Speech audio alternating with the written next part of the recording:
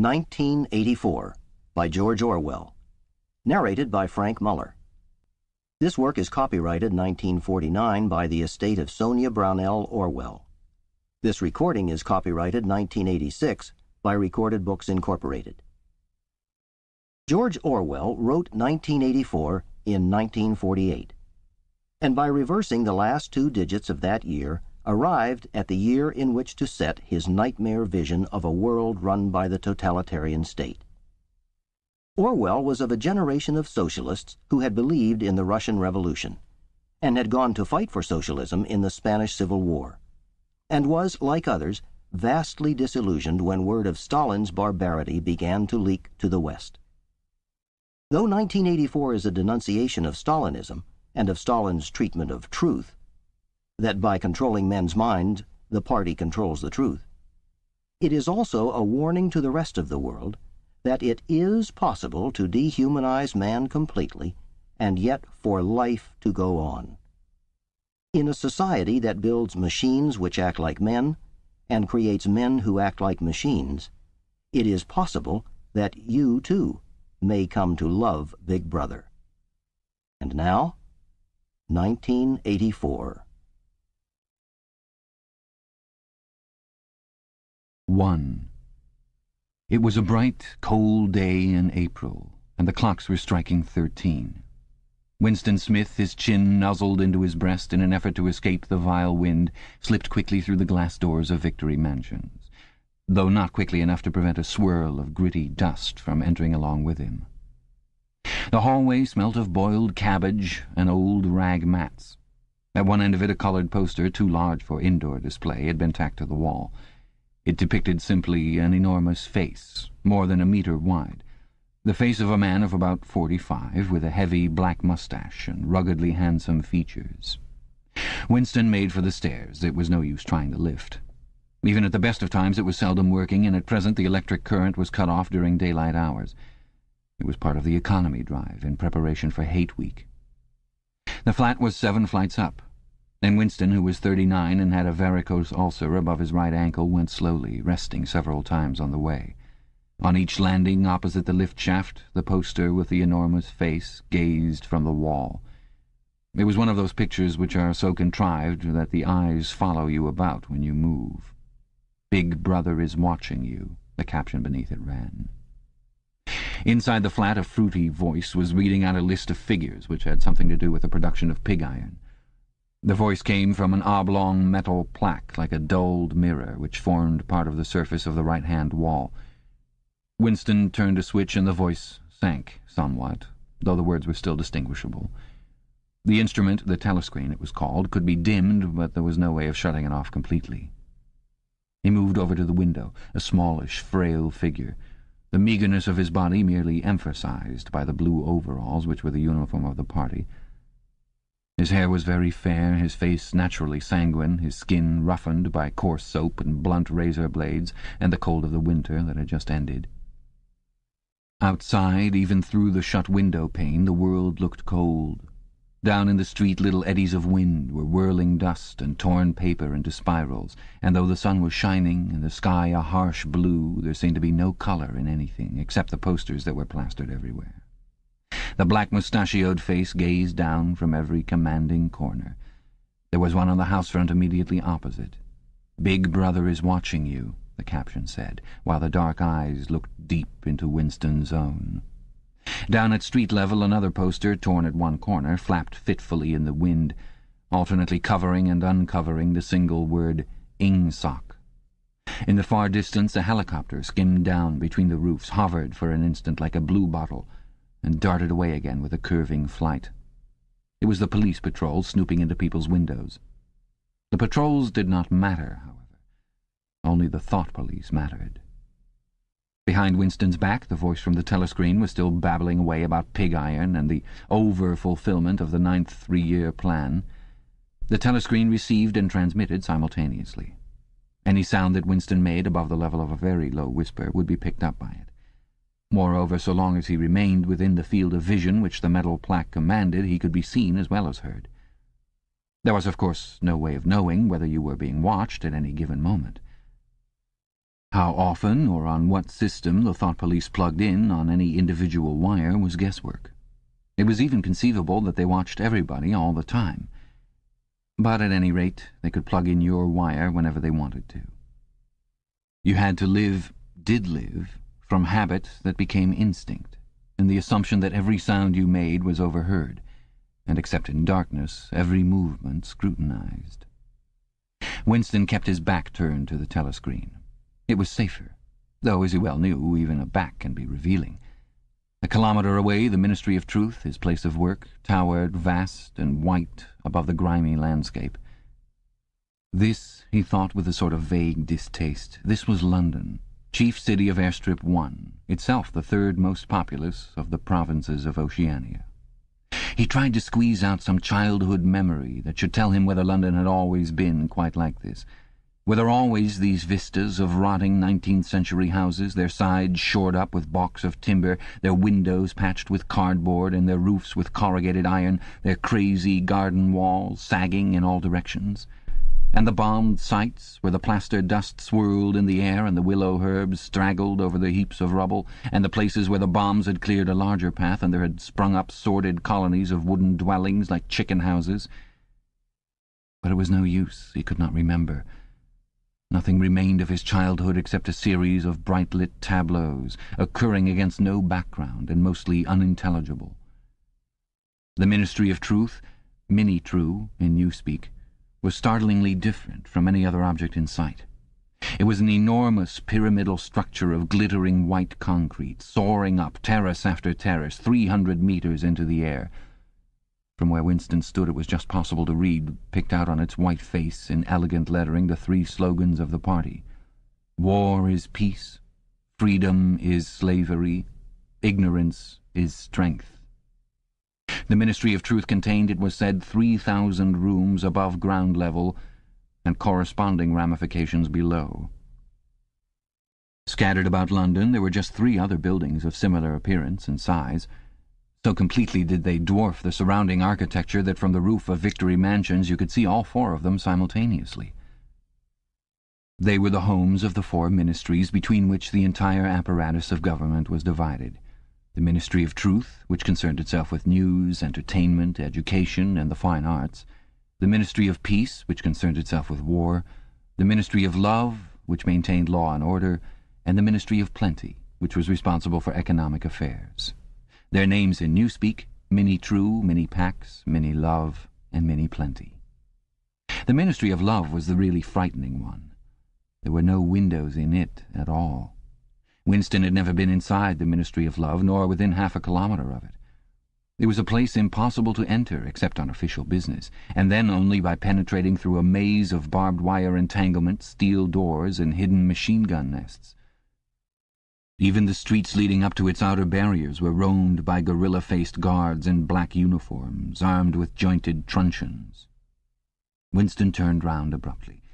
He had set his features into the expression of quiet optimism which it was advisable to wear when facing the telescreen. He crossed the room into the tiny kitchen. By leaving the ministry at this time of day, he had sacrificed his lunch in the canteen, and he was aware that there was no food in the kitchen except a hunk of dark-coloured bread which had got to be saved for tomorrow's breakfast. He took down from the shelf a bottle of colourless liquid with a plain white label marked Victory Gin. It gave off a sickly, oily smell, as of Chinese rice spirit. Winston poured out nearly a teacupful, nerved himself for a shock, and gulped it down like a dose of medicine. Instantly his face turned scarlet and the water ran out of his eyes. The stuff was like nitric acid, and moreover, in swallowing it, one had the sensation of being hit on the back of the head with a rubber club. The next moment, however, the burning in his belly died down, and the world began to look more cheerful. He took a cigarette from a crumpled packet marked Victory Cigarettes and incautiously held it upright, whereupon the tobacco fell out onto the floor. With the next he was more successful. He went back to the living room and sat down at a small table that stood to the left of the telescreen. From the table drawer he took out a pen holder, a bottle of ink, and a thick quarto-sized blank book with a red back and a marbled cover. For some reason the telescreen in the living room was in an unusual position. Instead of being placed, as was normal, in the end wall, where it could command the whole room, it was in the longer wall, opposite the window, To one side of it there was a shallow alcove in which Winston was now sitting, and which, when the flats were built, had probably been intended to hold bookshelves. By sitting in the alcove and keeping well back, Winston was able to remain outside the range of the telescreen, so far as sight went. He could be heard, of course, but so long as he stayed in his present position he could not be seen. It was partly the unusual geography of the room that had suggested to him the thing that he was now about to do.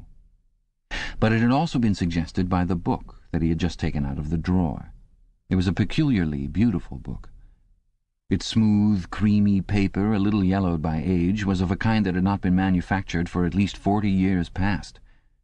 He could guess, however, that the book was much older than that. He had seen it lying in the window of a frowsy little junk shop in a slummy quarter of the town, just what quarter he did not now remember, and had been stricken immediately by an overwhelming desire to possess it. Party members were supposed not to go into ordinary shops, dealing on the free market it was called, but the rule was not strictly kept, because there were various things, such as shoelaces and razor blades, which it was impossible to get hold of in any other way.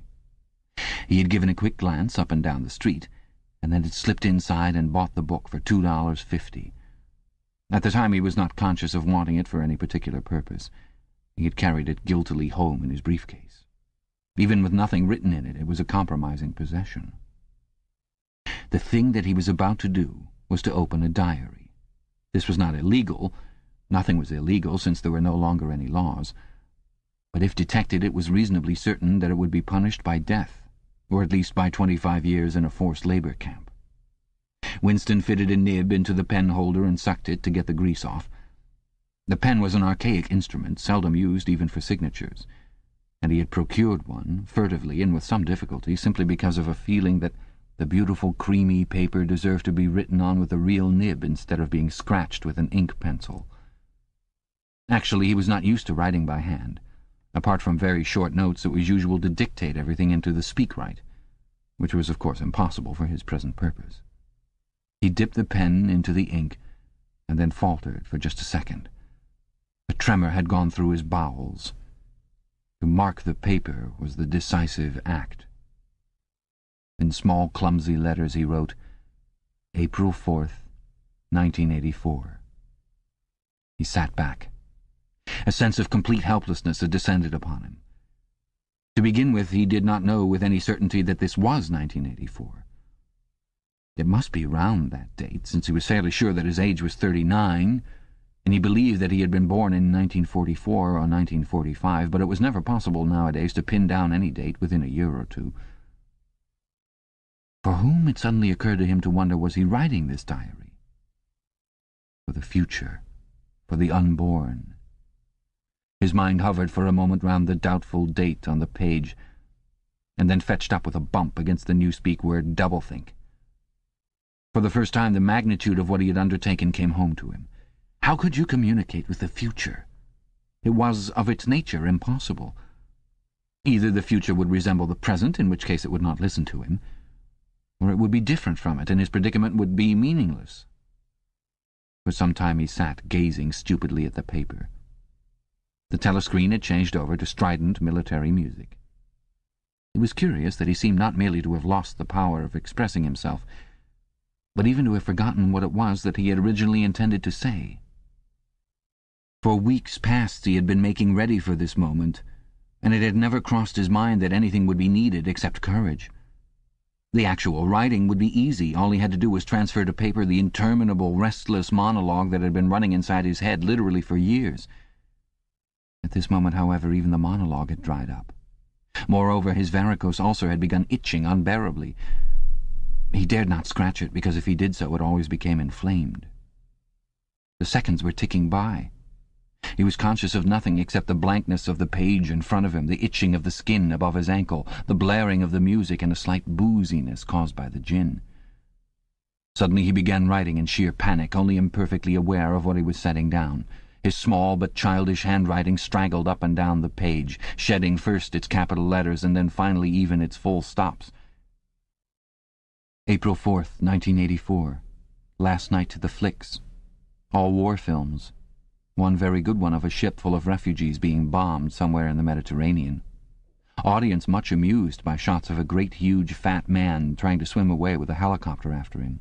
First you saw him wallowing along in the water like a porpoise, then you saw him through the helicopter's gun sights, then he was full of holes and the sea round him turned pink and he sank as suddenly as though the holes had let in the water, audience shouting with laughter when he sank. Then you saw a lifeboat full of children with a helicopter hovering over it. There was a middle-aged woman, might have been a Jewess, sitting up in the bow with a little boy about 3 years old in her arms, little boy screaming with fright and hiding his head between her breasts as if he was trying to burrow right into her, and the woman putting her arms around him and comforting him although she was blue with fright herself. All the time covering him up as much as possible as if she thought her arms could keep the bullets off him. Then the helicopter planted a 20-kilo bomb in among them, terrific flash, and the boat went all to matchwood. Then there was a wonderful shot of a child's arm going up, up, up, right up into the air. A helicopter with a camera in its nose must have followed it up, and there was a lot of applause from the party seats. But a woman down in the prole part of the house suddenly started kicking up a fuss and shouting they didn't ought to have showed it, not in front of the kids. They didn't. It ain't right, not in front of kids. It ain't. Until the police turned her out. I don't suppose anything happened to her. Nobody cares what the proles say. Typical prole reaction. They never... Winston stopped writing, partly because he was suffering from cramp. He did not know what had made him pour out this stream of rubbish. But the curious thing was that while he was doing so, a totally different memory had clarified itself in his mind, to the point where he almost felt equal to writing it down. It was, he now realized, because of this other incident that he had suddenly decided to come home and begin the diary today. It had happened that morning at the ministry, if anything so nebulous could be said to happen. It was nearly 1100, and in the records department where Winston worked, they were dragging the chairs out of the cubicles and grouping them in the center of the hall, opposite the big telescreen, in preparation for the 2 minutes hate. Winston was just taking his place in one of the middle rows when 2 people, whom he knew by sight but had never spoken to, came unexpectedly into the room. One of them was a girl whom he often passed in the corridors. He did not know her name, but he knew that she worked in the fiction department. Presumably, since he had sometimes seen her with oily hands and carrying a spanner, she had some mechanical job on one of the novel-writing machines. She was a bold-looking girl of about 27, with thick dark hair, a freckled face, and swift, athletic movements. A narrow scarlet sash, emblem of the Junior Anti-Sex League, was wound several times around the waist of her overalls, just tightly enough to bring out the shapeliness of her hips. Winston had disliked her from the very first moment of seeing her. He knew the reason. It was because of the atmosphere of hockey fields and cold baths and community hikes and general clean-mindedness which she managed to carry about with her. He disliked nearly all women, and especially the young and pretty ones. It was always the women, and above all the young ones, who were the most bigoted adherents of the party, the swallowers of slogans, the amateur spies and nosers out of unorthodoxy. But this particular girl gave him the impression of being more dangerous than most. Once, when they passed in the corridor, she had given him a quick, sidelong glance, which seemed to pierce right into him and for a moment had filled him with black terror. The idea had even crossed his mind that she might be an agent of the thought police. That, it was true, was very unlikely. Still, he continued to feel a peculiar uneasiness, which had fear mixed up in it as well as hostility, whenever she was anywhere near him. The other person was a man named O'Brien, a member of the inner party and holder of some post so important and remote that Winston had only a dim idea of its nature. A momentary hush passed over the group of people round the chairs as they saw the black overalls of an inner party member approaching. O'Brien was a large, burly man with a thick neck and a coarse, humorous, brutal face. In spite of his formidable appearance, he had a certain charm of manner. He had a trick of resettling his spectacles on his nose which was curiously disarming, in some indefinable way curiously civilized. It was a gesture which, if anyone had still thought in such terms, might have recalled an 18th-century nobleman offering his snuff-box. Winston had seen O'Brien perhaps a dozen times in almost as many years. He felt deeply drawn to him, and not solely because he was intrigued by the contrast between O'Brien's urbane manner and his prize-fighter's physique. Much more it was because of a secretly held belief, or perhaps not even a belief, merely a hope, that O'Brien's political orthodoxy was not perfect. Something in his face suggested it irresistibly. And again, perhaps it was not even unorthodoxy that was written in his face, but simply intelligence. But at any rate he had the appearance of being a person that you could talk to, if somehow you could cheat the telescreen and get him alone. Winston had never made the smallest effort to verify this guess. Indeed, there was no way of doing so. At this moment O'Brien glanced at his wristwatch, saw that it was nearly 1100, and evidently decided to stay in the records department until the 2 minutes' hate was over. He took a chair in the same row as Winston, a couple of places away. A small, sandy-haired woman who worked in the next cubicle to Winston was between them. The girl with dark hair was sitting immediately behind.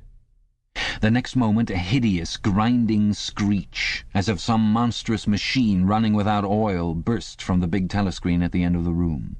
It was a noise that set one's teeth on edge and bristled the hair at the back of one's neck. The hate had started. As usual, the face of Emmanuel Goldstein, the enemy of the people, had flashed onto the screen. There were hisses here and there among the audience. The little sandy-haired woman gave a squeak of mingled fear and disgust.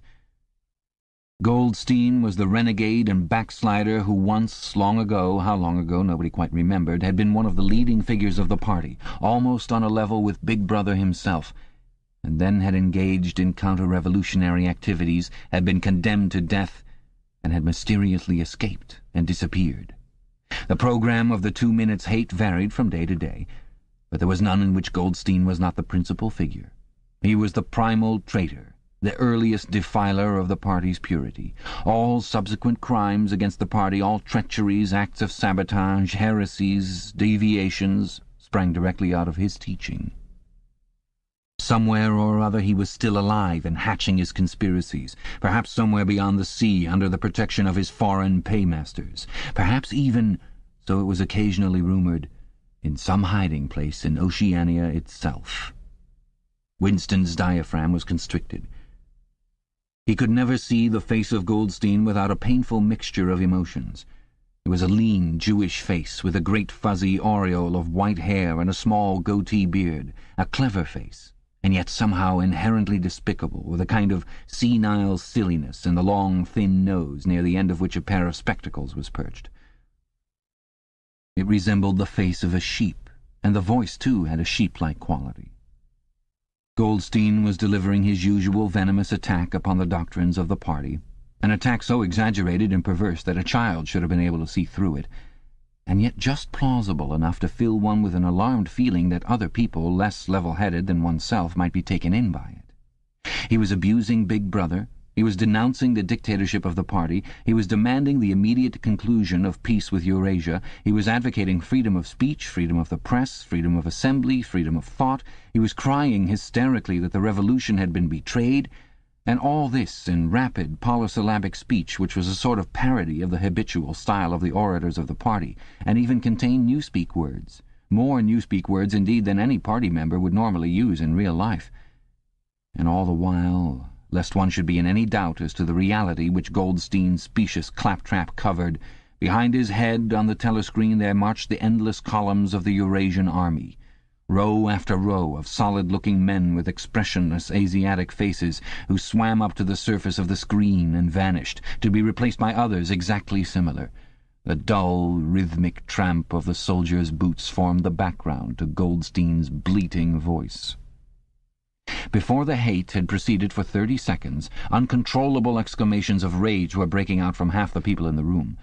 The self-satisfied, sheep-like face on the screen and the terrifying power of the Eurasian army behind it were too much to be borne.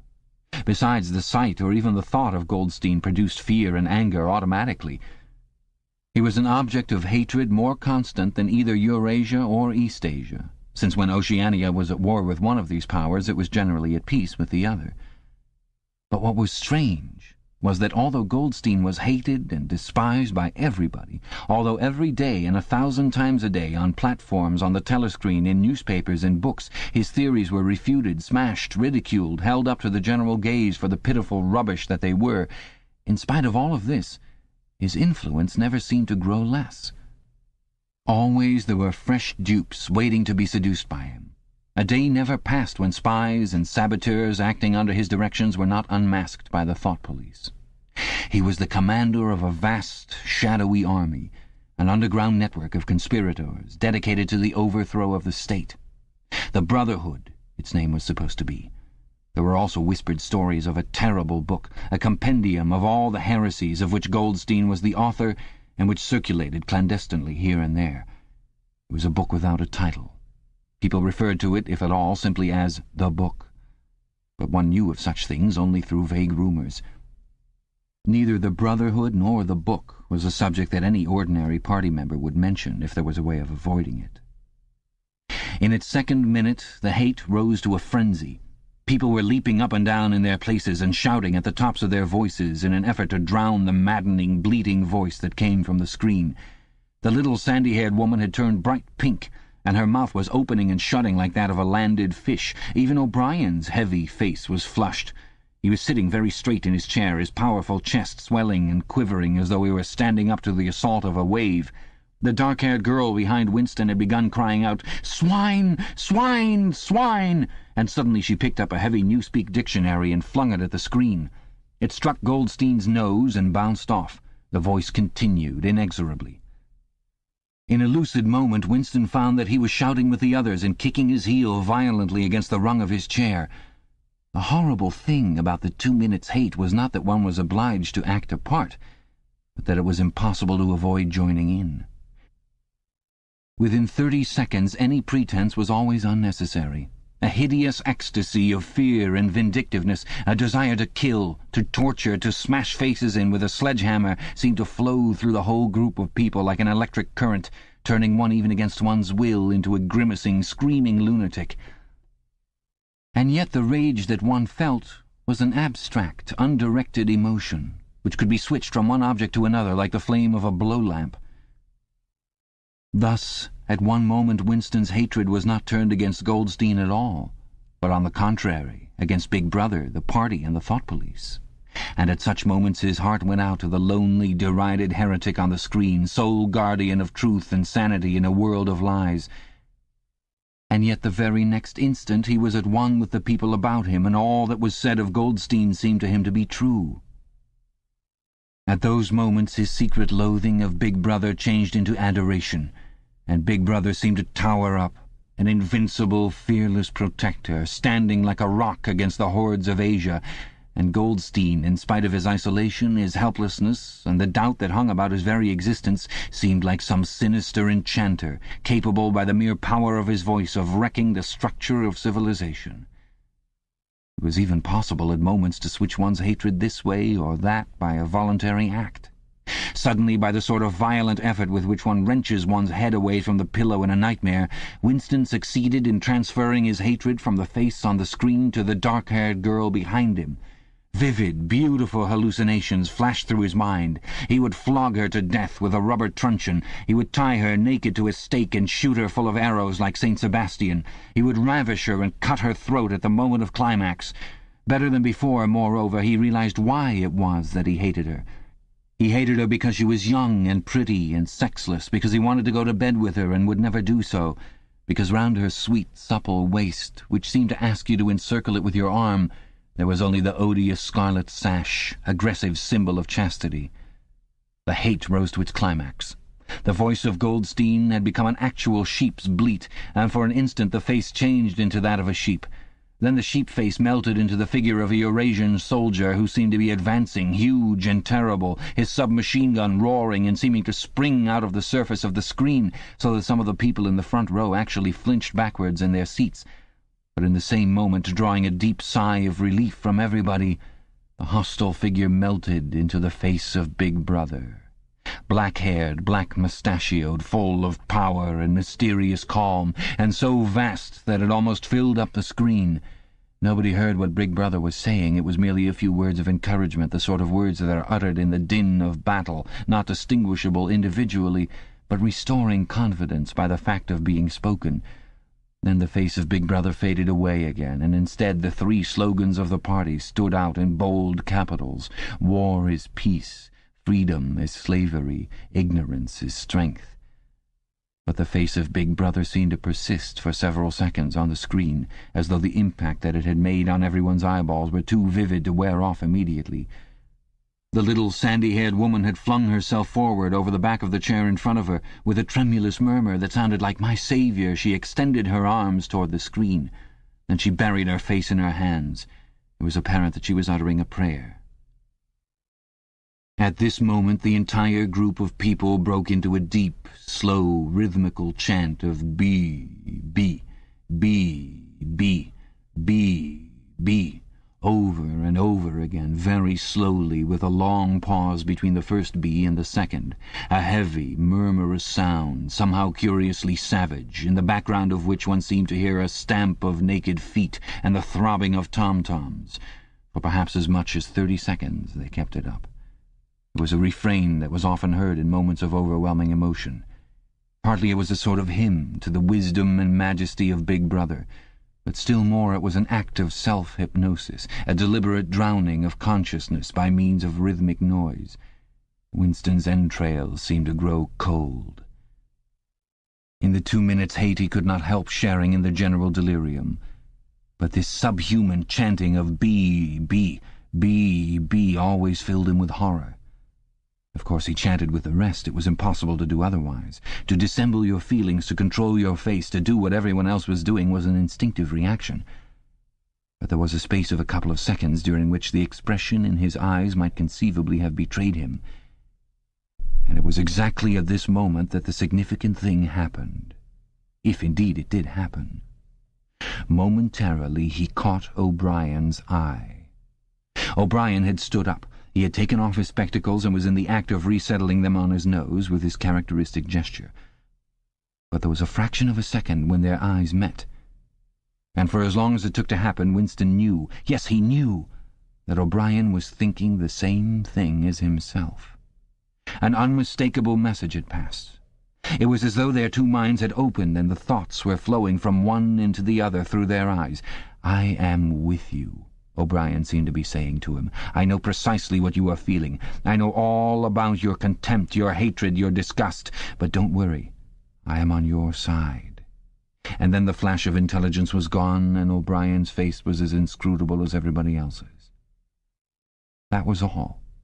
And he was already uncertain whether it had happened. Such incidents never had any sequel. All that they did was to keep alive in him the belief or hope that others beside himself were the enemies of the party. Perhaps the rumors of vast underground conspiracies were true after all. Perhaps the Brotherhood really existed. It was impossible, in spite of the endless arrests and confessions and executions, to be sure that the Brotherhood was not simply a myth. Some days he believed in it, some days not. There was no evidence, only fleeting glimpses that might mean anything or nothing. Snatches of overheard conversation, faint scribbles on lavatory walls, once even, when two strangers met, a small movement of the hands, which had looked as though it might be a signal of recognition. It was all guesswork. Very likely he had imagined everything. He had gone back to his cubicle without looking at O'Brien again. The idea of following up their momentary contact hardly crossed his mind. It would have been inconceivably dangerous, even if he had known how to set about doing it.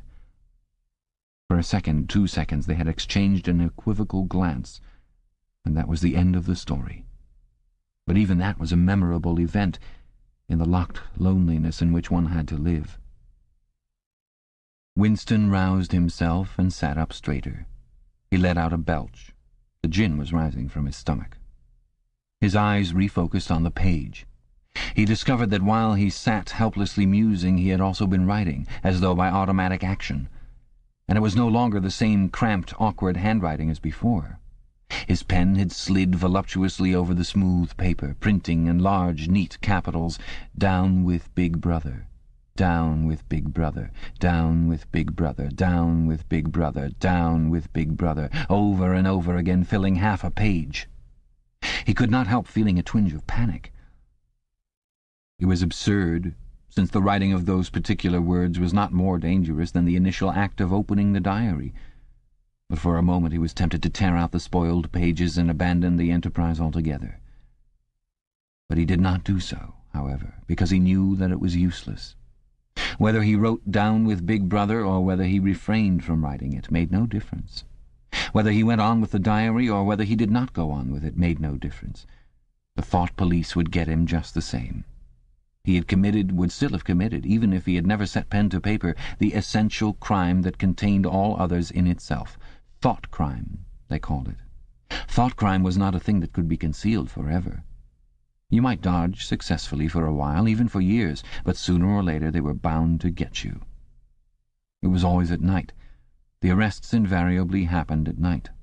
The sudden jerk out of sleep, the rough hand shaking your shoulder, the lights glaring in your eyes, the ring of hard faces round the bed. In the vast majority of cases there was no trial, no report of the arrest. People simply disappeared, always during the night. Your name was removed from the register. Every record of everything you had ever done was wiped out. Your one-time existence was denied and then forgotten. You were abolished, annihilated, vaporized was the usual word. For a moment he was seized by a kind of hysteria. He began writing in a hurried, untidy scrawl. "They'll shoot me, I don't care. They'll shoot me in the back of the neck, I don't care. Down with Big Brother. They always shoot you in the back of the neck, I don't care. Down with Big Brother." He sat back in his chair, slightly ashamed of himself, and laid down his pen. The next moment he started violently. There was a knocking at his door. Already! He sat as still as a mouse in the futile hope that whoever it was might go away after a single attempt. But no, the knocking was repeated. The worst thing of all would be to delay. His heart was thumping like a drum, but his face, from long habit, was probably expressionless. He got up and moved heavily toward the door. Chapter 2. As he put his hand to the doorknob, Winston saw that he had left the diary open on the table. "Down with Big Brother" was written all over it, in letters almost big enough to be legible across the room. It was an inconceivably stupid thing to have done. But, he realized, even in his panic, he had not wanted to smudge the creamy paper by shutting the book while the ink was wet. He drew in his breath and opened the door. Instantly a warm wave of relief flowed through him. A colourless, crushed-looking woman with wispy hair and a lined face was standing outside. "Oh, comrade," she began in a dreary, whining sort of voice, "I thought I heard you come in. Do you think you could come across and have a look at our kitchen sink?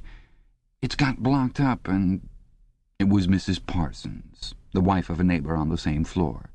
Mrs. was a word somewhat discountenanced by the party. You were supposed to call everyone comrade, but with some women one used it instinctively. She was a woman of about 30, but looking much older. One had the impression that there was dust in the creases of her face. Winston followed her down the passage. These amateur repair jobs were an almost daily irritation. Victory Mansions were old flats, built in 1930 or thereabouts, and were falling to pieces. The plaster flaked constantly from ceilings and walls, the pipes burst in every hard frost. The roof leaked whenever there was snow, the heating system was usually running at half steam when it was not closed down altogether for motives of economy. Repairs, except what you could do yourself, had to be sanctioned by remote committees, which were liable to hold up even the mending of a window pane for 2 years. "Of course, it's only because Tom isn't home," said Mrs. Parsons vaguely. The Parsons flat was bigger than Winston's and dingy in a different way. Everything had a battered, trampled-on look, as though the place had just been visited by some large, violent animal.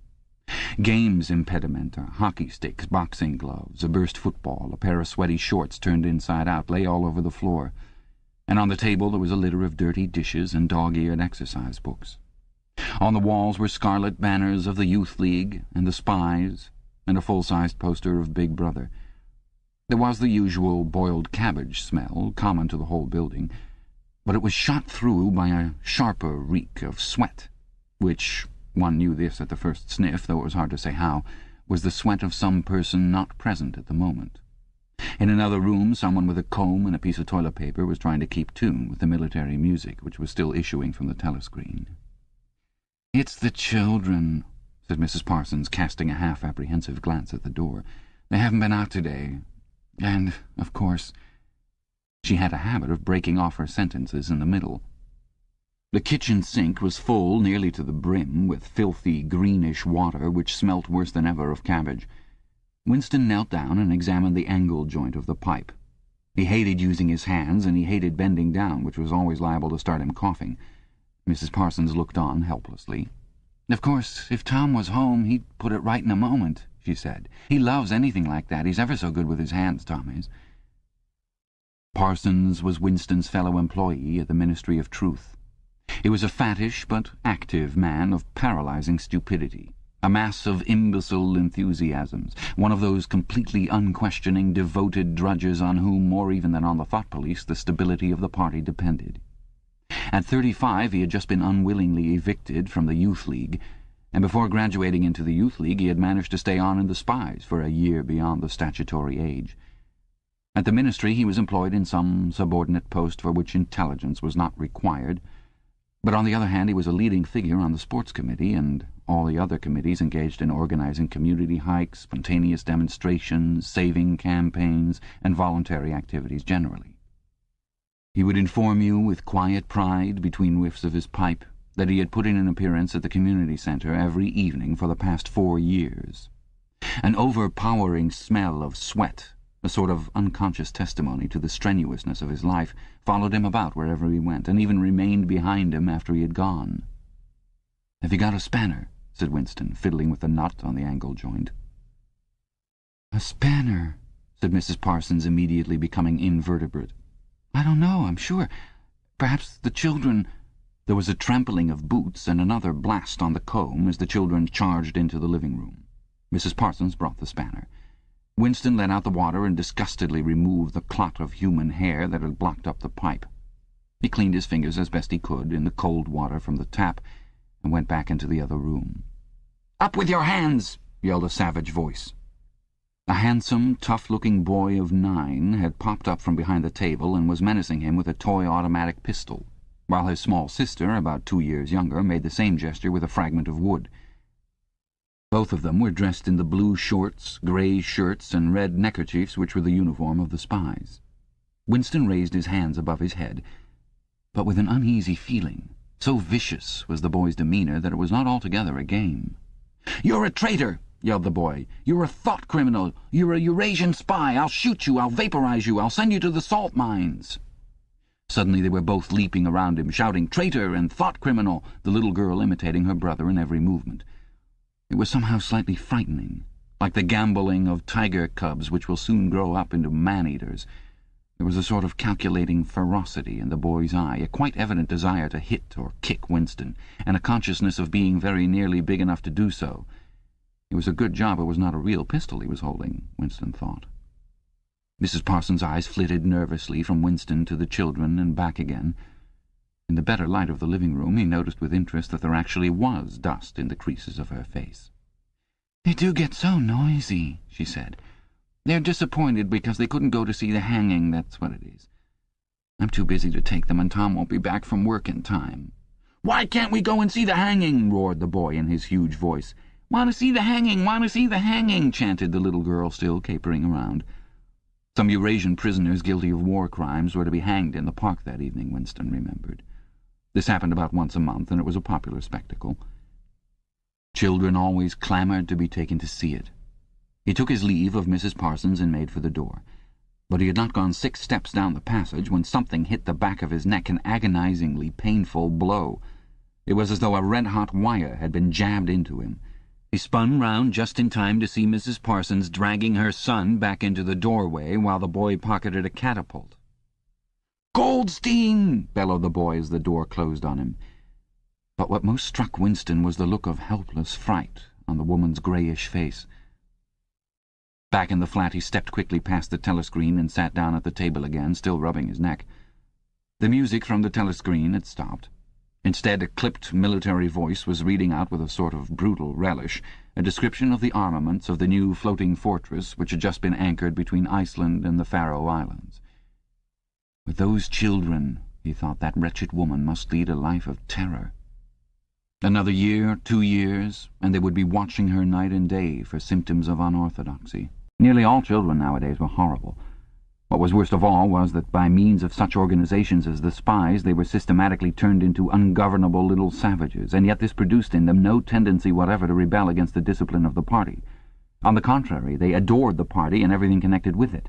The songs, the processions, the banners, the hiking, the drilling with dummy rifles, the yelling of slogans, the worship of Big Brother. It was all a sort of glorious game to them. All their ferocity was turned outwards, against the enemies of the state, against foreigners, traitors, saboteurs, thought criminals. It was almost normal for people over 30 to be frightened of their own children, and with good reason, for hardly a week passed in which the Times did not carry a paragraph describing how some eavesdropping little sneak, child hero was the phrase generally used, had overheard some compromising remark and denounced his parents to the thought police. The sting of the catapult bullet had worn off. He picked up his pen half-heartedly, wondering whether he could find something more to write in the diary. Suddenly he began thinking of O'Brien again. Years ago, how long was it? 7 years, it must be. He had dreamed that he was walking through a pitch-dark room, and someone sitting to one side of him had said as he passed, "We shall meet in the place where there is no darkness." It was said very quietly, almost casually, a statement, not a command. He had walked on without pausing. What was curious was that at the time, in the dream, the words had not made much impression on him. It was only later and by degrees that they had seemed to take on significance. He could not now remember whether it was before or after having the dream that he had seen O'Brien for the first time, nor could he remember when he had first identified the voice as O'Brien's. But at any rate the identification existed. It was O'Brien who had spoken to him out of the dark. Winston had never been able to feel sure, even after this morning's flash of the eyes. It was still impossible to be sure whether O'Brien was a friend or an enemy. Nor did it even seem to matter greatly. There was a link of understanding between them, more important than affection or partisanship. "We shall meet in the place where there is no darkness," he had said. Winston did not know what it meant, only that in some way or another it would come true. The voice from the telescreen paused. A trumpet call, clear and beautiful, floated into the stagnant air. The voice continued raspingly.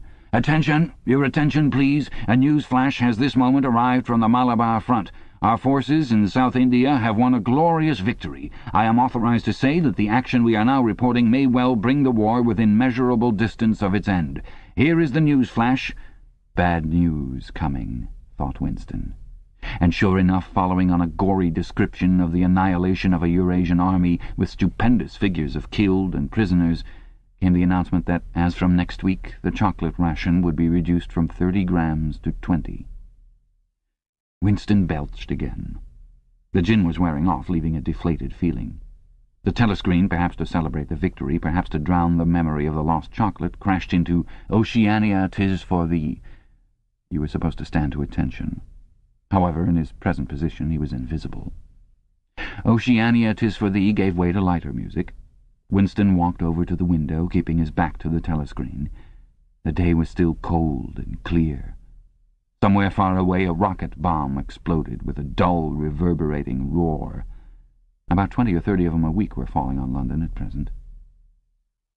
Down in the street the wind flapped the torn poster to and fro, and the word "Ingsoc" fitfully appeared and vanished. Ingsoc. The sacred principles of Ingsoc. Newspeak, doublethink, the mutability of the past. He felt as though he were wandering in the forests of the sea-bottom, lost in a monstrous world where he himself was the monster. He was alone. The past was dead. The future was unimaginable. What certainty had he that a single human creature now living was on his side? And what way of knowing that the dominion of the party would not endure forever? Like an answer, the 3 slogans on the white face of the Ministry of Truth came back at him. War is peace. Freedom is slavery. Ignorance is strength. He took a 25-cent piece out of his pocket. There, too, in tiny, clear lettering, the same slogans were inscribed, and on the other face of the coin the head of Big Brother. Even from the coin the eyes pursued you. On coins, on stamps, on the covers of books, on banners, on posters, and on the wrapping of a cigarette packet, everywhere. Always the eyes watching you and the voice enveloping you. Asleep or awake, working or eating, indoors or out of doors, in the bath or in bed, no escape. Nothing was your own, except the few cubic centimeters inside your skull. The sun had shifted round, and the myriad windows of the Ministry of Truth, with the light no longer shining on them, looked grim as the loopholes of a fortress. His heart quailed before the enormous pyramidal shape. It was too strong. It could not be stormed. 1,000 rocket bombs would not batter it down. He wondered again for whom he was writing the diary. For the future, for the past, for an age that might be imaginary, and in front of him there lay not death, but annihilation. The diary would be reduced to ashes and himself to vapor. Only the thought police would read what he had written before they wiped it out of existence and out of memory. How could you make an appeal to the future when not a trace of you, not even an anonymous word scribbled on a piece of paper, could physically survive? The telescreen struck 14. He must leave in 10 minutes. He had to be back at work by 14:30. Curiously, the chiming of the hour seemed to have put new heart into him. He was a lonely ghost, uttering a truth that nobody would ever hear. But so long as he uttered it in some obscure way, the continuity was not broken.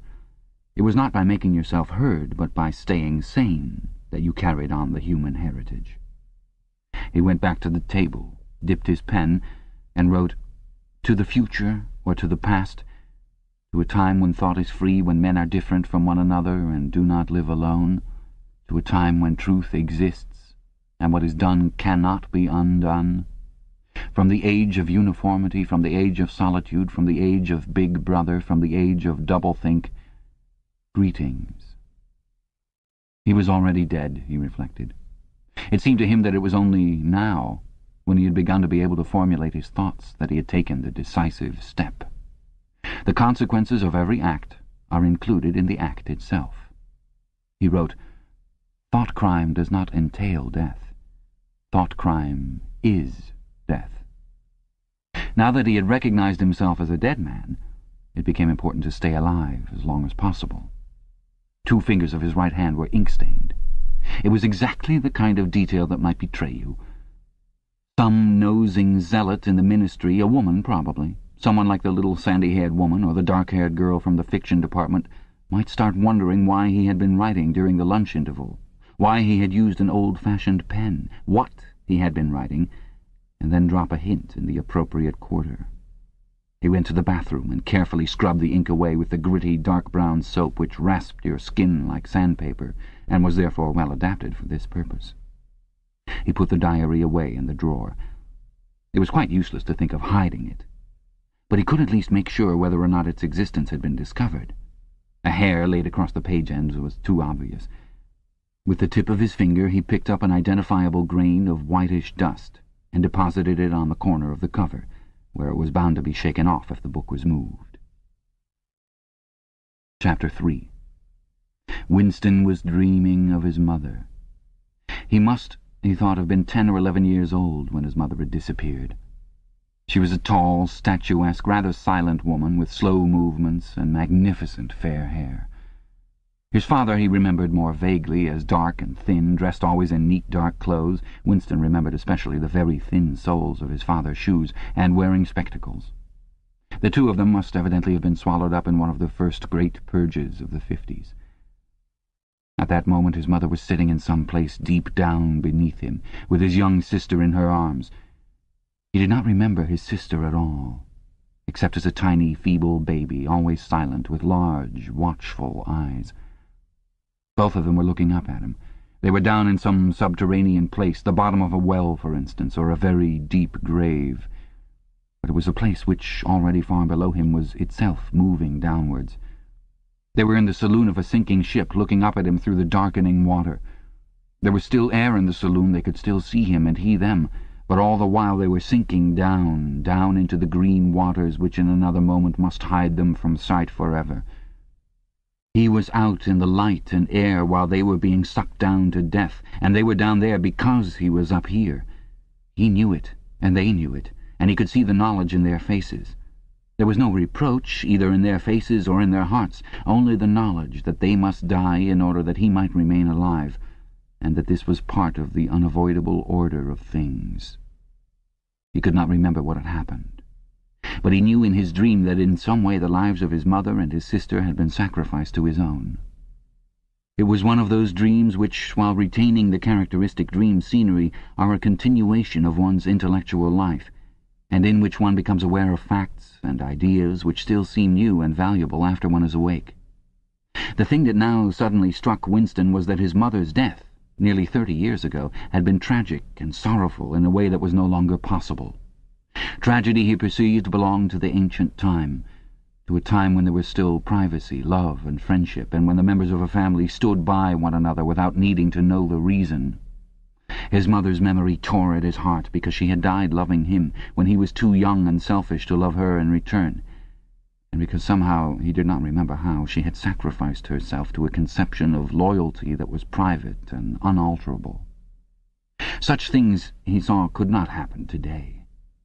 Today there were fear, hatred, and pain, but no dignity of emotion or deep or complex sorrows. All this he seemed to see in the large eyes of his mother and his sister, looking up at him through the green water, hundreds of fathoms down and still sinking. Suddenly he was standing on short, springy turf, on a summer evening when the slanting rays of the sun gilded the ground. The landscape that he was looking at recurred so often in his dreams that he was never fully certain whether or not he had seen it in the real world. In his waking thoughts he called it the Golden Country. It was an old, rabbit-bitten pasture, with a foot-track wandering across it, and a mole-hole here and there. In the ragged hedge on the opposite side of the field the boughs of the elm trees were swaying very faintly in the breeze, their leaves just stirring in dense masses like woman's hair. Somewhere near at hand, though out of sight, there was a clear, slow-moving stream, where dace were swimming in the pools under the willow trees. The girl with dark hair was coming toward him across the field. With what seemed a single movement she tore off her clothes and flung them disdainfully aside. Her body was white and smooth, but it aroused no desire in him. Indeed, he barely looked at it.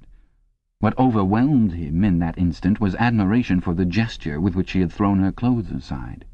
With its grace and carelessness it seemed to annihilate a whole culture, a whole system of thought, as though Big Brother and the party and the thought police could all be swept into nothingness by a single splendid movement of the arm.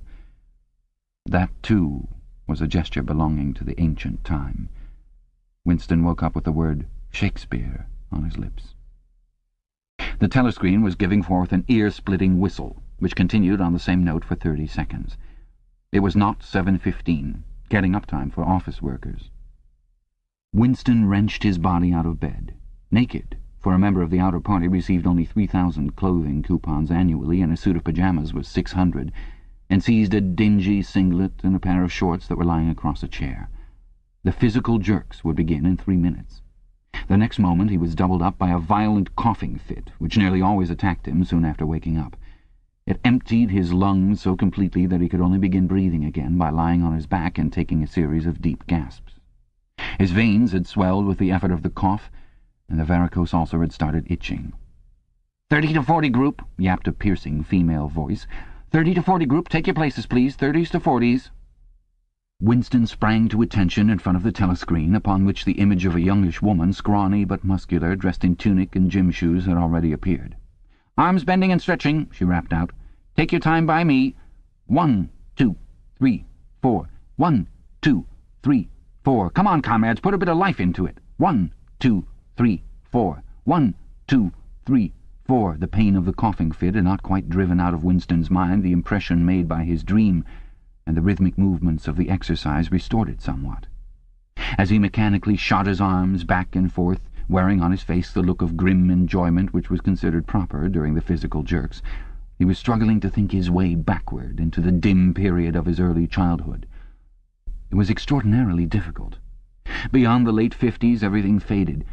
When there were no external records that you could refer to, even the outline of your own life lost its sharpness. You remembered huge events, which had quite probably not happened. You remembered the details of incidents without being able to recapture their atmosphere. And there were long, blank periods to which you could assign nothing. Everything had been different then. Even the names of countries and their shapes on the map had been different. Airstrip 1, for instance, had not been so called in those days. It had been called England or Britain, though London, he felt fairly certain, had always been called London. Winston could not definitely remember a time when his country had not been at war, but it was evident that there had been a fairly long interval of peace during his childhood, because one of his early memories was of an air raid which appeared to take everyone by surprise. Perhaps it was the time when the atomic bomb had fallen on Colchester. He did not remember the raid itself, But he did remember his father's hand clutching his own as they hurried down, down, down, into some place deep in the earth, round and round a spiral staircase which rang under his feet and which finally so wearied his legs that he began whimpering and they had to stop and rest. His mother, in her slow, dreamy way, was following a long way behind them. She was carrying his baby sister.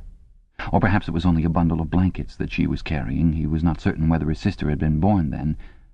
Finally they had emerged into a noisy, crowded place which he had realized to be a tube station. There were people sitting all over the stone-flagged floor, and other people, packed tightly together, were sitting on metal bunks, one above the other. Winston and his mother and father found themselves a place on the floor, and near them an old man and an old woman were sitting side by side on a bunk. The old man had on a decent dark suit and a black cloth cap pushed back from very white hair. His face was scarlet and his eyes were blue and full of tears. He reeked of gin. It seemed to breathe out of his skin in place of sweat, and one could have fancied that the others welling from his eyes were pure gin. But though slightly drunk, he was also suffering under some grief that was genuine and unbearable. In his childish way, Winston grasped that some terrible thing, something that was beyond forgiveness and could never be remedied, had just happened. It also seemed to him that he knew what it was. Someone whom the old man loved, a little granddaughter perhaps, had been killed. Every few minutes the old man kept repeating, "We didn't ought to have trusted him. I said so, Ma, didn't I? That's what come of trusting him. I said so all along. We didn't ought to have trusted the buggers." But which buggers they didn't ought to have trusted, Winston could not now remember. Since about that time, war had been literally continuous. Though strictly speaking, it had not always been the same war. For several months during his childhood there had been confused street fighting in London itself, some of which he remembered vividly. But to trace out the history of the whole period, to say who was fighting whom at any given moment, would have been utterly impossible, since no written record and no spoken word ever made mention of any other alignment than the existing one. At this moment, for example, in 1984, if it was 1984, Oceania was at war with Eurasia and in alliance with Eastasia. In no public or private utterance was it ever admitted that the three powers had at any time been grouped along different lines. Actually, as Winston well knew, it was only 4 years since Oceania had been at war with Eastasia and in alliance with Eurasia. But that was merely a piece of furtive knowledge which he happened to possess, because his memory was not satisfactorily under control. Officially, the change of partners had never happened. Oceania was at war with Eurasia. Therefore, Oceania had always been at war with Eurasia. The enemy of the moment always represented absolute evil, and it followed that any past or future agreement with him was impossible. The frightening thing, he reflected for the 10,000th time as he forced his shoulders painfully backward, with hands on hips. They were gyrating their bodies from the waist, an exercise that was supposed to be good for the back muscles. The frightening thing was that it might all be true. If the party could thrust its hand into the past and say of this or that event, "It never happened," that surely was more terrifying than mere torture and death. The party said that Oceania had never been in alliance with Eurasia. He, Winston Smith, knew that Oceania had been in alliance with Eurasia as short a time as 4 years ago. But where did that knowledge exist? Only in his own consciousness, which in any case must soon be annihilated. And if all others accepted the lie which the party imposed, if all records told the same tale, then the lie passed into history and became truth. Who controls the past, ran the party slogan, controls the future. Who controls the present, controls the past. And yet the past, though of its nature alterable, never had been altered. Whatever was true now was true from everlasting to everlasting. It was quite simple. All that was needed was an unending series of victories over your own memory. Reality control, they called it. In newspeak, doublethink. "Stand easy," barked the instructress a little more genially. Winston sank his arms to his sides and slowly refilled his lungs with air. His mind slid away into the labyrinthine world of doublethink.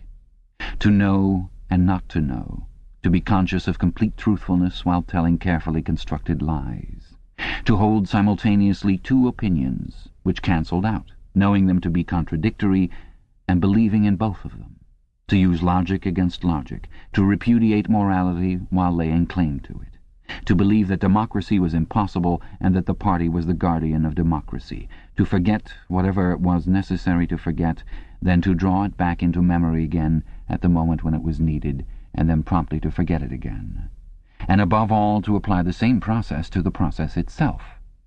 That was the ultimate subtlety. Consciously to induce unconsciousness, and then once again to become unconscious of the act of hypnosis you had just performed. Even to understand the word doublethink involved the use of doublethink. The instructress had called them to attention again. "And now let's see which one of us can touch our toes," she said enthusiastically. "Right over from the hips, please, comrades. 1, 2. 1, 2. Winston loathed this exercise, which sent shooting pains all the way from his heels to his buttocks and often ended by bringing on another coughing fit. The half-pleasant quality went out of his meditations. The past, he reflected, had not merely been altered. It had been actually destroyed. For how could you establish even the most obvious fact when there existed no record outside your own memory? He tried to remember in what year he had first heard mention of Big Brother. He thought it must have been at some time in the 60s. But it was impossible to be certain. In the party histories, of course, Big Brother figured as the leader and guardian of the revolution since its very earliest days.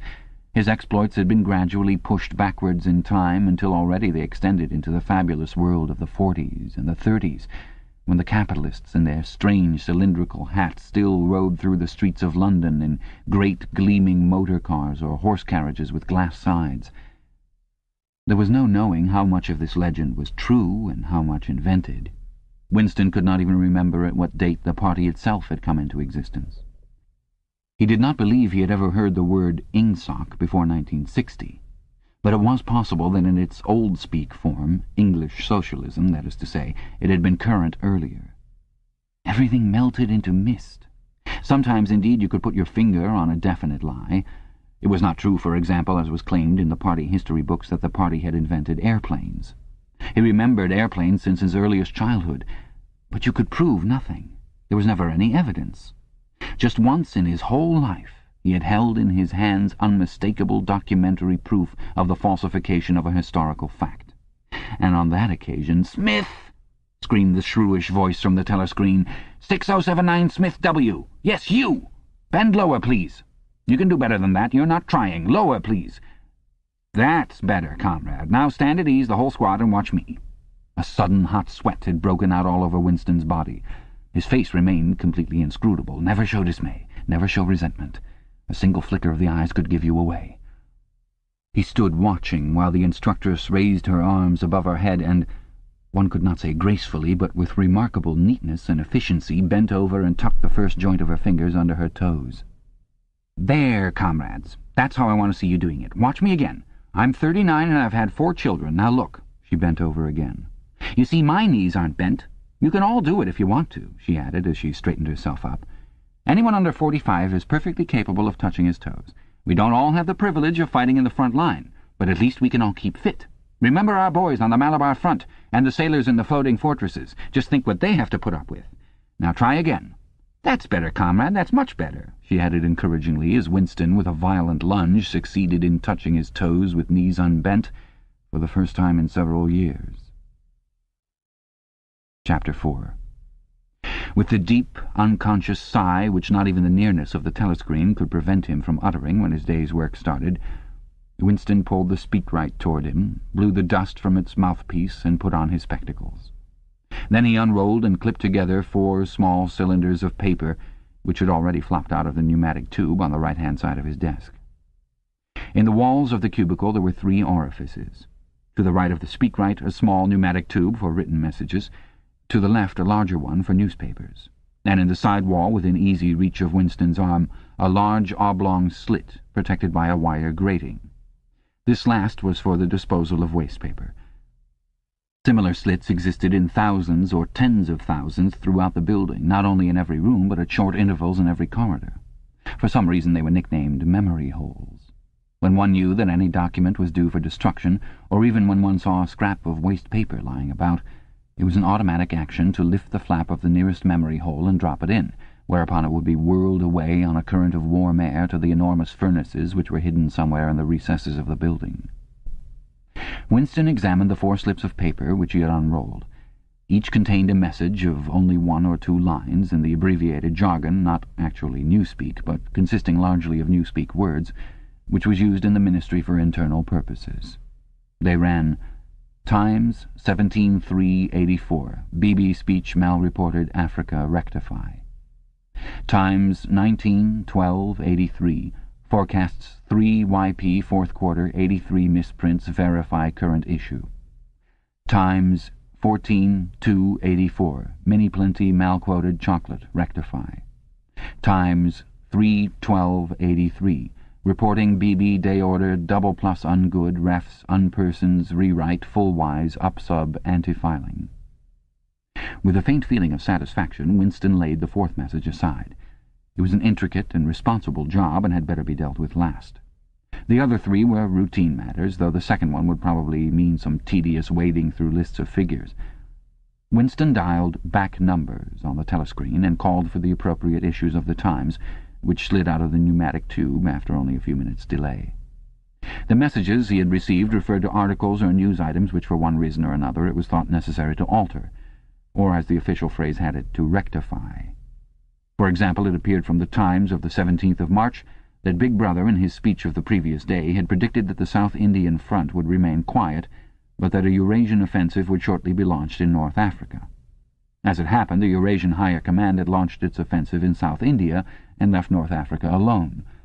It was therefore necessary to rewrite a paragraph of Big Brother's speech in such a way as to make him predict the thing that had actually happened. Or again, the Times of the 19th of December had published the official forecasts of the output of various classes of consumption goods in the 4th quarter of 1983, which was also the 6th quarter of the 9th 3-year plan. Today's issue contained a statement of the actual output, from which it appeared that the forecasts were in every instance grossly wrong. Winston's job was to rectify the original figures by making them agree with the later ones. As for the 3rd message, it referred to a very simple error which could be set right in a couple of minutes.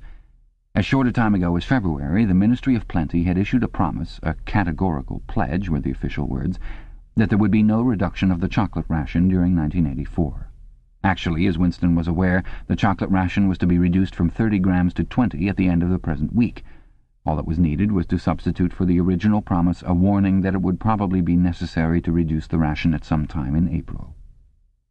As soon as Winston had dealt with each of the messages, he clipped his speak-written corrections to the appropriate copy of the Times and pushed them into the pneumatic tube. Then, with a movement which was as nearly as possible unconscious, he crumpled up the original message and any notes that he himself had made, and dropped them into the memory hole to be devoured by the flames. What happened in the unseen labyrinth to which all the pneumatic tubes led he did not know in detail, but he did know in general terms. As soon as all the corrections which happened to be necessary in any particular number of the Times had been assembled and collated, that number would be reprinted, the original copy destroyed, and the corrected copy placed on the files in its stead. This process of continuous alteration was applied not only to newspapers, but to books, periodicals, pamphlets, posters, leaflets, films, soundtracks, cartoons, photographs, to every kind of literature or documentation which might conceivably hold any political or ideological significance. Day by day and almost minute by minute the past was brought up to date. In this way every prediction made by the party could be shown by documentary evidence to have been correct. Nor was any item of news or any expression of opinion which conflicted with the needs of the moment ever allowed to remain on record. All history was a palimpsest, scraped clean and reinscribed exactly as often as was necessary. In no case would it have been possible, once the deed was done, to prove that any falsification had taken place. The largest section of the records department, far larger than the one in which Winston worked, consisted simply of persons whose duty it was to track down and collect all copies of books, newspapers, and other documents which had been superseded and were due for destruction. A number of the Times which might, because of changes in political alignment or mistaken prophecies uttered by Big Brother, have been rewritten a dozen times, still stood on the files bearing its original date, and no other copy existed to contradict it. Books also were recalled and rewritten again and again, and were invariably reissued without any admission that any alteration had been made. Even the written instructions which Winston received, and which he invariably got rid of as soon as he had dealt with them, never stated or implied that an act of forgery was to be committed. Always the reference was to slips, errors, misprints, or misquotations which it was necessary to put right in the interests of accuracy. But actually, he thought as he readjusted the Ministry of Plenty's figures, it was not even forgery. It was merely the substitution of one piece of nonsense for another. Most of the material that you were dealing with had no connection with anything in the real world, not even the kind of connection that is contained in a direct lie. Statistics were just as much a fantasy in their original version as in their rectified version. A great deal of the time you were expected to make them up out of your head. For example, the Ministry of Plenty's forecast had estimated the output of boots for the quarter at 145 million pairs. The actual output was given as 62 millions. Winston, however, in rewriting the forecast, marked the figure down to 57 millions, so as to allow for the usual claim that the quota had been overfilled. In any case, 62 millions was no nearer the truth than 57 millions, or than 145 millions. Very likely no boots had been produced at all. Likelier still, nobody knew how many had been produced, much less cared. All one knew was that every quarter astronomical numbers of boots were produced on paper, while perhaps half the population of Oceania went barefoot. And so it was with every class of recorded fact, great or small. Everything faded away into a shadow world, in which finally even the date of the year had become uncertain. Winston glanced across the hall. In the corresponding cubicle on the other side, a small, precise-looking, dark-chinned man named Tillotson was working steadily away, with a folded newspaper on his knee and his mouth very close to the mouthpiece of the speakwrite. He had the air of trying to keep what he was saying a secret between himself and the telescreen. He looked up, and his spectacles darted a hostile flash in Winston's direction. Winston hardly knew Tillotson and had no idea what work he was employed on. People in the records department did not readily talk about their jobs. In the long windowless hall, with its double row of cubicles and its endless rustle of papers and hum of voices murmuring into speakwrites, there were quite a dozen people whom Winston did not even know by name, though he daily saw them hurrying to and fro in the corridors or gesticulating in the 2 minutes hate. He knew that in the cubicle next to him the little woman with sandy hair toiled day in, day out, simply at tracking down and deleting from the press the names of people who had been vaporized and were therefore considered never to have existed. There was a certain fitness in this, since her own husband had been vaporized a couple of years earlier. And a few cubicles away, a mild, ineffectual, dreamy creature named Ampleforth, with very hairy ears and a surprising talent for juggling with rhymes and meters, was engaged in producing garbled versions, definitive texts they were called, of poems which had become ideologically offensive, but which for one reason or another were to be retained in the anthologies. And this hall, with its 50 workers or thereabouts, was only one subsection, a single cell, as it were, in the huge complexity of the records department. Beyond, above, below were other swarms of workers engaged in an unimaginable multitude of jobs. There were the huge printing shops with their sub-editors, their typography experts, and their elaborately equipped studios for the faking of photographs.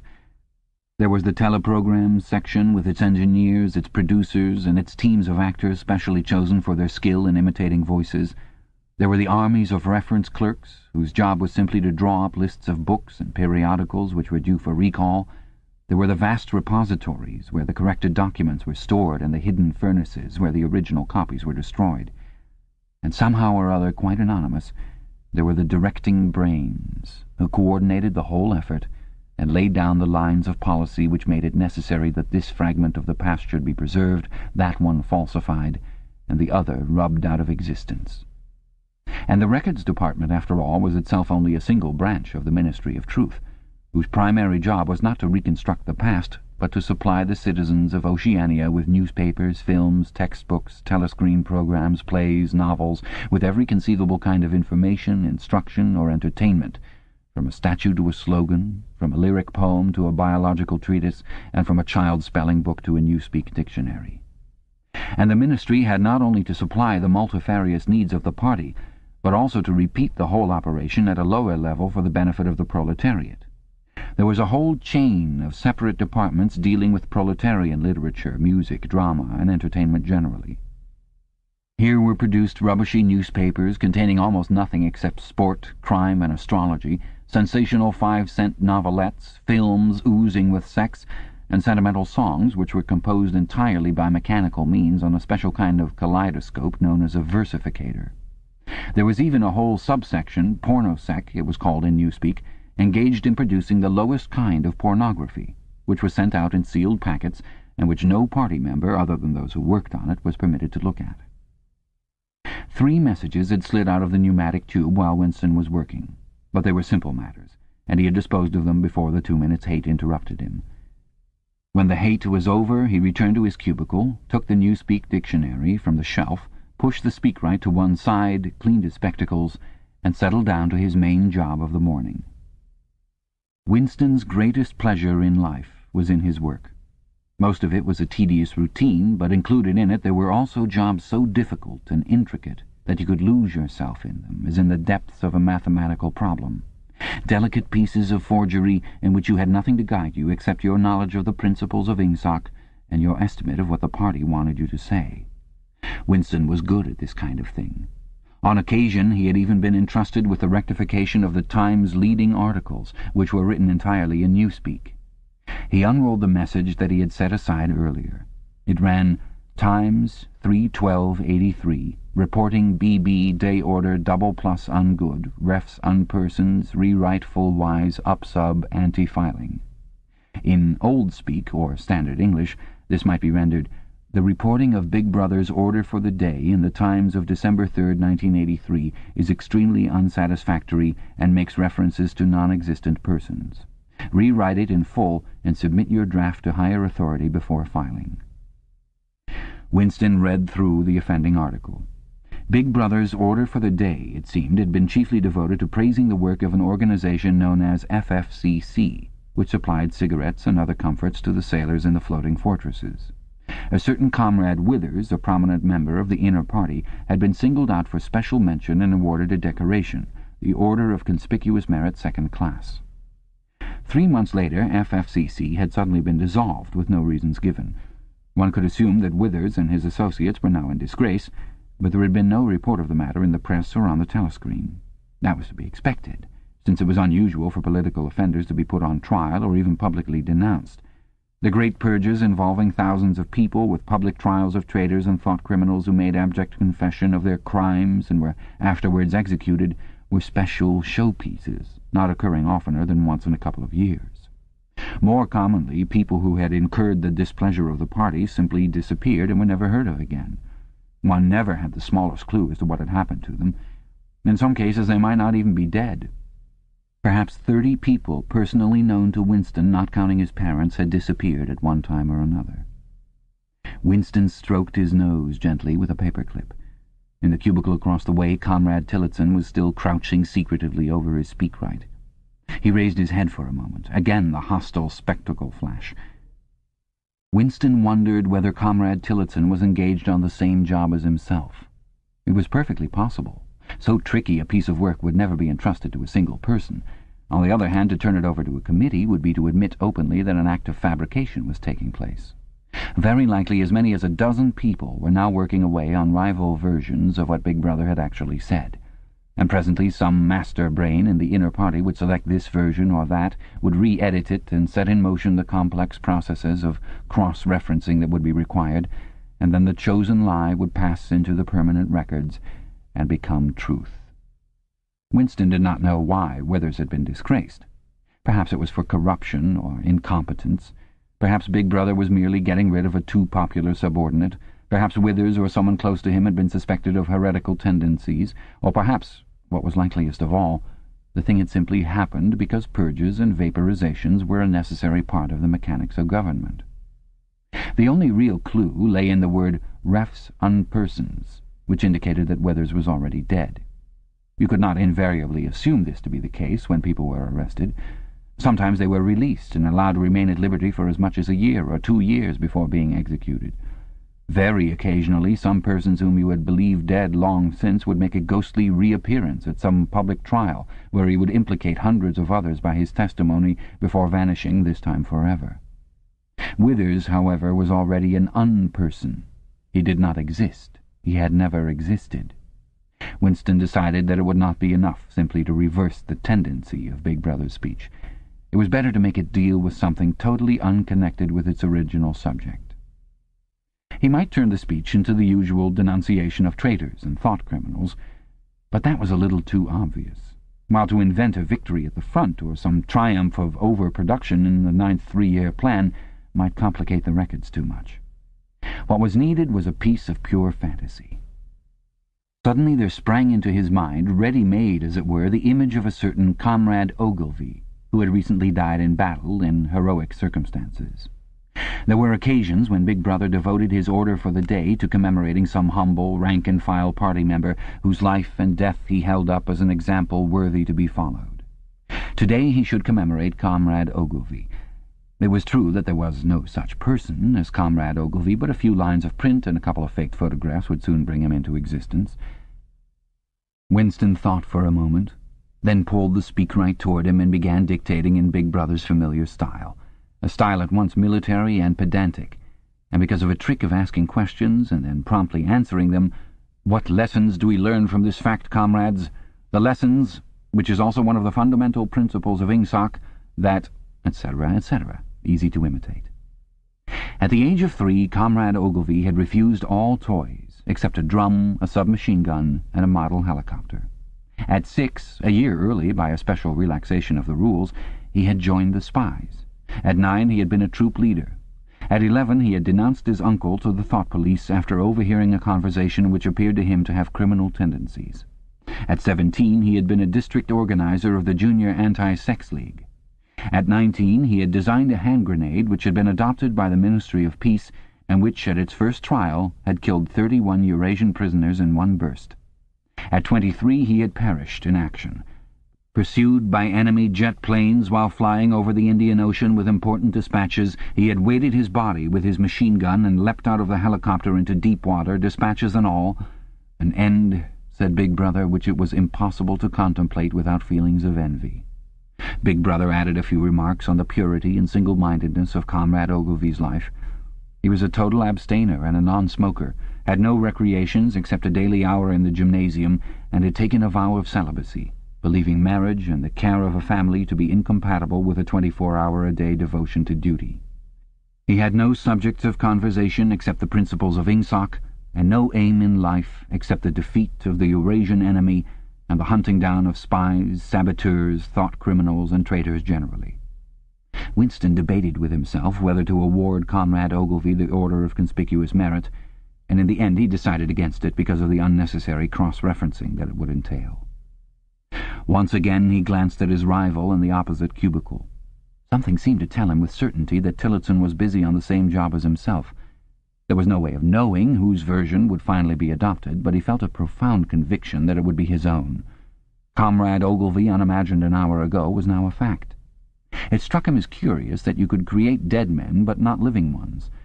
Comrade Ogilvy, who had never existed in the present, now existed in the past, and when once the act of forgery was forgotten, he would exist just as authentically and upon the same evidence as Charlemagne or Julius Caesar. 1984, Cassette 2. Chapter 5. In the low-ceilinged canteen, deep underground, the lunch queue jerked slowly forward. The room was already very full and deafeningly noisy. From the grill at the counter the steam of stew came pouring forth with a sour, metallic smell which did not quite overcome the fumes of Victory gin. On the far side of the room there was a small bar, a mere hole in the wall where gin could be bought at 10 cents the large nip. "Just the man I was looking for," said a voice at Winston's back. He turned round. It was his friend Syme, who worked in the research department. Perhaps friend was not exactly the right word. You did not have friends nowadays, you had comrades. But there were some comrades whose society was pleasanter than that of others. Syme was a philologist, a specialist in newspeak. Indeed, he was one of the enormous team of experts now engaged in compiling the 11th edition of the Newspeak Dictionary. He was a tiny creature, smaller than Winston, with dark hair and large, protuberant eyes, at once mournful and derisive, which seemed to search your face closely while he was speaking to you. "I wanted to ask whether you'd got any razor blades," he said. "Not one," said Winston, with a sort of guilty haste. "I've tried all over the place. They don't exist any longer." "Everyone kept asking you for razor blades." Actually, he had 2 unused ones which he was hoarding up. There had been a famine of them for months past. At any given moment there was some necessary article which the party shops were unable to supply. Sometimes it was buttons, sometimes it was darning wool, sometimes it was shoelaces. At present it was razor blades. You could only get hold of them, if at all, by scrounging more or less furtively on the free market. "I've been using the same blade for 6 weeks, he added untruthfully. The queue gave another jerk forward. As they halted, he turned and faced Syme again. Each of them took a greasy metal tray from a pile at the edge of the counter. "Did you go and see the prisoners hanged yesterday?" said Syme. "I was working," said Winston indifferently. "I shall see it on the flicks, I suppose." "A very inadequate substitute," said Syme. His mocking eyes roved over Winston's face. "I know you," the eyes seemed to say. "I see through you. I know very well why you didn't go to see those prisoners hanged." In an intellectual way, Syme was venomously orthodox. He would talk with a disagreeable, gloating satisfaction of helicopter raids on enemy villages, the trial and confessions of thought criminals, the executions in the cellars of the Ministry of Love. Talking to him was largely a matter of getting him away from such subjects and entangling him, if possible, in the technicalities of newspeak, on which he was authoritative and interesting. Winston turned his head a little aside to avoid the scrutiny of the large dark eyes. "It was a good hanging," said Syme reminiscently. "I think it spoils it when they tie their feet together. I like to see 'em kicking. And above all, at the end, the tongue sticking right out and blue, a quite bright blue. That's the detail that appeals to me." "Next, please," yelled the white-aproned prole with the ladle. Winston and Syme pushed their trays beneath the grill. Onto each was dumped swiftly the regulation lunch: metal pannikin of pinkish-grey stew, a hunk of bread, a cube of cheese, a mug of milkless Victory coffee, and 1 saccharin tablet. "There's a table over there under that telescreen," said Syme. "Let's pick up a gin on the way." The gin was served out to them in handleless china mugs. They threaded their way across the crowded room and unpacked their trays onto the metal-topped table, on one corner of which someone had left a pool of stew, a filthy liquid mess that had the appearance of vomit. Winston took up his mug of gin, paused for an instant to collect his nerve, and gulped the oily-tasting stuff down. When he had winked the tears out of his eyes, he suddenly discovered that he was hungry. He began swallowing spoonfuls of the stew, which, in among its general sloppiness, had cubes of spongy, pinkish stuff which was probably a preparation of meat. Neither of them spoke again until they had emptied their pannikins. From the table at Winston's left, a little behind his back, someone was talking rapidly and continuously, a harsh gabble almost like the quacking of a duck, which pierced the general uproar of the room. "How's the dictionary getting on?" said Winston, raising his voice to overcome the noise. "Slowly," said Syme. "I'm on the adjectives. It's fascinating." He had brightened up immediately at the mention of newspeak. He pushed his pannikin aside, took up his hunk of bread in one delicate hand and his cheese in the other, and leaned across the table so as to be able to speak without shouting. "The 11th edition is the definitive edition," he said. "We're getting the language into its final shape, the shape it's going to have when nobody speaks anything else. When we've finished with it, people like you will have to learn it all over again. You think, I dare say, that our chief job is inventing new words, but not a bit of it. We're destroying words, scores of them, hundreds of them, every day. We're cutting the language down to the bone. The 11th edition won't contain a single word that will become obsolete before the year 2050. He bit hungrily into his bread and swallowed a couple of mouthfuls, then continued speaking with a sort of pedant's passion. His thin, dark face had become animated. His eyes had lost their mocking expression and grown almost dreamy. "It's a beautiful thing, the destruction of words. Of course, the great wastage is in the verbs and adjectives, but there are hundreds of nouns that can be got rid of as well. It isn't only the synonyms. There are also the antonyms. After all, what justification is there for a word which is simply the opposite of some other words? A word contains its opposite in itself. Take good, for instance. If you have a word like good, what need is there for a word like bad? Ungood will do just as well. Better, because it's an exact opposite, which the other is not. Or, again, if you want a stronger version of good, What sense is there in having a whole string of vague, useless words like excellent and splendid and all the rest of them? Plus good covers the meaning, or double plus good if you want something stronger still. Of course, we use those forms already, but in the final version of Newspeak there'll be nothing else. In the end, the whole notion of goodness and badness will be covered by only 6 words. In reality, only 1 word. Don't you see the beauty of that, Winston? It was BB's idea originally, of course, he added as an afterthought. A sort of vapid eagerness flitted across Winston's face at the mention of Big Brother. Nevertheless, Syme immediately detected a certain lack of enthusiasm. "You haven't a real appreciation of Newspeak, Winston," he said almost sadly. "Even when you write it, you're still thinking in old speak. I've read some of those pieces that you write in the Times occasionally. They're good enough, but they're translations. In your heart, you'd prefer to stick to old speak with all its vagueness and its useless shades of meaning. You don't grasp the beauty of the destruction of words. Do you know that Newspeak is the only language in the world whose vocabulary gets smaller every year?" Winston did know that, of course. He smiled sympathetically, he hoped, not trusting himself to speak. Syme bit off another fragment of the dark-coloured bread, chewed it briefly, and went on. "Don't you see that the whole aim of Newspeak is to narrow the range of thought? In the end, we shall make thought crime literally impossible because there will be no words in which to express it. Every concept that will ever be needed will be expressed by exactly 1 word, with its meaning rigidly defined and all its subsidiary meanings rubbed out and forgotten. Already in the 11th edition we're not far from that point. But the process will still be continuing long after you and I are dead. Every year fewer and fewer words, and the range of consciousness always a little smaller. Even now, of course, there's no reason or excuse for committing thought crime. It's merely a question of self-discipline, reality control. But in the end there won't be any need even for that. The revolution will be complete when the language is perfect. Newspeak is Ingsoc, and Ingsoc is Newspeak," he added with a sort of mystical satisfaction. "Has it ever occurred to you, Winston, that by the year 2050, at the very latest, not a single human being will be alive who could understand such a conversation as we are having now?" "Except—" began Winston doubtfully, and then stopped. It had been on the tip of his tongue to say, "except the proles," but he checked himself, not feeling fully certain that this remark was not in some way unorthodox. Syme, however, had divined what he was about to say.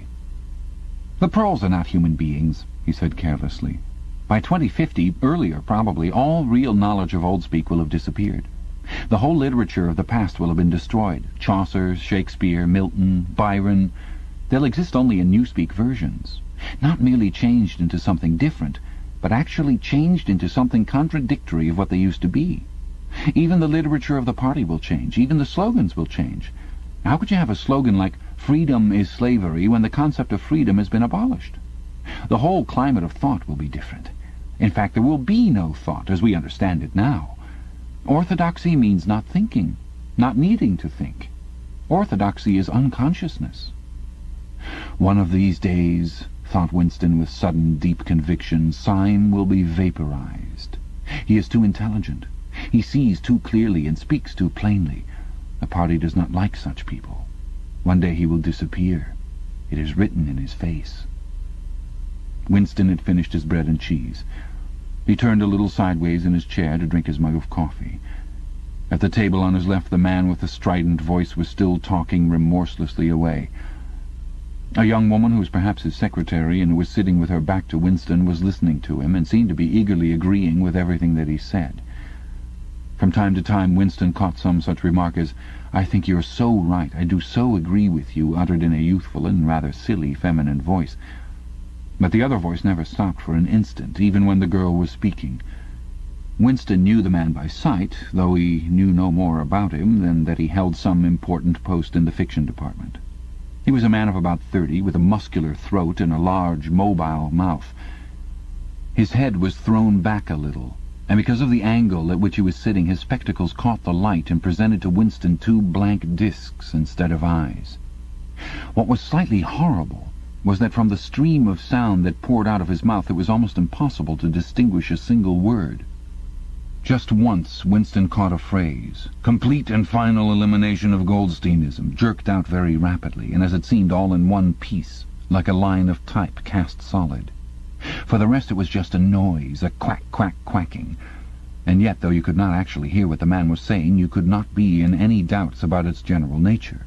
He might be denouncing Goldstein and demanding sterner measures against thought criminals and saboteurs. He might be fulminating against the atrocities of the Eurasian army. He might be praising Big Brother or the heroes on the Malabar front. It made no difference.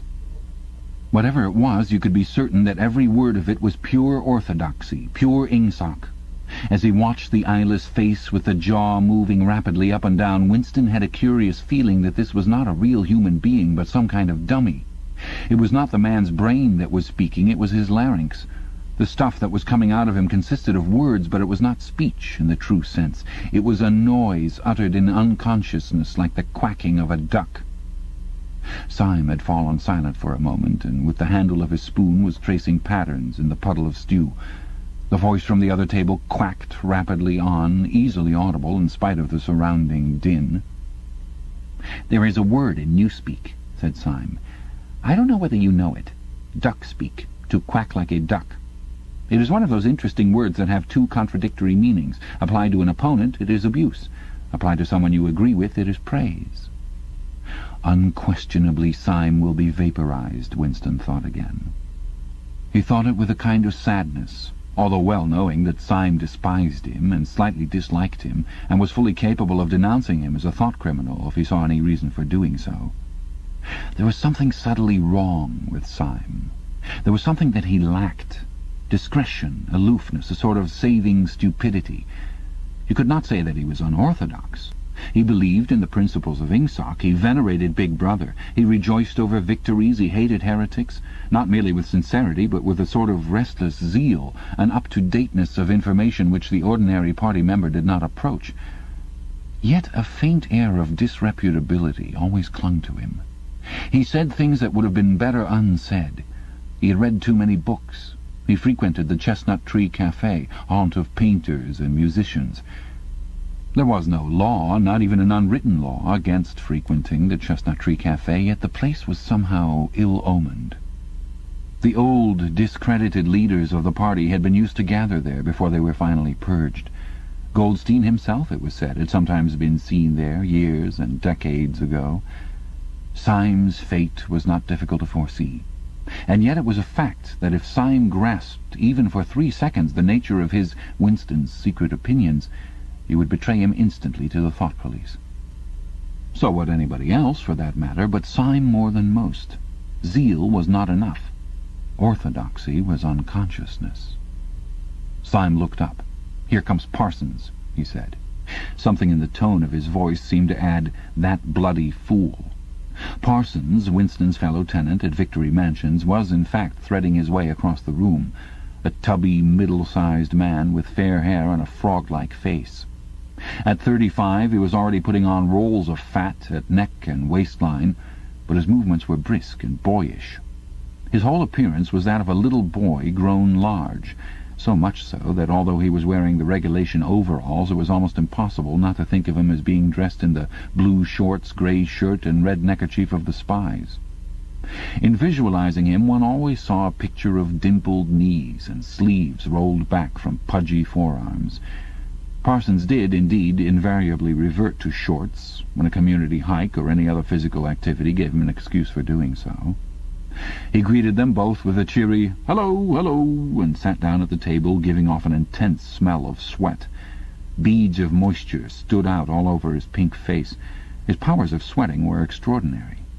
At the community centre you could always tell when he had been playing table tennis by the dampness of the bat handle. Syme had produced a strip of paper on which there was a long column of words and was studying it with an ink pencil between his fingers. "Look at him working away in the lunch hour," said Parsons, nudging Winston. "Keenness, eh? What's that you've got there, old boy? Something a bit too brainy for me, I expect. Smith, old boy, I'll tell you why I'm chasing you. It's that sub you forgot to give me." "Which sub is that?" said Winston, automatically feeling for money. About 1/4 of one's salary had to be earmarked for voluntary subscriptions, which were so numerous that it was difficult to keep track of them. "For Hate Week. You know, the house-by-house fund. I'm treasurer for our block. We're making an all-out effort. Going to put on a tremendous show.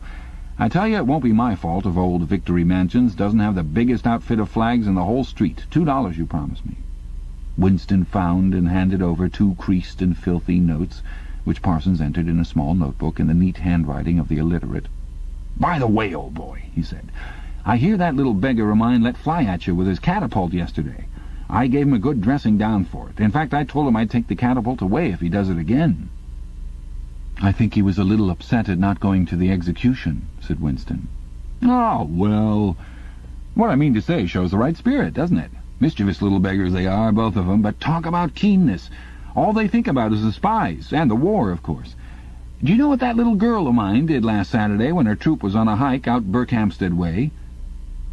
She got 2 other girls to go with her, slipped off from the hike, and spent the whole afternoon following a strange man.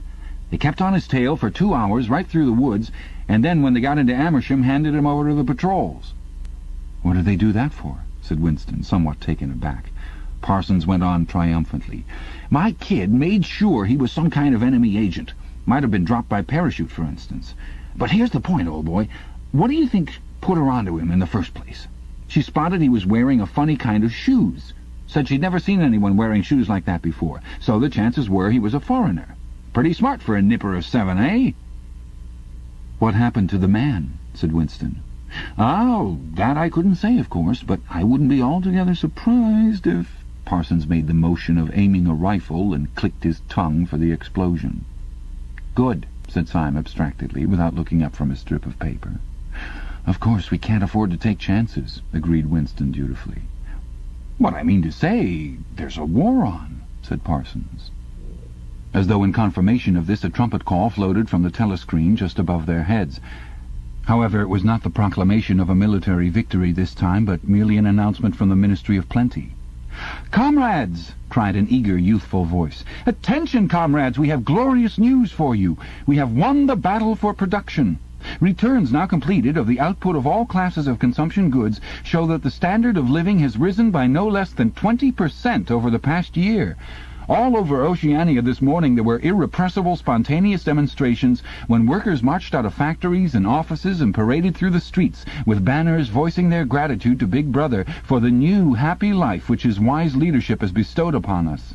Here are some of the completed figures. Foodstuffs—" The phrase, "our new, happy life," recurred several times.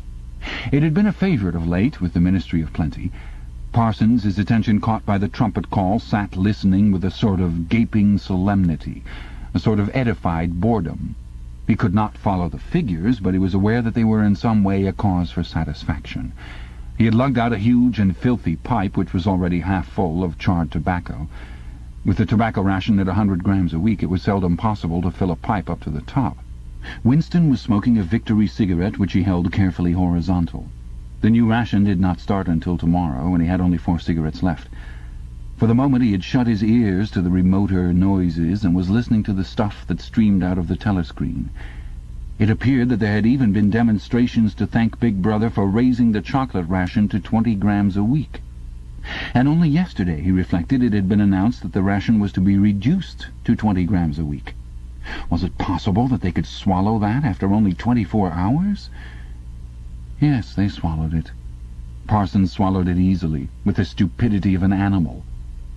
The eyeless creature at the other table swallowed it fanatically, passionately, with a furious desire to track down, denounce, and vaporize anyone who should suggest that last week the ration had been 30 grams. Syme, too, in some more complex way involving doublethink, Syme swallowed it. Was he then alone in the possession of a memory? The fabulous statistics continued to pour out of the telescreen. As compared with last year, there was more food, more clothes, more houses, more furniture, more cooking pots, more fuel, more ships, more helicopters, more books, more babies, more of everything except disease, crime, and insanity. Year by year and minute by minute, everybody and everything was whizzing rapidly upwards. As Syme had done earlier, Winston had taken up his spoon and was dabbling in the pale-coloured gravy that dribbled across the table, drawing a long streak of it out into a pattern. He meditated resentfully on the physical texture of life. Had it always been like this?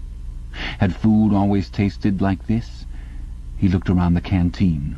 A low-ceilinged, crowded room, its walls grimy from the contact of innumerable bodies, battered metal tables and chairs placed so close together that you sat with elbows touching, bent spoons, dented trays, coarse white mugs, all surfaces greasy, grime in every crack, and a sourish composite smell of bad gin and bad coffee and metallic stew and dirty clothes.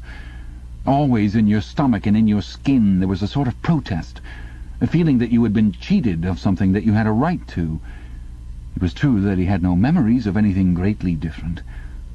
In any time that he could accurately remember, there had never been quite enough to eat. One never had socks or underclothes that were not full of holes. Furniture had always been battered and rickety, rooms underheated, tube trains crowded, houses falling to pieces, bread dark-coloured, tea a rarity, coffee filthy tasting, cigarettes insufficient, nothing cheap and plentiful except synthetic gin. And though, of course, it grew worse as one's body aged, was it not a sign that this was not the natural order of things if one's heart sickened at the discomfort and dirt and scarcity, the interminable winters, the stickiness of one's socks, the lifts that never worked, the cold water, the gritty soap, the cigarettes that came to pieces, the food with its strange evil tastes? Why should one feel it to be intolerable unless one had some kind of ancestral memory that things had once been different? He looked round the canteen again. Nearly everyone was ugly, and would still have been ugly even if dressed otherwise than in the uniform blue overalls. On the far side of the room, sitting at a table alone, a small, curiously beetle-like man was drinking a cup of coffee, his little eyes darting suspicious glances from side to side. How easy it was, thought Winston, if you did not look about you, to believe that the physical type set up by the party as an ideal, tall, muscular youths and deep-bosomed maidens, blonde-haired, vital, sunburnt, carefree, existed and even predominated. Actually, so far as he could judge, the majority of people in Airstrip 1 were small, dark, and ill-favoured. It was curious how that beetle-like type proliferated in the ministries. Little dumpy men, growing stout very early in life, with short legs, swift scuttling movements, and fat, inscrutable faces with very small eyes. It was the type that seemed to flourish best under the dominion of the party. The announcement from the Ministry of Plenty ended on another trumpet call and gave way to tinny music. Parsons, stirred to vague enthusiasm by the bombardment of figures, took his pipe out of his mouth. "The Ministry of Plenty's certainly done a good job this year," he said, with a knowing shake of his head. "By the way, Smith, old boy, I suppose you haven't got any razor blades you can let me have?" "Not one," said Winston. "I've been using the same blade for 6 weeks myself." "Ah, well, just thought I'd ask you, old boy." "Sorry," said Winston. The quacking voice from the next table, temporarily silenced during the ministry's announcement, had started up again, as loud as ever. For some reason, Winston suddenly found himself thinking of Mrs. Parsons, with her wispy hair and the dust in the creases of her face. Within 2 years, those children would be denouncing her to the thought police. Mrs. Parsons would be vaporized. Syme would be vaporized. Winston would be vaporized. O'Brien would be vaporized. Parsons, on the other hand, would never be vaporized. The eyeless creature with the quacking voice would never be vaporized. The little beetle-like men who scuttled so nimbly through the labyrinthine corridors of ministries, they too would never be vaporized. And the girl with dark hair, the girl from the fiction department, she would never be vaporized either. It seemed to him that he knew instinctively who would survive and who would perish, though what it was that made for survival, it was not easy to say. At this moment he was dragged out of his reverie with a violent jerk. The girl at the next table had turned partly round and was looking at him. It was the girl with dark hair. She was looking at him in a sidelong way, but with curious intensity. The instant that she caught his eye, she looked away again. The sweat started out on Winston's backbone. A horrible pang of terror went through him. It was gone almost at once, but it left a sort of nagging uneasiness behind. Why was she watching him? Why did she keep following him about? Unfortunately, he could not remember whether she had already been at the table when he arrived, or had come there afterwards. But yesterday, at any rate, during the 2 minutes' hate, she had sat immediately behind him when there was no apparent need to do so. Quite likely her real object had been to listen to him and make sure whether he was shouting loudly enough. His earlier thought returned to him. Probably she was not actually a member of the thought police. But then it was precisely the amateur spy who was the greatest danger of all. He did not know how long she had been looking at him, but perhaps for as much as 5 minutes, and it was possible that his features had not been perfectly under control. It was terribly dangerous to let your thoughts wander when you were in any public place or within range of a telescreen. The smallest thing could give you away. A nervous tic, an unconscious look of anxiety, a habit of muttering to yourself, anything that carried with it the suggestion of abnormality, of having something to hide. In any case, to wear an improper expression on your face, to look incredulous when a victory was announced, for example, was itself a punishable offence. There was even a word for it in newspeak. Face crime, it was called. The girl had turned her back on him again. Perhaps, after all, she was not really following him about. Perhaps it was coincidence that she had sat so close to him 2 days running. His cigarette had gone out, and he laid it carefully on the edge of the table. He would finish smoking it after work if he could keep the tobacco in it. Quite likely the person at the next table was a spy of the thought police. Quite likely he would be in the cellars of the Ministry of Love within 3 days, but a cigarette end must not be wasted. Syme had folded up his strip of paper and stowed it away in his pocket. Parsons had begun talking again. "Did I ever tell you, old boy," he said, chuckling around the stem of his pipe, "about the time when those 2 nippers of mine set fire to the old market woman's skirt because they saw her wrapping up sausages in a poster of BB? Sneaked up behind her and set fire to it with a box of matches. Burned her quite badly, I believe, little beggars, eh? But keen as mustard. That's first-rate training they give 'em in the spies nowadays, better than in my day, even. What do you think's the latest thing they've served 'em out with? Ear trumpets, for listening through keyholes. My little girl brought one home the other night, tried it out on our sitting-room door, and reckoned she could hear twice as much as with her ear to the hole. Of course, it's only a toy, mind you. Still gives 'em the right idea, huh?" At this moment the telescreen let out a piercing whistle. It was the signal to return to work. All 3 men sprang to their feet to join in the struggle round the lifts, and the remaining tobacco fell out of Winston's cigarette. Chapter 6. Winston was writing in his diary. It was 3 years ago. It was on a dark evening in a narrow side street near one of the big railway stations. She was standing near a doorway in the wall, under a street lamp that hardly gave any light. She had a young face, painted very thick. It was really the paint that appealed to me, the whiteness of it, like a mask, and the bright red lips. Party women never paint their faces. There was nobody else in the street, and no telescreens. She said $2. For the moment it was too difficult to go on. He shut his eyes and pressed his fingers against them, trying to squeeze out the vision that kept recurring. He had an almost overwhelming temptation to shout a string of filthy words at the top of his voice, or to bang his head against the wall, to kick over the table and hurl the inkpot through the window, to do any violent or noisy or painful thing that might black out the memory that was still tormenting him. Your worst enemy, he reflected, was your own nervous system. At any moment the tension inside you was liable to translate itself into some visible symptom. He thought of a man whom he had passed in the street a few weeks back.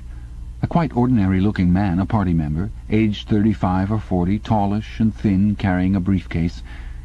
They were a few meters apart, when the left side of the man's face was suddenly contorted by a sort of a spasm. It happened again just as they were passing one another. It was only a twitch, a quiver, rapid as the clicking of a camera shutter, but obviously habitual.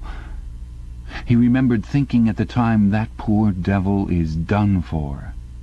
And what was frightening was that the action was quite possibly unconscious. The most deadly danger of all was talking in your sleep. There was no way of guarding against that so far as he could see. He drew in his breath and went on writing. I went with her through the doorway and across a backyard into a basement kitchen.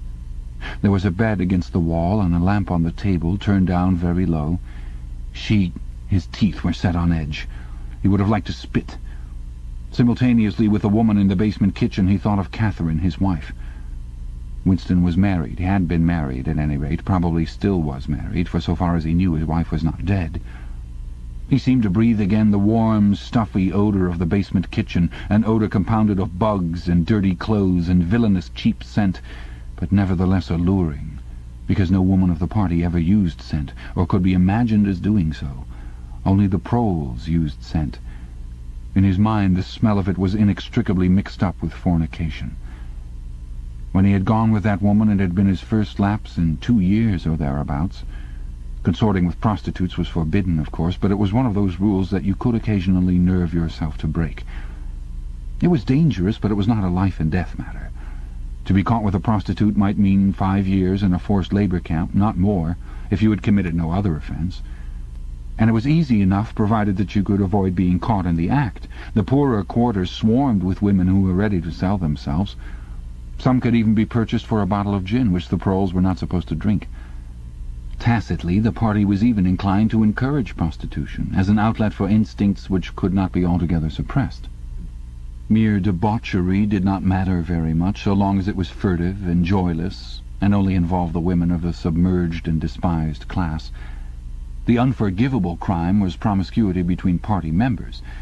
But though this was one of the crimes that the accused in the great purges invariably confessed to, it was difficult to imagine any such thing actually happening. The aim of the party was not merely to prevent men and women from forming loyalties which it might not be able to control. Its real, undeclared purpose was to remove all pleasure from the sexual act. Not love so much as eroticism was the enemy, inside marriage as well as outside it. All marriages between party members had to be approved by a committee appointed for the purpose, and, though the principle was never clearly stated, permission was always refused if the couple concerned gave the impression of being physically attracted to one another. The only recognized purpose of marriage was to beget children for the service of the party. Sexual intercourse was to be looked on as a slightly disgusting minor operation, like having an enema. This again was never put into plain words, but in an indirect way it was rubbed into every party member from childhood onwards. There were even organizations such as the Junior Anti-Sex League, which advocated complete celibacy for both sexes.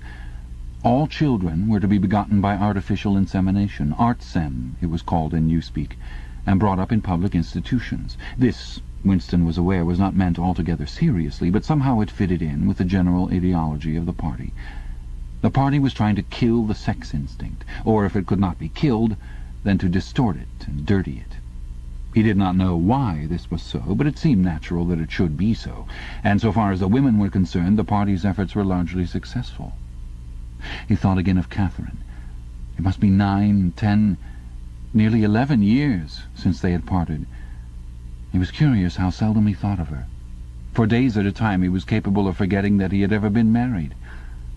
They had only been together for about 15 months.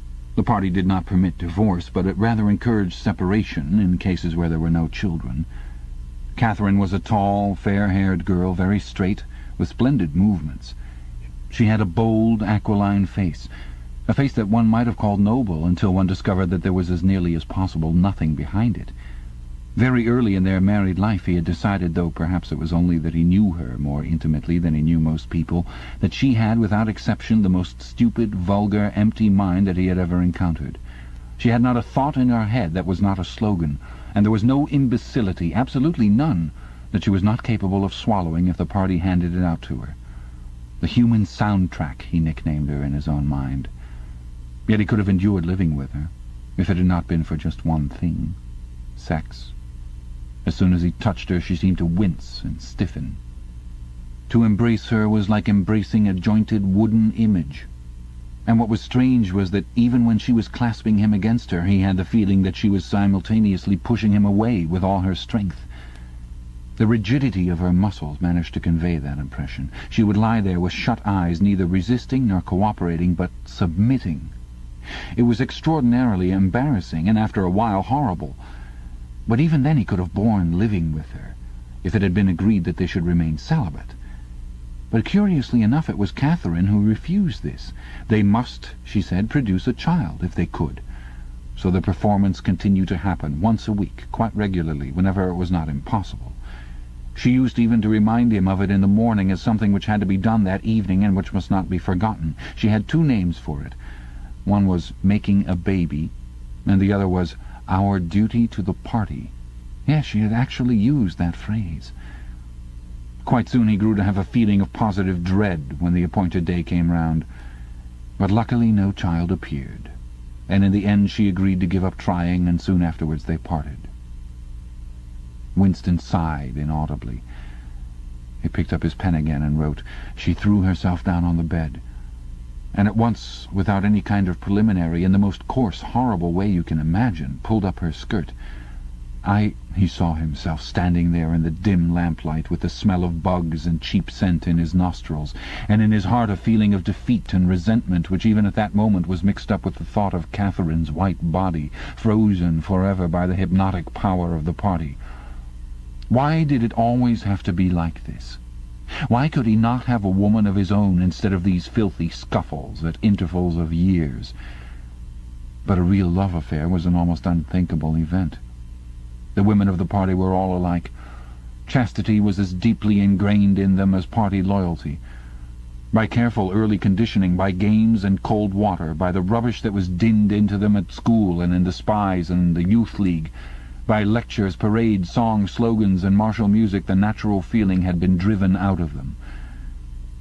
His reason told him that there must be exceptions, but his heart did not believe it. They were all impregnable as the party intended that they should be. And what he wanted, more even than to be loved, was to break down that wall of virtue, even if it were only once in his whole life.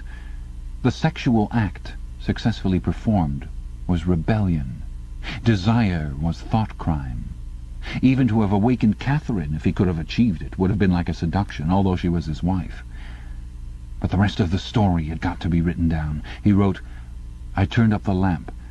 When I saw her in the light, after the darkness, the feeble light of the paraffin lamp had seemed very bright. For the first time he could see the woman properly. He had taken a step toward her and then halted, full of lust and terror. He was painfully conscious of the risk he had taken in coming here. It was perfectly possible that the patrols would catch him on the way out. For that matter, they might be waiting outside the door at this moment. If he went away without even doing what he had come here to do, it had got to be written down. It had got to be confessed. What he had suddenly seen in the lamplight was that the woman was old. The paint was plastered so thick on her face that it looked as though it might crack like a cardboard mask. There were streaks of white in her hair, but the truly dreadful detail was that her mouth had fallen a little open, revealing nothing except a cavernous blackness. She had no teeth at all. He wrote hurriedly in scrabbling handwriting. When I saw her in the light, she was quite an old woman, 50 years old at least, but I went ahead and did it just the same. He pressed his fingers against his eyelids again. He had written it down at last, but it made no difference. The therapy had not worked. The urge to shout filthy words at the top of his voice was as strong as ever. Chapter 7. If there is hope, wrote Winston, it lies in the proles. If there was hope, it must lie in the proles, because only there, in those swarming, disregarded masses, 85% of the population of Oceania, could the force to destroy the party ever be generated. The party could not be overthrown from within. Its enemies, if it had any enemies, had no way of coming together or even of identifying one another. Even if the legendary brotherhood existed, as just possibly it might, it was inconceivable that its members could ever assemble in larger numbers than 2s and 3s. Rebellion meant a look in the eyes, an inflection of the voice, at the most an occasional whispered word. But the proles, if only they could somehow become conscious of their own strength, would have no need to conspire. They needed only to rise up and shake themselves like a horse shaking off flies. If they chose, they could blow the party to pieces tomorrow morning. Surely, sooner or later, it must occur to them to do it. And yet, he remembered how once he had been walking down a crowded street when a tremendous shout of hundreds of voices, women's voices, had burst from a side street a little way ahead. It was a great, formidable cry of anger and despair, a deep, loud "ooh" that went humming on like the reverberation of a bell. His heart had leapt. It started, he had thought, a riot. The proles are breaking loose at last. When he had reached the spot, it was to see a mob of 200 or 300 women crowding around the stalls of a street market, with faces as tragic as though they had been the doomed passengers on a sinking ship. But at this moment the general despair broke down into a multitude of individual quarrels. It appeared that one of the stalls had been selling tin saucepans. They were wretched, flimsy things, but cooking pots of any kind were always difficult to get. Now the supply had unexpectedly given out. The successful women, bumped and jostled by the rest, were trying to make off with their saucepans, while dozens of others clamoured round the stall, accusing the stall-keeper of favouritism and of having more saucepans somewhere in reserve. There was a fresh outburst of yells. Two bloated women, one of them with her hair coming down, had got hold of the same saucepan and were trying to tear it out of one another's hands. For a moment they were both tugging, and then the handle came off. Winston watched them disgustedly. And yet, just for a moment, what almost frightening power had sounded in that cry from only a few hundred throats? Why was it that they could never shout like that about anything that mattered? Until they become conscious, they will never rebel. And until after they have rebelled, they cannot become conscious.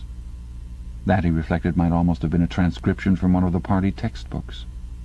The party claimed, of course, to have liberated the proles from bondage. Before the revolution they had been hideously oppressed by the capitalists. They had been starved and flogged. Women had been forced to work in the coal mines. Women still did work in the coal mines, as a matter of fact. Children had been sold into the factories at the age of 6. But simultaneously, true to the principles of doublethink, the party taught that the proles were natural inferiors who must be kept in subjection, like animals, by the application of a few simple rules. In reality, very little was known about the proles. It was not necessary to know much. So long as they continued to work and breed, their other activities were without importance. Left to themselves like cattle turned loose upon the plains of Argentina, they had reverted to a style of life that appeared to be natural to them, a sort of ancestral pattern. They were born, they grew up in the gutters, they went to work at 12, they passed through a brief blossoming period of beauty and sexual desire. They married at 20, they were middle-aged at 30, they died for the most part at 60. Heavy physical work, the care of home and children, petty quarrels with neighbours, films, football, beer, and above all, gambling, filled up the horizon of their minds. To keep them in control was not difficult. This ends side 1 of cassette 2. Please turn the cassette over and start side 2 from the same point. A few agents of the thought police moved always among them, spreading false rumours and marking down and eliminating the few individuals who were judged capable of becoming dangerous. But no attempt was made to indoctrinate them with the ideology of the party. It was not desirable that the proles should have strong political feelings. All that was required of them was a primitive patriotism, which could be appealed to whenever it was necessary to make them accept longer working hours or shorter rations.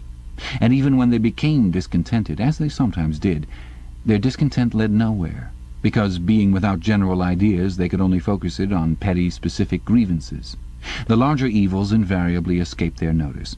The great majority of proles did not even have telescreens in their homes. Even the civil police interfered with them very little. There was a vast amount of criminality in London, a whole world within a world of thieves, bandits, prostitutes, drug peddlers, and racketeers of every description, but since it all happened among the proles themselves, it was of no importance. In all questions of morals they were allowed to follow their ancestral code. The sexual puritanism of the party was not imposed upon them. Promiscuity went unpunished, divorce was permitted, for that matter even religious worship would have been permitted if the proles had shown any sign of needing or wanting it. They were beneath suspicion. As the party slogan put it, proles and animals are free. Winston reached down and cautiously scratched his varicose ulcer. It had begun itching again. The thing you invariably came back to was the impossibility of knowing what life before the revolution had really been like. He took out of the drawer a copy of a children's history textbook which he had borrowed from Mrs. Parsons, and began copying a passage into the diary. In the old days, it ran, before the glorious revolution, London was not the beautiful city that we know today. It was a dark, dirty, miserable place where hardly anybody had enough to eat, and where hundreds and thousands of poor people had no boots on their feet and not even a roof to sleep under. Children no older than you are had to work 12 hours a day for cruel masters who flogged them with whips if they worked too slowly, and fed them on nothing but stale bread crusts and water. But in among this terrible poverty there were just a few great, big, beautiful houses that were lived in by rich men who had as many as 30 servants to look after them. These rich men were called capitalists. They were fat, ugly men with wicked faces, like the one in the picture on the opposite page.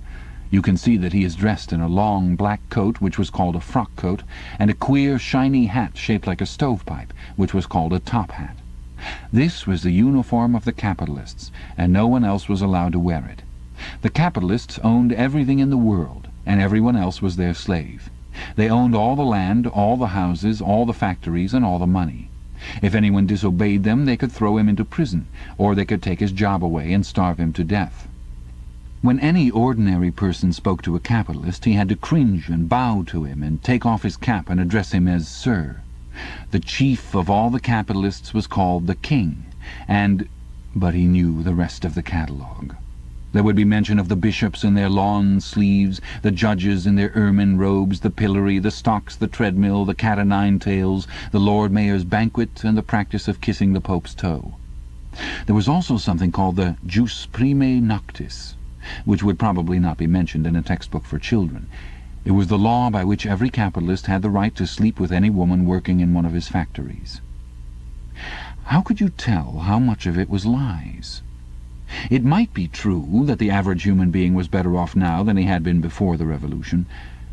The only evidence to the contrary was the mute protest in your own bones, the instinctive feeling that the conditions you lived in were intolerable, and that at some other time they must have been different.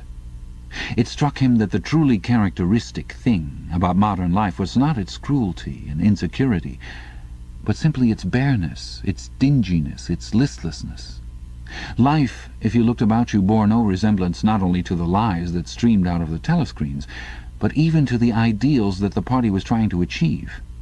Great areas of it, even for a party member, were neutral and non-political, a matter of slogging through dreary jobs, fighting for a place on the tube, darning a worn-out sock, cadging a saccharin tablet, saving a cigarette end. The ideal set up by the party was something huge, terrible, and glittering.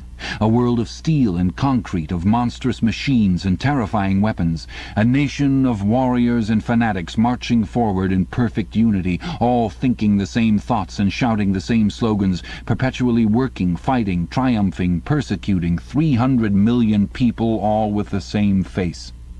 The reality was decaying, dingy cities where underfed people shuffled to and fro in leaky shoes, in patched-up 19th-century houses that smelt always of cabbage and bad lavatories.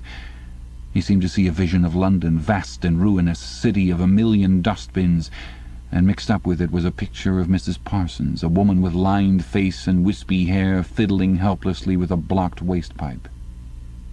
He reached down and scratched his ankle again.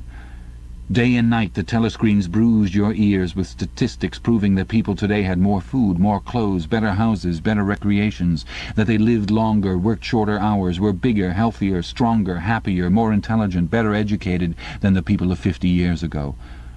Not a word of it could ever be proved or disproved. The party claimed, for example, that today 40% of adult proles were literate. Before the revolution, it was said, the number had only been 15%. The party claimed that the infant mortality rate was now only 160 per 1,000, whereas before the revolution it had been 300, and so it went on. It was like a single equation with two unknowns. It might very well be that literally every word in the history books, even the things that one accepted without question, was pure fantasy. For all he knew, there might never have been any such law as the jus primae noctis, or any such creature as a capitalist, or any such garment as a top hat. Everything faded into mist. The past was erased, the erasure was forgotten, the lie became truth. Just once in his life he had possessed, after the event, that was what counted, concrete, unmistakable evidence of an act of falsification. He had held it between his fingers for as long as 30 seconds. In 1973, it must have been. At any rate, it was at about the time when he and Catherine had parted. But the really relevant date was 7 or 8 years earlier. The story really began in the middle 60s, the period of the great purges in which the original leaders of the revolution were wiped out once and for all. By 1970, none of them was left except Big Brother himself. All the rest had by that time been exposed as traitors and counter-revolutionaries. Goldstein had fled and was hiding, no one knew where, and of the others a few had simply disappeared, while the majority had been executed after spectacular public trials at which they had made confession of their crimes. Among the last survivors were 3 men named Jones, Aronson, and Rutherford. It must have been in 1965 that these 3 had been arrested. As often happened, they had vanished for a year or more, so that one did not know whether they were alive or dead, and then had suddenly been brought forth to incriminate themselves in the usual way. They had confessed to intelligence with the enemy. At that date, too, the enemy was Eurasia, embezzlement of public funds, the murder of various trusted party members, intrigues against the leadership of Big Brother, which had started long before the revolution happened, and acts of sabotage causing the death of hundreds of thousands of people. After confessing to these things, they had been pardoned, reinstated in the party, and given posts, which were in fact sinecures, but which sounded important.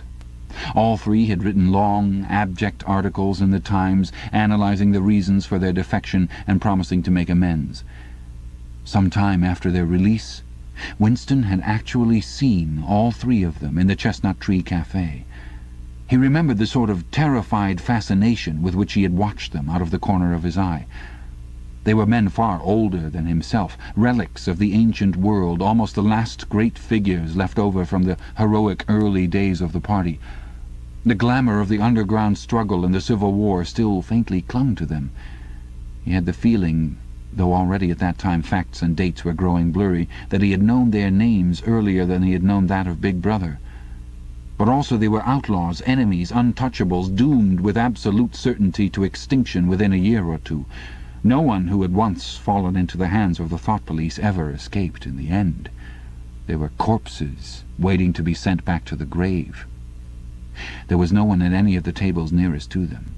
It was not wise even to be seen in the neighbourhood of such people. They were sitting in silence before glasses of the gin flavoured with cloves, which was the specialty of the cafe. Of the 3, it was Rutherford whose appearance had most impressed Winston. Rutherford had once been a famous caricaturist, whose brutal cartoons had helped to inflame popular opinion before and during the Revolution. Even now, at long intervals, his cartoons were appearing in the Times. They were simply an imitation of his earlier manner, and curiously lifeless and unconvincing.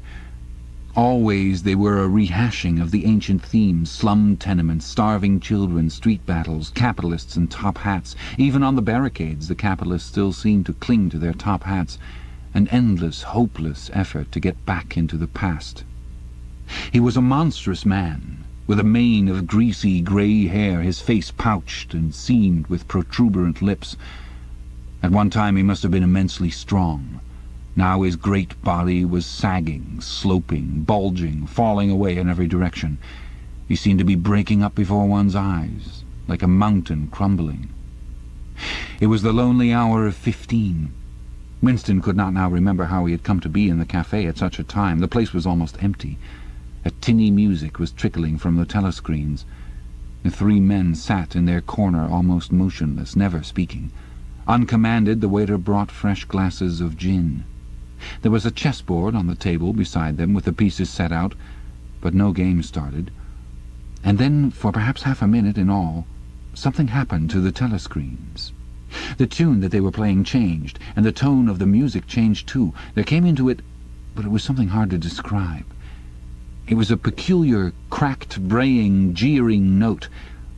In his mind, Winston called it a yellow note.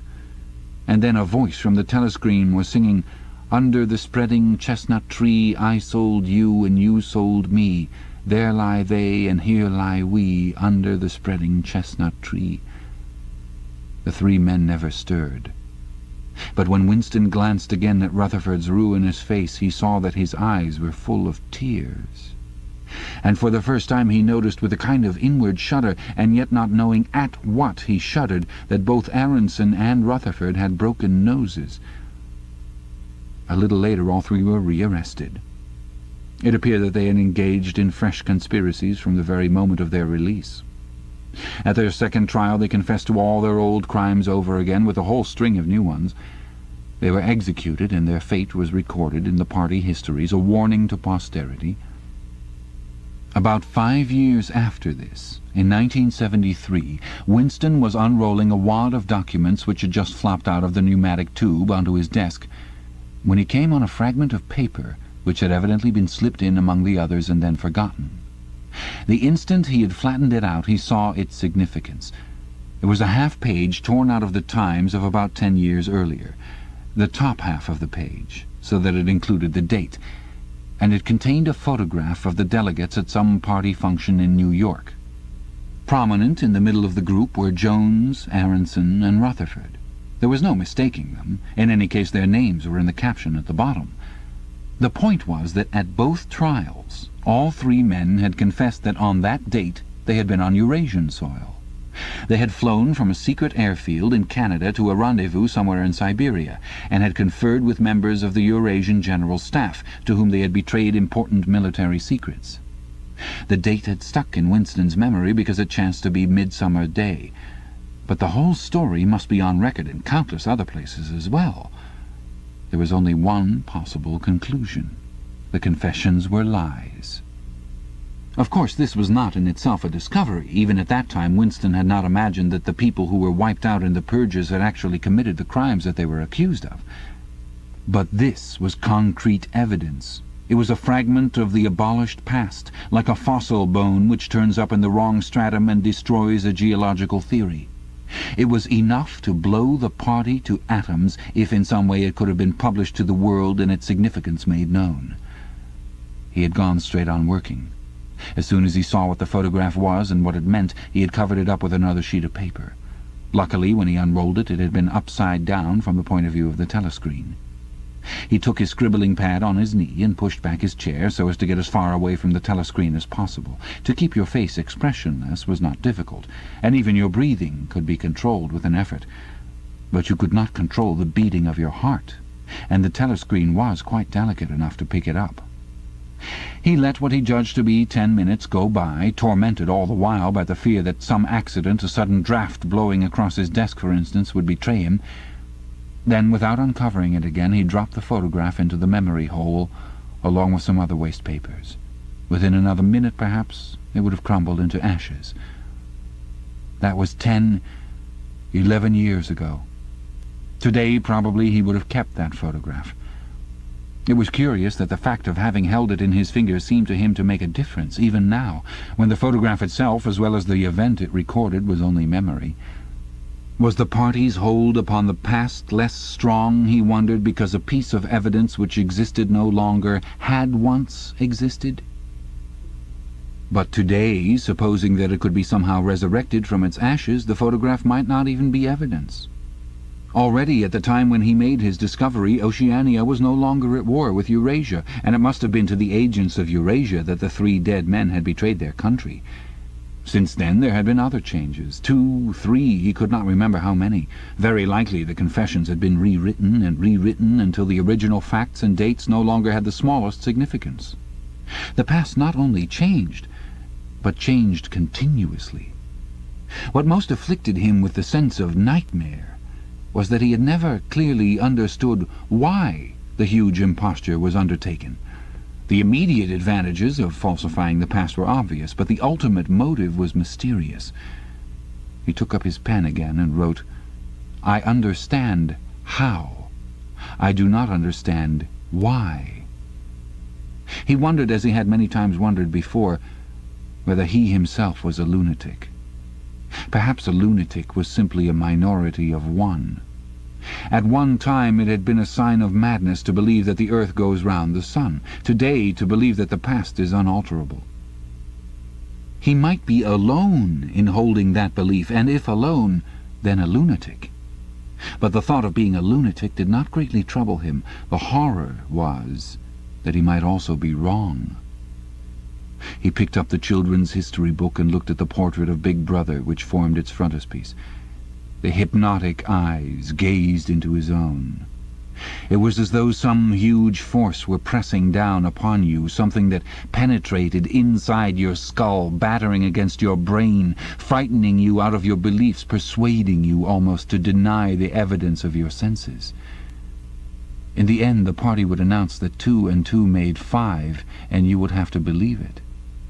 It was inevitable that they should make that claim sooner or later. The logic of their position demanded it. Not merely the validity of experience, but the very existence of external reality was tacitly denied by their philosophy. The heresy of heresies was common sense. And what was terrifying was not that they would kill you for thinking otherwise, but that they might be right. For after all, how do we know that 2 and 2 make 4? Or that the force of gravity works? Or that the past is unchangeable? If both the past and the external world exist only in the mind, and if the mind itself is controllable, what then? But no. His courage seemed suddenly to stiffen of its own accord. The face of O'Brien, not called up by any obvious association, had floated into his mind. He knew with more certainty than before that O'Brien was on his side. He was writing the diary for O'Brien, to O'Brien. It was like an interminable letter which no one would ever read, but which was addressed to a particular person and took its colour from that fact. The party told you to reject the evidence of your eyes and ears. It was their final, most essential command. His heart sank as he thought of the enormous power arrayed against him, the ease with which any party intellectual would overthrow him in debate, the subtle arguments which he would not be able to understand, much less answer. And yet he was in the right. They were wrong and he was right. The obvious, the silly, and the true had got to be defended. Truisms are true. Hold on to that. The solid world exists. Its laws do not change. Stones are hard, water is wet, objects unsupported fall toward the earth's center. With the feeling that he was speaking to O'Brien and also that he was setting forth an important axiom, he wrote, "Freedom is the freedom to say that 2 + 2 make 4. If that is granted, all else follows." Chapter 8. From somewhere at the bottom of a passage the smell of roasting coffee, real coffee, not Victory coffee, came floating out into the street. Winston paused involuntarily. For perhaps 2 seconds he was back in the half-forgotten world of his childhood. Then a door banged, seeming to cut off the smell as abruptly as though it had been a sound. He had walked several kilometers over pavements, and his varicose also was throbbing. This was the second time in 3 weeks that he had missed an evening at the community centre, a rash act, since you could be certain that the number of your attendances at the centre were carefully checked. In principle, a party member had no spare time, and was never alone except in bed.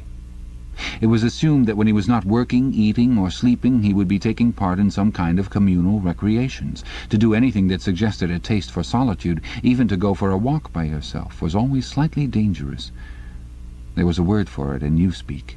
Own life, it was called, meaning individualism and eccentricity.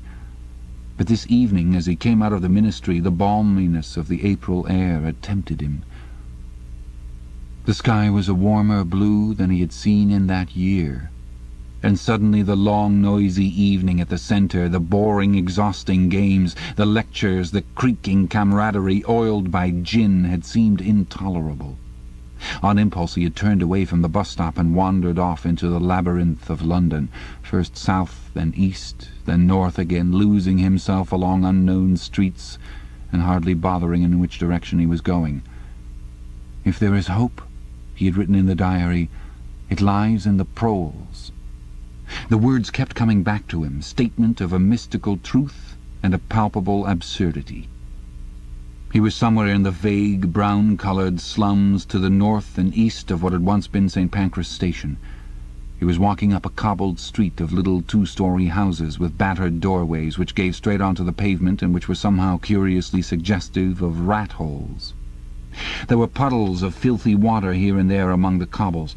In and out of the dark doorways and down narrow alleyways that branched off on either side, people swarmed in astonishing numbers, girls in full bloom with crudely lipsticked mouths, and youths who chased the girls, and swollen, waddling women who showed you what the girls would be like in 10 years' time, and old, bent creatures shuffling along on splayed feet, and ragged, barefooted children who played in puddles and then scattered at angry yells from their mothers.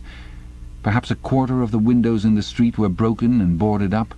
Most of the people paid no attention to Winston. A few eyed him with a sort of guarded curiosity. 2 monstrous women with brick-red forearms folded across their aprons were talking outside a doorway. Winston caught scraps of conversation as he approached. "Yes," I says to her, "that's all very well," I says, "but if you'd been in my place you'd have done the same as what I done. It's easy to criticize," I says, "but you ain't got the same problems as what I got." "Ah," says the other, "that's just it. That's just where it is." The strident voices stopped abruptly. The women studied him in hostile silence as he went past. But it was not hostility, exactly. Merely a kind of wariness, a momentary stiffening, as at the passing of some unfamiliar animal. The blue overalls of the party could not be a common sight in a street like this. Indeed, it was unwise to be seen in such places, unless you had definite business there. The patrols might stop you if you happened to run into them. "May I see your papers, comrade? What are you doing here? What time did you leave work? Is this your usual way home?" and so on and so forth. Not that there was any rule against walking home by an unusual route, but it was enough to draw attention to you if the thought police heard about it. Suddenly the whole street was in commotion. There were yells of warning from all sides. People were shooting into the doorways like rabbits. A young woman leapt out of a doorway a little ahead of Winston, grabbed up a tiny child playing in a puddle, whipped her apron about it, and leapt back again, all in one movement. At the same instant a man in a concertina-like black suit, who had emerged from a side alley, ran toward Winston, pointing excitedly to the sky. "Steamer!" he yelled. "Look out, governor! Bang overhead! Lay down, quick!" Steamer was a nickname which for some reason the proles applied to rocket bombs. Winston promptly flung himself on his face. The proles were nearly always right when they gave you a warning of this kind. They seemed to possess some kind of instinct which told them several seconds in advance when a rocket was coming, although the rocket supposedly travelled faster than sound. Winston clasped his forearms about his head. There was a roar that seemed to make the pavement heave. A shower of light objects pattered onto his back. When he stood up he found that he was covered with fragments of glass from the nearest window. He walked on. The bomb had demolished a group of houses 200 meters up the street. A black plume of smoke hung in the sky, and below it a cloud of plaster dust, in which a crowd was already forming round the ruins. There was a little pile of plaster lying on the pavement ahead of him, and in the middle of it he could see a bright red streak. When he got up to it he saw that it was a human hand, severed at the wrist. Apart from the bloody stump, the hand was so completely whitened as to resemble a plaster cast. He kicked the thing into the gutter, and then, to avoid the crowd, turned down a side street to the right. Within 3 or 4 minutes he was out of the area which the bomb had affected, and the sordid, swarming life of the streets was going on as though nothing had happened. It was nearly 20 hours, and the drinking shops which the proles frequented, pubs they called them, were choked with customers. From their grimy swing doors, endlessly opening and shutting, there came forth a smell of urine, sawdust, and sour beer. In an angle formed by a projecting house front, 3 men were standing very close together, the middle one of them holding a folded-up newspaper which the other 2 were studying over his shoulders. Even before he was near enough to make out the expression on their faces, Winston could see absorption in every line of their bodies. It was obviously some serious piece of news that they were reading. He was a few paces away from them when suddenly the group broke up, and 2 of the men were in a violent altercation. For a moment they seemed almost on the point of blows. "Can't you bleeding well listen to what I say? I tell you no number ending in 7 ain't won for over 14 months. "Yes, it has, then." "No, it has not. Back home I got the whole lot of 'em for over 2 years wrote down on a piece of paper. I takes 'em down, regular as the clock, and I tell you no number ending in 7. Yes, a 7 has one. I could pretty near tell you the bleeding number, 407 it ended in. It were in February, 2nd week in February. February, your grandmother. I got it all down in black and white, and I tell you no number—" "Ow, pack it in," said the 3rd man. They were talking about the lottery. Winston looked back when he had gone 30 meters. They were still arguing with vivid, passionate faces. The lottery, with its weekly payout of enormous prizes, was the one public event to which the proles paid serious attention. It was probable that there were some millions of proles for whom the lottery was the principal, if not the only reason for remaining alive. It was their delight, their folly, their anodyne, their intellectual stimulant. Where the lottery was concerned, even people who could barely read and write seemed capable of intricate calculations and staggering feats of memory. There was a whole tribe of men who made a living simply by selling systems, forecasts, and lucky amulets. Winston had nothing to do with the running of the lottery, which was managed by the Ministry of Plenty, but he was aware, indeed everyone in the party was aware, that the prizes were largely imaginary. Only small sums were actually paid out, the winners of the big prizes being non-existent persons. In the absence of any real intercommunication between one part of Oceania and another, this was not difficult to arrange. But if there was hope, it lay in the proles. You had to cling on to that. When you put it in words, it sounded reasonable. It was when you looked at the human beings passing you on the pavement that it became an act of faith. The street into which he had turned ran downhill. He had a feeling that he had been in this neighbourhood before, and that there was a main thoroughfare not far away. From somewhere ahead came a din of shouting voices. The street took a sharp turn and then ended in a flight of steps, which led down into a sunken alley where a few stall-keepers were selling tired-looking vegetables. At this moment Winston remembered where he was. The alley led out into the main street, and down the next turning, not 5 minutes away, was the junk shop where he had bought the blank book which was now his diary.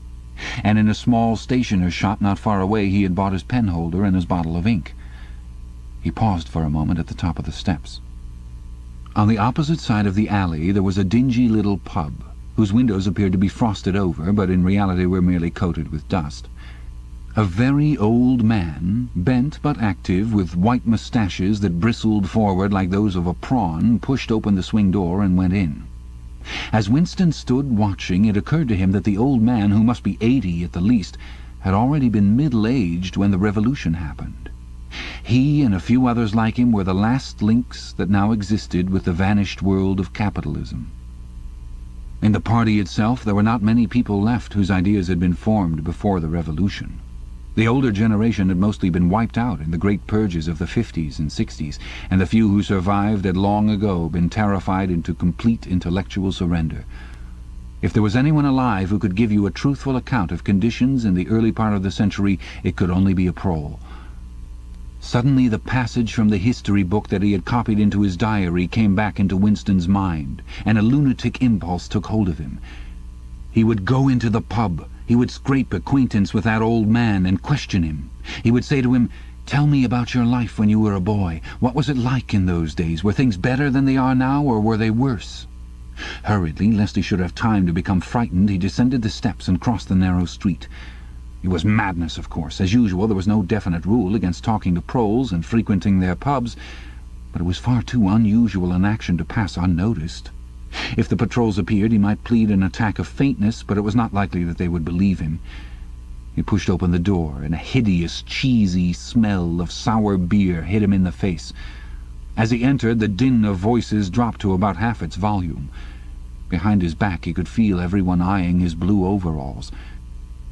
A game of darts, which was going on at the other end of the room, interrupted itself for perhaps as much as 30 seconds. The old man whom he had followed was standing at the bar, having some kind of altercation with the barman, a large, stout, hook-nosed young man with enormous forearms. A knot of others, standing round with glasses in their hands, were watching the scene. "I asked you civil enough, didn't I?" said the old man, straightening his shoulders pugnaciously. "You telling me you ain't got a pint mug in the old bleeding boozer?"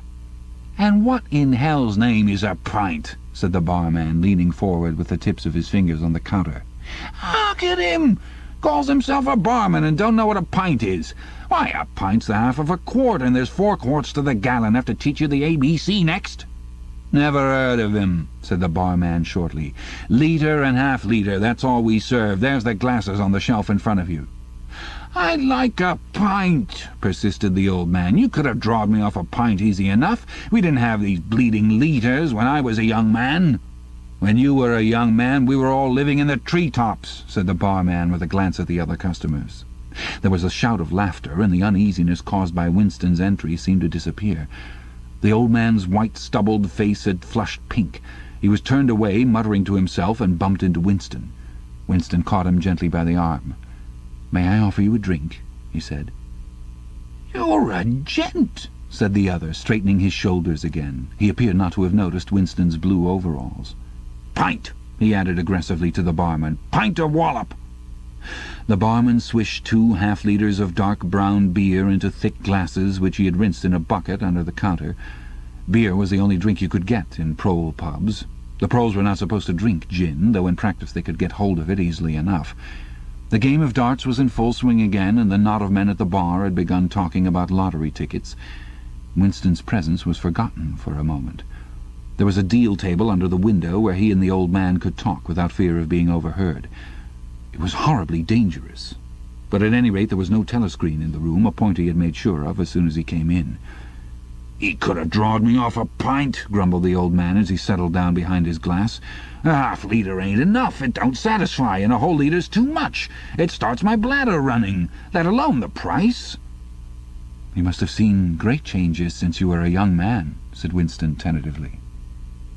The old man's pale blue eyes moved from the darts board to the bar and from the bar to the door of the gents, as though it were in the bar-room that he expected the changes to have occurred. "The beer was better," he said finally, "and cheaper. When I was a young man, mild beer, wallop, we used to call it, was 4p a pint. That was before the war, of course." "Which war was that?" said Winston. "It's all wars," said the old man vaguely.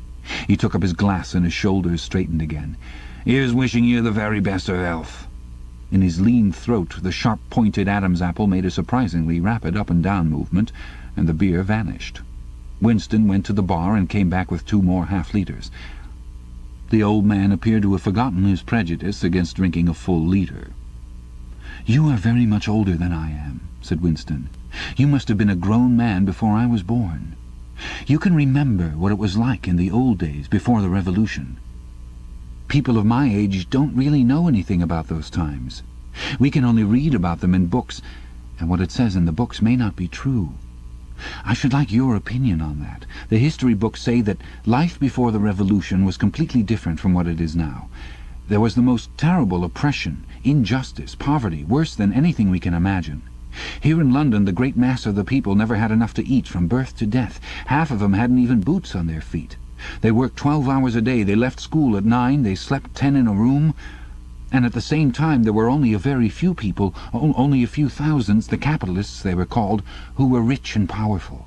They owned everything that there was to own. They lived in great gorgeous houses with 30 servants. They rode about in motor cars and 4-horse carriages. They drank champagne. They wore top hats." The old man brightened suddenly. "Top hats," he said. "Funny you should mention 'em. The same thing come into my head only yesterday. I don't know why, I was just thinking I ain't seen a top hat in years. Gone right out, they have. The last time I worn one was at my sister-in-law's funeral. And that was, well, I couldn't give you the date, but it must have been 50 years ago. Of course it was only hired for the occasion, you understand." It isn't very important about the top hats," said Winston patiently. "The point is, these capitalists, they and a few lawyers and priests and so forth who lived on them, were the lords of the earth. Everything existed for their benefit. You, the ordinary people, the workers, were their slaves.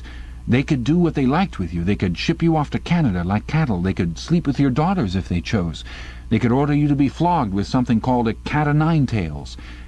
You had to take your cap off when you passed them. Every capitalist went about with a gang of lackeys who—" The old man brightened again. "Lackeys," he said. "Now there's a word I ain't heard ever since so long. Lackeys. That regular takes me back, that does. I recollect, donkeys years ago, I used to sometimes go to Hyde Park of a Sunday afternoon to hear the blokes making speeches. Salvation Army, Roman Catholics, Jews, Indians, all sorts there was. And there was one bloke— well, I couldn't give you his name, but a real powerful speaker he was. He didn't half give it to him. 'Lackeys,' he says, 'lackeys of the bourgeoisie, flunkies of the ruling class, parasites,' that was another of them, and hyenas. He definitely called them hyenas. Of course, he was referring to the Labour Party, you understand." Winston had the feeling that they were talking at cross purposes. "What I really wanted to know was this," he said. "Do you feel that you have more freedom now than you had in those days? Are you treated more like a human being? In the old days, the rich people, the people at the top—" "The House of Lords," put in the old man reminiscently. "The House of Lords, if you like. What I'm asking is, were these people able to treat you as an inferior simply because they were rich and you were poor? Is it a fact, for instance, that you had to call them sir and take off your cap when you passed them?" The old man appeared to think deeply. He drank off about a quarter of his beer before answering. "Yes," he said. "They liked you to touch your cap to 'em. It showed respect like. I didn't agree with it myself, but I done it often enough. Had to, as you might say." "And was it usual I'm only quoting what I've read in history books. Was it usual for these people and their servants to push you off the pavement into the gutter?" "One of 'em pushed me once," said the old man. "I recollect it as if it were yesterday. It was boat race night. Terrible rowdy they used to get on boat race night, and I bumps into a young bloke on Shaftesbury Avenue. Quite the gent he was, dress shirt, top hat, black overcoat. He was kind of zigzagging across the pavement, and I bumps into him accidental like. He says, 'Why can't you look where you're going?' he says. I says, 'D'you think you blocked the bleeding pavement?' He says, 'I twist your bloody head off if you get fresh with me.' I says, 'You're drunk. I'll give you in charge in half a minute,' I says. And if you'll believe me, he puts his hand on my chest and gives me a shove as pretty near sent me under the wheels of a bus. Well, I was young in them days, and I was going to have fetched him one, only—" A sense of helplessness took hold of Winston. The old man's memory was nothing but a rubbish heap of details. One could question him all day without getting any real information. The party histories might still be true after a fashion. They might even be completely true. He made a last attempt. "Perhaps I have not made myself clear," he said. "What I'm trying to say is this. You have been alive a very long time. You lived half your life before the Revolution. In 1925, for instance, you were already grown up. Would you say, from what you can remember, that life in 1925 was better than it is now, or worse? If you could choose, would you prefer to live then or now?" The old man looked meditatively at the darts board. He finished up his beer more slowly than before. When he spoke, it was with a tolerant, philosophic air, as though the beer had mellowed him. "I know what you'd expect me to say," he said. "You expect me to say as I'd sooner be young again. Most people'd say they'd sooner be young if you asked 'em. You got your health and strength when you're young. When you get to my time of life, you ain't never well. I suffer something wicked from my feet, and my bladder's just terrible. 6 and 7 times a night it has me out of bed. On the other hand, there's great advantages in being an old man. You ain't got the same worries. No truck with women, and that's a great thing. I ain't had a woman for near on 30 year, if you'd credit me, nor wanted to, what's more." Winston sat back against the windowsill. There was no use going on. He was about to buy some more beer when the old man suddenly got up and shuffled rapidly into the stinking urinal at the side of the room. The extra half-liter was already working on him. Winston sat for a minute or two gazing at his empty glass, and hardly noticed when his feet carried him out into the street again.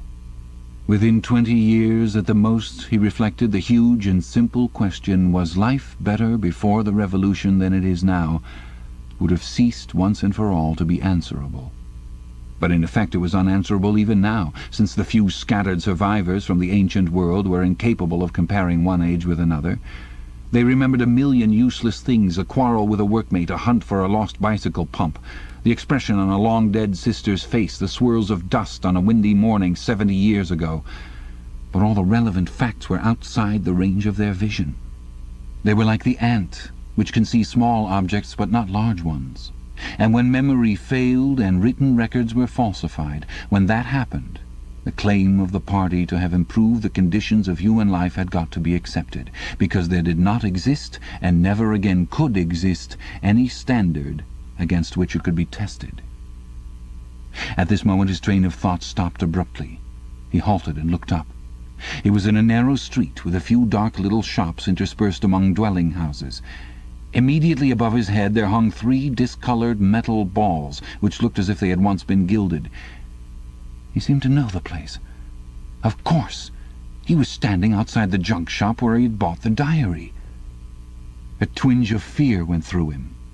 It had been a sufficiently rash act to buy the book in the beginning, and he had sworn never to come near the place again. And yet the instant that he allowed his thoughts to wander, his feet had brought him back here of their own accord. It was precisely against suicidal impulses of this kind that he had hoped to guard himself by opening the diary. At the same time, he noticed that although it was nearly 21 hours, the shop was still open. With the feeling that he would be less conspicuous inside than hanging about on the pavement, he stepped through the doorway. If questioned, he could plausibly say that he was trying to buy razor blades. This ends Side 2 of Cassette 2. Please stop the tape before fast-forwarding to the end and loading cassette 3. The proprietor had just lighted a hanging oil lamp which gave off an unclean but friendly smell. He was a man of perhaps 60, frail and bowed, with a long, benevolent nose and mild eyes distorted by thick spectacles. His hair was almost white, but his eyebrows were bushy and still black.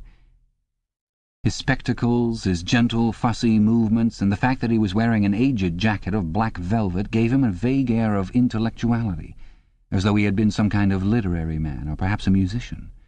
His voice was soft, as though faded, and his accent less debased than that of the majority of proles.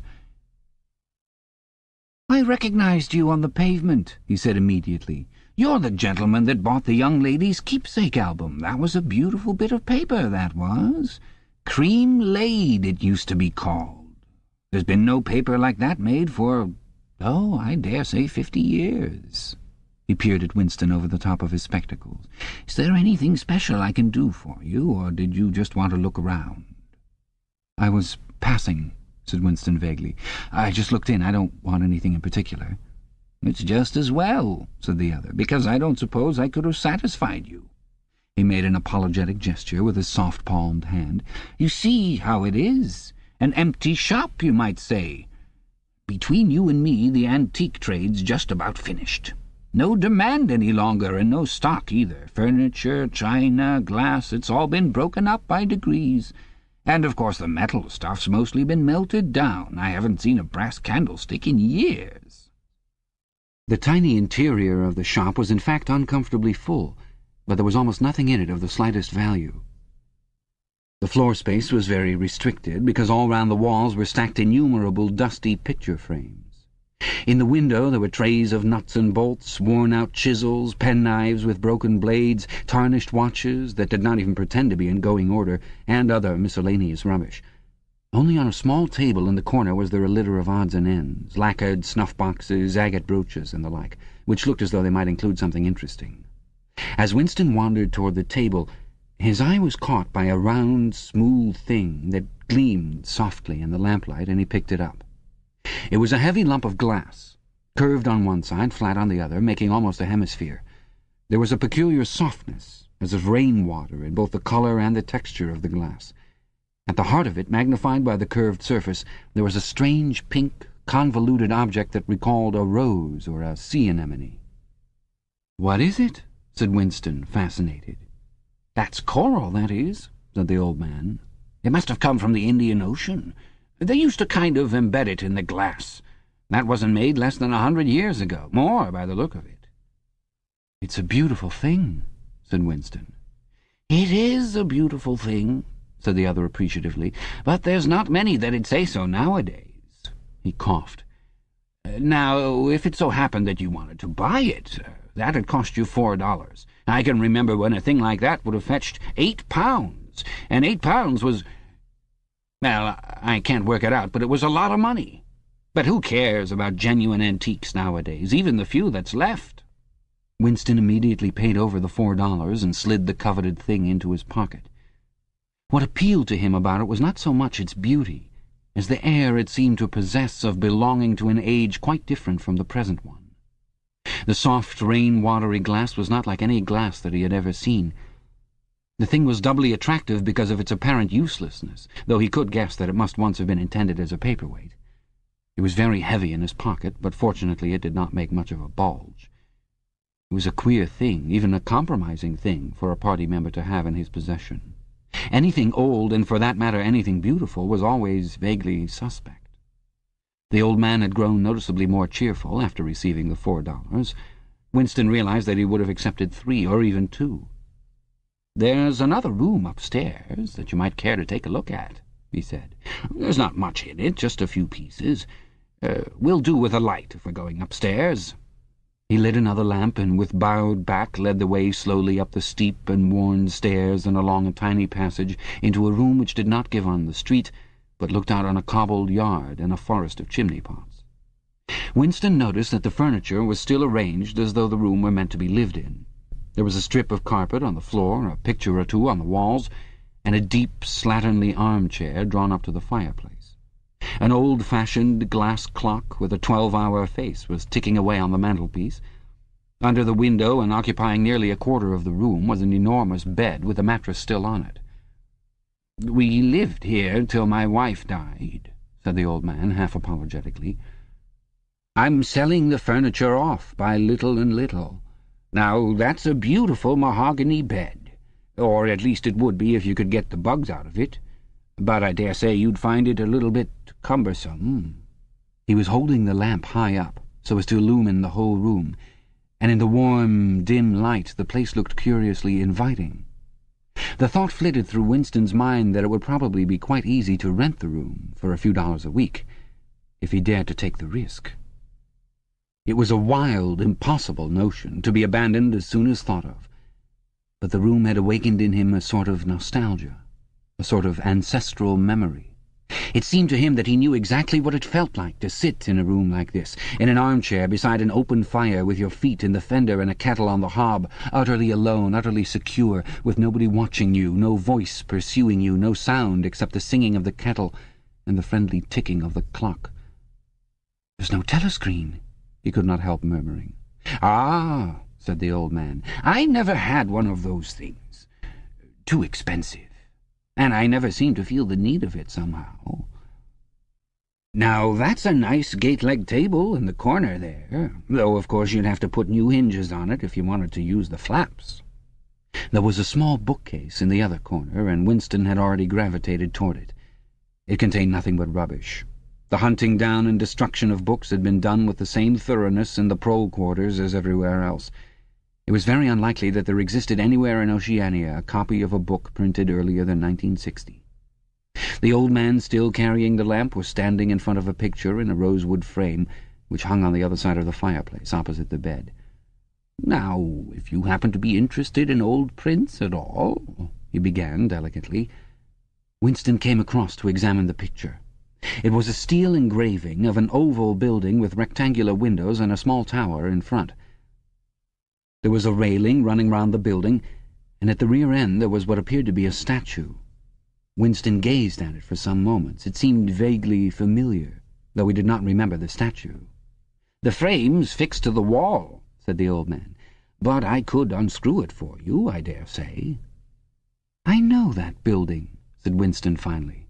"It's a ruin now. It's in the middle of the street outside the Palace of Justice." "That's right, outside the law courts. It was bombed in...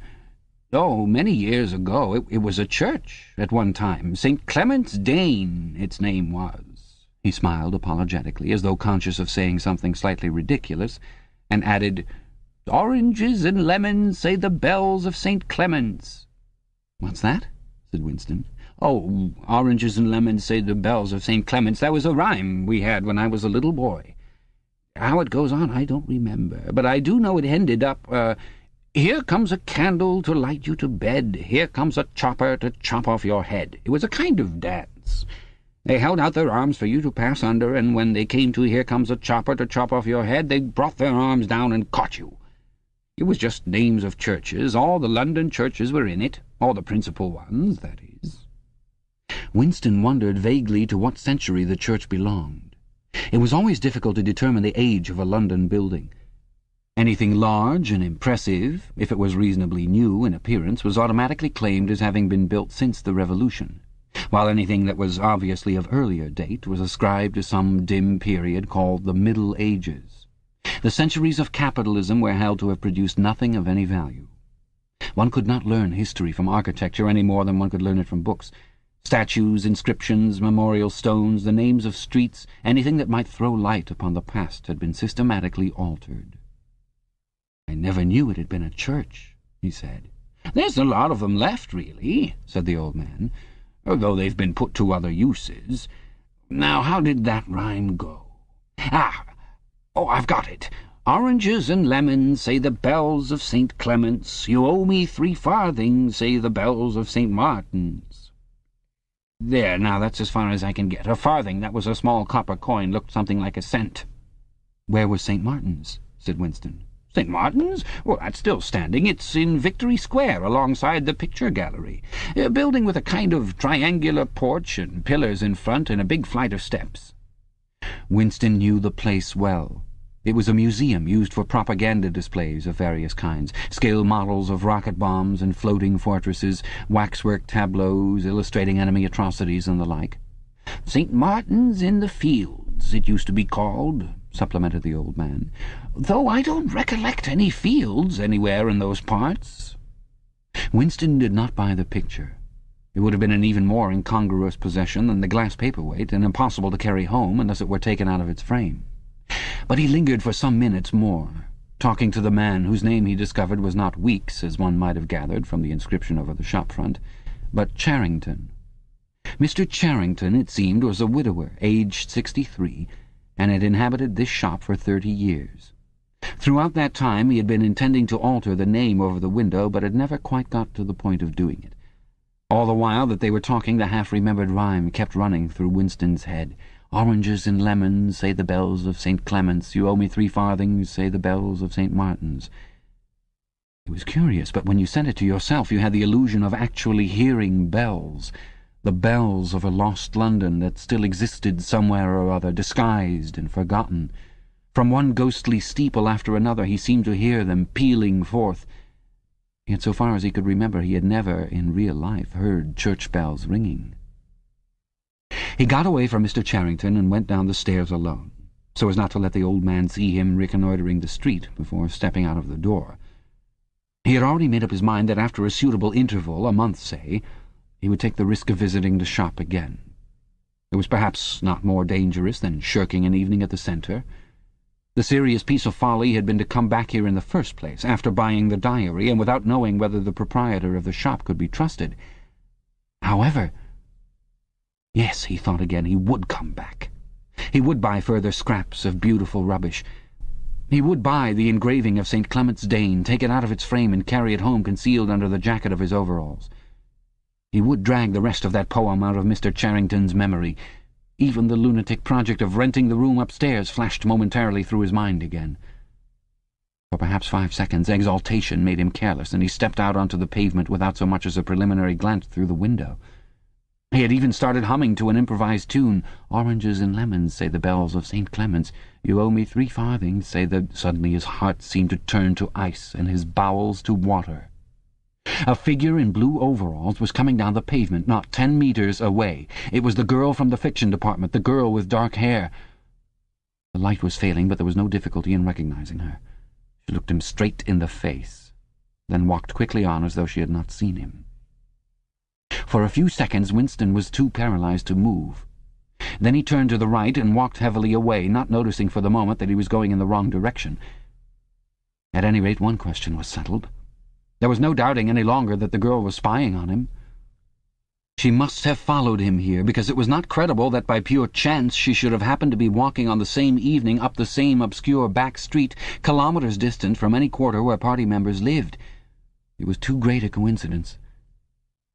Whether she was really an agent of the thought police or simply an amateur spy actuated by officiousness hardly mattered. It was enough that she was watching him. Probably she had seen him go into the pub as well. It was an effort to walk. The lump of glass in his pocket banged against his thigh at each step, and he was half-minded to take it out and throw it away. The worst thing was the pain in his belly. For a couple of minutes he had the feeling that he would die if he did not reach a lavatory soon. But there would be no public lavatories in a quarter like this. Then the spasm passed, leaving a dull ache behind. The street was a blind alley. Winston halted, stood for several seconds, wondering vaguely what to do, then turned round and began to retrace his steps. As he turned, it occurred to him that the girl had only passed him 3 minutes ago, and that by running he could probably catch up with her. He could keep on her track till they were in some quiet place, and then smash her skull in with a cobblestone. The piece of glass in his pocket would be heavy enough for the job.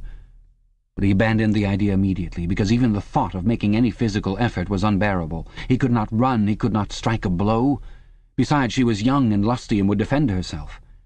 He thought also of hurrying to the community centre and staying there till the place closed, so as to establish a partial alibi for the evening. But that too was impossible. A deadly lassitude had taken hold of him. All he wanted was to get home quickly and then sit down and be quiet. It was after 22 hours when he got back to the flat. The lights would be switched off at the main at 23:30. He went into the kitchen and swallowed nearly a teacupful of Victory gin. Then he went to the table in the alcove, sat down and took the diary out of the drawer. But he did not open it at once. From the telescreen a brassy female voice was squalling a patriotic song. He sat staring at the marbled cover of the book, trying without success to shut the voice out of his consciousness. It was at night that they came for you. Always at night. The proper thing was to kill yourself before they got you. Undoubtedly some people did so. Many of the disappearances were actually suicides. But it needed desperate courage to kill yourself in a world where firearms or any quick and certain poison were completely unprocurable. He thought with a kind of astonishment of the biological uselessness of pain and fear, the treachery of the human body which always freezes into inertia at exactly the moment when a special effort is needed. He might have silenced the dark-haired girl if only he had acted quickly enough, but precisely because of the extremity of his danger he had lost the power to act. It struck him that in moments of crisis one is never fighting against an external enemy, but always against one's own body. Even now, in spite of the gin, the dull ache in his belly made consecutive thought impossible. And it is the same, he perceived, in all seemingly heroic or tragic situations. On the battlefield, in the torture chamber, on a sinking ship, the issues that you are fighting for are always forgotten, because the body swells up until it fills the universe, and even when you are not paralyzed by fright or screaming with pain, life is a moment-to-moment struggle against hunger or cold or sleeplessness, against a sour stomach or an aching tooth. He opened the diary. It was important to write something down. The woman on the telescreen had started a new song. Her voice seemed to stick into his brain like jagged splinters of glass. He tried to think of O'Brien, for whom or to whom the diary was written, but instead he began thinking of the thing that would happen to him after the thought police took him away. It would not matter if they killed you at once. To be killed was what you expected. But before death nobody spoke of such things, yet everybody knew of them. There was the routine of confession that had to be gone through, the grovelling on the floor and screaming for mercy, the crack of broken bones, the smashed teeth and bloody clots of hair. Why did you have to endure it, since the end was always the same? Why was it not possible to cut a few days or weeks out of your life? Nobody ever escaped detection, and nobody ever failed to confess. When once you had succumbed to thought crime, it was certain that by a given date you would be dead. Why then did that horror which altered nothing have to lie embedded in future time? He tried, with a little more success than before, to summon up the image of O'Brien. "We shall meet in the place where there is no darkness," O'Brien had said to him. He knew what it meant, or thought he knew. The place where there is no darkness was the imagined future, which one would never see, but which, by foreknowledge, one could mystically share in. But with the voice from the telescreen nagging at his ears, he could not follow the train of thought further. He put a cigarette in his mouth. Half the tobacco promptly fell out onto his tongue, a bitter dust which was difficult to spit out again. The face of Big Brother swam into his mind, displacing that of O'Brien. Just as he had done a few days earlier, he slid a coin out of his pocket and looked at it. The face gazed up at him, heavy, calm, protecting. But what kind of smile was hidden beneath the dark mustache? Like a leaden knell, the words came back at him. War is peace. Freedom is slavery. Ignorance is strength. Part 2. It was the middle of the morning, and Winston had left his cubicle to go to the lavatory. A solitary figure was coming toward him from the other end of the long, brightly lit corridor. It was the girl with dark hair. 4 days had gone past since the evening when he had run into her outside the junk shop. As she came nearer, he saw that her right arm was in a sling, not noticeable at a distance because it was of the same color as her overalls. Probably she had crushed her hand while swinging round one of the big kaleidoscopes on which the plots of novels were roughed in. It was a common accident in the fiction department. They were perhaps 4 meters apart when the girl stumbled and fell almost flat on her face. A sharp cry of pain was wrung out of her. She must have fallen right on the injured arm. Winston stopped short. The girl had risen to her knees. Her face had turned a milky yellow color against which her mouth stood out redder than ever. Her eyes were fixed on his with an appealing expression that looked more like fear than pain. A curious emotion stirred in Winston's heart. In front of him was an enemy who was trying to kill him. In front of him also was a human creature, in pain and perhaps with a broken bone. Already he had instinctively started forward to help her. In the moment when he had seen her fall on the bandaged arm, it had been as though he felt the pain in his own body. "You're hurt?" he said. "It's nothing. My arm. It'll be all right in a second." She spoke as though her heart were fluttering. She had certainly turned very pale. "You haven't broken anything?" "No, I'm all right. It hurt for a moment, that's all." She held out her free hand to him, and he helped her up. She had regained some of her colour and appeared very much better. "It's nothing," she repeated shortly. "I only gave my wrist a bit of a bang. Thanks, comrade." And with that she walked on in the direction in which she had been going as briskly as though it had really been nothing. The whole incident could not have taken as much as half a minute. Not to let one's feelings appear in one's face was a habit that had acquired the status of an instinct, and in any case they had been standing straight in front of a telescreen when the thing happened. Nevertheless, it had been very difficult not to betray a momentary surprise, for in the 2 or 3 seconds while he was helping her up, the girl had slipped something into his hand. There was no question that she had done it intentionally. It was something small and flat. As he passed through the lavatory door, he transferred it to his pocket and felt it with the tips of his fingers. It was a scrap of paper folded into a square. While he stood at the urinal, he managed, with a little more fingering, to get it unfolded. Obviously there must be a message of some kind written on it. For a moment he was tempted to take it into one of the water closets and read it at once. But that would be shocking folly, as he well knew. There was no place where you could be more certain that the telescreens were watched continuously. He went back to his cubicle, sat down, threw the fragment of paper casually among the other papers on the desk, put on his spectacles, and hitched the speakwrite toward him. 5 minutes, he told himself, 5 minutes at the very least. His heart bumped in his breast with frightening loudness. Fortunately, the piece of work he was engaged on was mere routine, the rectification of a long list of figures not needing close attention. Whatever was written on the paper, it must have some kind of political meaning. So far as he could see, there were 2 possibilities. One, much the more likely, was that the girl was an agent of the thought police, just as he had feared. He did not know why the thought police should choose to deliver their messages in such a fashion, but perhaps they had their reasons. The thing that was written on the paper might be a threat, a summons, an order to commit suicide, a trap of some description. But there was another, wilder possibility that kept raising its head, though he tried vainly to suppress it. This was that the message did not come from the thought police at all, but from some kind of underground organization. Perhaps the Brotherhood existed after all. Perhaps the girl was part of it. No doubt the idea was absurd, but it had sprung into his mind in the very instant of feeling the scrap of paper in his hand. It was not till a couple of minutes later that the other, more probable explanation had occurred to him. And even now, though his intellect told him that the message probably meant death, still that was not what he believed. And the unreasonable hope persisted, and his heart banged, and it was with difficulty that it kept his voice from trembling as he murmured his figures into the speakwrite. He rolled up the completed bundle of work and slid it into the pneumatic tube. 8 minutes had gone by. He readjusted his spectacles on his nose, sighed, and drew the next batch of work toward him with the scrap of paper on top of it. He flattened it out. On it was written in large, unformed handwriting, "I love you." For several seconds he was too stunned even to throw the incriminating thing into the memory hole.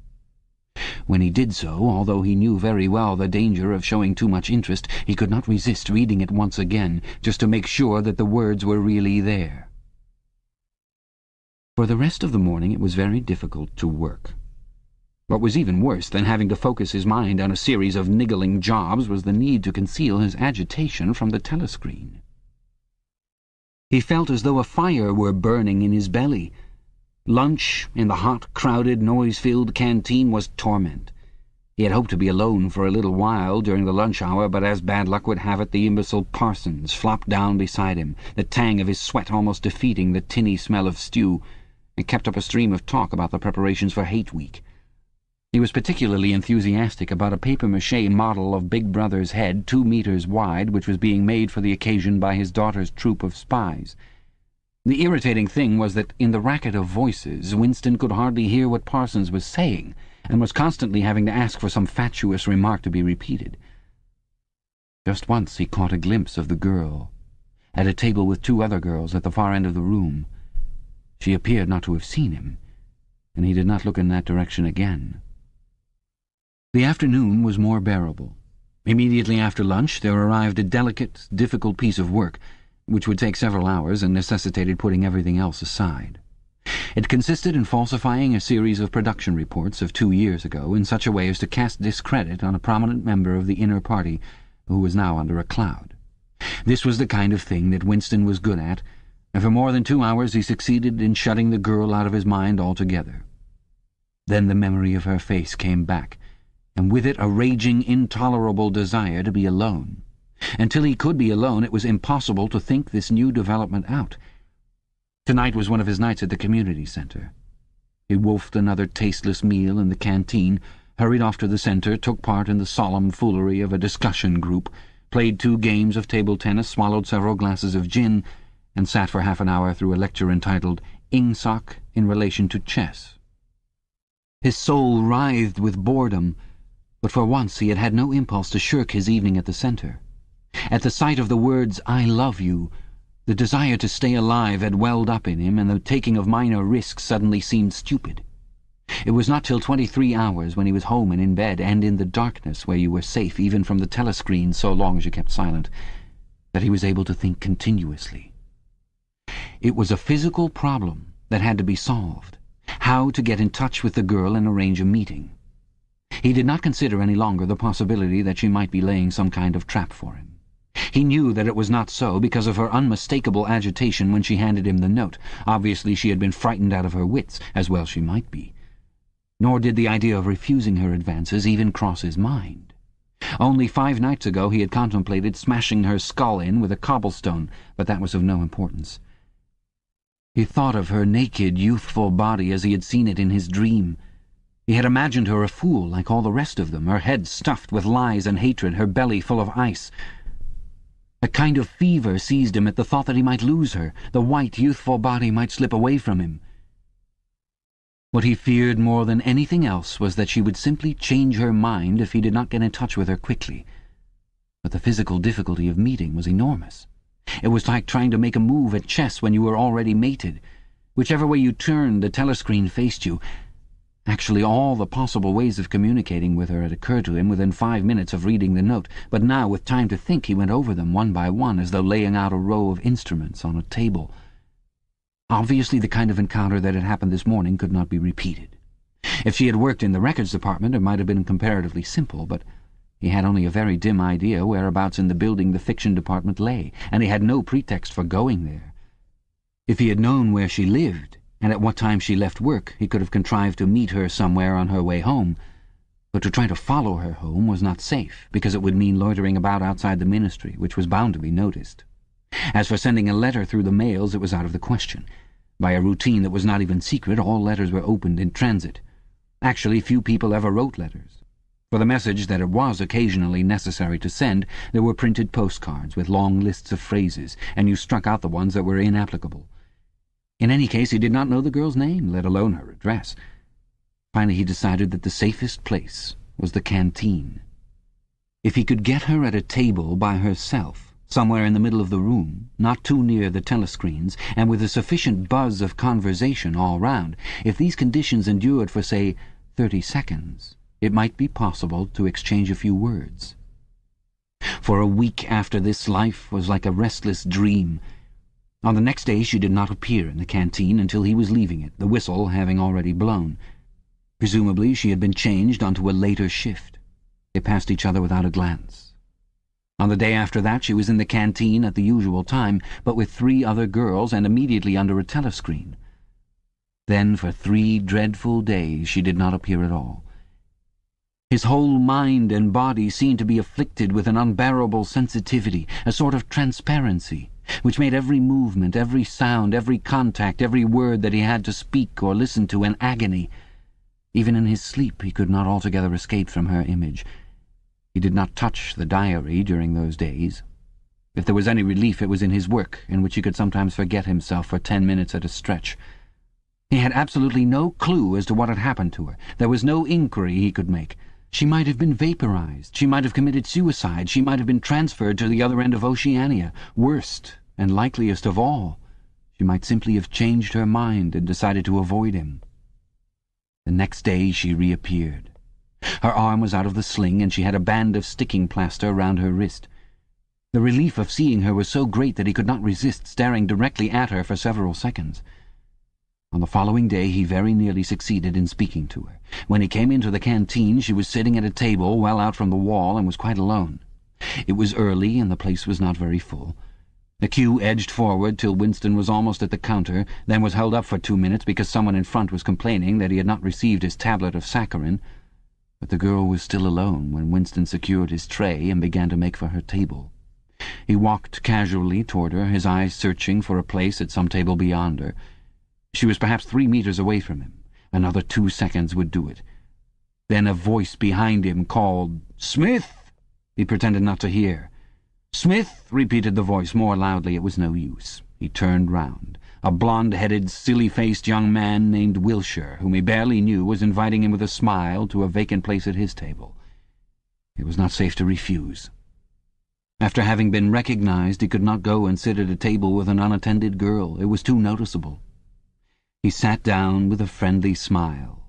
The silly blonde face beamed into his. Winston had a hallucination of himself smashing a pickaxe right into the middle of it.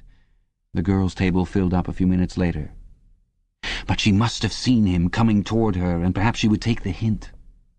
Next day he took care to arrive early. Sure enough, she was at a table in about the same place, and again alone. The person immediately ahead of him in the queue was a small, swiftly moving, beetle-like man with a flat face and tiny, suspicious eyes. As Winston turned away from the counter with his tray, he saw that the little man was making straight for the girl's table. His hopes sank again. There was a vacant place at a table farther away, but something in the little man's appearance suggested that he would be sufficiently attentive to his own comfort to choose the emptiest table. With ice at his heart, Winston followed. It was no use unless he could get the girl alone. At this moment there was a tremendous crash. The little man was sprawling on all fours. His tray had gone flying. 2 streams of soup and coffee were flowing across the floor. He started to his feet with a malignant glance at Winston, whom he evidently suspected of having tripped him up. But it was all right. 5 seconds later, with a thundering heart, Winston was sitting at the girl's table. He did not look at her. He unpacked his tray and promptly began eating. It was all important to speak at once before anyone else came, but now a terrible fear had taken possession of him. A week had gone by since she had first approached. She would have changed her mind. She must have changed her mind. It was impossible that this affair should end successfully. Such things did not happen in real life. He might have flinched altogether from speaking if at this moment he had not seen Ampleforth, the hairy-eared poet, wandering limply round the room with a tray looking for a place to sit down. In his vague way, Ampleforth was attached to Winston and would certainly sit down at his table if he caught sight of him. There was perhaps a minute in which to act. Both Winston and the girl were eating steadily. The stuff they were eating was a thin stew, actually a soup of haricot beans. In a low murmur, Winston began speaking.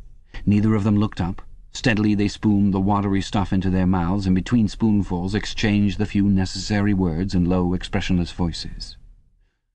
"What time do you leave work?" 18:30. "Where can we meet?" "Victory Square, near the monument. It's full of telescreens.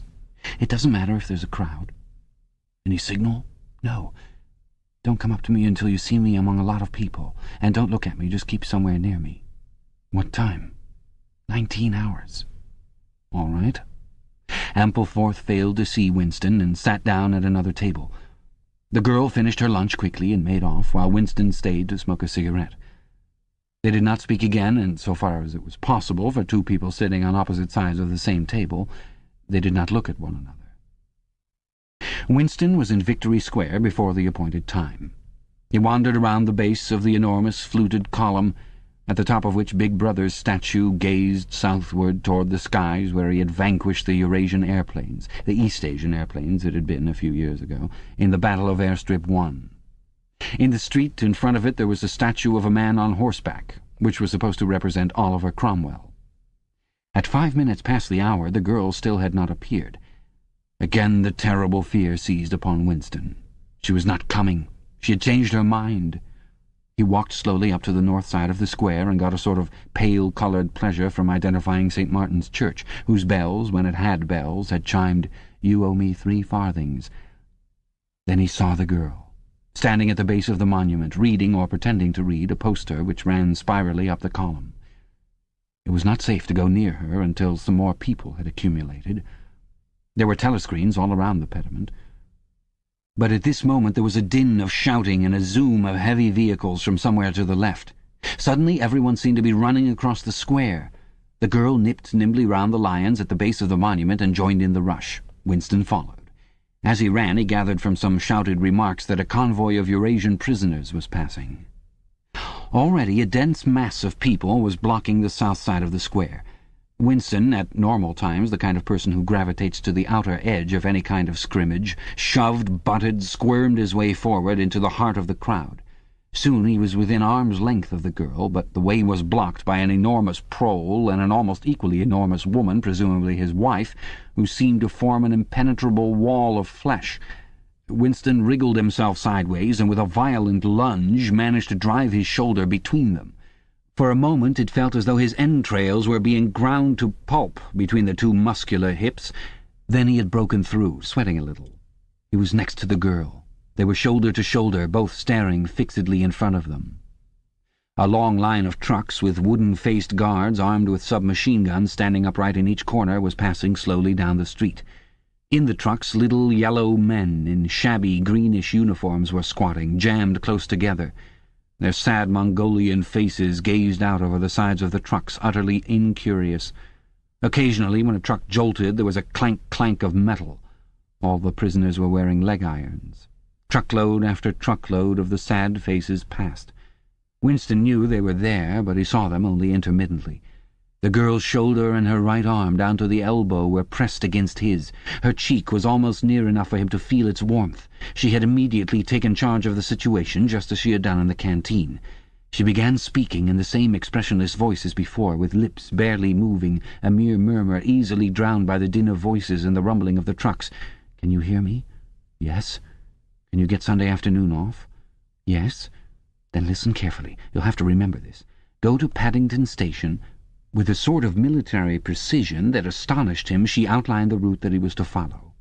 A half-hour railway journey, turn left outside the station, 2 kilometres along the road, a gate with the top bar missing, a path across a field, a grass-grown lane, a track between bushes, a dead tree with moss on it. It was as though she had a map inside of her head. "Can you remember all that?" she murmured finally. "Yes." "You turn left, then right, then left again, and the gate's got no top bar." "Yes." "What time?" "About 15. You may have to wait. I'll get there by another way. Are you sure you remember everything?" "Yes." "Get away from me as quick as you can." She need not have told him that, but for the moment they could not extricate themselves from the crowd. The trucks were still filing past, the people still insatiably gaping. At the start there had been a few boos and hisses, but it came only from the party members among the crowd and had soon stopped. The prevailing emotion was simply curiosity. Foreigners, whether from Eurasia or from East Asia, were a kind of strange animal. One literally never saw them, except in the guise of prisoners, and even as prisoners one never got more than a momentary glimpse of them.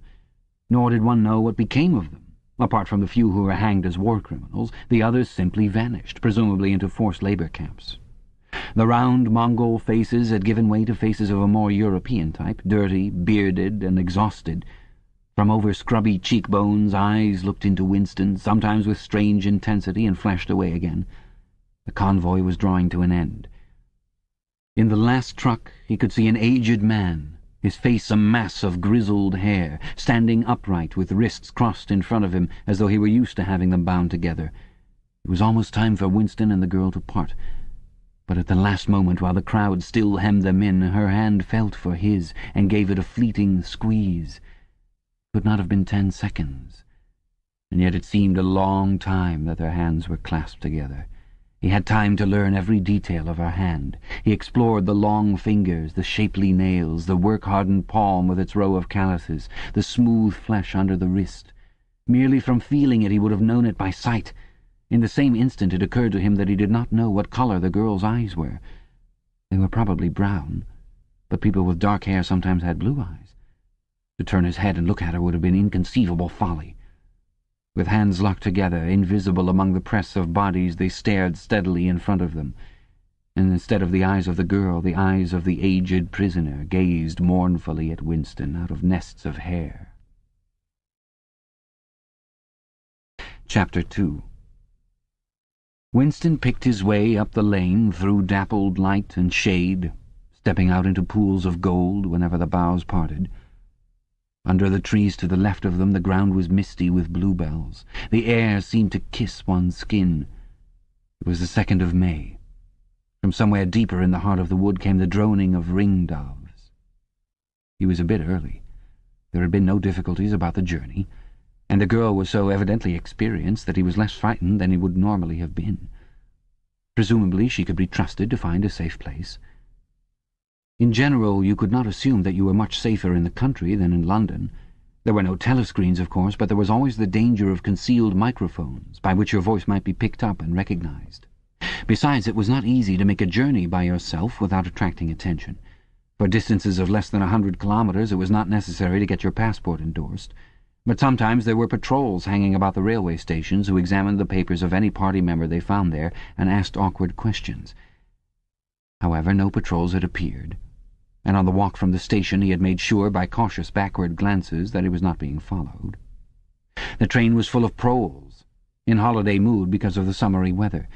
The wooden-seated carriage in which he travelled was filled to overflowing by a single enormous family ranging from a toothless great-grandmother to a month-old baby, going out to spend an afternoon with in-laws in the country, and, as they freely explained to Winston, to get hold of a little black-market butter. The lane widened, and in a minute he came to the footpath she had told him of, a mere cattle track which plunged between the bushes. He had no watch, but it could not be 15 yet. The bluebells were so thick underfoot that it was impossible not to tread on them.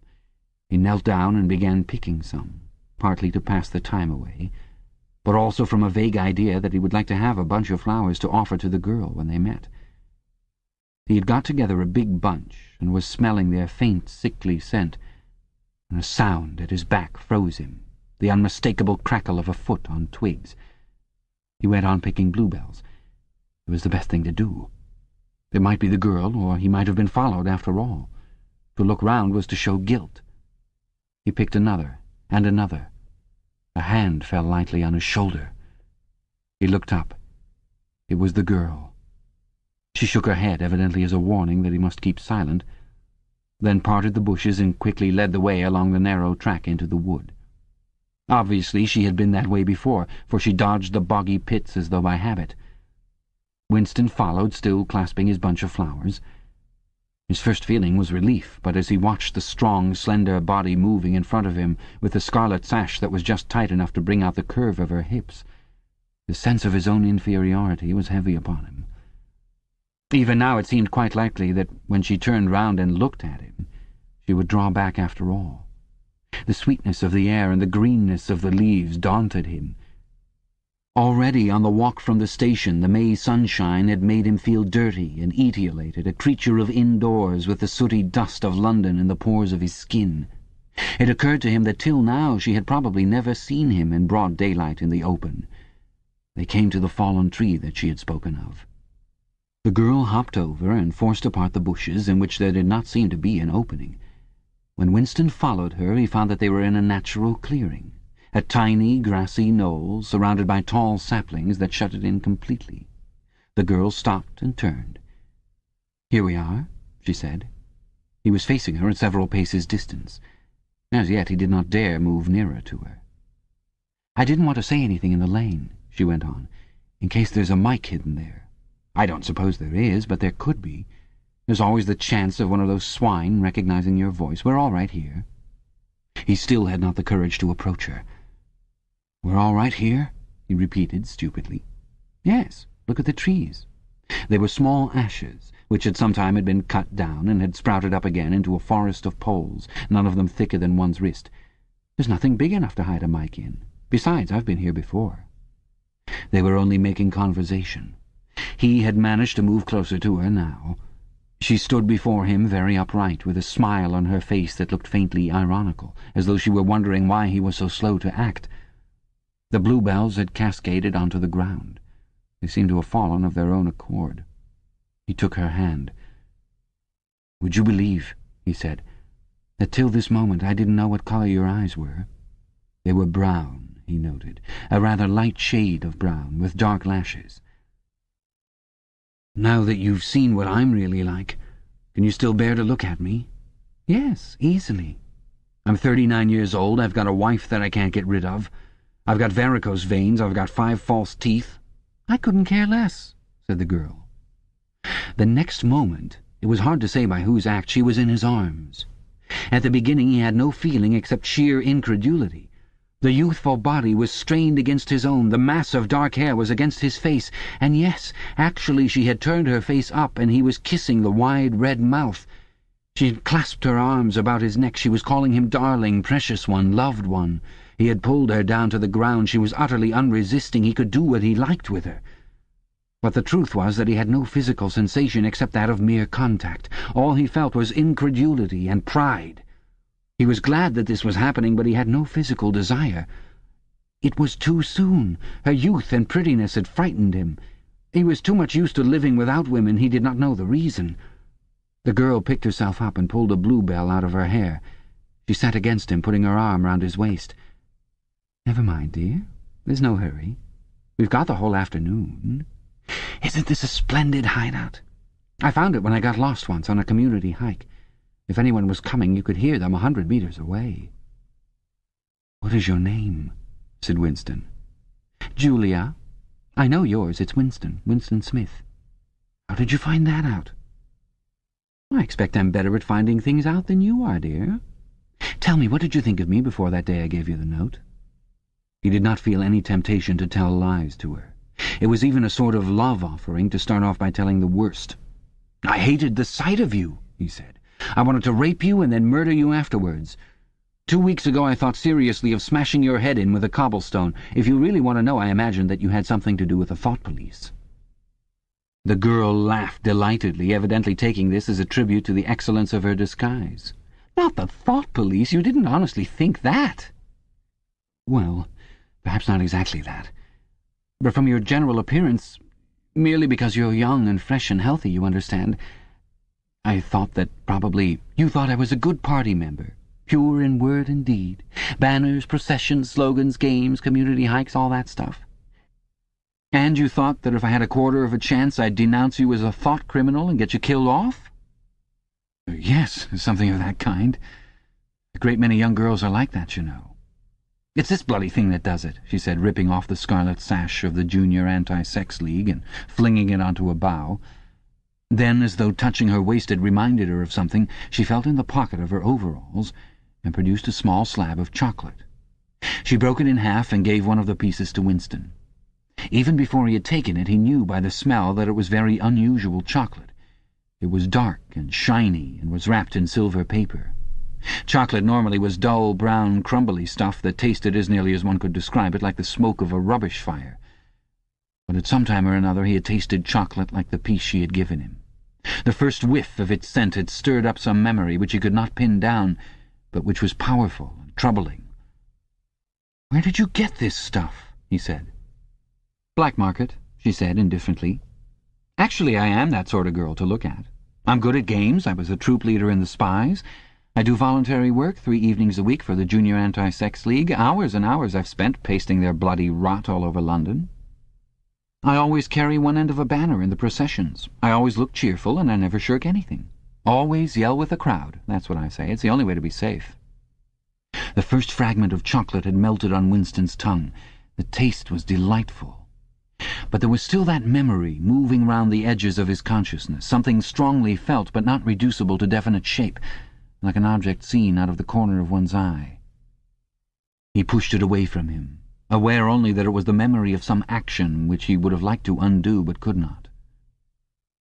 "You are very young," he said. "You are 10 or 15 years younger than I am. What could you see to attract you in a man like me? It was something in your face. I thought I'd take a chance. I'm good at spotting people who don't belong. As soon as I saw you, I knew you were against them. Them, it appeared, meant the party, and above all the inner party, about whom she talked with an open, jeering hatred which made Winston feel uneasy, although he knew that they were safe here if they could be safe anywhere. A thing that astonished him about her was the coarseness of her language. Party members were supposed not to swear, and Winston himself very seldom did swear, aloud at any rate. Julia, however, seemed unable to mention the party, and especially the inner party, without using the kind of words that you saw chalked up in dripping alleyways. He did not dislike it. It was merely one symptom of her revolt against the party in all its ways, and somehow it seemed natural and healthy, like the sneeze of a horse that smells bad hay. They had left the clearing and were wandering again through the checkered shade with their arms round each other's waists whenever it was wide enough to walk two abreast. He noticed how much softer her waist seemed to feel now that the sash was gone. They did not speak above a whisper. Outside the clearing, Julia said it was better to go quietly. Presently they had reached the edge of the little wood. She stopped him. "Don't go out into the open. There might be someone watching. We're all right if we keep behind the boughs." They were standing in the shade of hazel bushes. The sunlight, filtering through innumerable leaves, was still hot on their faces.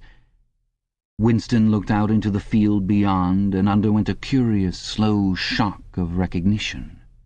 He knew it by sight. An old, close-bitten pasture with a footpath wandering across it and a molehill here and there. In the ragged edge on the opposite side, the boughs of the elm trees swayed just perceptibly in the breeze, and their leaves stirred faintly in dense masses like women's hair. Surely somewhere nearby, but out of sight, there must be a stream with green pools where dace were swimming. "Isn't there a stream somewhere near here?" he whispered. "That's right, there is a stream. It's at the edge of the next field, actually. There are fish in it, great big ones. You can watch them lying in the pools under the willow trees, waving their tails." "It's the golden country, almost," he murmured. "The golden country? Oh, it's nothing really, a landscape I've seen sometimes in a dream." "Look!" whispered Julia. A thrush had alighted on a bough not 5 meters away, almost at the level of their faces. Perhaps it had not seen them. It was in the sun, they in the shade. It spread out its wings, fitted them carefully into place again, ducked its head for a moment, as though making a sort of obeisance to the sun, and then began to pour forth a torrent of song. In the afternoon hush, the volume of sound was startling. Winston and Julia clung together, fascinated. The music went on, minute after minute, with astonishing variations, never once repeating itself, almost as though the bird were deliberately showing off its virtuosity. Sometimes it stopped for a few seconds, spread out and resettled its wings, then swelled its speckled breast and again burst into song. Winston watched it with a sort of vague reverence. For whom, for what was that bird singing? No mate, no rival was watching it. What made it sit at the edge of the lonely wood and pour its music into nothingness? He wondered whether after all there was a microphone hidden somewhere near. He and Julia had only spoken in low whispers, and it would not pick up what they had said, but it would pick up the thrush. Perhaps at the other end of the instrument some small beetle-like man was listening intently, listening to that. But by degrees the flood of music drove all speculations out of his mind. It was as though it were a kind of liquid stuff that poured all over him and got mixed up with the sunlight that filtered through the leaves. He stopped thinking and merely felt. The girl's waist in the bend of his arm was soft and warm. He pulled her round so that they were breast to breast. Her body seemed to melt into his. Wherever his hands moved, it was all as yielding as water. Their mouths clung together. It was quite different from the hard kisses they had exchanged earlier. When they moved their faces apart again, both of them sighed deeply. The bird took fright and fled with a clatter of wings. Winston put his lips against her ear. "Now," he whispered. "Not here," she whispered back. "Come back to the hideout. It's safer." Quickly, with an occasional crackle of twigs, they threaded their way back to the clearing. When they were once inside the ring of saplings, she turned and faced him. They were both breathing fast, but the smile had reappeared round the corners of her mouth. She stood looking at him for an instant, then felt at the zipper of her overalls. And yes, it was almost as in his dream. Almost as swiftly as he had imagined it, she had torn her clothes off, and when she flung them aside it was with that same magnificent gesture by which a whole civilization seemed to be annihilated. Her body gleamed white in the sun. But for a moment he did not look at her body. His eyes were anchored by the freckled face with its faint, bold smile. He knelt down before her and took her hands in his. "Have you done this before?" "Of course. Hundreds of times. Well, scores of times, anyway." "With party members?" "Yes, always with party members.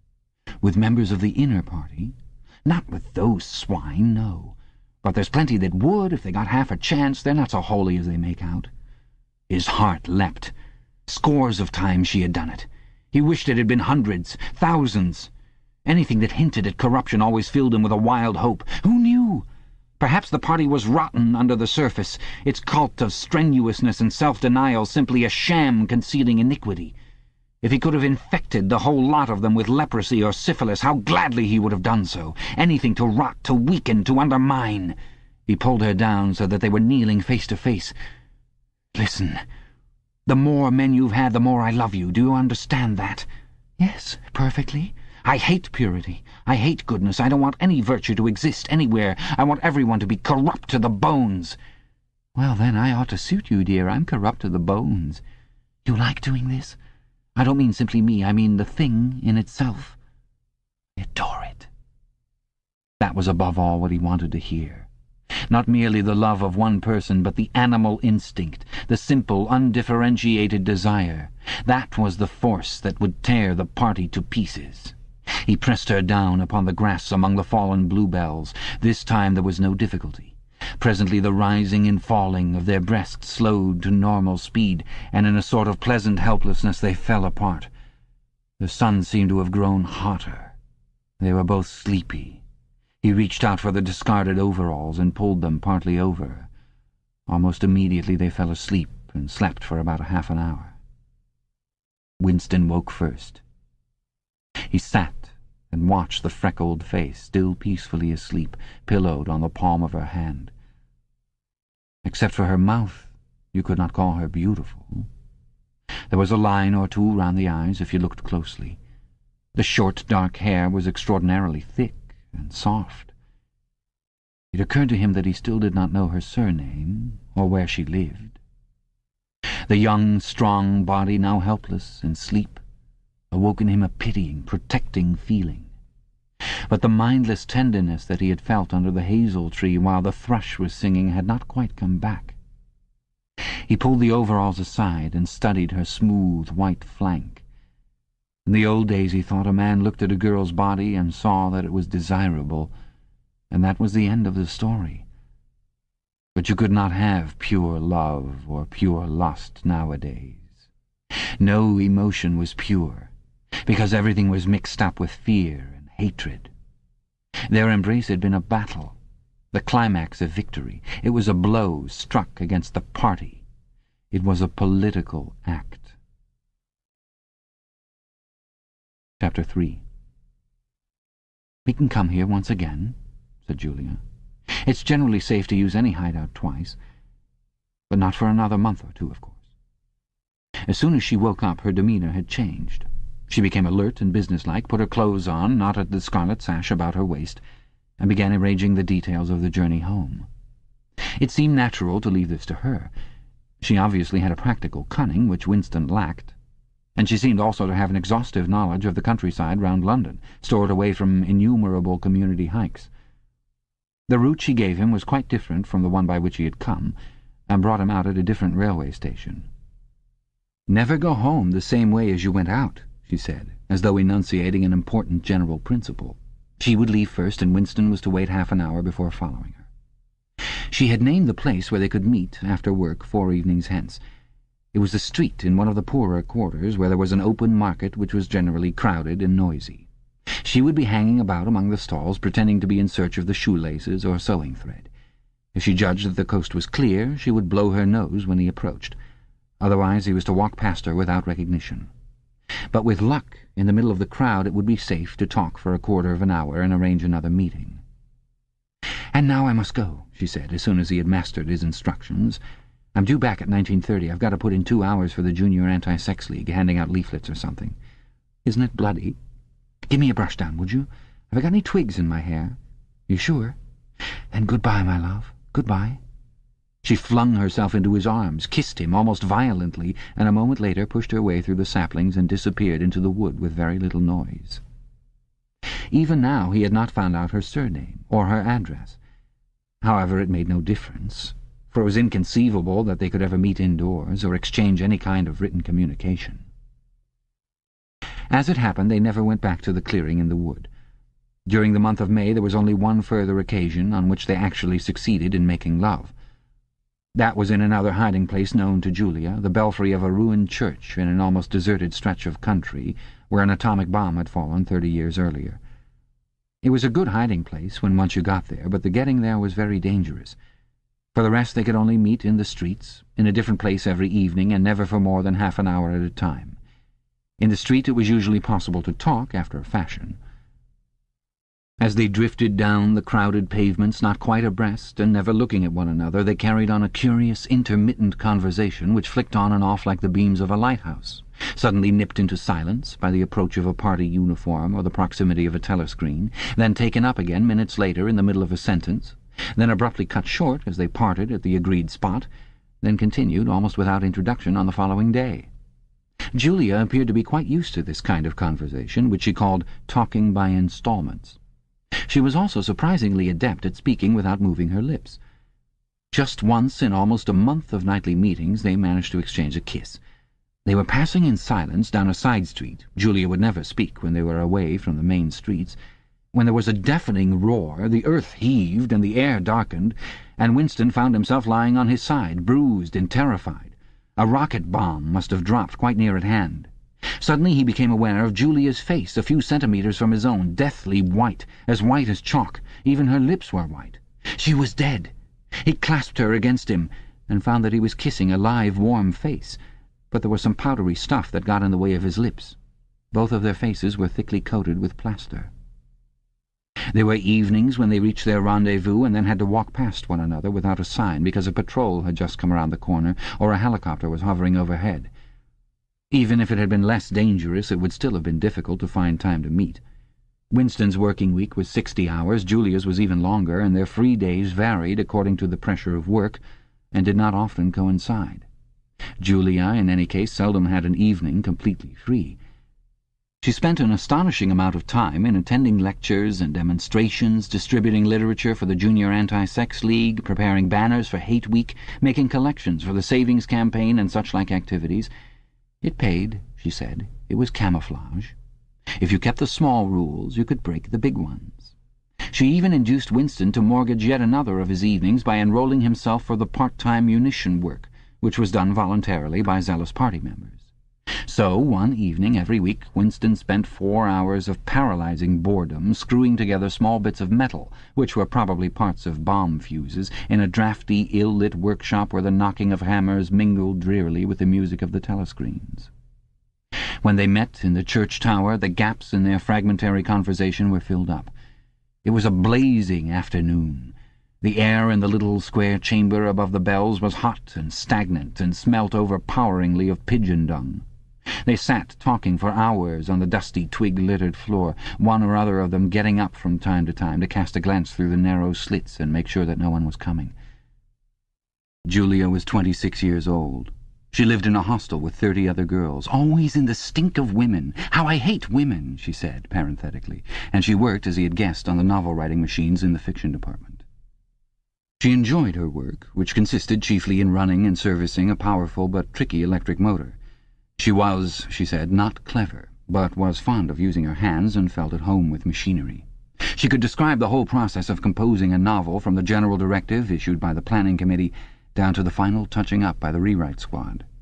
But she was not interested in the finished product. She didn't much care for reading, she said. Books were just a commodity that had to be produced, like jam or bootlaces. She had no memories of anything before the early 60s, and the only person she had ever known who talked frequently of the days before the Revolution was a grandfather who had disappeared when she was 8.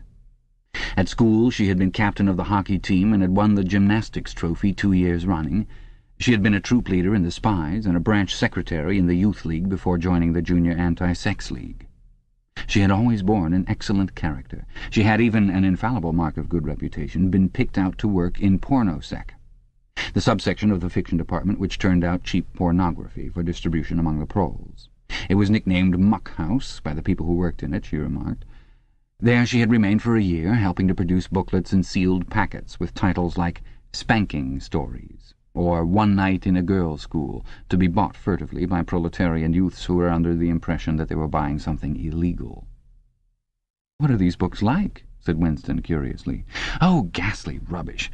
They're boring, really. They only have 6 plots, but they swap them around a bit. Of course, I was only on the kaleidoscope, so I was never in the rewrite squad. I'm not literary, dear, not even enough for that." He learned with astonishment that all the workers in pornosec, except the head of the department, were girls. The theory was that men, whose sex instincts were less controllable than those of women, were in greater danger of being corrupted by the filth they handled. "They don't even like having married women there," she added. "Girls are always supposed to be so pure. Here's one who isn't, anyway." She had had her first love affair when she was 16, with a party member of 60, who later committed suicide to avoid arrest. "And a good job, too," said Julia. "Otherwise they'd have had my name out of him when he confessed." Since then there had been various others. Life, as she saw it, was quite simple. You wanted a good time. They, meaning the party, wanted to stop you having it. You broke the rules as best you could. She seemed to think it just as natural that they should want to rob you of your pleasures as that you should want to avoid being caught. She hated the party, and said so in the crudest words, but she made no general criticism of it. Except where it touched upon her own life, she had no interest in party doctrine. He noticed that she never used Newspeak words except the ones that had passed into everyday use. She had never heard of the Brotherhood and refused to believe in its existence. Any kind of organized revolt against the party, which was bound to be a failure, struck her as stupid. The clever thing was to break the rules and stay alive all the same. He wondered vaguely how many others like her there might be in the younger generation. People who had grown up in the world of the Revolution, knowing nothing else, accepting the party as something unalterable, like the sky, not rebelling against its authority, but simply evading it, as a rabbit dodges a dog. They did not discuss the possibility of getting married. It was too remote to be worth thinking about. No imaginable committee would ever sanction such a marriage, even if Catherine, Winston's wife, could somehow have been got rid of. It was hopeless even as a daydream. "What was she like, your wife?" said Julia. "She was... Do you know the Newspeak word good-thinkful, meaning naturally orthodox, incapable of thinking a bad thought?" "No, I didn't know the word, but I know the kind of person right enough." He began telling her the story of his married life. But curiously enough, she appeared to know the essential parts of it already. She described to him, almost as though she had seen or felt it, the stiffening of Catherine's body as soon as he touched her, the way in which she still seemed to be pushing him from her with all her strength, even when her arms were clasped tightly around him. With Julia he felt no difficulty in talking about such things. Catherine, in any case, had long ceased to be a painful memory and become merely a distasteful one. "I could have stood it if it hadn't been for one thing," he said. He told her about the frigid little ceremony that Catherine had forced him to go through on the same night every week. She hated it, but nothing would make her stop doing it. She used to call it... But you'll never guess. "Our duty to the party," said Julia promptly. "How did you know that?" "I've been at school too, dear. Sex talks once a month for the over-16s, and in the youth movement. They rub it into you for years. I dare say it works in a lot of cases. But of course you can never tell, people are such hypocrites." She began to enlarge upon the subject. With Julia, everything came back to her own sexuality. As soon as this was touched upon in any way, she was capable of great acuteness. Unlike Winston, she had grasped the inner meaning of the party's sexual puritanism. It was not merely that the sex instinct created a world of its own which was outside the party's control, and which therefore had to be destroyed if possible. What was more important was that sexual privation induced hysteria, which was desirable because it could be transformed into war fever and leader worship. The way she put it was, when you make love, you're using up energy, and afterwards you feel happy and don't give a damn for anything. They can't bear you to feel like that. They want you to be bursting with energy all the time. All this marching up and down and cheering and waving flags is simply sex gone sour. If you're happy inside yourself, why should you get excited about Big Brother and the 3-year plans and the 2 minutes hate and all the rest of their bloody rot? That was very true, he thought. There was a direct, intimate connection between chastity and political orthodoxy. For how could the fear, the hatred, and the lunatic credulity which the party needed in its members be kept at the right pitch, except by bottling down some powerful instinct and using it as a driving force? The sex impulse was dangerous to the party, and the party had turned it to account. They had played a similar trick with the instinct of parenthood. The family could not actually be abolished, and indeed people were encouraged to be fond of their children in almost the old-fashioned way. The children, on the other hand, were systematically turned against their parents, and taught to spy on them and report their deviations. The family had become, in effect, an extension of the thought police. It was a device by means of which everyone could be surrounded night and day by informers who knew him intimately. Abruptly his mind went back to Catherine. Catherine would unquestionably have denounced him to the thought police if she had not happened to be too stupid to detect the unorthodoxy of his opinions. But what really recalled her to him at this moment was the stifling heat of the afternoon, which had brought the sweat out on his forehead. He began telling Julia of something that had happened, or rather had failed to happen, on another sweltering summer afternoon 11 years ago. It was 3 or 4 months after they were married. They had lost their way on a community hike somewhere in Kent. They had only lagged behind the others for a couple of minutes, but they took the wrong turning, and presently found themselves pulled up short by the edge of an old chalk quarry. It was a sheer drop of 10 or 20 metres, with boulders at the bottom. There was nobody of whom they could ask the way. As soon as she realized that they were lost, Catherine became very uneasy. To be away from the noisy mob of hikers even for a moment gave her a feeling of wrongdoing. She wanted to hurry back by the way they had come and start searching in the other direction. But at this moment Winston noticed some tufts of loosestrife growing in the cracks of the cliff beneath them. One tuft was of 2 colours, magenta and brick red, apparently growing on the same root. He had never seen anything of the kind before, and he called to Catherine to come and look at it. "Look, Catherine, look at those flowers. That clump down near the bottom, do you see they're 2 different colours?" She had already turned to go, but she did rather fretfully come back for a moment. She even leaned out over the cliff face to see where he was pointing. He was standing a little behind her, and he put his hand on her waist to steady her. At this moment it suddenly occurred to him how completely alone they were. There was not a human creature anywhere, not a leaf stirring, not even a bird awake. In a place like this, the danger that there would be a hidden microphone was very small, and even if there was a microphone, it would only pick up sounds. It was the hottest, sleepiest hour of the afternoon. The sun blazed down upon them, the sweat tickled his face, and the thought struck him, "Why didn't you give her a good shove?" said Julia. "I would have." "Yes, dear, you would have. I would have if I'd been the same person then as I am now. Or perhaps I would. I'm not certain. Are you sorry you didn't?" "Yes, on the whole, I'm sorry I didn't." They were sitting side by side on the dusty floor. He pulled her closer against him. Her head rested on his shoulder, the pleasant smell of her hair conquering the pigeon dung. She was very young, he thought. She still expected something from life. She did not understand that to push an inconvenient person over a cliff solves nothing. "Actually, it would have made no difference," he said. "Then why are you sorry you didn't do it?"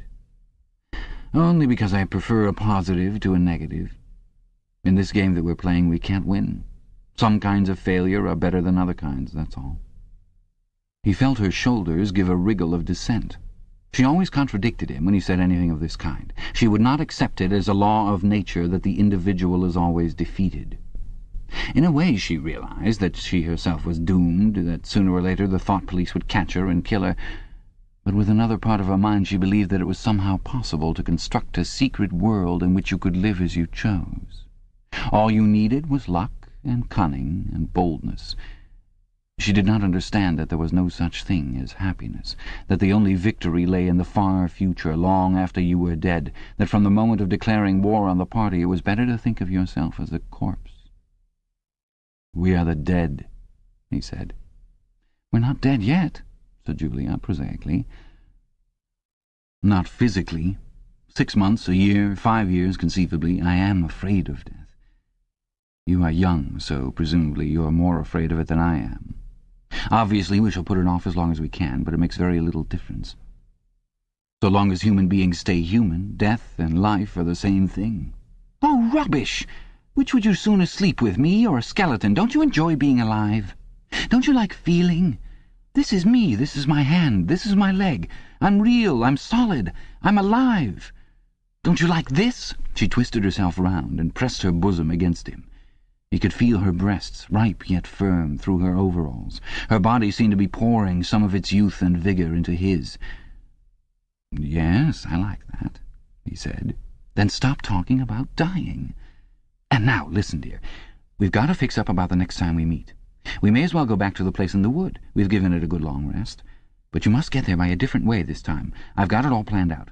You take the train. But look, I'll draw it out for you." And in her practical way she scraped together a small square of dust, and with a twig from a pigeon's nest began drawing a map on the floor. Chapter 4. Winston looked round the shabby little room above Mr. Charrington's shop. Beside the window the enormous bed was made up, with ragged blankets and a coverless bolster. The old-fashioned clock with the 12-hour face was ticking away on the mantelpiece. In the corner, on the gate-leg table, the glass paper weight which he had bought on his last visit gleamed softly out of the half-darkness. In the fender was a battered tin oil stove, a saucepan, and 2 cups, provided by Mr. Charrington. Winston lit the burner and set a pan of water to boil.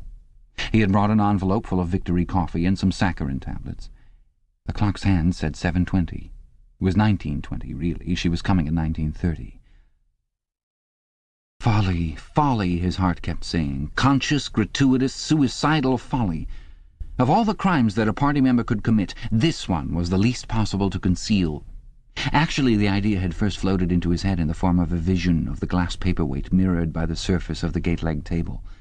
As he had foreseen, Mr. Charrington had made no difficulty about letting the room. He was obviously glad of the few dollars that it would bring him.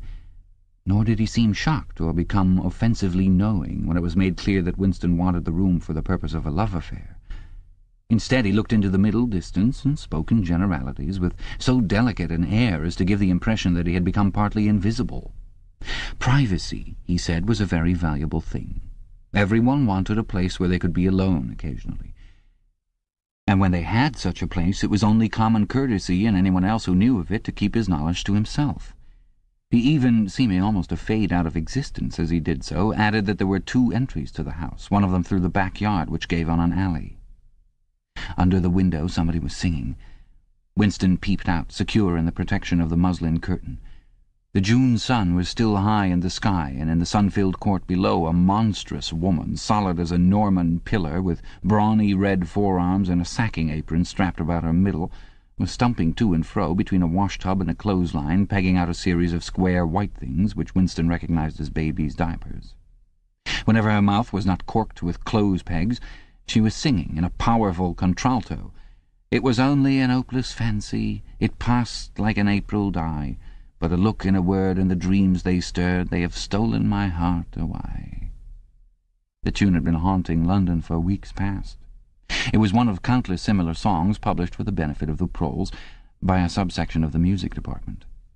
The words of these songs were composed without any human intervention whatever on an instrument known as a versificator, but the woman sang so tunefully as to turn the dreadful rubbish into an almost pleasant sound. He could hear the woman singing, and the scrape of her shoes on the flagstones, and the cries of the children in the street, and somewhere in the far distance a faint roar of traffic, and yet the room seemed curiously silent, thanks to the absence of a telescreen. Folly, folly, folly, he thought again. It was inconceivable that they could frequent this place for more than a few weeks without being caught.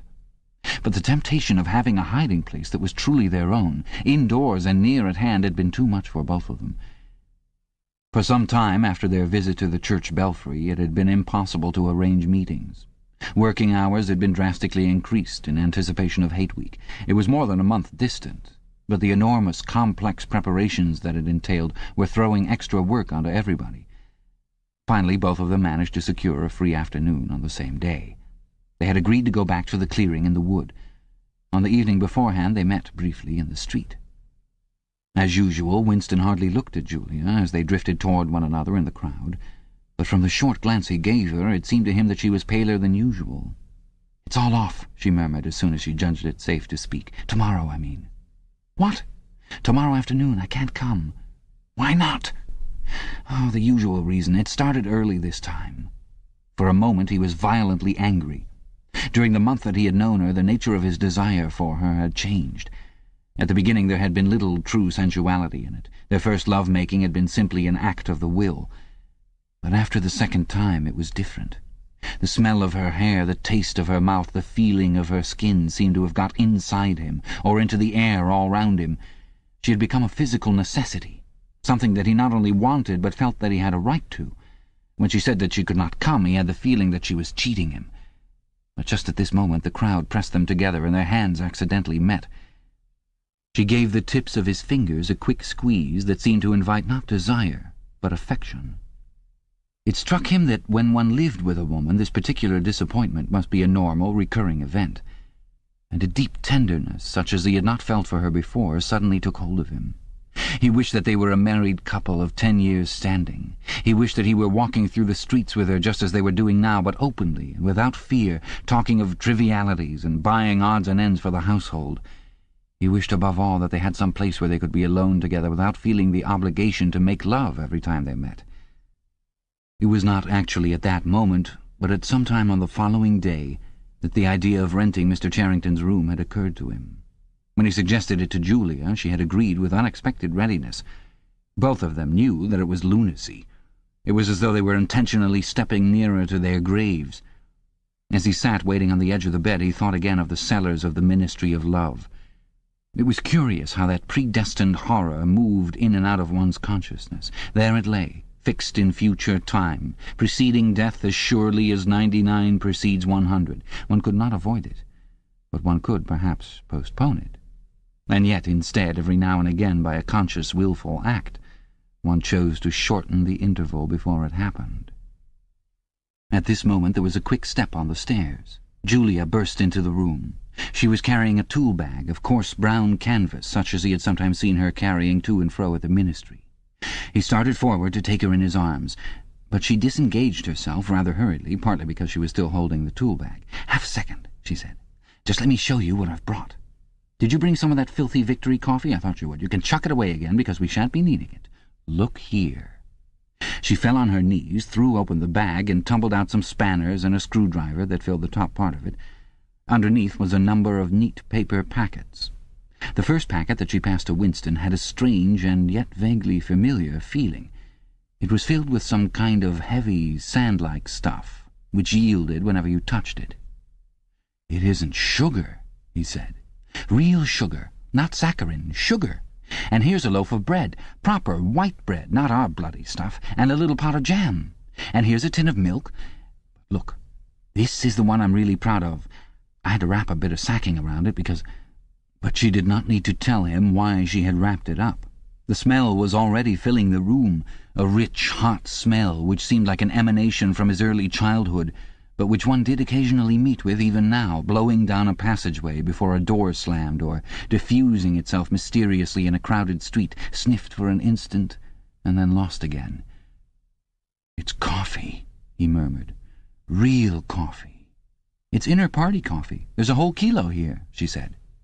"How did you manage to get hold of all these things? It's all inner-party stuff. There's nothing those swine don't have, nothing. But of course waiters and servants and people pinch things. And look, I got a little packet of tea as well." Winston had squatted down beside her. He tore open a corner of the packet. "It's real tea, not blackberry leaves. There's been a lot of tea about lately. They've captured India or something," she said vaguely. "But listen, dear, I want you to turn your back on me for 3 minutes. Go and sit on the other side of the bed, don't go too near the window, and don't turn round till I tell you." Winston gazed abstractedly through the muslin curtain. Down in the yard the red-armed woman was still marching to and fro between the wash-tub and the line. She took 2 more pegs out of her mouth and sang with deep feeling. "They say that time heals all things. They say you can always forget. But the smiles and the tears across the years, they twist my heartstrings yet." She knew the whole drivelling song by heart, it seemed. Her voice floated upward with a sweet summer air, very tuneful, charged with a sort of happy melancholy. One had the feeling that she would have been perfectly content if the June evening had been endless, and the supply of clothes exhaustible, to remain there for 1,000 years, pegging out diapers and singing rubbish. It struck him as a curious fact that he had never heard a member of the party singing alone and spontaneously. It would even have seemed slightly unorthodox, a dangerous eccentricity, like talking to oneself. Perhaps it was only when people were somewhere near the starvation level that they had anything to sing about. "You can turn round now," said Julia. He turned round, and for a second almost failed to recognize her. What he had actually expected was to see her naked, but she was not naked. The transformation that had happened was much more surprising than that. She had painted her face. She must have slipped into some shop in the proletarian quarters and bought herself a complete set of makeup materials. Her lips were deeply reddened, her cheeks rouged, her nose powdered. There was even a touch of something under the eyes to make them brighter. It was not very skillfully done, but Winston's standards in such matters were not high. He had never before seen or imagined a woman of the party with cosmetics on her face. The improvement in her appearance was startling. With just a few dabs of colour in the right places, she had become not only very much prettier, but above all far more feminine. Her short hair and boyish overalls merely added to the effect. As he took her in his arms, a wave of synthetic violets flooded his nostrils. He remembered the half-darkness of a basement kitchen and a woman's cavernous mouth. It was the very same scent that she had used, but at the moment it did not seem to matter. "Scent, too," he said. "Yes, dear, scent, too. And you know what I'm going to do next? I'm going to get hold of a real woman's frock from somewhere and wear it instead of these bloody trousers. I'll wear silk stockings and high-heeled shoes. In this room I'm going to be a woman, not a party comrade." They flung their clothes off and climbed into the huge mahogany bed. It was the first time that he had stripped himself naked in her presence. Until now he had been too much ashamed of his pale and meagre body, with a varicose vein standing out on his calves and the discoloured patch over his ankle. There were no sheets, but the blanket they lay on was threadbare and smooth, and the size and springiness of the bed astonished both of them. "It's sure to be full of bugs, but who cares?" said Julia. One never saw a double bed nowadays, except in the homes of the proles. Winston had occasionally slept in one in his boyhood. Julia had never been in one before, so far as she could remember. Presently they fell asleep for a little while. When Winston woke up, the hands of the clock had crept round to nearly 9. He did not stir, because Julia was sleeping with her head in the crook of his arm. Most of her make-up had transferred itself to his own face or the bolster, but a light stain of rouge still brought out the beauty of her cheekbone. A yellow ray from the sinking sun fell across the foot of the bed and lighted up the fireplace, where the water in the pan was boiling fast. Down in the yard the woman had stopped singing, but the faint shouts of children floated in from the street. He wondered vaguely whether in the abolished past it had been normal experience to lie in bed like this, in the cool of a summer evening, a man and a woman with no clothes on, making love when they chose, talking of what they chose, not feeling any compulsion to get up, simply lying there and listening to peaceful sounds outside. Surely there could never have been a time when that seemed ordinary. Julia woke up, rubbed her eyes, and raised herself on her elbow to look at the oil stove. "Half that water's boiled away," she said. "I'll get up and make some coffee in another moment. We've got an hour. What time do they cut the lights off at your flats?" 23:30. "It's 23 at the hostel. But you have to get in earlier than that because—" "Hey! Get out, you filthy brute!" She suddenly twisted herself over in the bed, seized a shoe from the floor, and sent it hurtling into the corner with a boyish jerk of her arm, exactly as he had seen her fling the dictionary at Goldstein that morning during the 2 minutes hate. "What was it?" he said in surprise. "A rat! I saw him stick his beastly nose out of the wainscoting. There's a hole down there. I gave him a good fright anyway." "Rats!" murmured Winston. "In this room?" "They're all over the place," said Julia indifferently as she lay down again. "We've even got them in the kitchen at the hostel. Some parts of London are swarming with them. Did you know they attack children?" "Yes, they do. In some of these streets a woman daren't leave a baby alone for 2 minutes. It's the great huge brown ones that do it. And the nasty thing is that the brutes always—" "Don't go on!" said Winston with his eyes tightly shut. "Dearest, you've gone quite pale. What's the matter? Do they make you feel sick?" "Of all the horrors in the world, a rat!" She pressed herself against him and wound her limbs round him as though to reassure him with the warmth of her body. He did not reopen his eyes immediately. For several moments he had had the feeling of being back in a nightmare which had recurred from time to time throughout his life. It was always very much the same. He was standing in front of a wall of darkness, and on the other side of it there was something unendurable, something too dreadful to be faced. In the dream his deepest feeling was always one of self-deception, because he did, in fact, know what was behind the wall of darkness. With a deadly effort, like wrenching a piece out of his own brain, he could even have dragged the thing out into the open. He always woke up without discovering what it was, but somehow it was connected with what Julia had been saying when he cut her short. "I'm sorry," he said. "It's nothing. I don't like rats, that's all." "Don't worry, dear. We're not going to have the filthy brutes in here. I'll stuff the hole with a bit of sacking before we go, and next time we come here I'll bring some plaster and bung it up properly." Already the black instant of panic was half forgotten. Feeling slightly ashamed of himself, he sat up against the bedhead. Julia got out of bed, pulled on her overalls, and made the coffee. The smell that rose from the saucepan was so powerful and exciting that they shut the window, lest anybody outside should notice it and become inquisitive. What was even better than the taste of the coffee was the silky texture given to it by the sugar, a thing Winston had almost forgotten after years of saccharin. With one hand in her pocket and a piece of bread and jam in the other, Julia wandered about the room, glancing indifferently at the bookcase, pointing out the best way of repairing the gate-leg table, plumping herself down in the ragged armchair to see if it was comfortable, and examining the absurd 12-hour clock with a sort of tolerant amusement. She brought the glass paperweight over to the bed to have a look at it in better light. He took it out of her hand, fascinated as always by the soft, rain-watery appearance of the glass. "What is it, do you think?" said Julia. "I don't think it's anything. I don't think it was ever put to any use. That's what I like about it. It's a little chunk of history that they've forgotten to alter. It's a message from 100 years ago, if one knew how to read it. And that picture over there," she nodded at the engraving on the opposite wall, "would that be 100 years old? More, 200, I dare say. One can't tell. It's impossible to discover the age of anything nowadays." She went over to look at it. "Here's where that brute stuck his nose out," she said, kicking the wainscoting immediately below the picture. "What is this place? I've seen it before somewhere." "It's a church, or at least it used to be. St. Clement's Dane, its name was." The fragment of rhyme that Mr. Charrington had taught him came back into his head, and he added, half nostalgically, "Oranges and lemons, say the bells of St. Clement's." To his astonishment, she capped the line. "You owe me 3 farthings, say the bells of St. Martin's. When will you pay me, say the bells of Old Bailey." I can't remember how it goes on after that. But anyway, I remember it ends up, "Here comes a candle to light you to bed. Here comes a chopper to chop off your head." It was like the two halves of a countersign. But there must be another line after the bells of Old Bailey. Perhaps it could be dug out of Mr. Charrington's memory, if he were suitably prompted. "Who taught you that?" he said. "My grandfather. He used to say it to me when I was a little girl. He was vaporized when I was 8. At any rate, he disappeared. I wonder what a lemon was," she added inconsequently. "I've seen oranges. They're a kind of round yellow fruit with a thick skin." "I can remember lemons," said Winston.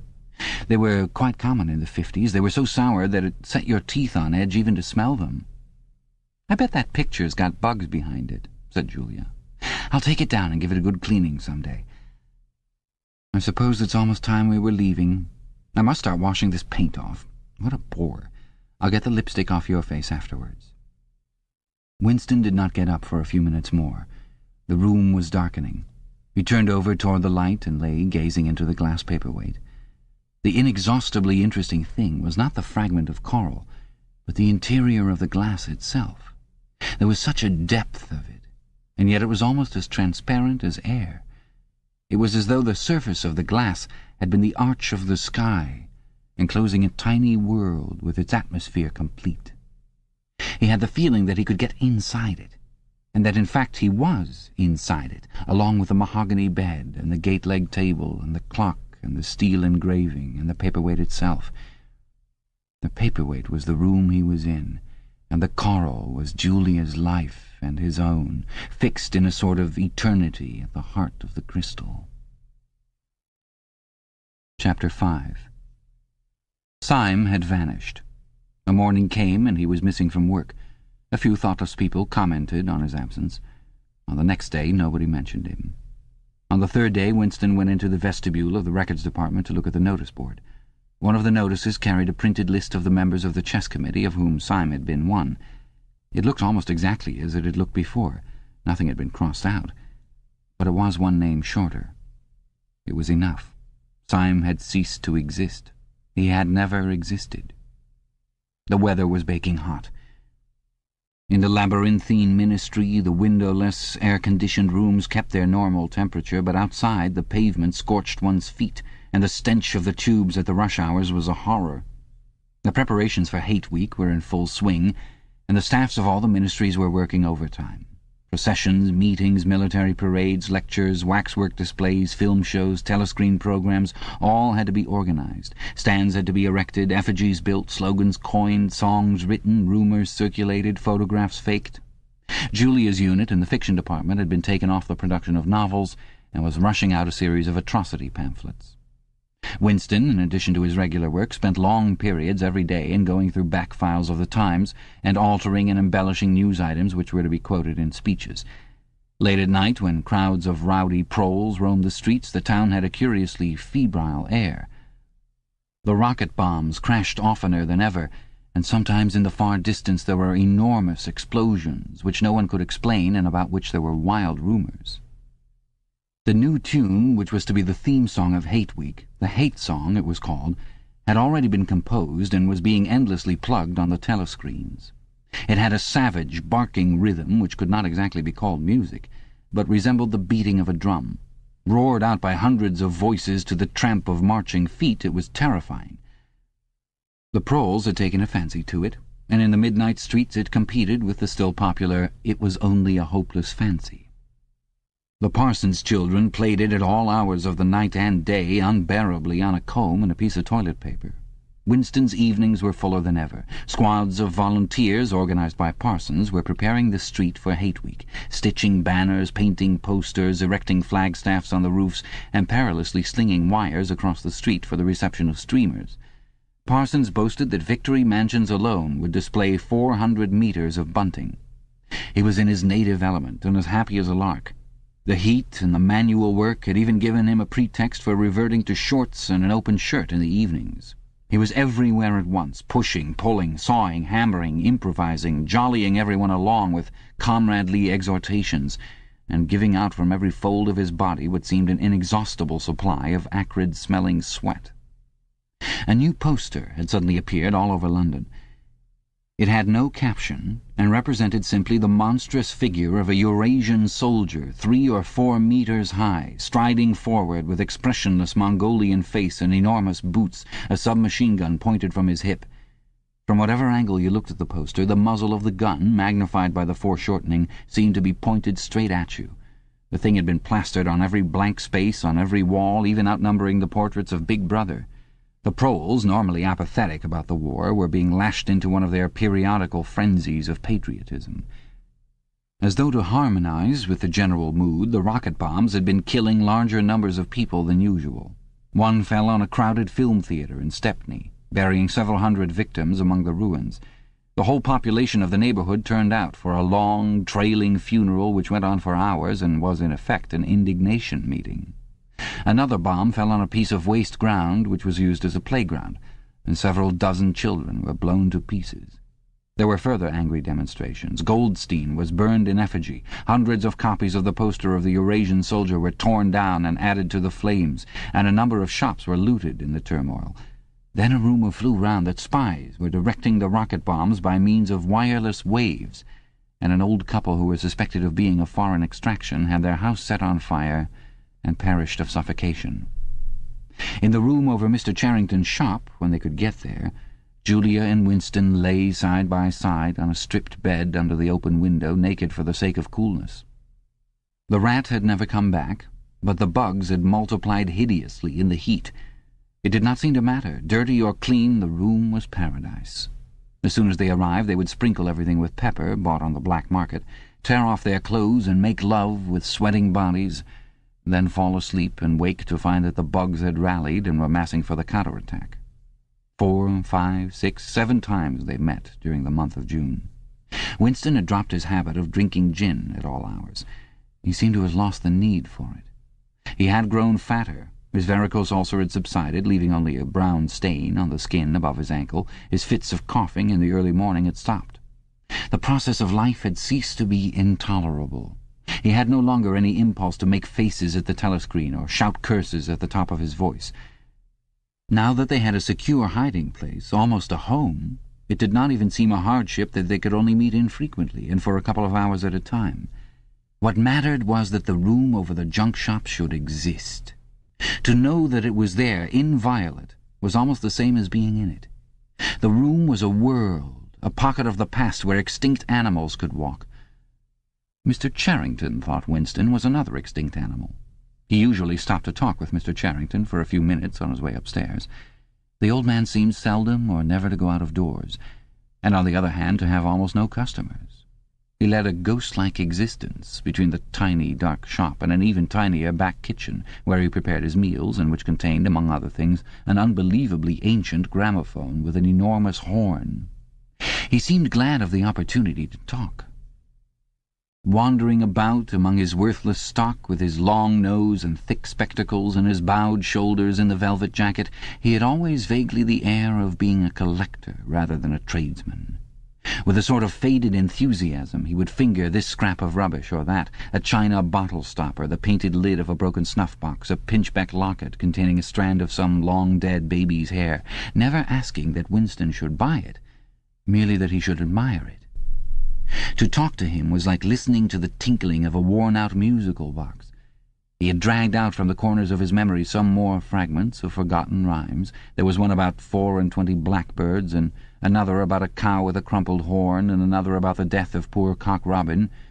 "It just occurred to me you might be interested," he would say with a deprecating little laugh whenever he produced a new fragment, but he could never recall more than a few lines of any one rhyme. Both of them knew, in a way it was never out of their minds, that what was now happening could not last long.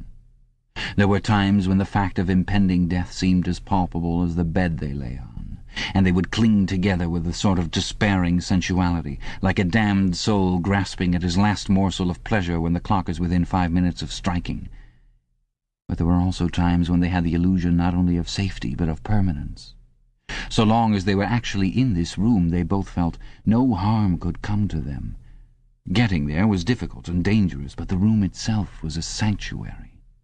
It was as when Winston had gazed into the heart of the paperweight with the feeling that it would be possible to get inside that glassy world, and that once inside it time could be arrested. Often they gave themselves up to daydreams of escape. Their luck would hold indefinitely, and they would carry on their intrigue just like this for the remainder of their natural lives. Or Catherine would die, and by subtle manoeuvrings Winston and Julia would succeed in getting married. Or they would commit suicide together.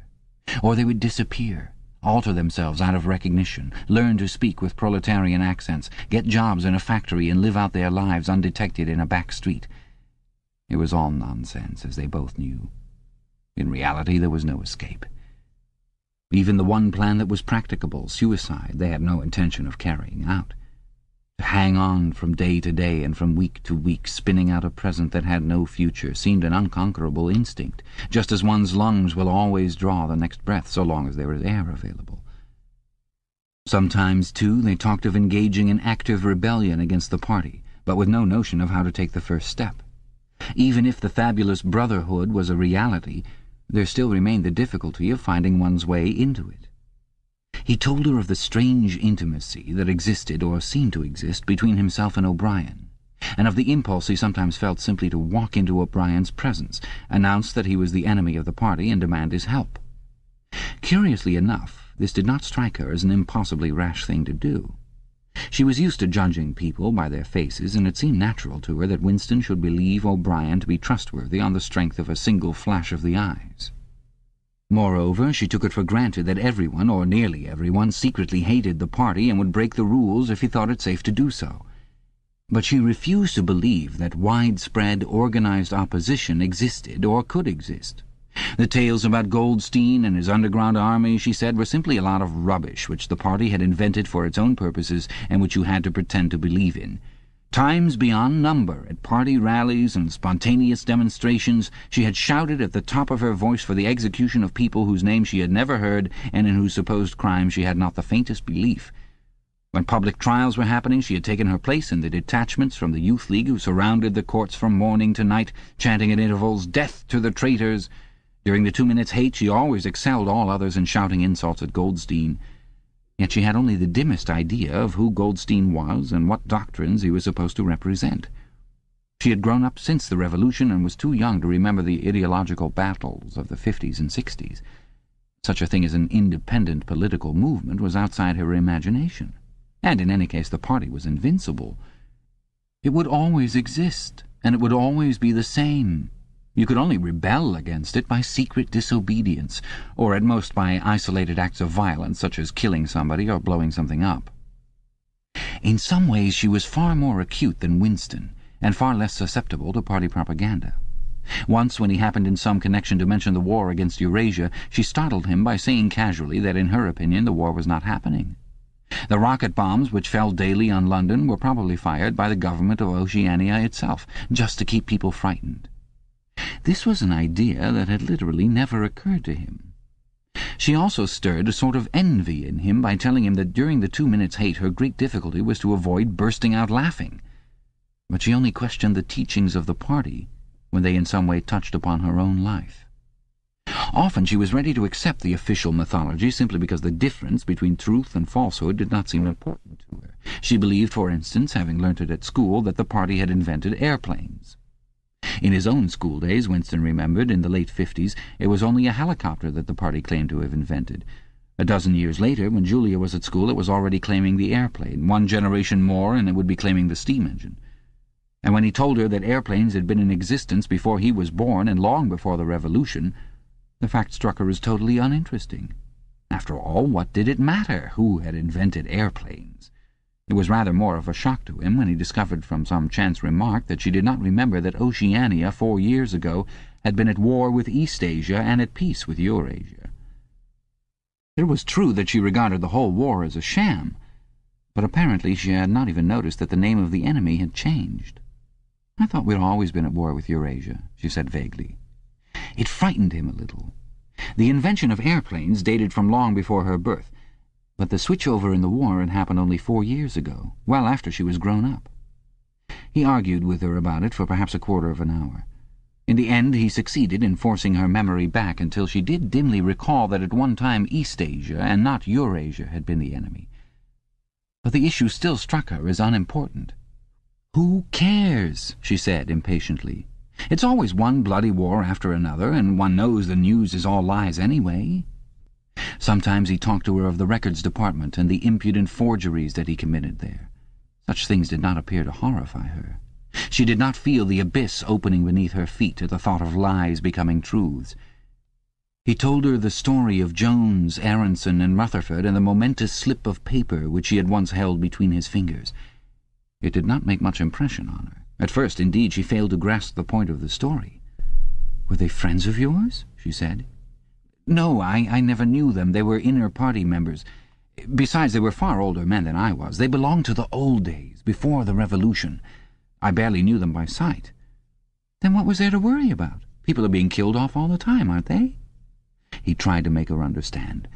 This was an exceptional case. It wasn't just a question of somebody being killed.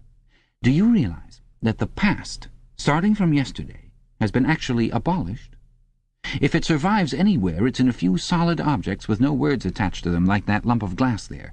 Already we know almost literally nothing about the Revolution and the years before the Revolution. Every record has been destroyed or falsified. Every book has been rewritten. Every picture has been repainted. Every statue and street and building has been renamed. Every date has been altered. And that process is continuing, day by day and minute by minute. History has stopped. Nothing exists except an endless present in which the party is always right. I know, of course, that the past is falsified, but it would never be possible for me to prove it, even when I did the falsification myself. After the thing is done, no evidence ever remains. The only evidence is inside my own mind, and I don't know with any certainty that any other human being shares my memories. Just in that one instance in my whole life, I did possess actual, concrete evidence after the event, years after it. And what good was that? It was no good because I threw it away a few minutes later, but if the same thing happened today, I should keep it. Well, I wouldn't, said Julia. I'm quite ready to take risks, but only for something worthwhile, not for bits of old newspaper. What could you have done with it, even if you had kept it? Well, not much, perhaps, but it was evidence. It might have planted a few doubts here and there, supposing that I dared to show it to anybody. I don't imagine that we can alter anything in our own lifetime, but one can imagine little knots of resistance springing up here and there, small groups of people banding themselves together and gradually growing and even leaving a few records behind so that the next generation can carry on where we leave off. I'm not interested in the next generation, dear. I'm interested in us. You're only a rebel from the waist downwards, he told her. She thought this brilliantly witty and flung her arms round him in delight. In the ramifications of party doctrine she had not the faintest interest. Whenever he began to talk of the principles of Ingsoc, doublethink, the mutability of the past and the denial of objective reality, and to use Newspeak words, she became bored and confused, and said that she never paid any attention to that kind of thing. One knew that it was all rubbish, so why let oneself be worried by it? She knew when to cheer and when to boo, and that was all one needed. If he persisted in talking of such subjects, she had a disconcerting habit of falling asleep. She was one of those people who can go to sleep at any hour and in any position. Talking to her, he realized how easy it was to present an appearance of orthodoxy while having no grasp whatever of what orthodoxy meant. In a way, the world view of the party imposed itself most successfully on people incapable of understanding it. They could be made to accept the most flagrant violations of reality because they never fully grasped the enormity of what was demanded of them, and were not sufficiently interested in public events to notice what was happening. By lack of understanding, they remained sane. They simply swallowed everything, and what they swallowed did them no harm, because it left no residue behind, just as a grain of corn will pass undigested through the body of a bird. Chapter 6. It had happened, at last. The expected message had come. All his life, it seemed to him, he had been waiting for this to happen. He was walking down the long corridor at the ministry, and he was almost at the spot where Julia had slipped the note into his hand, when he became aware that someone larger than himself was walking just behind him.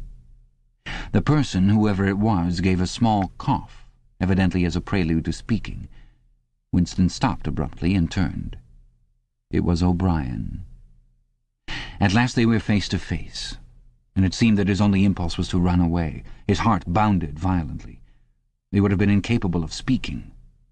O'Brien, however, had continued forward in the same movement, laying a friendly hand for a moment on Winston's arm, so that the two of them were walking side by side. He began speaking with the peculiar grave courtesy that differentiated him from the majority of inner-party members. "I had been hoping for an opportunity of talking to you," he said. "I was reading one of your Newspeak articles in the Times the other day. You take a scholarly interest in Newspeak, I believe." Winston had recovered part of his self-possession. "Hardly scholarly," he said. "I'm only an amateur. It's not my subject. I have never had anything to do with the actual construction of the language." "But you write it very elegantly," said O'Brien. "That is not only my own opinion. I was talking recently to a friend of yours, who is certainly an expert. His name has slipped my memory for the moment." Again Winston's heart stirred painfully. It was inconceivable that this was anything other than a reference to Syme. But Syme was not only dead, he was abolished, an unperson. Any identifiable reference to him would have been mortally dangerous. O'Brien's remark must obviously have been intended as a signal, a code word. By sharing a small act of thought crime, he had turned the two of them into accomplices. They had continued to stroll slowly down the corridor, but now O'Brien halted. With the curious, disarming friendliness that he always managed to put into the gesture, he resettled his spectacles on his nose. Then he went on. "What I had really intended to say was that in your article I noticed you had used two words which have become obsolete. But they have only become so very recently. Have you seen the 10th edition of the Newspeak Dictionary?" "No," said Winston. "I didn't think it had been issued yet. We're still using the 9th in the records department." "The 10th edition is not due to appear for some months, I believe, but a few advance copies have been circulated. I have one myself. It might interest you to look at it, perhaps."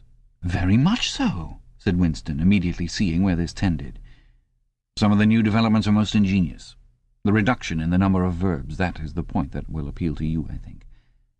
Let me see, shall I send a messenger to you with a dictionary? But I'm afraid I invariably forget anything of that kind. Perhaps you could pick it up at my flat at some time that suited you. Wait, let me give you my address."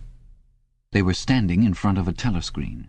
Somewhat absent-mindedly, O'Brien felt two of his pockets and then produced a small leather-covered notebook and a gold ink pencil. Immediately beneath the telescreen, in such a position that anyone who was watching at the other end of the instrument could read what he was writing, he scribbled an address, tore out the page, and handed it to Winston. "I am usually home in the evenings," he said. "If not, my servant will give you the dictionary." He was gone, leaving Winston holding the scrap of paper, which this time there was no need to conceal. Nevertheless, he carefully memorized what was written on it, and some hours later dropped it into the memory hole along with a mass of other papers. They had been talking to one another for a couple of minutes at the most. There was only one meaning that the episode could possibly have. It had been contrived as a way of letting Winston know O'Brien's address. This was necessary because, except by direct inquiry, it was never possible to discover where anyone lived. There were no directories of any kind. "If you ever want to see me, this is where I can be found," was what O'Brien had been saying to him. Perhaps there would even be a message concealed somewhere in the dictionary. But at any rate, one thing was certain. The conspiracy that he had dreamed of did exist, and he had reached the outer edges of it. He knew that sooner or later he would obey O'Brien's summons, perhaps tomorrow, perhaps after a long delay, he was not certain. What was happening was only the working out of a process that had started years ago. The first step had been a secret, involuntary thought. The second had been the opening of the diary. He had moved from thoughts to words, and now from words to actions. The last step was something that would happen in the ministry of love. He had accepted it. The end was contained in the beginning. But it was frightening. Or, more exactly, it was like a foretaste of death, like being a little less alive. Even while he was speaking to O'Brien, when the meaning of the words had sunk in, a chilly, shuddering feeling had taken possession of his body. He had the sensation of stepping into the dampness of a grave. And it was not much better, because he had always known that the grave was there and waiting for him. Chapter 7. Winston had woken up with his eyes full of tears. Julia rolled sleepily against him, murmuring something that might have been, "What's the matter?" "I dreamt," he began, and stopped short. It was too complex to be put into words. There was the dream itself, and there was a memory connected with it that had swum into his mind in the few seconds after waking. He lay back with his eyes shut, still sodden in the atmosphere of the dream. It was a vast, luminous dream, in which his whole life seemed to stretch out before him like a landscape on a summer evening after rain. It had all occurred inside the glass paperweight, but the surface of the glass was the dome of the sky, and inside the dome everything was flooded with clear, soft light in which one could see into interminable distances. The dream had also been comprehended by, indeed, in some sense it had consisted in a gesture of the arm made by his mother, and made again 30 years later by the Jewish woman he had seen on the news film, trying to shelter the small boy from the bullets before the helicopters blew them both to pieces. "Do you know," he said, "that until this moment I believed I had murdered my mother?" "Why did you murder her?" said Julia, almost asleep. "I didn't murder her, not physically." In the dream he had remembered his last glimpse of his mother, and within a few moments of waking the cluster of small events surrounding it had all come back. It was a memory that he must have deliberately pushed out of his consciousness over many years. He was not certain of the date, but he could not have been less than 10 years old, possibly 12 when it had happened. His father had disappeared some time earlier. How much earlier he could not remember. He remembered better the rackety, uneasy circumstances of the time, the periodical panics about air raids and the sheltering in tube stations, the piles of rubble everywhere, the unintelligible proclamations posted at street corners, the gangs of youths in shirts all the same colour, the enormous queues outside the bakeries, the intermittent machine-gun fire in the distance. Above all, the fact that there was never enough to eat. He remembered long afternoons spent with other boys in scrounging round dustbins and rubbish heaps, picking out the ribs of cabbage leaves, potato peelings, sometimes even scraps of stale bread crust from which they carefully scraped away the cinders, and also in waiting for the passing of trucks which travelled over a certain route and were known to carry cattle feed, and which, when they jolted over the bad patches in the road, sometimes spilt a few fragments of oil cake. When his father disappeared, his mother did not show any surprise or any violent grief, but a sudden change came over her. She seemed to have become completely spiritless. It was evident even to Winston that she was waiting for something that she knew must happen. She did everything that was needed, cooked, washed, mended, made the bed, swept the floor, dusted the mantelpiece, always very slowly, and with a curious lack of superfluous motion, like an artist's lay figure moving of its own accord. Her large, shapely body seemed to relapse naturally into stillness. For hours at a time she would sit, almost immobile, on the bed, nursing his young sister, a tiny, ailing, very silent child of 2 or 3, with a face made simian by thinness. Very occasionally she would take Winston in her arms and press him against her for a long time without saying anything. He was aware, in spite of his youthfulness and selfishness, that this was somehow connected with the never-mentioned thing that was about to happen. He remembered the room where they lived, a dark, close-smelling room that seemed half-filled by a bed with a white counterpane. There was a gas ring in the fender, and a shelf where food was kept, and on the landing outside there was a brown earthenware sink, common to several rooms. He remembered his mother's statuesque body bending over the gas ring to stir at something in a saucepan. Above all, he remembered his continuous hunger and the fierce, sordid battles at meal-times. He would ask his mother naggingly over and over again why there was not more food. He would shout and storm at her. He even remembered the tones of his voice, which was beginning to break prematurely and sometimes boomed in a peculiar way, or he would attempt a snivelling note of pathos in his efforts to get more than his share. His mother was quite ready to give him more than his share. She took it for granted that he, the boy, should have the biggest portion. But however much she gave him, he invariably demanded more. At every meal she would beseech him not to be selfish, and to remember that his little sister was sick and also needed food, but it was no use. He would cry out with rage when she stopped ladling. He would try to wrench the saucepan and spoon out of her hands. He would grab bits from his sister's plate. He knew that he was starving the other two, but he could not help it. He even felt that he had a right to do it. The clamorous hunger in his belly seemed to justify him. Between meals, if his mother did not stand guard, he was constantly pilfering at the wretched store of food on the shelf. One day a chocolate ration was issued. There had been no such issue for weeks or months past. He remembered quite clearly that precious little morsel of chocolate. It was a 2-ounce slab. They still talked about ounces in those days, between the 3 of them. It was obvious that it ought to be divided into 3 equal parts. Suddenly, as though he were listening to somebody else, Winston heard himself demanding in a loud, booming voice that he should be given the whole piece. His mother told him not to be greedy. There was a long, nagging argument that went round and round, with shouts, whines, tears, remonstrances, bargainings. His tiny sister, clinging to her mother with both hands, exactly like a baby monkey, sat looking over her shoulder at him with large, mournful eyes. In the end his mother broke off 3/4 of the chocolate and gave it to Winston, giving the other quarter to his sister. The little girl took hold of it and looked at it dully, perhaps not knowing what it was. Winston stood watching her for a moment. Then, with a sudden, swift spring, he had snatched the piece of chocolate out of his sister's hand and was fleeing for the door. "Winston! Winston!" his mother called after him. "Come back! Give your sister back her chocolate!" He stopped, but he did not come back. His mother's anxious eyes were fixed on his face. Even now she was thinking about the thing. He did not know what it was that was on the point of happening. His sister, conscious of having been robbed of something, had set up a feeble wail. His mother drew her arm round the child and pressed its face against her breast. Something in the gesture told him that his sister was dying. He turned and fled down the stairs with the chocolate growing sticky in his hand.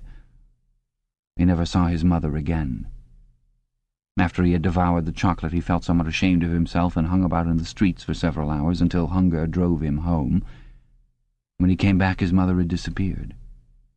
This was already becoming normal at that time.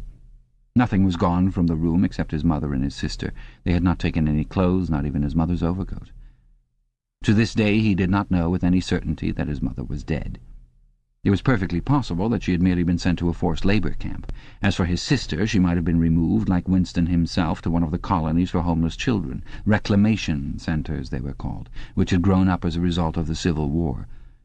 Or she might have been sent to the labour camp along with his mother, or simply left somewhere or other to die. The dream was still vivid in his mind, especially the enveloping, protecting gesture of the arm in which its whole meaning seemed to be contained. His mind went back to another dream of 2 months ago, exactly as his mother had sat on the dingy, white-quilted bed with the child clinging to her, so she had sat in the sunken ship, far underneath him and drowning deeper every minute, but still looking up at him through the darkening water. He told Julia the story of his mother's disappearance. Without opening her eyes, she rolled over and settled herself into a more comfortable position. "I expect you were a beastly little swine in those days," she said indistinctly. "All children are swine."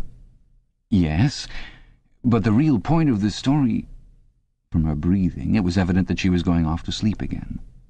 He would have liked to continue talking about his mother. He did not suppose, from what he could remember of her, that she had been an unusual woman, still less an intelligent one. And yet she had possessed a kind of nobility, a kind of purity, simply because the standards that she obeyed were private ones. Her feelings were her own, and could not be altered from outside. It would not have occurred to her that an action which is ineffectual thereby becomes meaningless. If you loved someone, you loved him, and when you had nothing else to give, you still gave him love. When the last of the chocolate was gone, his mother had clasped the child in her arms. It was no use. It changed nothing. It did not produce more chocolate. It did not avert the child's death, or her own. But it seemed natural to her to do it. The refugee woman in the boat had also covered the little boy with her arm, which was no more use against the bullets than a sheet of paper. The terrible thing that the party had done was to persuade you that mere impulses, mere feelings, were of no account, while at the same time robbing you of all power over the material world. When once you were in the grip of the party, what you felt or did not feel, what you did or refrained from doing, made literally no difference. Whatever happened, you vanished, and neither you nor your actions were ever heard of again. You were lifted clean out of the stream of history. And yet to the people of only 2 generations ago this would not have seemed all important, because they were not attempting to alter history.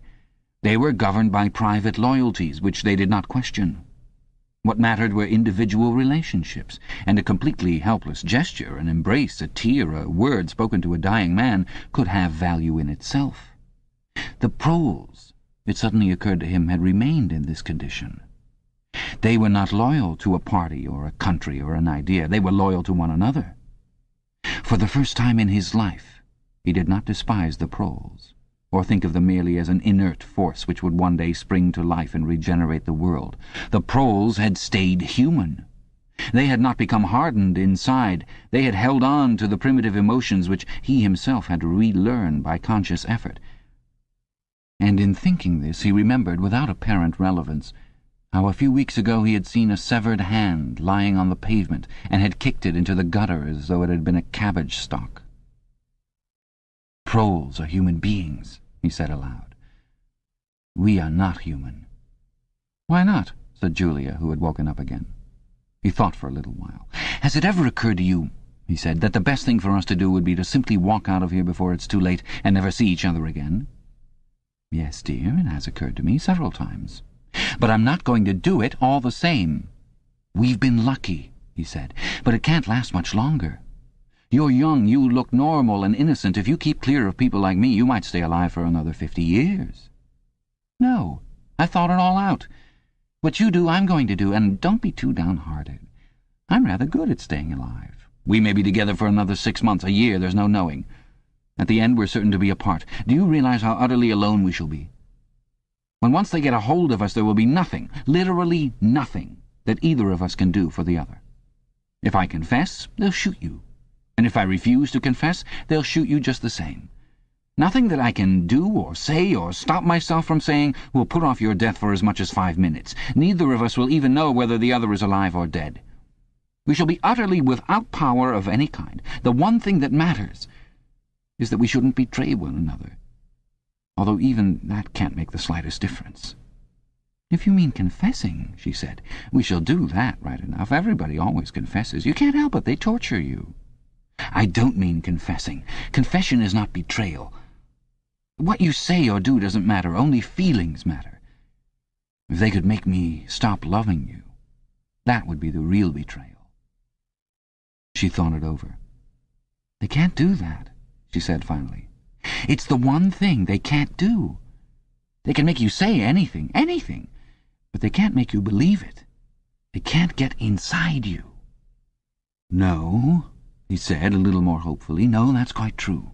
They can't get inside you. If you can feel that staying human is worthwhile, even when it can't have any result whatever, you've beaten them. He thought of the telescreen with its never-sleeping ear.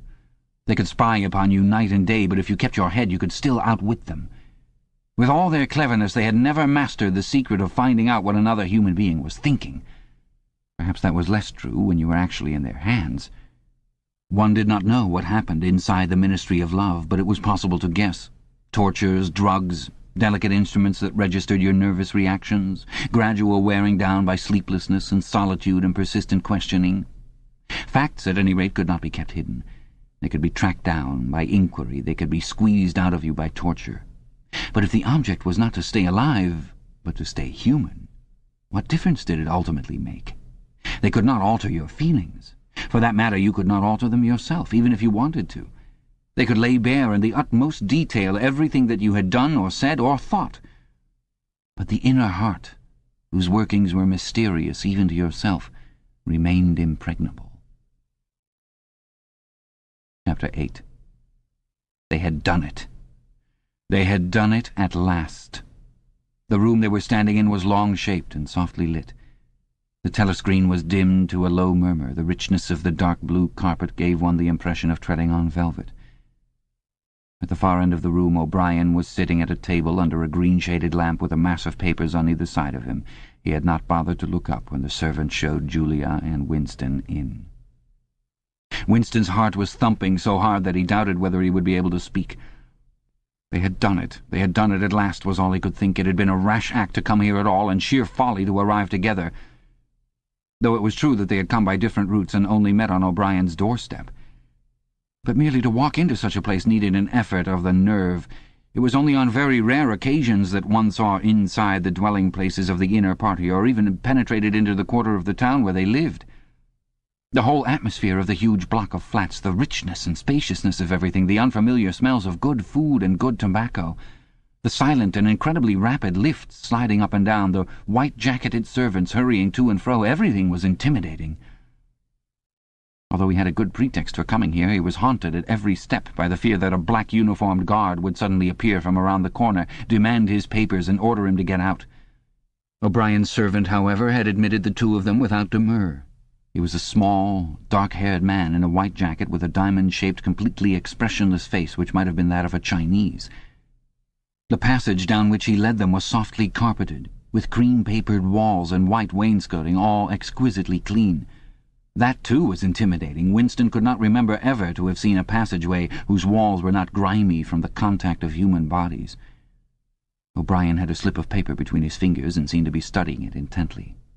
His heavy face, bent down so that one could see the line of the nose, looked both formidable and intelligent.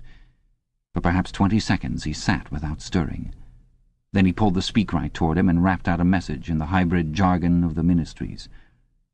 Items 1, 5, 7 approved full-wise. Stop. The suggestion contained item 6, double-plus ridiculous verging crime think cancel. Stop. Unproceed construction-wise anti-getting plus full estimates machinery overhead. Stop. End message. He rose deliberately from his chair and came toward them across the soundless carpet. A little of the official atmosphere seemed to have fallen away from him with the newspeak words, but his expression was grimmer than usual, as though he were not pleased at being disturbed. The terror that Winston already felt was suddenly shot through by a streak of ordinary embarrassment. It seemed to him quite possible that he had simply made a stupid mistake. For what evidence had he, in reality, that O'Brien was any kind of political conspirator? Nothing but the flash of the eyes and a single equivocal remark. Beyond that, only his own secret imaginings, founded on a dream. He could not even fall back on the pretense that he had come to borrow the dictionary, because in that case Julia's presence was impossible to explain. As O'Brien passed the telescreen, a thought seemed to strike him. He stopped, turned aside, and pressed a switch on the wall. There was a sharp snap. The voice had stopped. Julia uttered a tiny sound, a sort of squeak of surprise. Even in the midst of his panic, Winston was too much taken aback to be able to hold his tongue. "You can turn it off," he said. "Yes," said O'Brien. "We can turn it off. We have that privilege." He was opposite them now. His solid form towered over the pair of them, and the expression on his face was still indecipherable. He was waiting, somewhat sternly, for Winston to speak. But about what? Even now it was quite conceivable that he was simply a busy man, wondering irritably why he had been interrupted. Nobody spoke. After the stopping of the telescreen, the room seemed deadly silent. The seconds marched past, enormous. With difficulty, Winston continued to keep his eyes fixed on O'Brien's. Then suddenly the grim face broke down into what might have been the beginnings of a smile. With his characteristic gesture, O'Brien resettled his spectacles on his nose. "Shall I say it, or will you?" he said. "I will say it," said Winston promptly. "That thing is really turned off?" "Yes, everything is turned off. We're alone." "We have come here because—" He paused, realizing for the first time the vagueness of his own motives. Since he did not in fact know what kind of help he expected from O'Brien, it was not easy to say why he had come here. He went on, conscious that what he was saying must sound both feeble and pretentious. "We believe that there is some kind of conspiracy, some kind of secret organization working against the party, and that you are involved in it. We want to join it and work for it. We are enemies of the party. We disbelieve in the principles of Ingsoc. We are thought criminals. We are also adulterers.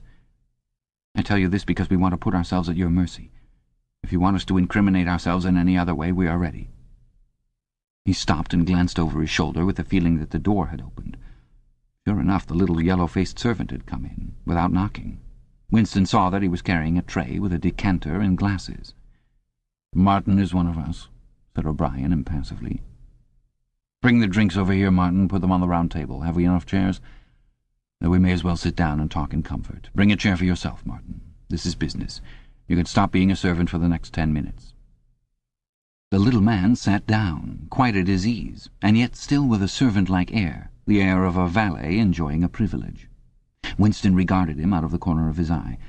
It struck him that the man's whole life was playing a part, and that he felt it to be dangerous to drop his assumed personality even for a moment. O'Brien took the decanter by the neck and filled up the glasses with a dark red liquid.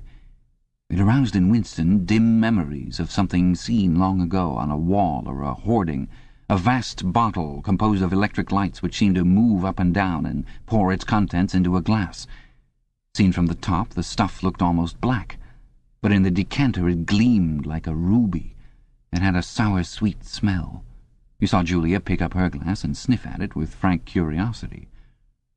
"It is called wine," said O'Brien with a faint smile.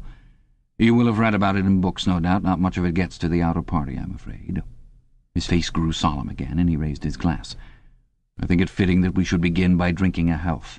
To our leader, to Emmanuel Goldstein." Winston took up his glass with a certain eagerness. Wine was a thing he had read and dreamed about. Like the glass paperweight or Mr. Charrington's half-remembered rhymes, it belonged to the vanished romantic past, the olden time, as he liked to call it in his secret thoughts. For some reason he had always thought of wine as having an intensely sweet taste, like that of blackberry jam, and an immediate intoxicating effect. Actually, when he came to swallow it, the stuff was distinctly disappointing. The truth was that after years of gin drinking he could barely taste it. He set down the empty glass. "Then there is such a person as Goldstein?" he said. "Yes, there is such a person, and he is alive. Where, I do not know."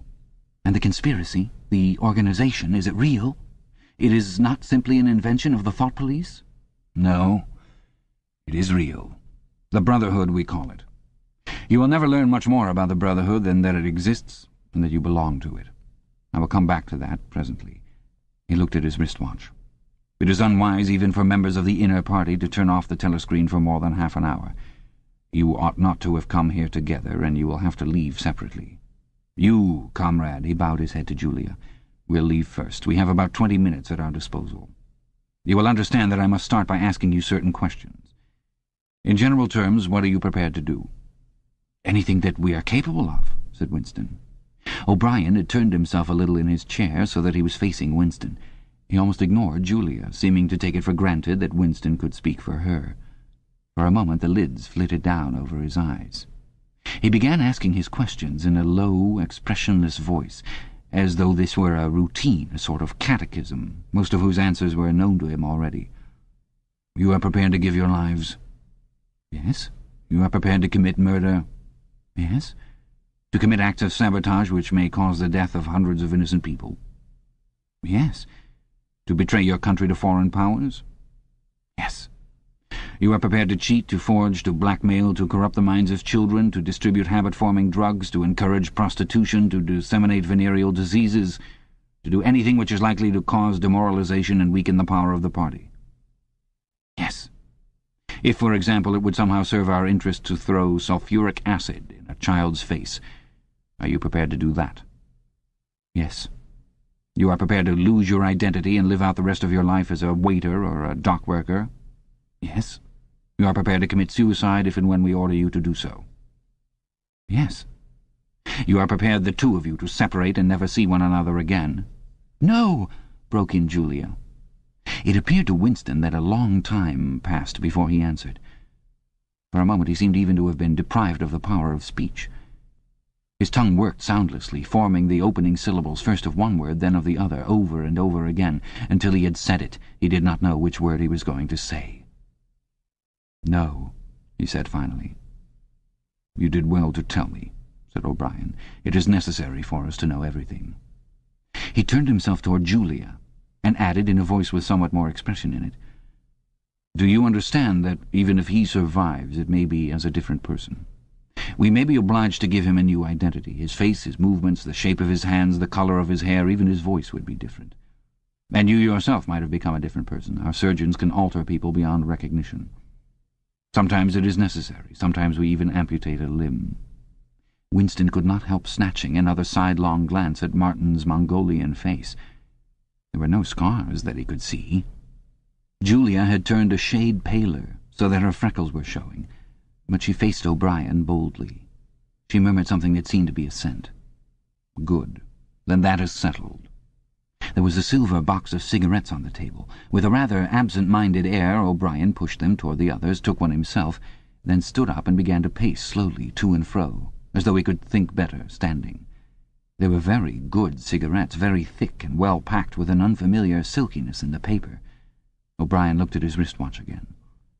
"You'd better go back to your pantry, Martin," he said.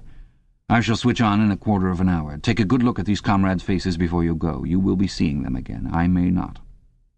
Exactly as they had done at the front door, the little man's dark eyes flickered over their faces. There was not a trace of friendliness in his manner. He was memorizing their appearance, but he felt no interest in them, or appeared to feel none.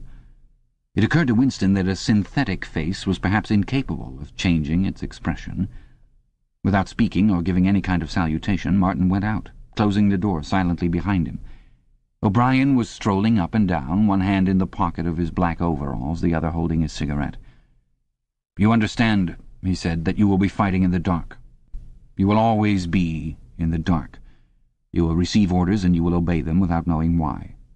Later I shall send you a book from which you will learn the true nature of the society we live in and the strategy by which we shall destroy it. When you have read the book you will be full members of the Brotherhood. But between the general aims that we are fighting for and the immediate tasks of the moment you will never know anything. I tell you that the Brotherhood exists, but I cannot tell you whether it numbers 100 members or 10 million. From your personal knowledge you will never be able to say that it numbers even as many as a dozen. You will have 3 or 4 contacts who will be renewed from time to time as they disappear.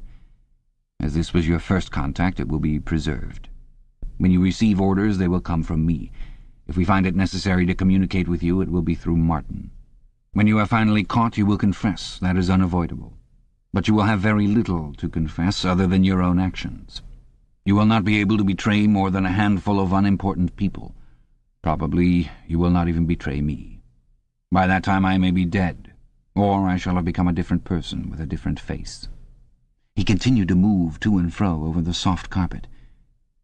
In spite of the bulkiness of his body, there was a remarkable grace in his movements.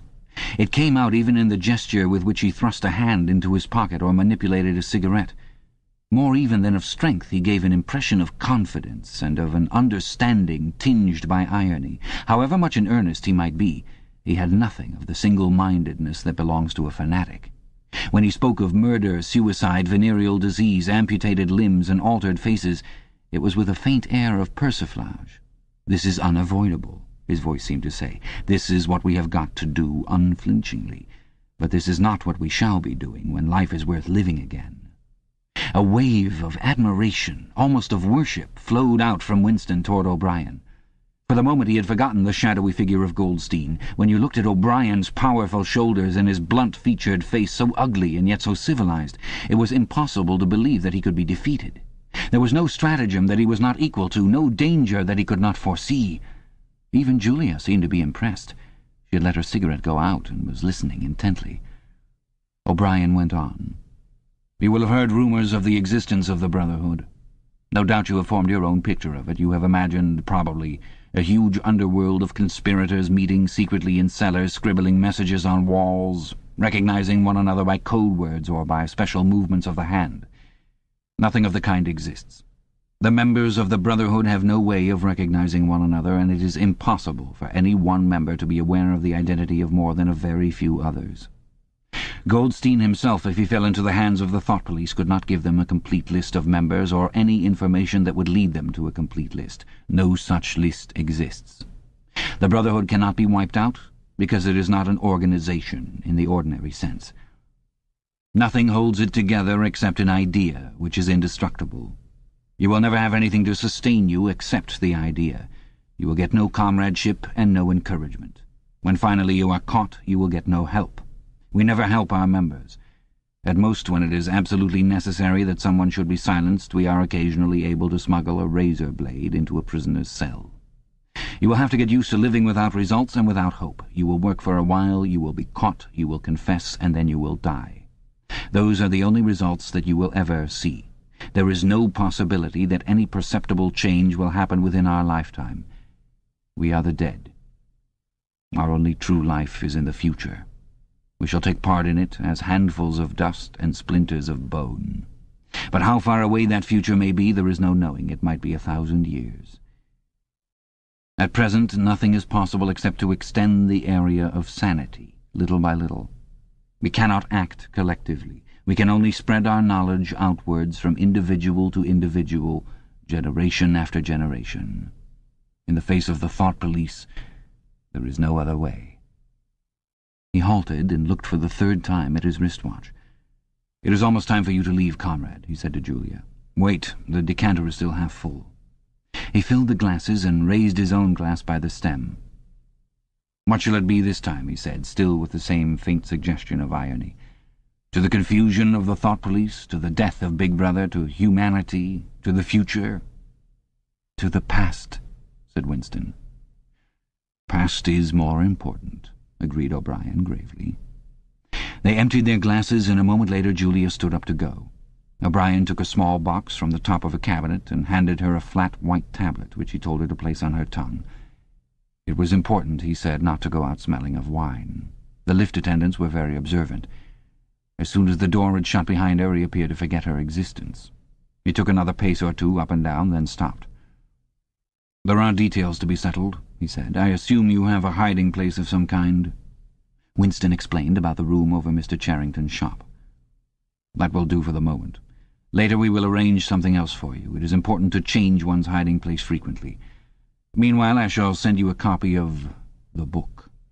Even O'Brien, Winston noticed, seemed to pronounce the words as though they were in italics. "Goldstein's book, you understand, as soon as possible. It may be some days before I can get hold of one. There are not many in existence, as you can imagine. The thought police hunts them down and destroys them almost as fast as we can produce them. It makes very little difference. The book is indestructible. If the last copy were gone, we could reproduce it almost word for word.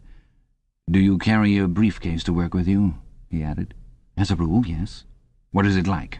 "Black, very shabby, with 2 straps." "Black, 2 straps, very shabby. Good. One day in the fairly near future, I cannot give a date, one of the messages among your morning's work will contain a misprinted word, and you will have to ask for a repeat. On the following day you will go to work without your briefcase. And sometime during the day in the street a man will touch you on the arm and say, "I think you have dropped your briefcase. The one he gives you will contain a copy of Goldstein's book. You will return it within 14 days. They were silent for a moment. "There are a couple of minutes before you need go," said O'Brien. "We shall meet again. If we do meet again—" Winston looked up at him. "In the place where there is no darkness," he said hesitantly. O'Brien nodded without appearance of surprise. "In the place where there is no darkness," he said, as though he had recognized the allusion. "And in the meantime, is there anything that you wish to say before you leave? Any message, any question?" Winston thought. There did not seem to be any further question that he wanted to ask. Still less did he feel any impulse to utter high-sounding generalities. Instead of anything directly connected with O'Brien or the Brotherhood, there came into his mind a sort of composite picture of the dark bedroom where his mother had spent her last days, and the little room over Mr. Charrington's shop, and the glass paperweight, and the steel engraving in its rosewood frame. Almost at random, he said, "Did you ever happen to hear an old rhyme that begins, 'Oranges and lemons say the bells of St. Clement's'?" Again O'Brien nodded. With a sort of grave courtesy he completed the stanza. "Oranges and lemons, say the bells of St. Clement's. You owe me 3 farthings, say the bells of St. Martin's. When will you pay me, say the bells of Old Bailey. When I grow rich, say the bells of Shoreditch." "You knew the last line," said Winston. "Yes, I knew the last line. And now I am afraid it is time for you to go. But wait, you'd better let me give you one of these tablets." As Winston stood up, O'Brien held out a hand. His powerful grip crushed the bones of Winston's palm. At the door Winston looked back, but O'Brien seemed already to be in process of putting him out of mind. He was waiting with his hand on the switch that controlled the telescreen. Beyond him Winston could see the writing table, with its green-shaded lamp and the speakwrite and the wire baskets deep-laden with papers. The incident was closed. Within 30 seconds, it occurred to him, O'Brien would be back at his interrupted and important work on behalf of the party. Chapter 9. Winston was gelatinous with fatigue. Gelatinous was the right word. It had come into his head spontaneously. His body seemed to have not only the weakness of a jelly, but its translucency. He felt that if he held up his hand he would be able to see the light through it. All the blood and lymph had been drained out of him by an enormous debauch of work, leaving only a frail structure of nerves, bones, and skin. All sensations seemed to be magnified. His overalls fretted his shoulders, the pavement tickled his feet. Even the opening and closing of a hand was an effort that made his joints creak. He had worked more than 90 hours in 5 days. So had everyone else in the ministry. Now it was all over, and he had literally nothing to do. No party work of any description until tomorrow morning. He could spend 6 hours in the hiding place and another 9 in his own bed. Slowly, in mild afternoon sunshine, he walked up a dingy street in the direction of Mr. Charrington's shop, keeping one eye open for the patrols, but irrationally convinced that this afternoon there was no danger of anyone interfering with him. The heavy briefcase that he was carrying bumped against his knees at each step, sending a tingling sensation up and down the skin of his leg. Inside it was the book, which he had now had in his possession for 6 days and had not yet opened nor even looked at. On the 6th day of Hate Week, after the processions, the speeches, the shouting, the singing, the banners, the posters, the films, the waxworks, the rolling of drums and squealing of trumpets, the tramp of marching feet, the grinding of the caterpillars of tanks, the roar of massed planes, the booming of guns— after 6 days of this, when the great orgasm was quivering to its climax, and the general hatred of Eurasia had boiled up into such delirium that if the crowd could have got their hands on the 2,000 Eurasian war criminals who were to be publicly hanged on the last day of the proceedings, they would unquestionably have torn them to pieces, at just this moment it had been announced that Oceania was not, after all, at war with Eurasia. Oceania was at war with Eastasia. Eurasia was an ally. There was, of course, no admission that any change had taken place. Merely it became known, with extreme suddenness and everywhere at once, that Eastasia and not Eurasia was the enemy. Winston was taking part in a demonstration in one of the central London squares at the moment when it happened. It was night, and the white faces and the scarlet banners were luridly floodlit. The square was packed with several thousand people, including a block of about 1,000 school children in the uniform of the spies. On a scarlet-draped platform, an orator of the inner party, a small, lean man with disproportionately long arms and a large, bald skull over which a few lank locks straggled, was haranguing the crowd. A little Rumpelstiltskin figure contorted with hatred, he gripped the neck of the microphone with one hand, while the other, enormous at the end of a bony arm, clawed the air menacingly above his head. His voice, made metallic by the amplifiers, boomed forth an endless catalogue of atrocities, massacres, deportations, lootings, rapings, torture of prisoners, bombing of civilians, lying propaganda, unjust aggressions, broken treaties. It was almost impossible to listen to him without being first convinced and then maddened. At every few moments the fury of the crowd boiled over, and the voice of the speaker was drowned by a wild, beast-like roaring that rose uncontrollably from thousands of throats. The most savage yells of all came from the school children. The speech had been proceeding for perhaps 20 minutes when a messenger hurried onto the platform and a scrap of paper was slipped into the speaker's hand. He unrolled it and read it without pausing in his speech. Nothing altered in his voice or manner or in the content of what he was saying, but suddenly the names were different. Without words said, a wave of understanding rippled through the crowd. Oceania was at war with East Asia. The next moment there was a tremendous commotion. The banners and posters with which the square was decorated were all wrong. Quite half of them had the wrong faces on them. It was sabotage. The agents of Goldstein had been at work. There was a riotous interlude while posters were ripped from the walls, banners torn to shreds and trampled underfoot. The spies performed prodigies of activity in clambering over the rooftops and cutting the streamers that fluttered from the chimneys. But within 2 or 3 minutes it was all over. The orator, still gripping the neck of the microphone, his shoulders hunched forward, his free hand clawing at the air, had gone straight on with his speech. 1 minute more, and the feral roars of rage were again bursting from the crowd. The hate continued exactly as before, except that the target had been changed. The thing that impressed Winston in looking back was that the speaker had switched from one line to the other actually in mid-sentence, not only without a pause, but without even breaking the syntax. But at the moment he had other things to preoccupy him. It was during the moment of disorder, while the posters were being torn down, that a man whose face he did not see had tapped him on the shoulder and said, "Excuse me, I think you've dropped your briefcase." He took the briefcase abstractedly, without speaking. He knew that it would be days before he had an opportunity to look inside it. The instant that the demonstration was over, he went straight to the Ministry of Truth, though the time was now nearly 23 hours.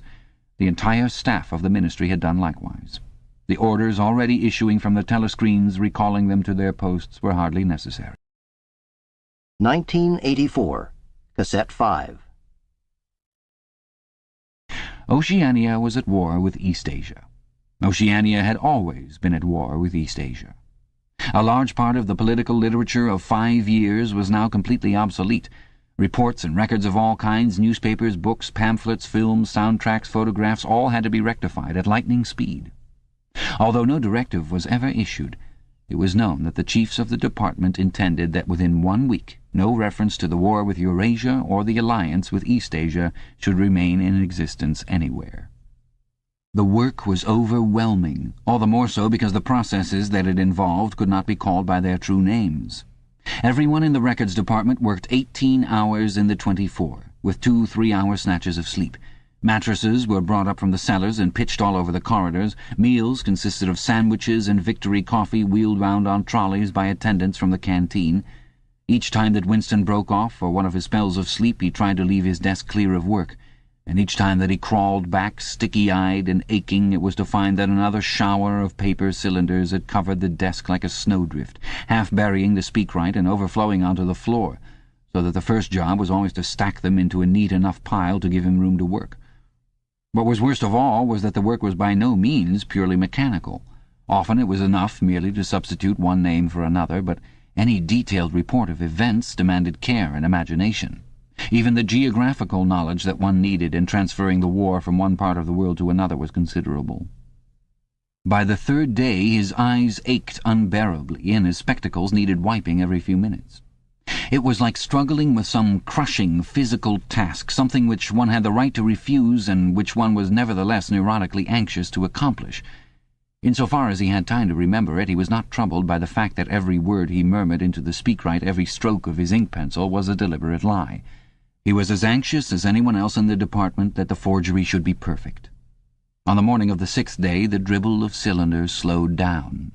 For as much as half an hour, nothing came out of the tube, then one more cylinder, then nothing. Everywhere, at about the same time, the work was easing off. A deep, and as it were secret, sigh went through the department. A mighty deed, which could never be mentioned, had been achieved. It was now impossible for any human being to prove by documentary evidence that the war with Eurasia had ever happened. At 1200 it was unexpectedly announced that all workers in the ministry were free till tomorrow morning. Winston, still carrying the briefcase containing the book, which had remained between his feet while he worked and under his body while he slept, went home, shaved himself, and almost fell asleep in his bath, although the water was barely more than tepid. With a sort of voluptuous creaking in his joints, he climbed the stair above Mr. Charrington's shop. He was tired, but not sleepy any longer. He opened the window, lit the dirty little oil stove, and put on a pan of water for coffee. Julia would arrive presently. Meanwhile there was the book. He sat down in the sluttish armchair and undid the straps of the briefcase. A heavy black volume, amateurishly bound, with no name or title on the cover. The print also looked slightly irregular. The pages were worn at the edges and fell apart easily, as though the book had passed through many hands. The inscription on the title page ran, "The Theory and Practice of Oligarchical Collectivism," by Emmanuel Goldstein. Winston began reading. Chapter 1. Ignorance is Strength. Throughout recorded time, and probably since the end of the Neolithic Age, there have been three kinds of people in the world: the high, the middle, and the low. They have been subdivided in many ways. They have borne countless different names, and their relative numbers, as well as their attitude toward one another, have varied from age to age. But the essential structure of society has never altered. Even after enormous upheavals and seemingly irrevocable changes, the same pattern has always reasserted itself, just as a gyroscope will always return to equilibrium, however far it is pushed one way or the other. The aims of these three groups are entirely irreconcilable. Winston stopped reading, chiefly in order to appreciate the fact that he was reading, in comfort and safety. He was alone. No telescreen, no ear at the keyhole, no nervous impulse to glance over his shoulder or cover the page with his hand.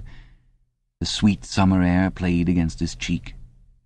From somewhere far away there floated the faint shouts of children. In the room itself there was no sound except the insect voice of the clock. He settled deeper into the armchair and put his feet up on the fender. It was bliss. It was eternity. Suddenly, as one sometimes does with a book of which one knows that one will ultimately read and reread every word, he opened it at a different place and found himself at the 3rd chapter. He went on reading. Chapter 3. War is Peace. The splitting up of the world into three great superstates was an event which could be, and indeed was, foreseen before the middle of the 20th century. With the absorption of Europe by Russia and the British Empire by the United States, two of the three existing powers, Eurasia and Oceania, were already effectively in being. The third, Eastasia, only emerged as a distinct unit after another decade of confused fighting. The frontiers between the three superstates are in some places arbitrary, and in others they fluctuate according to the fortunes of war, but in general they follow geographical lines. Eurasia comprises the whole of the northern part of the European and Asiatic landmass, from Portugal to the Bering Strait. Oceania comprises the Americas, the Atlantic Islands, including the British Isles, Australasia, and the southern portion of Africa. Eastasia, smaller than the others and with a less definite western frontier, comprises China and the countries to the south of it, the Japanese islands, and a large but fluctuating portion of Mongolia and Tibet. In one combination or another, these three superstates are permanently at war, and have been so for the past 25 years. War, however, is no longer the desperate, annihilating struggle that it was in the early decades of the 20th century. It is a warfare of limited aims between combatants who are unable to destroy one another, have no material cause for fighting, and are not divided by any genuine ideological difference. This is not to say that either the conduct of war or the prevailing attitude toward it has become less bloodthirsty or more chivalrous. On the contrary, war hysteria is continuous and universal in all countries, and such acts as raping, looting, the slaughter of children, the reduction of whole populations to slavery, and reprisals against prisoners, which extend even to boiling and burying alive, are looked upon as normal, and, when they are committed by one's own side and not by the enemy, meritorious. But in a physical sense, war involves very small numbers of people, mostly highly trained specialists, and causes comparatively few casualties. The fighting, when there is any, takes place on the vague frontiers whose whereabouts the average man can only guess at, or around the floating fortresses, which guard strategic spots on the sea lanes. In the centres of civilization, war means no more than a continuous shortage of consumption goods and the occasional crash of a rocket bomb, which may cause a few scores of deaths. War has, in fact, changed its character. More exactly, the reasons for which war is waged have changed in their order of importance. Motives which were already present to some small extent in the great wars of the early 20th century have now become dominant and are consciously recognized and acted upon. To understand the nature of the present war, for in spite of the regrouping which occurs every few years, it is always the same war, one must realize in the first place that it is impossible for it to be decisive. None of the three superstates could be definitely conquered even by the other two in combination. They are too evenly matched, and their natural defences are too formidable. Eurasia is protected by its vast land spaces, Oceania by the width of the Atlantic and the Pacific, East Asia by the fecundity and industriousness of its inhabitants. Secondly, there is no longer, in a material sense, anything to fight about. With the establishment of self-contained economies in which production and consumption are geared to one another, the scramble for markets, which was a main cause of previous wars, has come to an end, while the competition for raw materials is no longer a matter of life and death. In any case, each of the three superstates is so vast that it can obtain almost all of the materials that it needs within its own boundaries. Insofar as the war has a direct economic purpose, it is a war for labor power. Between the frontiers of the superstates, and not permanently in the possession of any of them, there lies a rough quadrilateral with its corners at Tangier, Brazzaville, Darwin, and Hong Kong, containing within it about a fifth of the population of the earth. It is for the possession of these thickly populated regions and of the northern ice cap that the three powers are constantly struggling. In practice, no one power ever controls the whole of the disputed area. Portions of it are constantly changing hands, and it is the chance of seizing this or that fragment by a sudden stroke of treachery that dictates the endless changes of alignment. All of the disputed territories contain valuable minerals, and some of them yield important vegetable products, such as rubber, which in colder climates it is necessary to synthesize by comparatively expensive methods. But above all, they contain a bottomless reserve of cheap labor. Whichever power controls equatorial Africa or the countries of the Middle East or southern India or the Indonesian archipelago disposes also of the bodies of scores of hundreds of millions of ill-paid and hard-working coolies. The inhabitants of these areas, reduced more or less openly to the status of slaves, pass continually from conqueror to conqueror, and are expended like so much coal or oil in the race to turn out more armaments, to capture more territory, to control more labor power, to turn out more armaments, to capture more territory, and so on indefinitely. It should be noted that the fighting never really moves beyond the edges of the disputed areas. The frontiers of Eurasia flow back and forth between the basin of the Congo and the northern shore of the Mediterranean. The islands of the Indian Ocean and the Pacific are constantly being captured and recaptured by Oceania or by East Asia. In Mongolia, the dividing line between Eurasia and East Asia is never stable. Round the pole, all three powers lay claim to enormous territories which, in fact, are largely uninhabited and unexplored. But the balance of power always remains roughly even, and the territory which forms the heartland of each superstate always remains inviolate. Moreover, the labor of the exploited peoples round the equator is not really necessary to the world's economy. They add nothing to the wealth of the world, since whatever they produce is used for purposes of war, and the object of waging a war is always to be in a better position in which to wage another war. By their labor, the slave populations allow the tempo of continuous warfare to be speeded up. But if they did not exist, the structure of world society and the process by which it maintains itself would not be essentially different. The primary aim of modern warfare, in accordance with the principles of doublethink, this aim is simultaneously recognized and not recognized by the directing brains of the inner party, is to use up the products of the machine without raising the general standard of living. Ever since the end of the 19th century, the problem of what to do with the surplus of consumption goods has been latent in industrial society. At present, when few human beings even have enough to eat, this problem is obviously not urgent, and it might not have become so even if no artificial processes of destruction had been at work. The world of today is a bare, hungry, dilapidated place compared with the world that existed before 1914, and still more so if compared with the imaginary future to which the people of that period looked forward. In the early 20th century, the vision of a future society unbelievably rich, leisured, orderly, and efficient, a glittering antiseptic world of glass and steel and snow-white concrete, was part of the consciousness of nearly every literate person. Science and technology were developing at a prodigious speed, and it seemed natural to assume that they would go on developing. This failed to happen, partly because of the impoverishment caused by a long series of wars and revolutions, partly because scientific and technical progress depended on the empirical habit of thought, which could not survive in a strictly regimented society. As a whole, the world is more primitive today than it was 50 years ago. Certain backward areas of advanced and various devices, always in some way connected with warfare and police espionage, have been developed, but experiment and invention have largely stopped, and the ravages of the atomic war of the 1950s have never been fully repaired. Nevertheless, the dangers inherent in the machine are still there. From the moment when the machine first made its appearance, it was clear to all thinking people that the need for human drudgery, and therefore to a great extent for human inequality, had disappeared. If the machine were used deliberately for that end, hunger, overwork, dirt, illiteracy, and disease could be eliminated within a few generations. And, in fact, without being used for any such purpose, but by a sort of automatic process, by producing wealth which it was sometimes impossible not to distribute, the machine did raise the living standards of the average human being very greatly over a period of about 50 years at the end of the 19th and the beginning of the 20th centuries.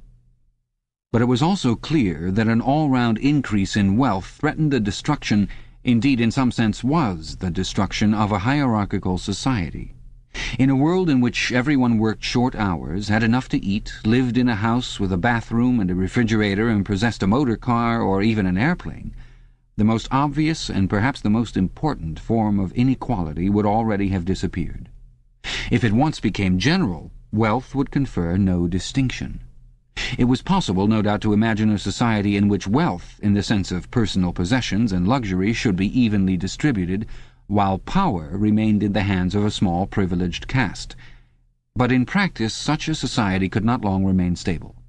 For if leisure and security were enjoyed by all alike, the great mass of human beings who are normally stupefied by poverty would become literate, and would learn to think for themselves, and when once they had done this, they would sooner or later realize that the privileged minority had no function, and they would sweep it away.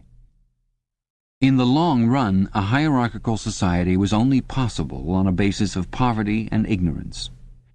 To return to the agricultural past, as some thinkers about the beginning of the 20th century dreamed of doing, was not a practical solution. It conflicted with the tendency toward mechanization, which had become quasi-instinctive throughout almost the whole world, and moreover any country which remained industrially backward was helpless in a military sense, and was bound to be dominated directly or indirectly by its more advanced rivals. Nor was it a satisfactory solution to keep the masses in poverty by restricting the output of goods. This happened, to a great extent, during the final phase of capitalism, roughly between 1920 and 1940. The economy of many countries was allowed to stagnate. Land went out of cultivation, capital equipment was not added to, great blocks of the population were prevented from working and kept half alive by state charity. But this, too, entailed military weakness, and since the privations it inflicted were obviously unnecessary, it made opposition inevitable. The problem was how to keep the wheels of industry turning without increasing the real wealth of the world. Goods must be produced, but they need not be distributed. And in practice, the only way of achieving this was by continuous warfare. The essential act of war is destruction, not necessarily of human lives, but of the products of human labor. War is a way of shattering to pieces or pouring into the stratosphere or sinking in the depths of the sea materials which might otherwise be used to make the masses too comfortable and hence, in the long run, too intelligent. Even when weapons of war are not actually destroyed, their manufacture is still a convenient way of expending labor power without producing anything that can be consumed. A floating fortress, for example, has locked up in it the labor that would build several hundred cargo ships. Ultimately it is scrapped as obsolete, never having brought any material benefit to anybody, and with further enormous labors another floating fortress is built. In principle, the war effort is always so planned as to eat up any surplus that might exist after meeting the bare needs of the population. In practice, the needs of the population are always underestimated, with the result that there is a chronic shortage of half the necessities of life. But this is looked on as an advantage. It is deliberate policy to keep even the favored groups somewhere near the brink of hardship, because a general state of scarcity increases the importance of small privileges, and thus magnifies the distinction between one group and another. By the standards of the early 20th century, even a member of the inner party lives an austere, laborious kind of life.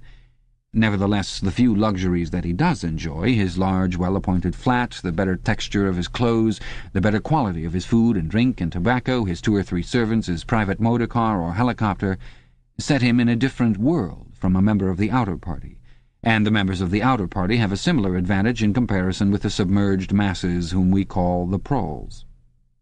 The social atmosphere is that of a besieged city, where the possession of a lump of horseflesh makes the difference between wealth and poverty, and at the same time the consequences of being at war, and therefore in danger, makes the handing over of all power to a small caste seem the natural, unavoidable condition of survival. War, it will be seen, not only accomplishes the necessary destruction, but accomplishes it in a psychologically acceptable way. In principle, it would be quite simple to waste the surplus labor of the world by building temples and pyramids, by digging holes and filling them up again, or even by producing vast quantities of goods and then setting fire to them. But this would provide only the economic and not the emotional basis for a hierarchical society. What is concerned here is not the morale of the masses, whose attitude is unimportant so long as they are kept steadily at work, but the morale of the party itself. Even the humblest party member is expected to be competent, industrious, and even intelligent within narrow limits, but it is also necessary that he should be a credulous and ignorant fanatic, whose prevailing moods are fear, hatred, adulation, and orgiastic triumph. In other words, it is necessary that he should have the mentality appropriate to a state of war. It does not matter whether the war is actually happening, and since no decisive victory is possible, it does not matter whether the war is going well or badly. All that is needed is that a state of war should exist. The splitting of the intelligence which the party requires of its members, and which is more easily achieved in an atmosphere of war, is now almost universal. But the higher up the ranks one goes, the more marked it becomes. It is precisely in the inner party that war hysteria and hatred of the enemy are strongest. In his capacity as an administrator, it is often necessary for a member of the inner party to know that this or that item of war news is untruthful, and he may often be aware that the entire war is spurious and is either not happening or is being waged for purposes quite other than the declared ones. But such knowledge is easily neutralized by the technique of doublethink. Meanwhile, no inner party member wavers for an instant in his mystical belief that the war is real, and that it is bound to end victoriously with Oceania the undisputed master of the entire world. All members of the inner party believe in this coming conquest as an article of faith. It is to be achieved either by gradually acquiring more and more territory and so building up an overwhelming preponderance of power, or by the discovery of some new and unanswerable weapon. The search for new weapons continues unceasingly, and is one of the very few remaining activities in which the inventive or speculative type of mind can find any outlet. In Oceania at the present day, science, in the old sense, has almost ceased to exist. In newspeak there is no word for science. The empirical method of thought on which all the scientific achievements of the past were founded is opposed to the most fundamental principles of Ingsoc. And even technological progress only happens when its products can in some way be used for the diminution of human liberty. In all the useful arts, the world is either standing still or going backwards. The fields are cultivated with horse plows, while books are written by machinery. But in matters of vital importance, meaning in effect war and police espionage, the empirical approach is still encouraged, or at least tolerated. The two aims of the party are to conquer the whole surface of the earth and to extinguish once and for all the possibility of independent thought. There are therefore two great problems which the party is concerned to solve. One is how to discover against his will what another human being is thinking, and the other is how to kill several 100 million people in a few seconds without giving warning beforehand. Insofar as scientific research still continues, this is its subject matter. The scientist of today is either a mixture of psychologist and inquisitor, studying with extraordinary minuteness the meaning of facial expressions, gestures, and tones of voice, and testing the truth-producing effects of drug, shock therapy, hypnosis, and physical torture, or he is a chemist, physicist, or biologist concerned only with such branches of his special subject as are relevant to the taking of life. In the vast laboratories of the Ministry of Peace, and in the experimental stations hidden in the Brazilian forests, or in the Australian desert, or on lost islands of the Antarctic, the teams of experts are indefatigably at work. Some are concerned simply with planning the logistics of future wars, others devise larger and larger rocket bombs, more and more powerful explosives, and more impenetrable armor plating. Others search for new and deadlier gases, or for soluble poisons capable of being produced in such quantities as to destroy the vegetation of whole continents, or for breeds of disease germs immunized against all possible antibodies. Others strive to produce a vehicle that shall bore its way under the soil like a submarine under the water, or an airplane as independent of its base as a sailing ship. Others explore even remoter possibilities, such as focusing the sun's rays through lenses suspended thousands of kilometers away in space, or producing artificial earthquakes and tidal waves by tapping the heat at the Earth's center. But none of these projects ever comes anywhere near realization, and none of the three superstates ever gains a significant lead on the others. What is more remarkable is that all three powers already possess in the atomic bomb a weapon far more powerful than any that their present researchers are likely to discover. Although the party, according to its habit, claims the invention for itself, atomic bombs first appeared as early as the 1940s, and were first used on a large scale about 10 years later. At that time, some hundreds of bombs were dropped on industrial centers, chiefly in European Russia, Western Europe, and North America. The effect was to convince the ruling groups of all countries that a few more atomic bombs would mean the end of organized society, and hence of their own power. Thereafter, although no formal agreement was ever made or hinted at, no more bombs were dropped. All three powers merely continue to produce atomic bombs and store them up against the decisive opportunity which they all believe will come sooner or later. And meanwhile the art of war has remained almost stationary for 30 or 40 years. Helicopters are more used than they were formerly. Bombing planes have been largely superseded by self-propelled projectiles, and the fragile, movable battleship has given way to the almost unsinkable floating fortress. But otherwise there has been little development. The tank, the submarine, the torpedo, the machine gun, even the rifle and the hand grenade are still in use. And in spite of the endless slaughters reported in the press and on the telescreens, the desperate battles of earlier wars, in which thousands or even millions of men were often killed in a few weeks, have never been repeated. None of the three superstates ever attempts any maneuver which involves the risk of serious defeat. When any large operation is undertaken, it is usually a surprise attack against an ally. The strategy that all three powers are following, or pretend to themselves that they are following, is the same. The plan is, by a combination of fighting, bargaining, and well-timed strokes of treachery, to acquire a ring of bases completely encircling one or other of the rival states, and then to sign a pact of friendship with that rival and remain on peaceful terms for so many years as to lull suspicion to sleep. During this time, rockets loaded with atomic bombs can be assembled at all the strategic spots. Finally, they will all be fired simultaneously, with effect so devastating as to make retaliation impossible. It will then be time to sign a pact of friendship with the remaining world power in preparation for another attack. This scheme, it is hardly necessary to say, is a mere daydream, impossible of realization. Moreover, no fighting ever occurs except in the disputed areas round the equator and the pole. No invasion of enemy territory is ever undertaken. This explains the fact that in some places the frontiers between the superstates are arbitrary. Eurasia, for example, could easily conquer the British Isles, which are geographically part of Europe, or, on the other hand, it would be possible for Oceania to push its frontiers to the Rhine, or even to the Vistula. But this would violate the principle, followed on all sides, though never formulated, of cultural integrity. If Oceania were to conquer the areas that used once to be known as France and Germany, it would be necessary either to exterminate the inhabitants, a task of great physical difficulty, or to assimilate a population of about 100 million people, who, so far as technical development goes, are roughly on the oceanic level. The problem is the same for all three superstates. It is absolutely necessary to their structure that there should be no contact with foreigners, except to a limited extent with war prisoners and colored slaves. Even the official ally of the moment is always regarded with the darkest suspicion. War prisoners apart, the average citizen of Oceania never sets eyes on a citizen of either Eurasia or Eastasia, and he is forbidden the knowledge of foreign languages. If he were allowed contact with foreigners, he would discover that they are creatures similar to himself, and that most of what he has been told about them is lies. The sealed world in which he lives would be broken, and the fear, hatred, and self-righteousness on which his morale depends might evaporate. It is therefore realized on all sides that however often Persia, or Egypt, or Java, or Ceylon may change hands, the main frontiers must never be crossed by anything except bombs.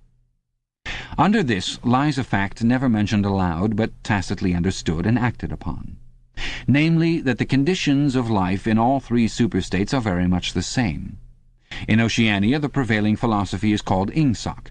In Eurasia, it is called Neo-Bolshevism, and in Eastasia it is called by a Chinese name usually translated as death worship, but perhaps better rendered as obliteration of the self.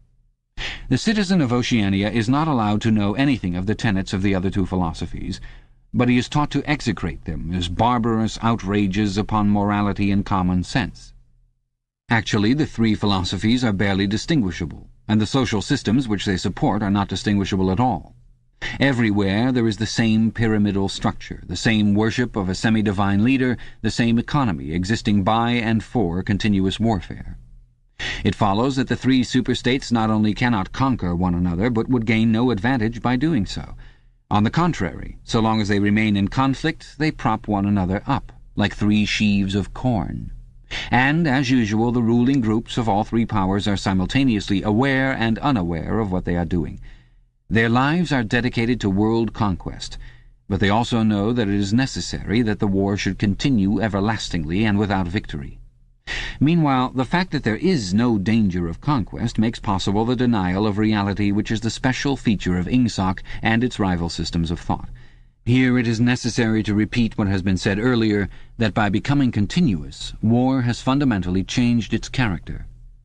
In past ages, a war, almost by definition, was something that sooner or later came to an end, usually in unmistakable victory or defeat. In the past also, war was one of the main instruments by which human societies were kept in touch with physical reality. All rulers of all ages have tried to impose a false view of the world upon their followers, but they could not afford to encourage any illusion that tended to impair military efficiency. So long as defeat meant the loss of independence, or some other result generally held to be undesirable, the precautions against defeat had to be serious. Physical facts could not be ignored. In philosophy, or religion, or ethics, or politics, 2 and 2 might make 5, but when one was designing a gun or an airplane, they had to make 4. Inefficient nations were always conquered sooner or later, and the struggle for efficiency was inimical to illusions. Moreover, to be efficient, it was necessary to be able to learn from the past, which meant having a fairly accurate idea of what had happened in the past. Newspapers and history books were, of course, always colored and biased, but falsification of the kind that is practiced today would have been impossible. War was a sure safeguard of sanity, and so far as the ruling classes were concerned, it was probably the most important of all safeguards. While wars could be won or lost, no ruling class could be completely irresponsible. But when war becomes literally continuous, it also ceases to be dangerous. When war is continuous, there is no such thing as military necessity. Technical progress can cease, and the most palpable facts can be denied or disregarded. As we have seen, researches that could be called scientific are still carried out for the purposes of war, But they are essentially a kind of daydreaming, and their failure to show results is not important. Efficiency, even military efficiency, is no longer needed. Nothing is efficient in Oceania except the thought police. Since each of the three superstates is unconquerable, each is in effect a separate universe, within which almost any perversion of thought can be safely practiced. Reality only exerts its pressure through the needs of everyday life, the need to eat and drink, to get shelter and clothing, to avoid swallowing poison or stepping out of top-story windows, and the like. Between life and death, and between physical pleasure and physical pain, there is still a distinction, but that is all. Cut off from contact with the outer world and with the past, the citizen of Oceania is like a man in interstellar space, who has no way of knowing which direction is up and which is down. The rulers of such a state are absolute, as the pharaohs or the Caesars could not be. They are obliged to prevent their followers from starving to death in numbers large enough to be inconvenient, and they are obliged to remain at the same low level of military technique as their rivals. But once that minimum is achieved, they can twist reality into whatever shape they choose. The war, therefore, if we judge it by the standards of previous wars, is merely an imposture. It is like the battles between certain ruminant animals whose horns are set at such an angle that they are incapable of hurting one another. But though it is unreal, it is not meaningless. It eats up the surplus of consumable goods, and it helps to preserve the special mental atmosphere that a hierarchical society needs. War, it will be seen, is now a purely internal affair. In the past, the ruling groups of all countries, although they might recognize their common interest and therefore limit the destructiveness of war, did fight against one another, and the victor always plundered the vanquished. In our own day, they are not fighting against one another at all. The war is waged by each ruling group against its own subjects, and the object of the war is not to make or prevent conquests of territory, but to keep the structure of society intact. The very word war, therefore, has become misleading. It would probably be accurate to say that by becoming continuous, war has ceased to exist. The peculiar pressure that it exerted on human beings between the Neolithic age and the early 20th century has disappeared, and has been replaced by something quite different. The effect would be much the same if the three superstates, instead of fighting one another, should agree to live in perpetual peace, each inviolate within its own boundaries. For in that case each would still be a self-contained universe, freed forever from the sobering influence of external danger. A peace that was truly permanent would be the same as a permanent war. This, although the vast majority of party members understand it only in a shallower sense, is the inner meaning of the party slogan, "War is peace." Winston stopped reading for a moment. Somewhere in the remote distance a rocket bomb thundered. The blissful feeling of being alone with a forbidden book in a room with no telescreen had not worn off. Solitude and safety were physical sensations, mixed up somehow with the tiredness of his body, the softness of the chair, the touch of the faint breeze from the window that played upon his cheek. The book fascinated him, or more exactly, it reassured him. In a sense it told him nothing that was new, but that was part of the attraction. It said what he would have said if it had been possible for him to set his scattered thoughts in order. It was the product of a mind similar to his own, but enormously more powerful, more systematic, less fear-ridden. The best books, he perceived, are those that tell you what you know already. He had just turned back to Chapter 1 when he heard Julia's footstep on the stair and started out of his chair to meet her. She dumped her brown tool bag on the floor and flung herself into his arms. It was more than a week since they had seen one another. "I've got the book," he said, as they disentangled themselves. "Oh, you've got it. Good," she said, without much interest, and almost immediately knelt down beside the oil stove to make the coffee. They did not return to the subject until they had been in bed for half an hour. The evening was just cool enough to make it worthwhile to pull up the counterpane. From below came the familiar sound of singing and the scrape of boots on the flagstones. The brawny, red-armed woman whom Winston had seen there on his first visit was almost a fixture in the yard. There seemed to be no hour of daylight when she was not marching to and fro between the washtub and the line, alternately gagging herself with clothes pegs and breaking forth into lusty song. Julia had settled down on her side and seemed to be already on the point of falling asleep. He reached out for the book, which was lying on the floor, and sat up against the bedhead. "We must read it," he said. You too, all members of the Brotherhood, have to read it." "You read it," she said with her eyes shut. "Read it aloud. That's the best way. Then you can explain it to me as you go." The clock's hands said 6, meaning 18. They had 3 or 4 hours ahead of them. He propped the book against his knees and began reading. Chapter 1. Ignorance is Strength. Throughout recorded time, and probably since the end of the Neolithic Age, there have been 3 kinds of people in the world: the high, the middle, and the low. They have been subdivided in many ways. They have borne countless different names, and their relative numbers, as well as their attitude toward one another, have varied from age to age, but the essential structure of society has never altered. Even after enormous upheavals and seemingly irrevocable changes, the same pattern has always reasserted itself, just as a gyroscope will always return to equilibrium, however far it is pushed one way or the other. "Julia, are you awake?" said Winston. "Yes, my love, I'm listening. Go on, it's marvelous." He continued reading. The aims of these 3 groups are entirely irreconcilable. The aim of the high is to remain where they are. The aim of the middle is to change places with the high. The aim of the low, when they have an aim, for it is an abiding characteristic of the low that they are too much crushed by drudgery to be more than intermittently conscious of anything outside their daily lives, is to abolish all distinctions and create a society in which all men shall be equal. Thus, throughout history, a struggle which is the same in its main outlines recurs over and over again. For long periods the high seem to be securely in power, but sooner or later there always comes a moment when they lose either their belief in themselves or their capacity to govern efficiently, or both. They are then overthrown by the middle, who enlist the low on their side by pretending to them that they are fighting for liberty and justice. As soon as they have reached their objective, the middle thrust the low back into their old position of servitude, and themselves become the high.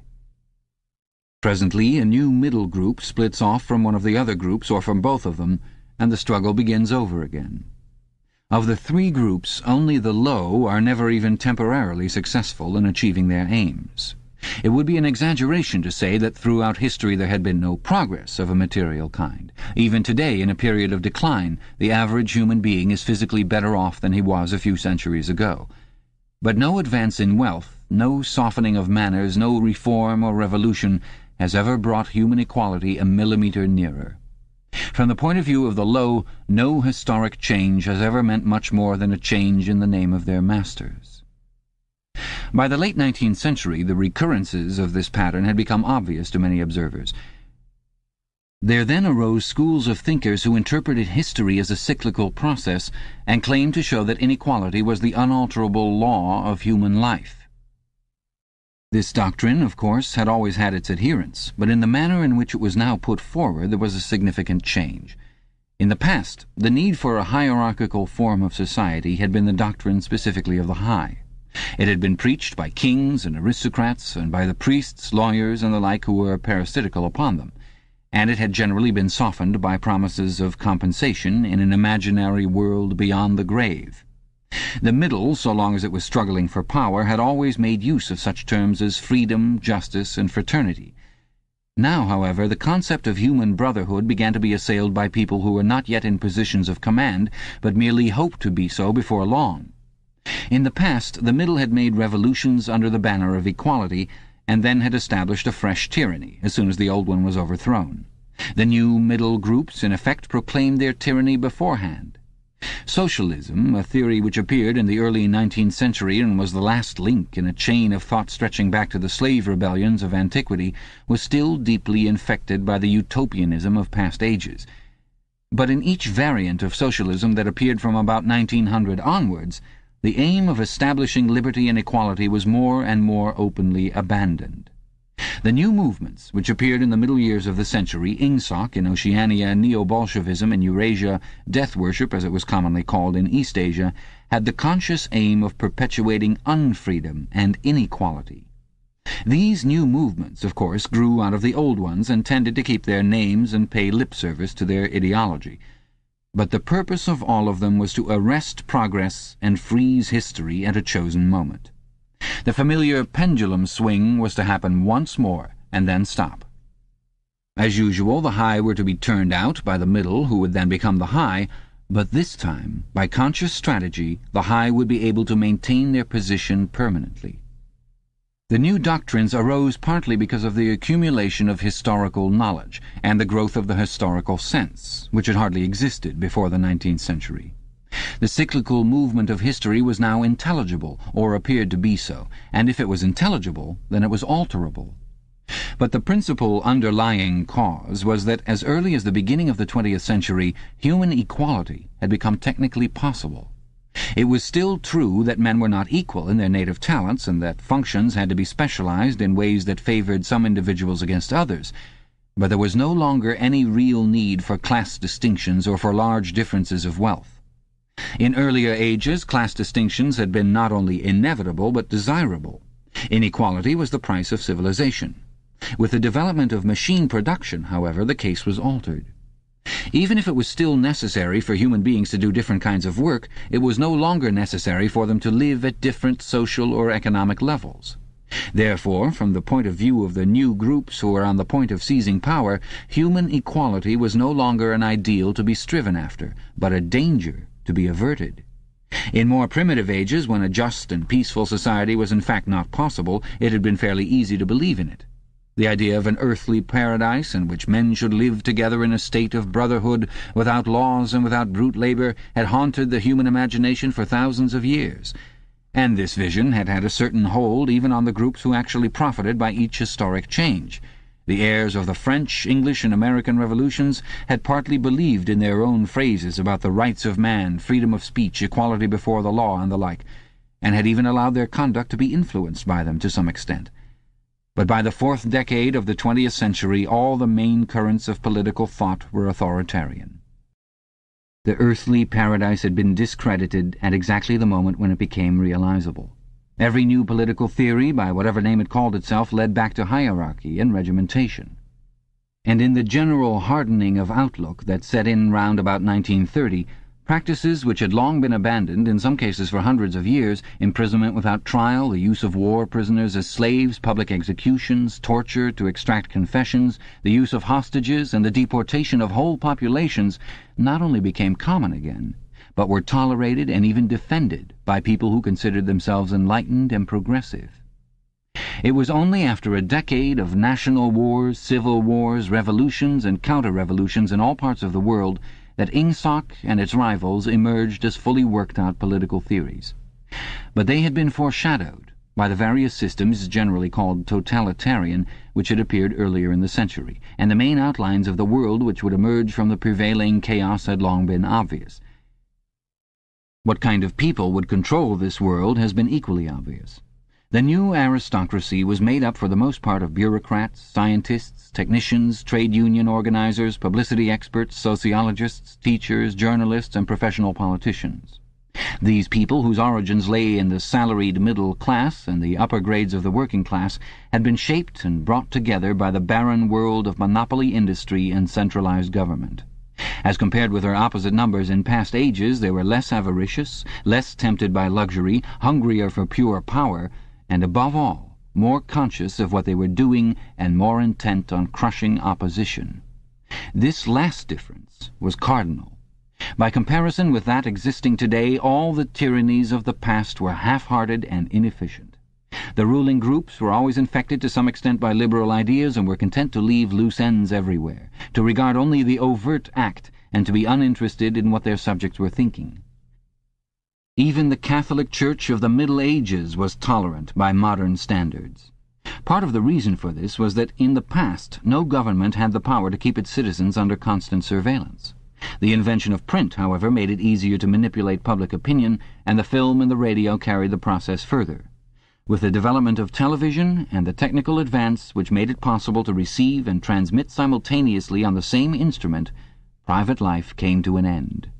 Every citizen, or at least every citizen important enough to be worth watching, could be kept for 24 hours a day under the eyes of the police and in the sound of official propaganda, with all other channels of communication closed.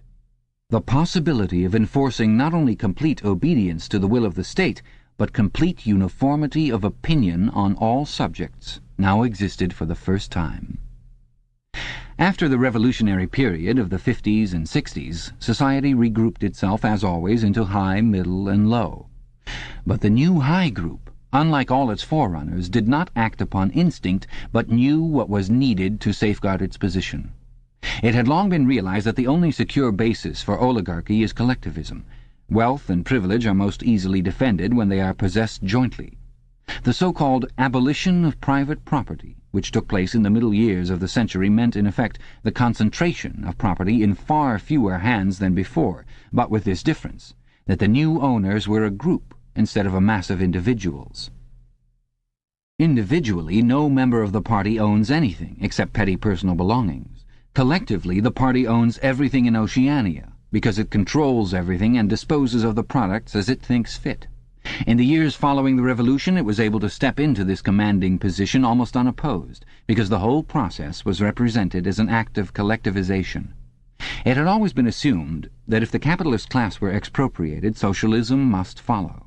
And unquestionably the capitalists had been expropriated. Factories, mines, land, houses, transport, everything had been taken away from them. And since these things were no longer private property, it followed that they must be public property. Ingsoc, which grew out of the earlier socialist movement and inherited its phraseology, has in fact carried out the main item in the socialist program, with the result, foreseen and intended beforehand, that economic inequality has been made permanent.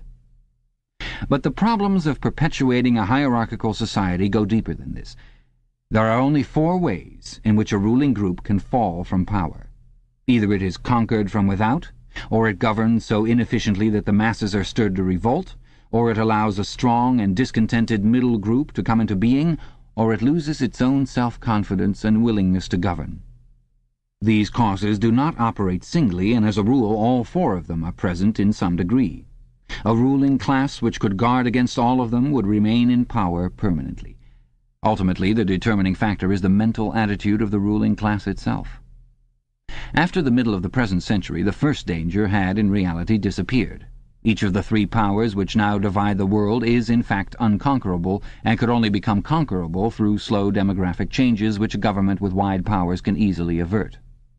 The second danger also is only a theoretical one. The masses never revolt of their own accord, and they never revolt merely because they are oppressed. Indeed, so long as they are not permitted to have standards of comparison, they never even become aware that they are oppressed. The recurrent economic crises of past times were totally unnecessary, and are not now permitted to happen. But other and equally large dislocations can and do happen without having political results, because there is no way in which discontent can become articulate. As for the problem of overproduction, which has been latent in our society since the development of machine technique, it is solved by the device of continuous warfare, see Chapter 3, which is also useful in keying up public morale to the necessary pitch. From the point of view of our present rulers, therefore, the only genuine dangers are the splitting off of a new group of able, underemployed, power-hungry people, and the growth of liberalism and skepticism in their own ranks. The problem, that is to say, is educational. It is a problem of continuously molding the consciousness both of the directing group and of the larger executive group that lies immediately below it. The consciousness of the masses needs only to be influenced in a negative way. Given this background, one could infer, if one did not know it already, the general structure of oceanic society. At the apex of the pyramid comes Big Brother. Big Brother is infallible and all-powerful. Every success, every achievement, every victory, every scientific discovery, all knowledge, all wisdom, all happiness, all virtue are held to issue directly from his leadership and inspiration. Nobody has ever seen Big Brother. He is a face on the hoardings, a voice on the telescreen. We may be reasonably sure that he will never die, and there is already considerable uncertainty as to when he was born. Big Brother is the guise in which the party chooses to exhibit itself to the world. His function is to act as a focusing point for love, fear, and reverence, emotions which are more easily felt toward an individual than toward an organization.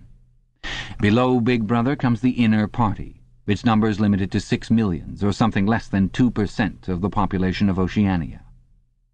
Below the inner party comes the outer party, which, if the inner party is described as the brain of the state, may be justly likened to the hands.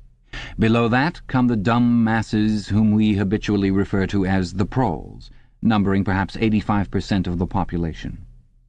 In the terms of our earlier classification, the proles are the low, for the slave populations of the equatorial lands who pass constantly from conqueror to conqueror are not a permanent or necessary part of the structure. In principle, membership in these three groups is not hereditary. The child of inner-party parents is in theory not born into the inner party. Admission to either branch of the party is by examination, taken at the age of 16. Nor is there any racial discrimination or any marked domination of one province by another. Jews, Negroes, South Americans of pure Indian blood are to be found in the highest ranks of the party, and the administrators of any area are always drawn from the inhabitants of that area. In no part of Oceania do the inhabitants have the feeling that they are a colonial population ruled from a distant capital. Oceania has no capital, and its titular head is a person whose whereabouts nobody knows. Except that English is its chief lingua franca and Newspeak its official language, it is not centralized in any way. Its rulers are not held together by blood ties, but by adherence to a common doctrine. It is true that our society is stratified, and very rigidly stratified, on what at first sight appear to be hereditary lines. There is far less to and fro movement between the different groups than happened under capitalism, or even in the pre-industrial ages. Between the two branches of the party there is a certain amount of interchange, but only so much as will ensure that weaklings are excluded from the inner party and that ambitious members of the outer party are made harmless by allowing them to rise. Proletarians, in practice, are not allowed to graduate into the party. The most gifted among them, who might possibly become nuclei of discontent, are simply marked down by the thought police and eliminated. But this state of affairs is not necessarily permanent, nor is it a matter of principle. The party is not a class in the old sense of the word. It does not aim at transmitting power to its own children as such. And if there were no other way of keeping the ablest people at the top, it would be perfectly prepared to recruit an entire new generation from the ranks of the proletariat. In the crucial years, the fact that the party was not a hereditary body did a great deal to neutralize opposition. The older kind of socialist who had been trained to fight against something called class privilege assumed that what is not hereditary cannot be permanent. He did not see that the continuity of an oligarchy need not be physical, nor did he pause to reflect that hereditary aristocracies have always been short-lived, whereas adoptive organizations, such as the Catholic Church, have sometimes lasted for hundreds or thousands of years. The essence of oligarchical rule is not father-to-son inheritance, but the persistence of a certain world view and a certain way of life, imposed by the dead upon the living. A ruling group is a ruling group so long as it can nominate its successors. The party is not concerned with perpetuating its blood, but with perpetuating itself. Who wields power is not important, provided that the hierarchical structure remains always the same. All the beliefs, habits, tastes, emotions, mental attitudes that characterize our time are really designed to sustain the mystique of the party and prevent the true nature of present-day society from being perceived. Physical rebellion, or any preliminary move toward rebellion, is at present not possible.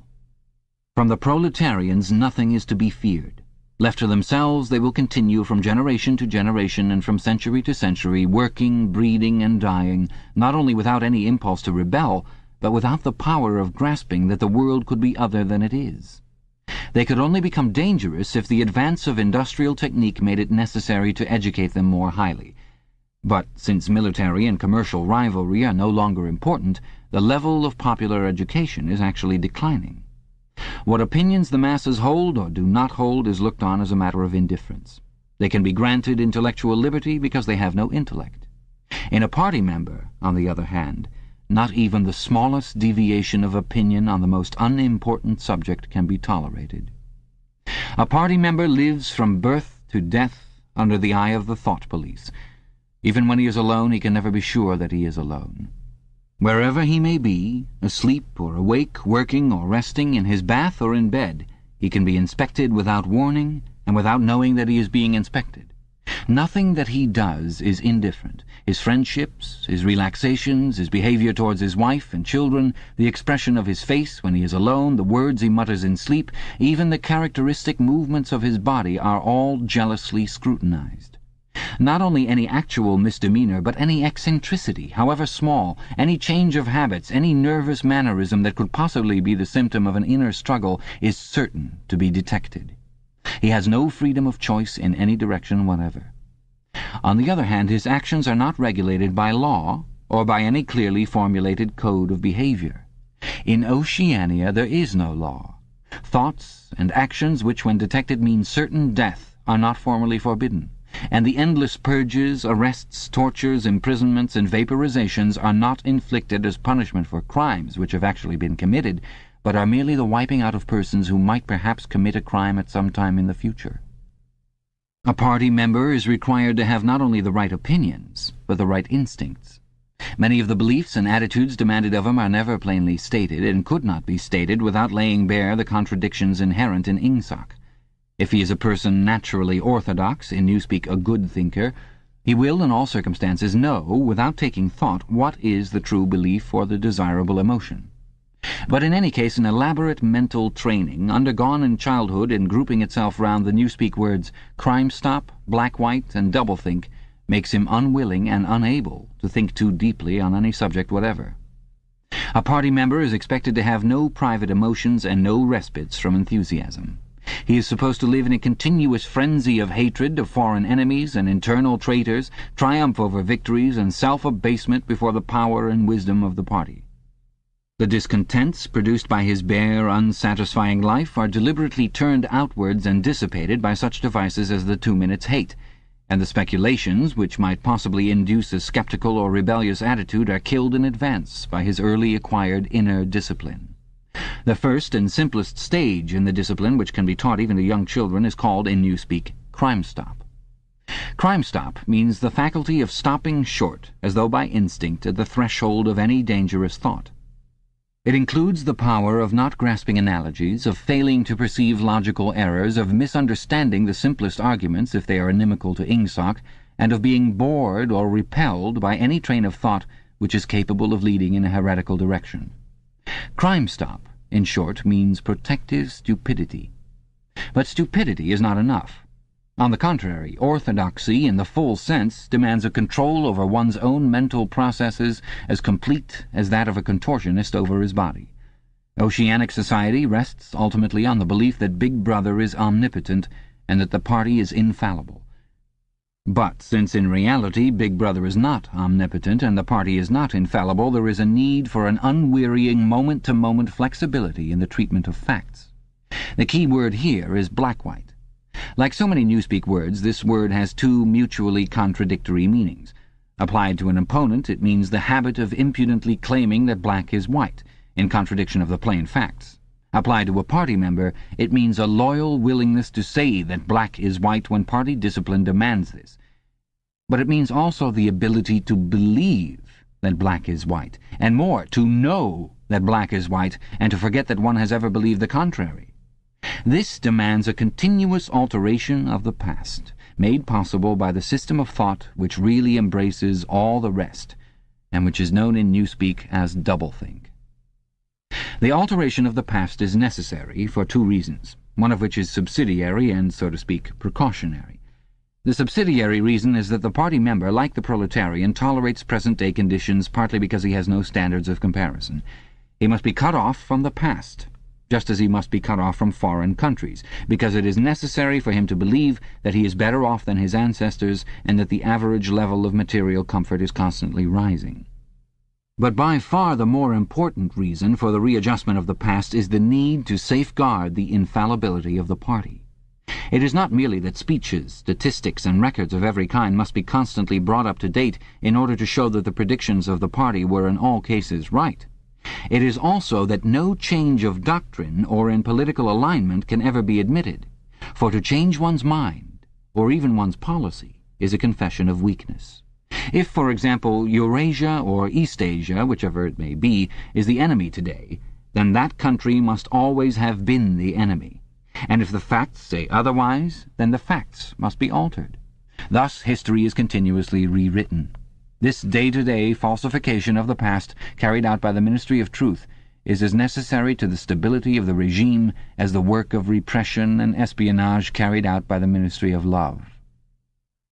The mutability of the past is the central tenet of Ingsoc. Past events, it is argued, have no objective existence, but survive only in written records and in human memories. The past is whatever the records and the memories agree upon. And since the party is in full control of all records, and in equally full control of the minds of its members, it follows that the past is whatever the party chooses to make it. It also follows that, though the past is alterable, it never has been altered in any specific instance. For when it has been recreated in whatever shape is needed at the moment, then this new version is the past, and no different past can ever have existed.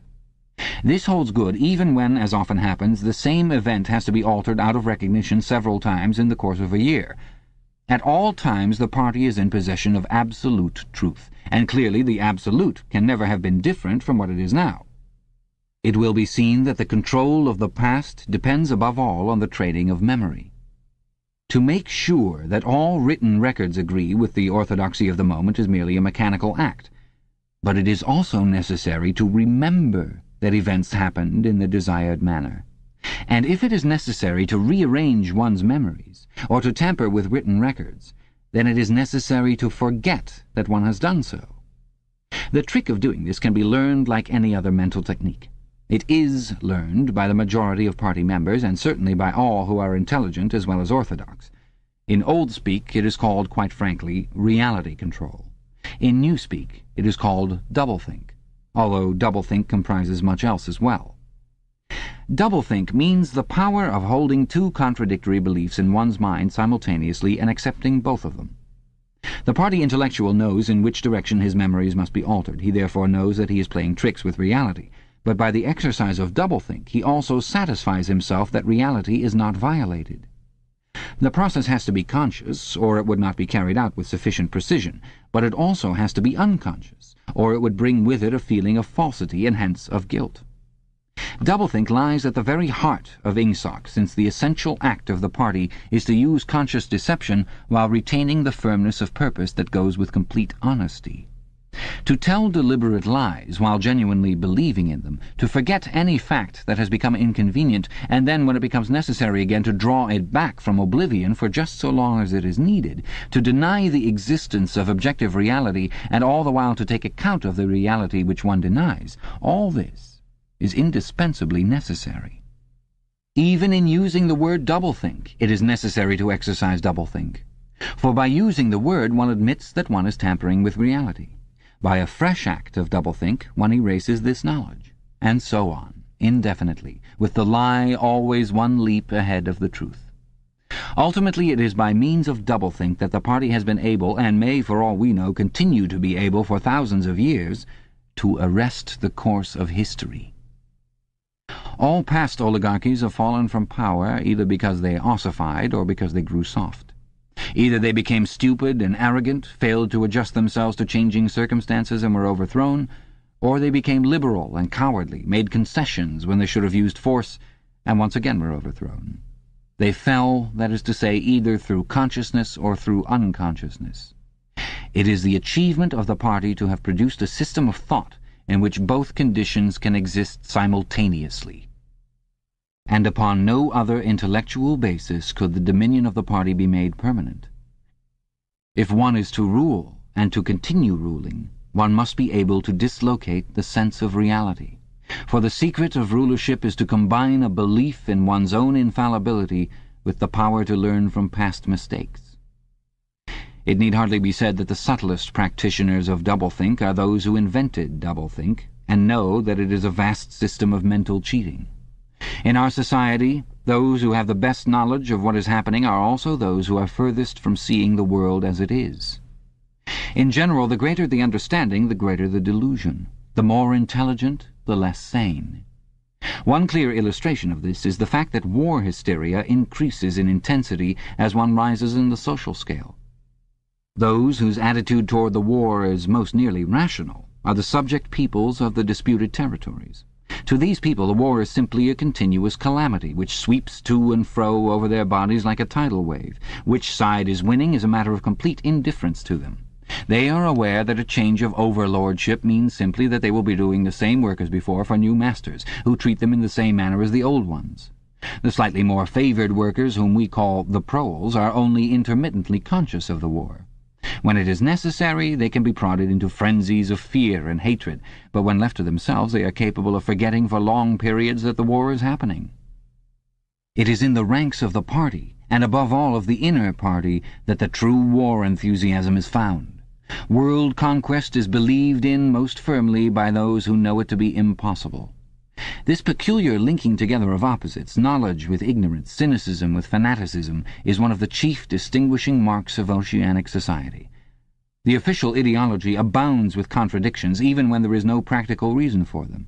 Thus, the party rejects and vilifies every principle for which the socialist movement originally stood, and it chooses to do this in the name of socialism. It preaches a contempt for the working class, unexampled for centuries past, and it dresses its members in a uniform which was at one time peculiar to manual workers, and was adopted for that reason. It systematically undermines the solidarity of the family, and it calls its leader by a name which is a direct appeal to the sentiments of family loyalty. Even the names of the 4 ministries by which we are governed exhibit a sort of impudence in their deliberate reversal of the facts. The Ministry of Peace concerns itself with war, the Ministry of Truth with lies, the Ministry of Love with torture, and the Ministry of Plenty with starvation. These contradictions are not accidental, nor do they result from ordinary hypocrisy. They are deliberate exercises in doublethink. For it is only by reconciling contradictions that power can be retained indefinitely. In no other way could the ancient cycle be broken. If human equality is to be forever averted, if the high, as we have called them, are to keep their places permanently, then the prevailing mental condition must be controlled insanity. But there is one question which until this moment we have almost ignored. It is, why should human equality be averted? Supposing that the mechanics of the process have been rightly described, what is the motive for this huge, accurately planned effort to freeze history at a particular moment of time? Here we reach the central secret. As we have seen, the mystique of the party, and above all of the inner party, depends upon doublethink. But deeper than this lies the original motive, the never-questioned instinct that first led to the seizure of power and brought doublethink, the thought police, continuous warfare, and all the other necessary paraphernalia into existence afterwards. This motive really consists... Winston became aware of silence, as one becomes aware of a new sound. It seemed to him that Julia had been very still for some time past. She was lying on her side, naked from the waist upwards, with her cheek pillowed on her hand and one dark lock tumbling across her eyes. Her breast rose and fell slowly and regularly. "Julia." No answer. "Julia, are you awake?" No answer. She was asleep. He shut the book, put it carefully on the floor, lay down, and pulled the coverlet over both of them. He had still, he reflected, not learned the ultimate secret. He understood how. He did not understand why. Chapter 1, like Chapter 3, had not actually told him anything that he did not know. It had merely systematized the knowledge that he possessed already. But after reading it, he knew better than before that he was not mad. Being in a minority, even a minority of one, did not make you mad. There was truth and there was untruth, and if you clung to the truth, even against the whole world, you were not mad. A yellow beam from the sinking sun slanted in through the window and fell across the pillow. He shut his eyes. The sun on his face and the girl's smooth body touching his own gave him a strong, sleepy, confident feeling. He was safe. Everything was all right.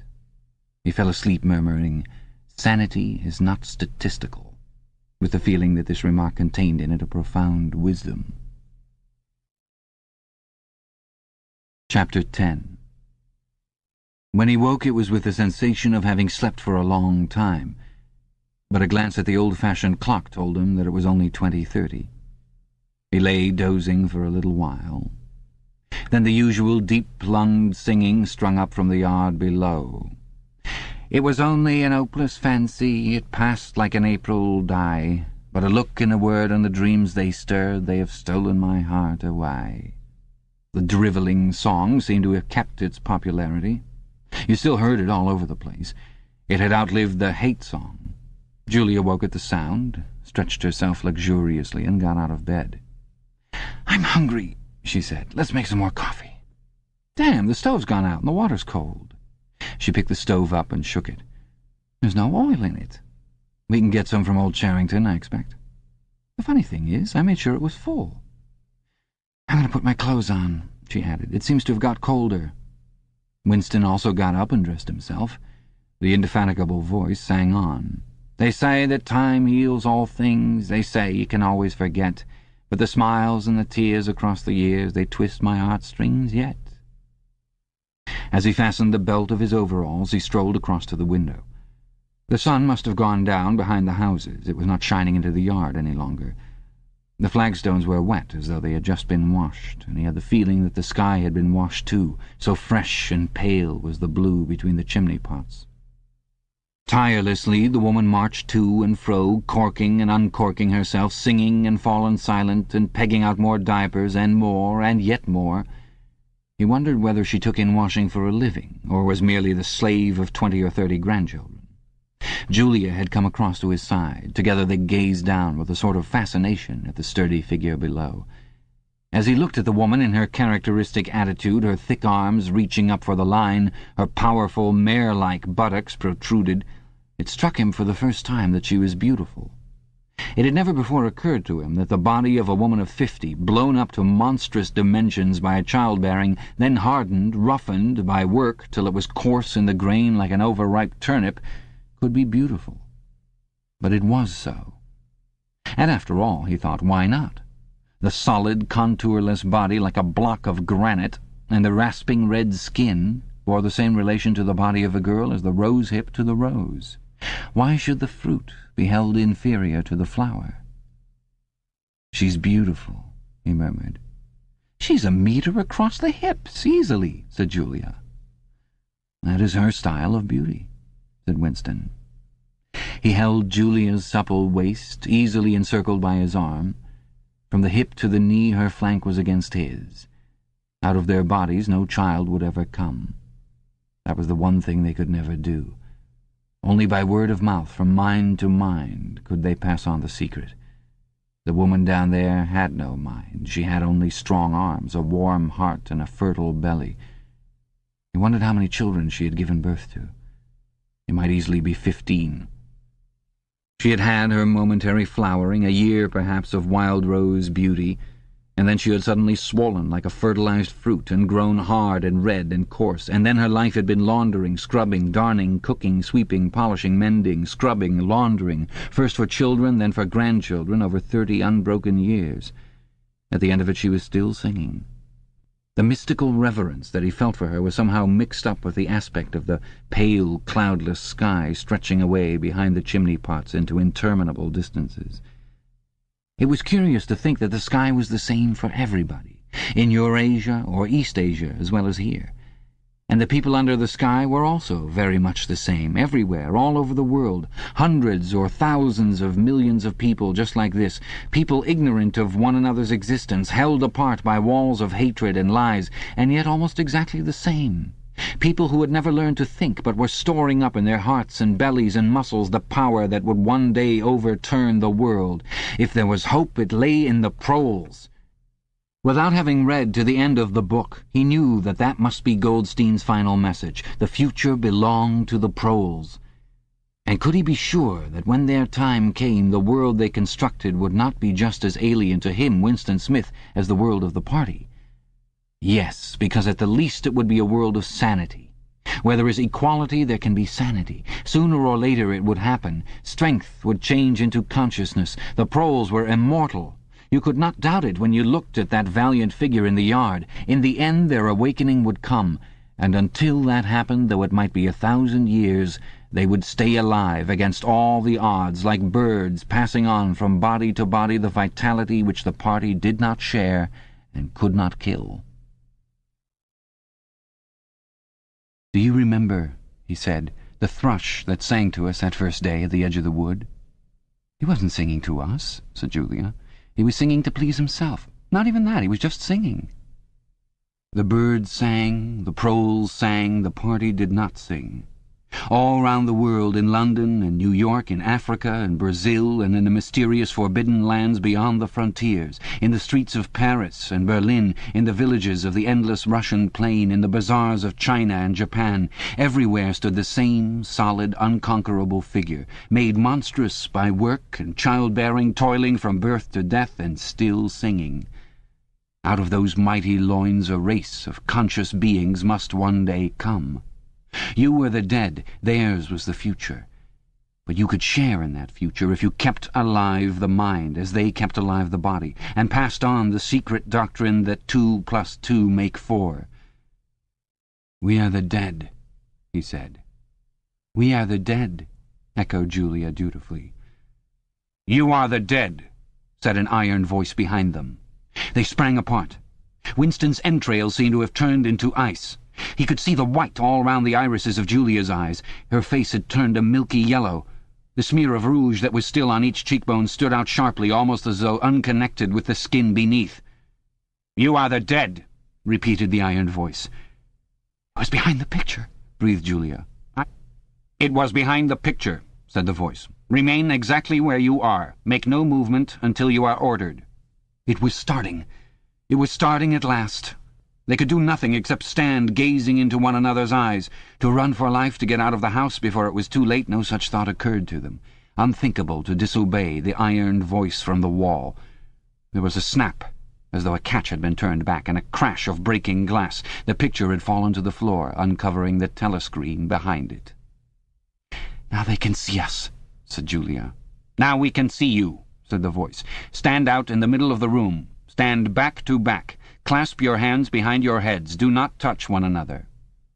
They were not touching, but it seemed to him that he could feel Julia's body shaking, or perhaps it was merely the shaking of his own.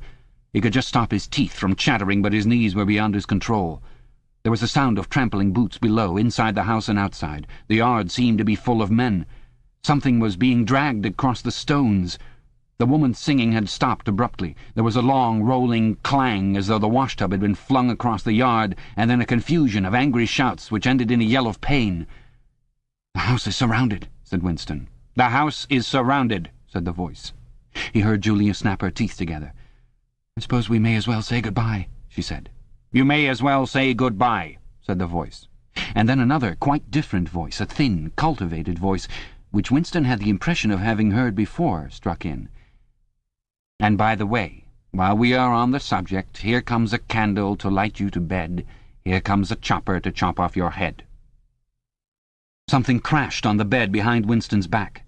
The head of a ladder had been thrust through the window and had burst in the frame. Someone was climbing through the window. There was a stampede of boots up the stairs. The room was full of solid men in black uniforms with iron-shod boots on their feet and truncheons in their hands. Winston was not trembling any longer. Even his eyes he barely moved. One thing alone mattered: to keep still, and not give them an excuse to hit you. A man with a smooth prize-fighter's jowl, in which the mouth was only a slit, paused opposite him, balancing his truncheon meditatively between thumb and forefinger. Winston met his eyes. The feeling of nakedness with one's hands behind one's head and one's face and body all exposed was almost unbearable. The man protruded the tip of a white tongue, licked the place where his lips should have been, and then passed on. There was another crash. Someone had picked up the glass paperweight from the table and smashed it to pieces on the hearthstone. The fragment of coral, a tiny crinkle of pink, like a sugar rosebud from a cake, rolled across the mat. How small, thought Winston, how small it always was. There was a gasp and a thump behind him, and he received a violent kick on the ankle which nearly flung him off his balance. One of the men had smashed his fist into Julia's solar plexus, doubling her up like a pocket ruler. She was thrashing about on the floor, fighting for breath. Winston dared not turn his head even by a millimetre, but sometimes her livid, gasping face came within the angle of his vision. Even in his terror it was as though he could feel the pain in his own body, the deadly pain which nevertheless was less urgent than the struggle to get back her breath. He knew what it was like. The terrible, agonizing pain, which was there all the while but could not be suffered yet, because before all else it was necessary to be able to breathe. Then 2 of the men hoisted her up by knees and shoulders and carried her out of the room like a sack. Winston had a glimpse of her face, upside down, yellow and contorted, with the eyes shut, and still with a smear of rouge on either cheek, and that was the last he saw of her. He stood dead still.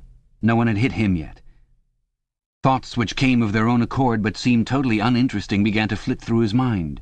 He wondered whether they had got Mr. Charrington. He wondered what they had done to the woman in the yard. He noticed that he badly wanted to urinate and felt a faint surprise because he had done so only 2 or 3 hours ago. He noticed that the clock on the mantelpiece said 9, meaning 21. But the light seemed too strong. Would not the light be fading at 21 hours on an August evening? He wondered whether, after all, he and Julia had mistaken the time, had slept the clock round and thought it was 20:30 when really it was not 8:30 on the following morning. But he did not pursue the thought further. It was not interesting. There was another, lighter step in the passage. Mr. Charrington came into the room. The demeanour of the black-uniformed men suddenly became more subdued. Something had also changed in Mr. Charrington's appearance. His eye fell on the fragments of the glass paperweight. "Pick up those pieces," he said sharply. A man stooped to obey. The Cockney accent had disappeared. Winston suddenly realized whose voice it was that he had heard a few moments ago on the telescreen. Mr. Charrington was still wearing his old velvet jacket, but his hair, which had been almost white, had turned black. Also, he was not wearing his spectacles. He gave Winston a single sharp glance, as though verifying his identity, and then paid no more attention to him. He was still recognizable, but he was not the same person any longer. His body had straightened and seemed to have grown bigger. His face had undergone only tiny changes that had nevertheless worked a complete transformation. The black eyebrows were less bushy, the wrinkles were gone, the whole lines of the face seemed to have altered, even the nose seemed shorter. It was the alert, cold face of a man of about 35. It occurred to Winston that for the first time in his life he was looking, with knowledge, at a member of the thought police. Part 3. He did not know where he was. Presumably he was in the Ministry of Love, but there was no way of making certain. He was in a high-ceilinged, windowless cell with walls of glittering white porcelain. Concealed lamps flooded it with cold light, and there was a low, steady humming sound which he supposed had something to do with the air supply. A bench or shelf just wide enough to sit on ran round the wall, broken only by the door, and at the end opposite the door a lavatory pan with no wooden seat. There were 4 telescreens, one in each wall. There was a dull aching in his belly. It had been there ever since they had bundled him into the closed van and driven him away. But he was also hungry, with a gnawing, unwholesome kind of hunger. It might be 24 hours since he had eaten, it might be 36. He still did not know, probably never would know, whether it had been morning or evening when they arrested him. Since he was arrested, he had not been fed. He sat as still as he could on the narrow bench, with his hands crossed on his knee. He had already learned to sit still. If you made unexpected movements, they yelled at you from the telescreen. But the craving for food was growing upon him. What he longed for above all was a piece of bread. He had an idea that there were a few breadcrumbs in the pocket of his overalls. It was even possible, he thought this because from time to time something seemed to tickle his leg, that there might be a sizable bit of crust there. In the end, the temptation to find out overcame his fear. He slipped a hand into his pocket. "Smith!" yelled a voice from the telescreen. 6079 Smith W. Hands out of pockets in the cells. He sat still again, his hands crossed on his knee. Before being brought here, he had been taken to another place, which must have been an ordinary prison or a temporary lock-up used by the patrols. He did not know how long he had been there. Some hours, at any rate. With no clocks and no daylight, it was hard to gauge the time. It was a noisy, evil-smelling place. They had put him into a cell similar to the one he was in now, but filthily dirty and at all times crowded by 10 or 15 people. The majority of them were common criminals, but there were a few political prisoners among them. He had sat silent against the wall, jostled by dirty bodies, too preoccupied by fear and the pain in his belly to take much interest in his surroundings, but still noticing the astonishing difference in demeanour between the party prisoners and the others. The party prisoners were always silent and terrified, but the ordinary criminals seemed to care nothing for anybody. They yelled insults at the guards, fought back fiercely when their belongings were impounded, wrote obscene words on the floor, ate smuggled food which they produced from mysterious hiding places in their clothes, and even shouted down the telescreen when it tried to restore order. On the other hand, some of them seemed to be on good terms with the guards, called them by nicknames, and tried to wheedle cigarettes through the spy hole in the door. The guards, too, treated the common criminals with a certain forbearance, even when they had to handle them roughly. There was much talk about the forced labour camps to which most of the prisoners expected to be sent. It was all right in the camps, he gathered, so long as you had good contacts and knew the ropes. There were bribery, favoritism, and racketeering of every kind. There were homosexuality and prostitution. There was even illicit alcohol distilled from potatoes. The positions of trust were given only to the common criminals, especially the gangsters and the murderers, who formed a sort of aristocracy. All the dirty jobs were done by the politicals. There was a constant come and go of prisoners of every description. Drug peddlers, thieves, bandits, black marketeers, drunks, prostitutes. Some of the drunks were so violent that the other prisoners had to combine to suppress them. An enormous wreck of a woman, aged about 60, with great tumbling breasts and thick coils of white hair which had come down in her struggles, was carried in, kicking and shouting, by 4 guards who had hold of her, one at each corner. They wrenched off the boots with which she had been trying to kick them and dumped her down across Winston's lap, almost breaking his thigh bones. The woman hoisted herself upright and followed them out with a yell of, "Fucking bastards!" Then, noticing that she was sitting on something uneven, she slid off Winston's knees onto the bench. "Beg pardon, dearie," she said. "I wouldn't have sat on you, only the buggers put me there. They don't know how to treat a lady, do they?" She paused, patted her breast, and belched. "Pardon," she said. "I ain't myself quite." She leaned forward and vomited copiously on the floor. "That's better," she said, leaning back with closed eyes. "Never keep it down, that's what I say. Get it up while it's fresh on your stomach, like." She revived, turned to have another look at Winston, and seemed immediately to take a fancy to him. She put a vast arm round his shoulder and drew him toward her, breathing beer and vomit into his face. "What's your name, dearie?" she said. "Smith," said Winston. "Smith," said the woman. "That's funny. My name's Smith, too. Why," she added sentimentally, "I might be your mother." She might, thought Winston, be his mother.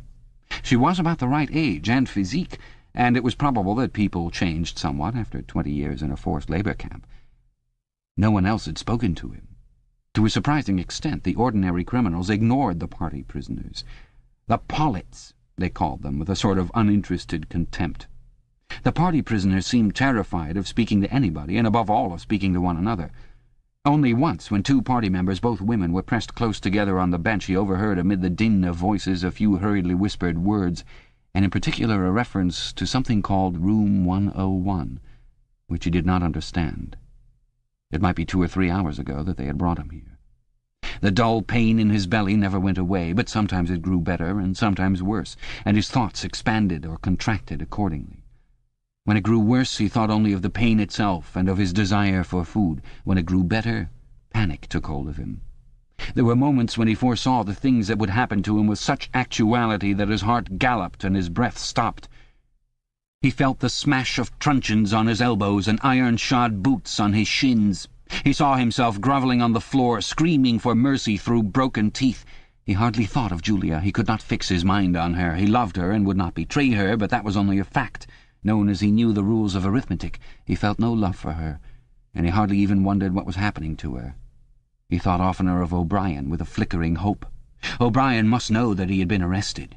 The Brotherhood, he had said, never tried to save its members, but there was the razor blade. They would send the razor blade if they could. There would be perhaps 5 seconds before the guards could rush into the cell. The blade would bite into him with a sort of burning coldness, and even the fingers that held it would be cut to the bone.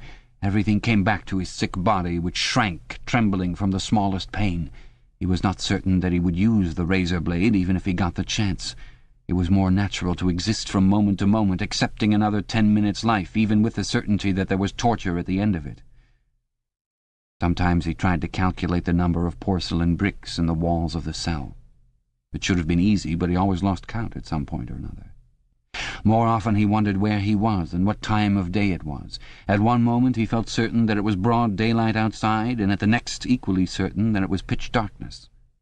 In this place, he knew instinctively, the lights would never be turned out. It was the place with no darkness. He saw now why O'Brien had seemed to recognize the illusion. In the Ministry of Love there were no windows. His cell might be at the heart of the building or against its outer wall. It might be 10 floors below ground or 30 above it. He moved himself mentally from place to place and tried to determine by the feeling of his body whether he was perched high in the air or buried deep underground. There was a sound of marching boots outside. The steel door opened with a clang.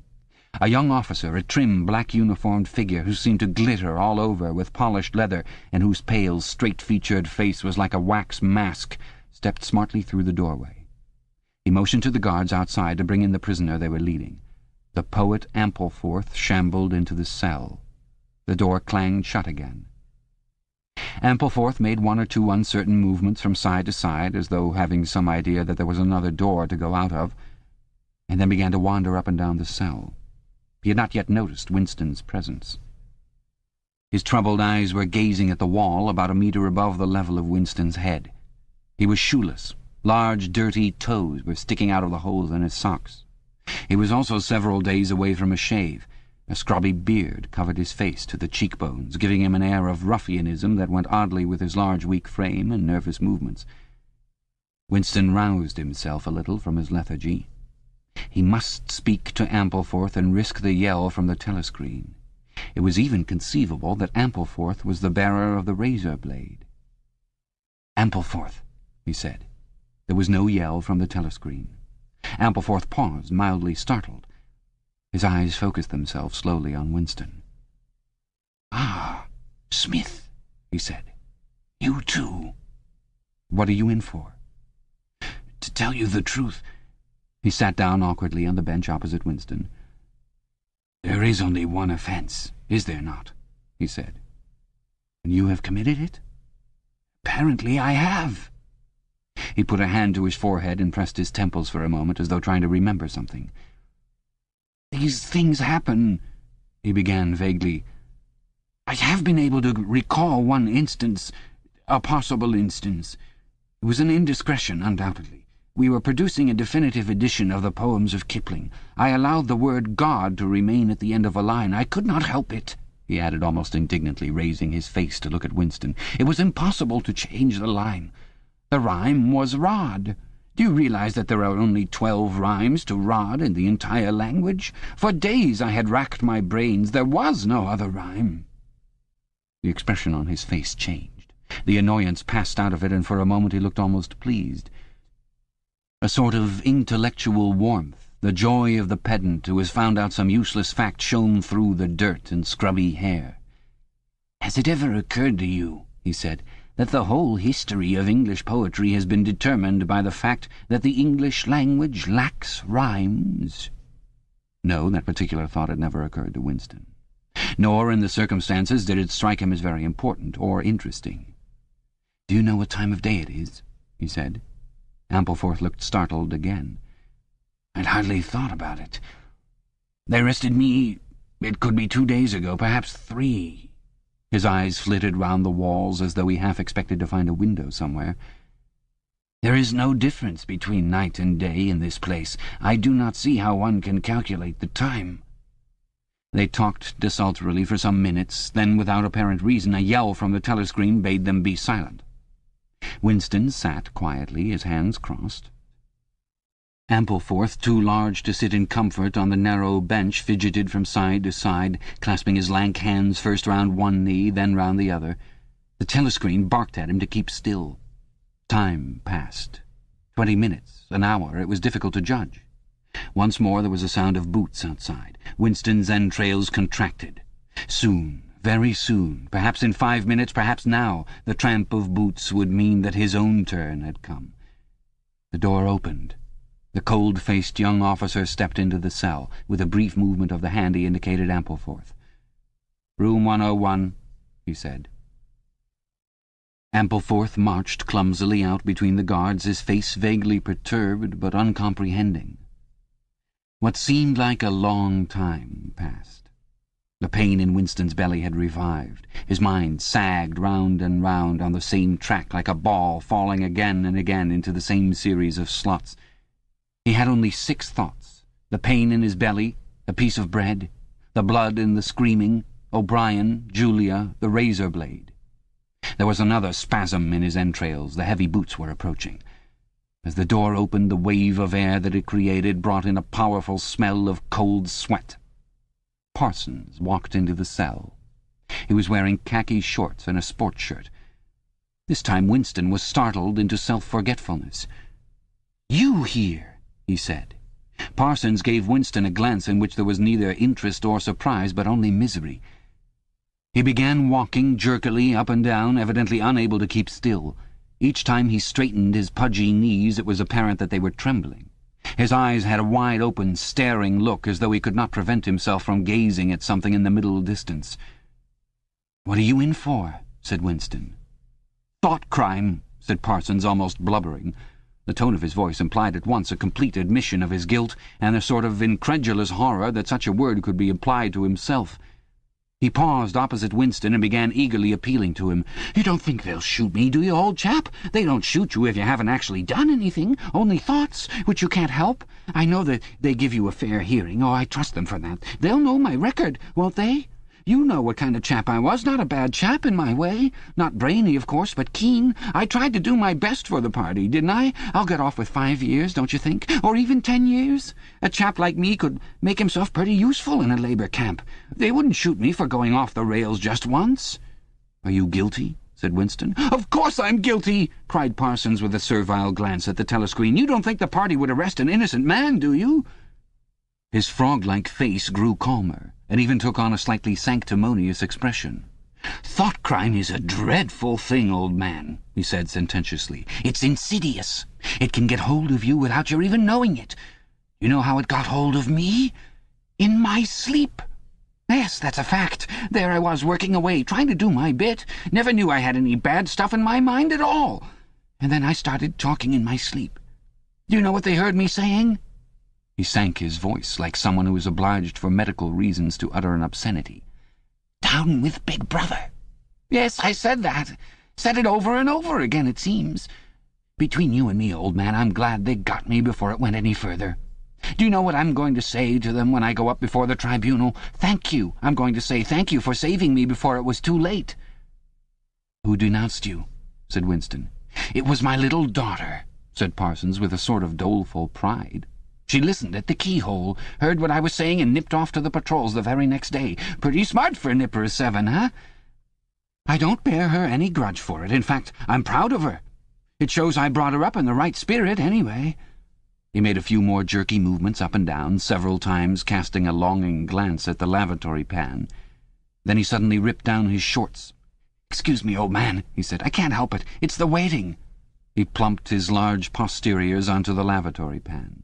Winston covered his face with his hands. "Smith!" yelled the voice from the telescreen. 6079 Smith W. Uncover your face. No faces covered in the cells. Winston uncovered his face. Parsons used the lavatory loudly and abundantly. It then turned out that the plug was defective and the cells stank abominably for hours afterwards. Parsons was removed. More prisoners came and went mysteriously. One, a woman, was consigned to room 101, and Winston noticed seemed to shrivel and turn a different colour when she heard the words. A time came when, if it had been morning when he was brought here, it would be afternoon, or if it had been afternoon, then it would be midnight. There were 6 prisoners in the cell, men and women. All sat very still. Opposite Winston there sat a man with a chinless, toothy face, exactly like that of some large, harmless rodent. His fat, mottled cheeks were so pouched at the bottom that it was difficult not to believe that he had little stores of food tucked away there. His pale grey eyes flitted timorously from face to face, and turned quickly away again when he caught anyone's eye. The door opened, and another prisoner was brought in, whose appearance sent a momentary chill through Winston. He was a commonplace, mean-looking man, who might have been an engineer or technician of some kind. But what was startling was the emaciation of his face. It was like a skull. Because of its thinness, the mouth and eyes looked disproportionately large, and the eyes seemed filled with a murderous, unappeasable hatred of somebody or something. The man sat down on the bench at a little distance from Winston. Winston did not look at him again, but the tormented, skull-like face was as vivid in his mind as though it had been straight in front of his eyes. Suddenly he realized what was the matter. The man was dying of starvation. The same thought seemed to occur almost simultaneously to everyone in the cell. There was a very faint stirring all the way round the bench. The eyes of the chinless man kept flitting toward the skull-faced man, then turning guiltily away, then being dragged back by an irresistible attraction. Presently he began to fidget on his seat. At last he stood up, waddled clumsily across the cell, dug down into the pocket of his overalls, and with an abashed air held out a grimy piece of bread to the skull-faced man. There was a furious, deafening roar from the telescreen. The chinless man jumped in his tracks. The skull-faced man had quickly thrust his hands behind his back as though demonstrating to all the world that he refused the gift. "Bumstead!" roared the voice. 2713 Bumstead J. Let fall that piece of bread." The chinless man dropped the piece of bread on the floor. "Remain standing where you are," said the voice. "Face the door. Make no movement." The chinless man obeyed. His large, pouchy cheeks were quivering uncontrollably. The door clanged open. As the young officer entered and stepped aside, there emerged from behind him a short, stumpy guard with enormous arms and shoulders. He took his stand opposite the chinless man, and then, at a signal from the officer, let free a frightful blow, with all the weight of his body behind it, full in the chinless man's mouth. The force of it seemed almost to knock him clear of the floor. His body was flung across the cell and fetched up against the base of the lavatory seat. For a moment he lay as though stunned, with dark blood oozing from his mouth and nose. A very faint whimpering or squeaking, which seemed unconscious, came out of him. Then he rolled over and raised himself unsteadily on hands and knees. Amid a stream of blood and saliva, the two halves of a dental plate fell out of his mouth. The prisoners sat very still, their hands crossed on their knees. The chinless man climbed back into his place. Down one side of his face the flesh was darkening. His mouth had swollen into a shapeless, cherry-coloured mass with a black hole in the middle of it. From time to time a little blood dripped onto the breast of his overalls. His grey eyes still flitted from face to face, more guiltily than ever, as though he were trying to discover how much the others despised him for his humiliation. The door opened. With a small gesture the officer indicated the skull-faced man. "Room 101, he said. There was a gasp and a flurry at Winston's side. The man had actually flung himself on his knees on the floor with his hands clasped together. "Comrade, officer," he cried, "you don't have to take me to that place. Haven't I told you everything already? What else is it you want to know? There's nothing I wouldn't confess. Nothing. Just tell me what it is, and I'll confess it straight off. Write it down, and I'll sign it. Anything, not room 101. "Room 101, said the officer. The man's face, already very pale, turned a colour Winston would not have believed possible. It was definitely, unmistakably, a shade of green. "Do anything to me," he yelled. "You've been starving me for weeks. Finish it off and let me die. Shoot me, hang me, sentence me to 25 years. Is there somebody else you want me to give away? Just say who it is and I'll tell you anything you want. I don't care who it is or what you do to them. I've got a wife and 3 children. The biggest of them isn't 6 years old. You can take the whole lot of them and cut their throats in front of my eyes, and I'll stand by and watch it. But not room 101. "Room 101, said the officer. The man looked frantically round at the other prisoners, as though with some idea that he could put another victim in his own place. His eyes settled on the smashed face of the chinless man. He flung out a lean arm. "That's the one you ought to be taking, not me!" he shouted. "You didn't hear what he was saying after they bashed his face. Give me a chance and I'll tell you every word of it. He's the one that's against the party, not me." The guard stepped forward. The man's voice rose to a shriek. "You didn't hear him," he repeated. "Something went wrong with the telescreen. He's the one you want. Take him, not me." The 2 sturdy guards had stooped to take him by the arms. But just at this moment he flung himself across the floor of the cell and grabbed one of the iron legs that supported the bench.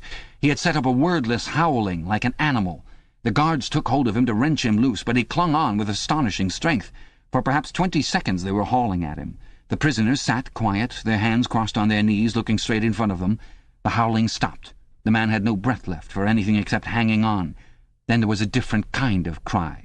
A kick from the guard's boot had broken the fingers on one of his hands. They dragged him to his feet. "Room 101, said the officer.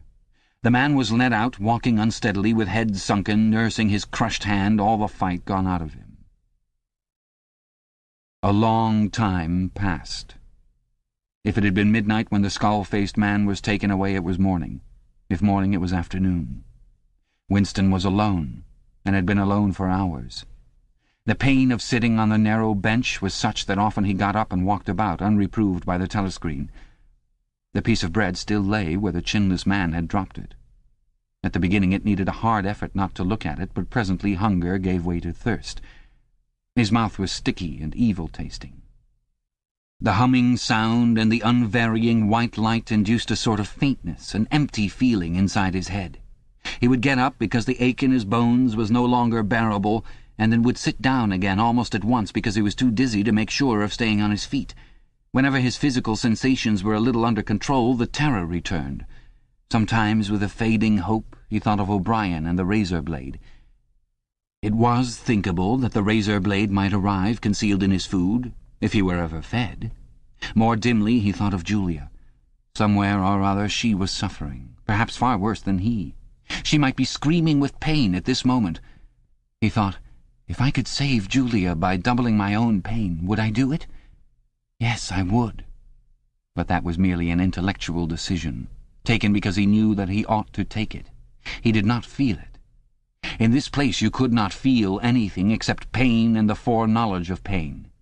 Besides, was it possible, when you were actually suffering it, to wish for any reason whatever that your own pain should increase? But that question was not answerable yet. The boots were approaching again. The door opened. O'Brien came in. Winston started to his feet. The shock of the sight had driven all caution out of him. For the first time in many years he forgot the presence of the telescreen. "They've got you too!" he cried. "They got me a long time ago," said O'Brien, with a mild, almost regretful irony. He stepped aside. From behind him there emerged a broad-chested guard with a long black truncheon in his hand. "You knew this, Winston," said O'Brien. "Don't deceive yourself. You did know it. You have always known it." Yes, he saw now. He had always known it. But there was no time to think of that. All he had eyes for was the truncheon in the guard's hand. It might fall anywhere, on the crown, on the tip of the ear, on the upper arm, on the elbow. The elbow! He had slumped to his knees, almost paralyzed, clasping the stricken elbow with his other hand. Everything had exploded into yellow light. Inconceivable, inconceivable that one blow could cause such pain. The light cleared, and he could see the other two looking down at him. The guard was laughing at his contortions. One question, at any rate, was answered. Never, for any reason on earth, should you wish for an increase of pain. Of pain you could wish only one thing, that it should stop. Nothing in the world was so bad as physical pain. In the face of pain there are no heroes, he thought over and over, as he writhed on the floor, clutching uselessly at his disabled left arm. Chapter 2. He was lying on something that felt like a camp bed, except that it was higher off the ground and that he was fixed down in some way so that he could not move. Light that seemed stronger than usual was falling on his face. O'Brien was standing at his side, looking down at him intently. At the other side of him stood a man in a white coat, holding a hypodermic syringe. Even after his eyes were open, he took in his surroundings only gradually. He had the impression of swimming up into this room from some quite different world, a sort of underwater world, far beneath it. How long he had been down there he did not know. Since the moment when they arrested him he had not seen darkness or daylight. Besides, his memories were not continuous. There had been times when consciousness, even the sort of consciousness that one has in sleep, had stopped dead and started again after a blank interval. But whether the intervals were of days or weeks or only seconds there was no way of knowing. With that first blow on the elbow the nightmare had started. Later he was to realize that all that then happened was merely a preliminary, a routine interrogation to which nearly all prisoners were subjected. There was a long range of crimes, espionage, sabotage, and the like, to which everyone had to confess as a matter of course. The confession was a formality, though the torture was real. How many times he had been beaten, how long the beatings had continued, he could not remember. Always there were 5 or 6 men in black uniforms at him simultaneously. Sometimes it was fists, sometimes it was truncheons, sometimes it was steel rods, sometimes it was boots. There were times when he rolled about the floor as shameless as an animal, writhing his body this way and that in an endless, hopeless effort to dodge the kicks, and simply inviting more and yet more kicks, in his ribs, in his belly, on his elbows, on his shins, in his groin, in his testicles, on the bone at the base of his spine. There were times when it went on until the cruel, wicked, unforgivable thing seemed to him not that the guards continued to beat him, but that he could not force himself into losing consciousness.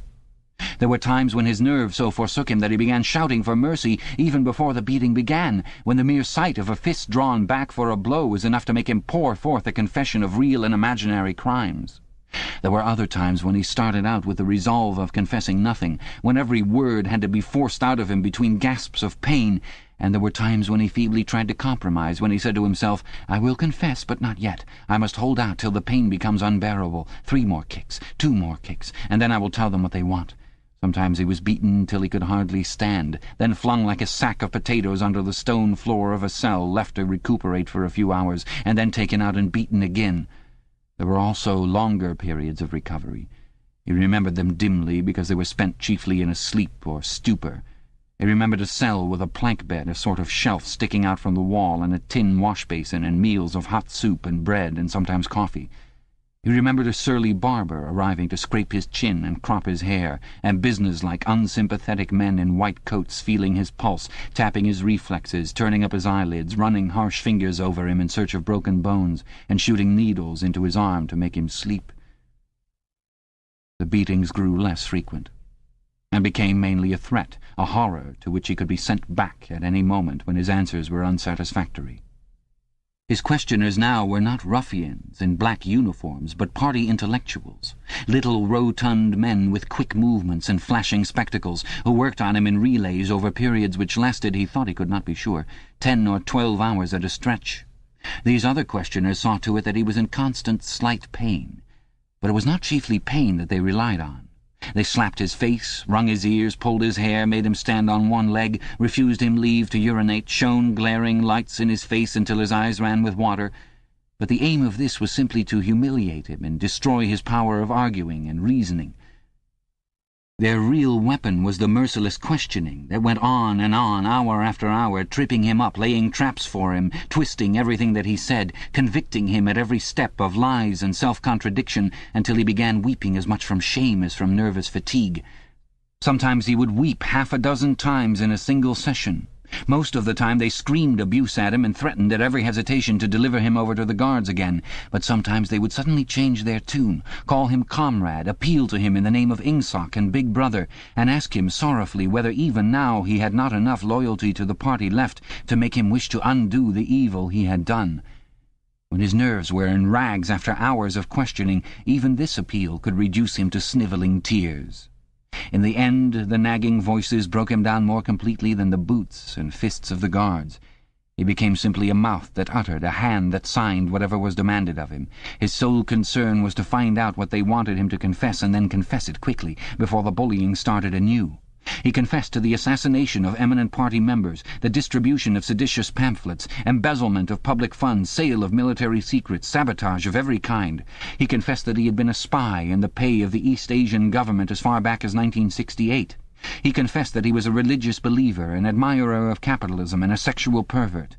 He confessed that he had murdered his wife, although he knew, and his questioners must have known, that his wife was still alive. He confessed that for years he had been in personal touch with Goldstein and had been a member of an underground organization which had included almost every human being he had ever known. It was easier to confess everything and implicate everybody. Besides, in a sense, it was all true. It was true that he had been the enemy of the party, and in the eyes of the party there was no distinction between the thought and the deed. There were also memories of another kind. They stood out in his mind disconnectedly, like pictures with blackness all round them. He was in a cell, which might have been either dark or light, because he could see nothing except a pair of eyes. Near at hand some kind of instrument was ticking, slowly and regularly. The eyes grew larger and more luminous. Suddenly he floated out of his seat, dived into the eyes, and was swallowed up. He was strapped into a chair, surrounded by dials, under dazzling lights. A man in a white coat was reading the dials. There was a tramp of heavy boots outside. The door clanged open. The waxen-faced officer marched in, followed by 2 guards. "Room 101, said the officer. The man in the white coat did not turn around. He did not look at Winston either. He was looking only at the dials. He was strolling down a mighty corridor, a kilometre wide, full of glorious golden light, roaring with laughter and shouting out confessions at the top of his voice. He was confessing everything, even the things he had succeeded in holding back under the torture. He was relating the entire history of his life to an audience who knew it already. With him were the guards, the other questioners, the men in white coats, O'Brien, Julia, Mr. Charrington, all rolling down the corridor together and shouting with laughter. Some dreadful thing which had lain embedded in the future had somehow been skipped over and had not happened. Everything was all right. There was no more pain. The last detail of his life was laid bare, understood, forgiven. He was starting up from the plank bed in the half-certainty that he had heard O'Brien's voice. All through his interrogation, although he had never seen him, he had had the feeling that O'Brien was at his elbow, just out of sight. It was O'Brien who was directing everything. It was he who set the guards onto Winston and who prevented them from killing him. It was he who decided when Winston should scream with pain, when he should have a respite, when he should be fed, when he should sleep, when the drug should be pumped into his arm. It was he who asked the questions and suggested the answers. He was the tormentor, he was the protector, he was the inquisitor, he was the friend.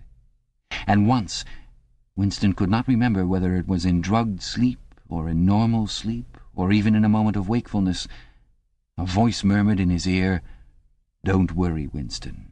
You are in my keeping. For 7 years I have watched over you. Now the turning point has come. I shall save you. I shall make you perfect." He was not sure whether it was O'Brien's voice, but it was the same voice that had said to him, "We shall meet in the place where there is no darkness," in that other dream, 7 years ago. He did not remember any ending to his interrogation. There was a period of blackness, and then the cell or room in which he now was had gradually materialized round him. He was almost flat on his back and unable to move. His body was held down at every essential point. Even the back of his head was gripped in some manner. O'Brien was looking down at him gravely and rather sadly. His face, seen from below, looked coarse and worn, with pouches under the eyes and tired lines from nose to chin. He was older than Winston had thought him. He was perhaps 48 or 50.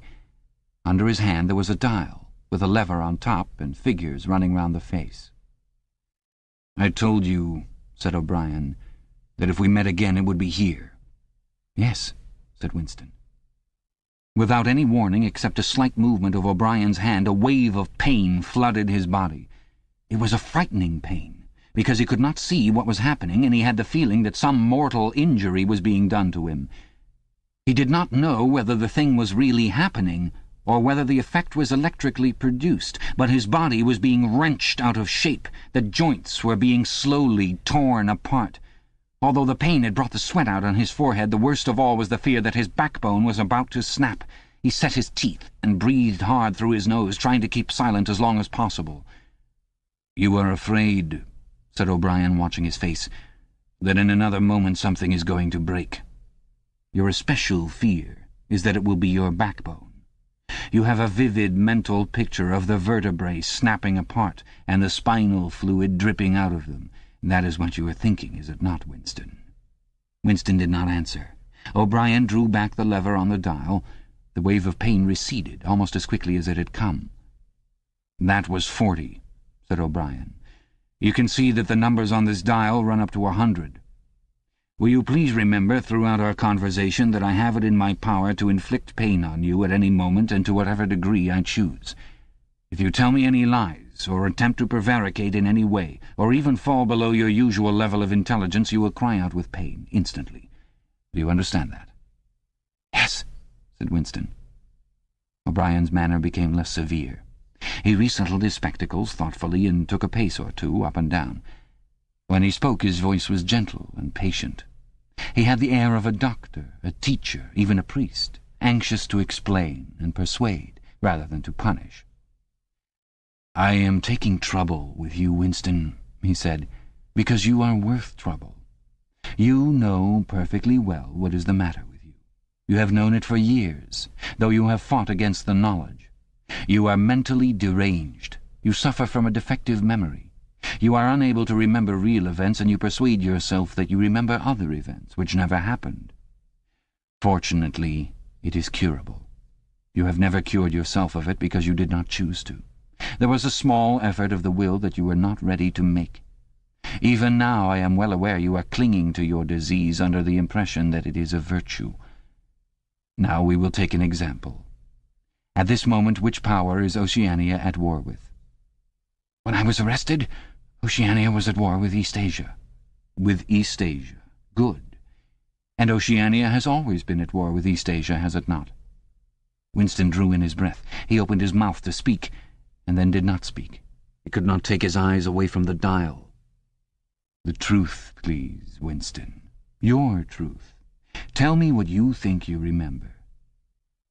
I remember that until only a week before I was arrested, we were not at war with East Asia at all. We were in alliance with them. The war was against Eurasia. That had lasted for 4 years. Before that, O'Brien stopped him with a movement of the hand. Another example, he said. Some years ago you had a very serious delusion indeed. You believed that 3 men, 3 one-time party members named Jones, Aronson, and Rutherford, men who were executed for treachery and sabotage after making the fullest possible confession, were not guilty of the crimes they were charged with. You believed that you had seen unmistakable documentary evidence proving that their confessions were false. There was a certain photograph about which you had a hallucination. You believed that you had actually held it in your hands. It was a photograph something like this. An oblong slip of newspaper had appeared between O'Brien's fingers.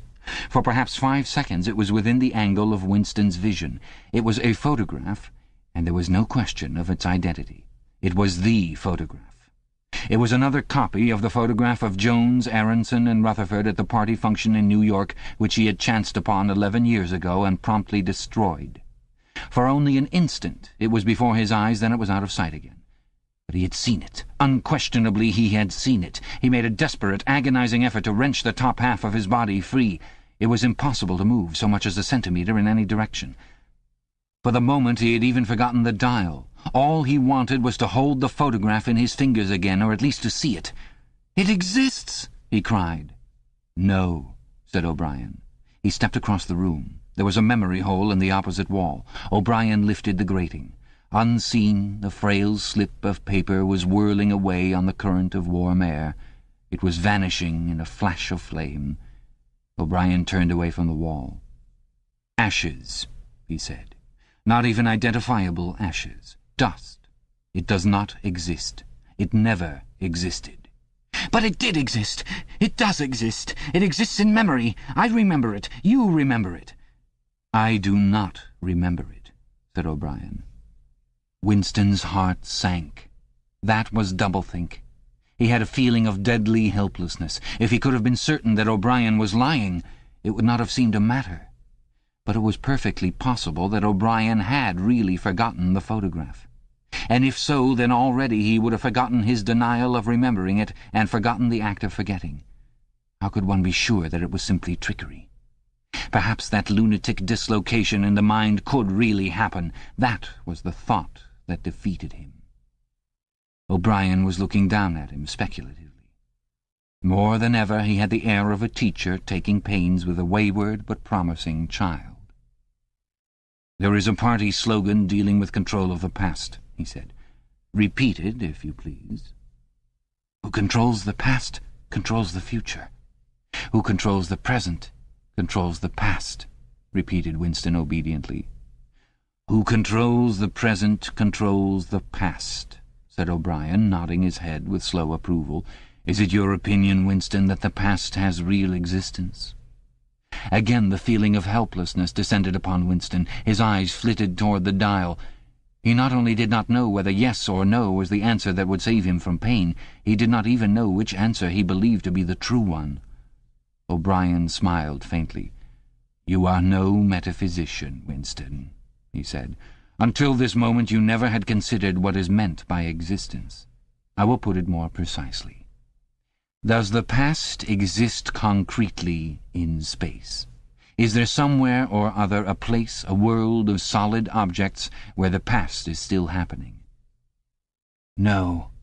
"Then where does the past exist, if at all?" "In records. It is written down." "In records. And in the mind, in human memories.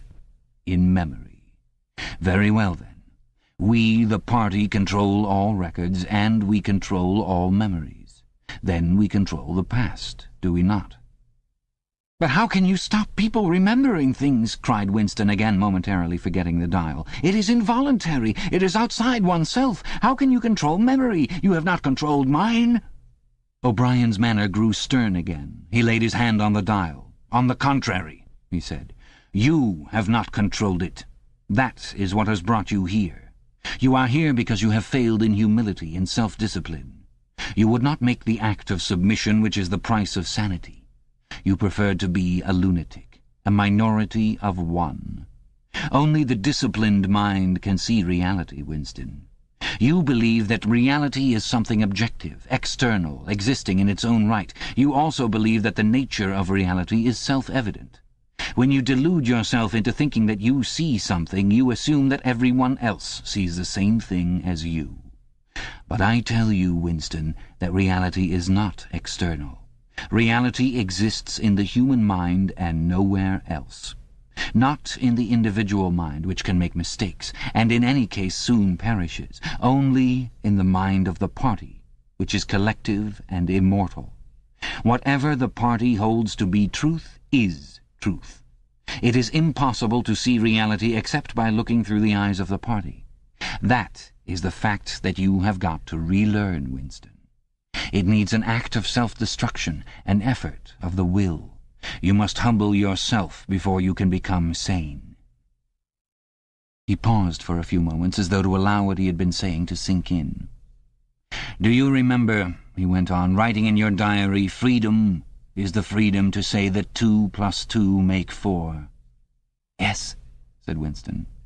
O'Brien held up his left hand, its back toward Winston, with the thumb hidden and the 4 fingers extended. "How many fingers am I holding up, Winston?" 4. "And if the party says that it is not 4 but 5, then how many?" 4. The word ended in a gasp of pain. The needle of the dial had shot up to 55. The sweat had sprung out all over Winston's body. The air tore into his lungs and issued again in deep groans which even by clenching his teeth he could not stop. O'Brien watched him, the 4 fingers still extended. He drew back the lever. This time the pain was only slightly eased. "How many fingers, Winston?" 4.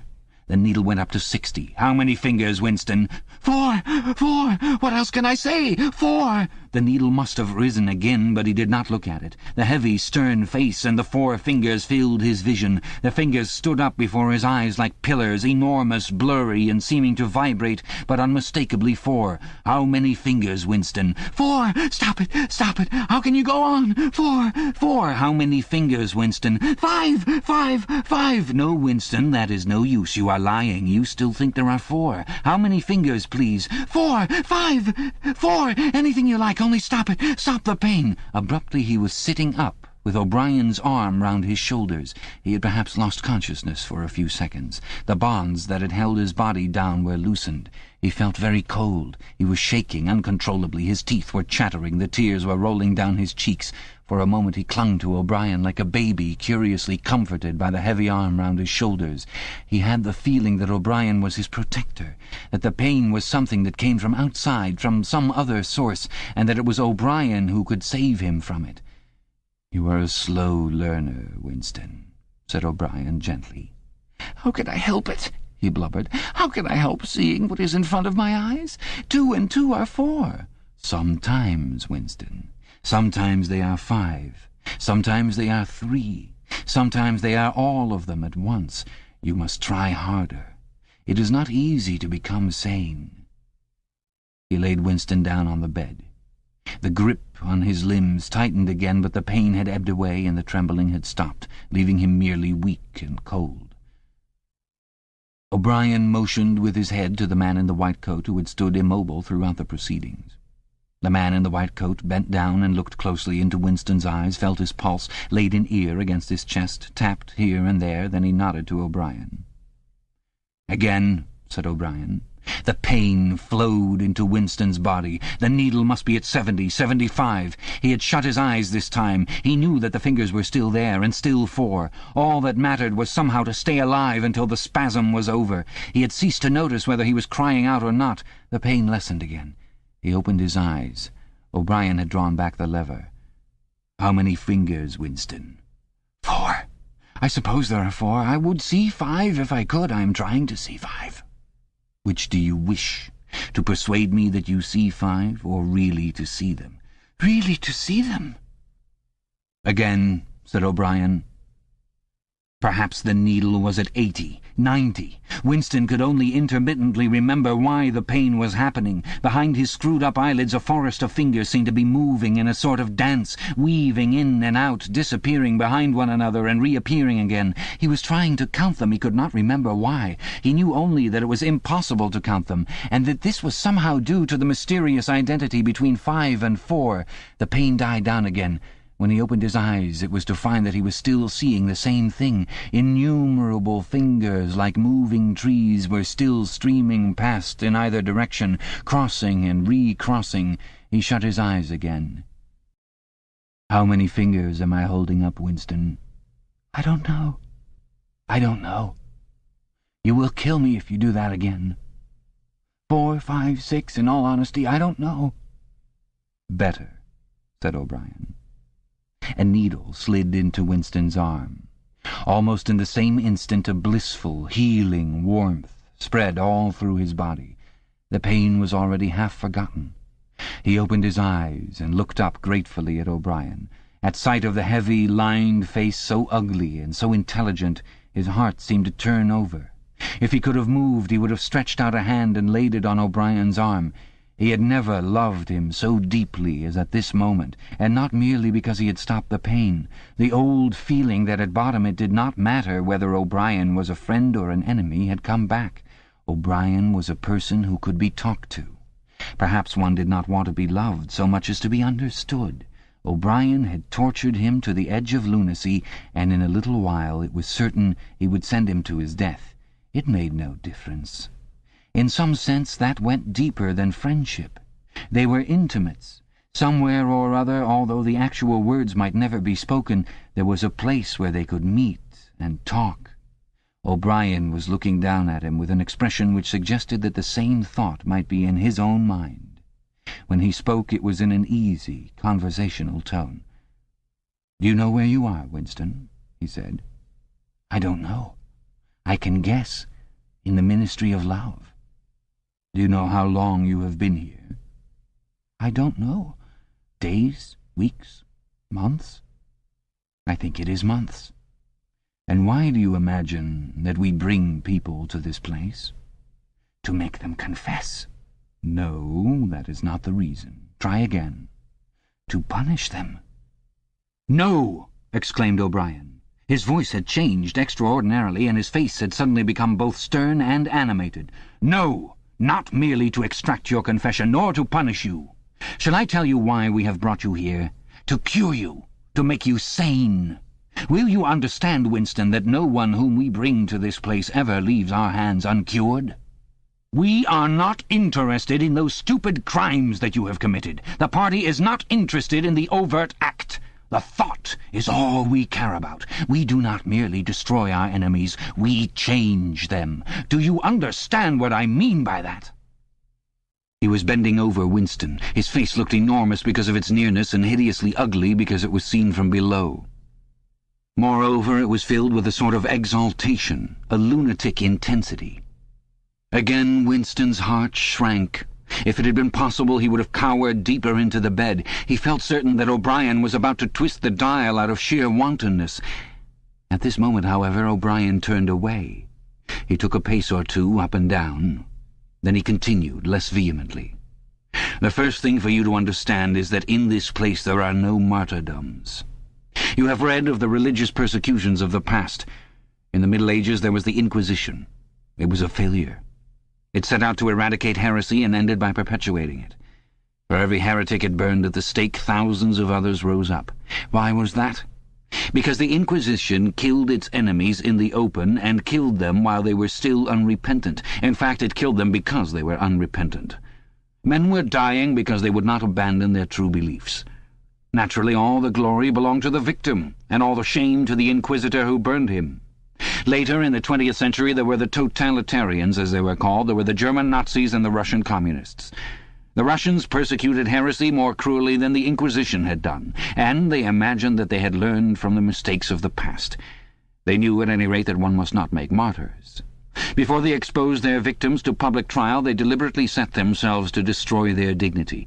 They wore them down by torture and solitude until they were despicable, cringing wretches, confessing whatever was put into their mouths, covering themselves with abuse, accusing and sheltering behind one another, whimpering for mercy.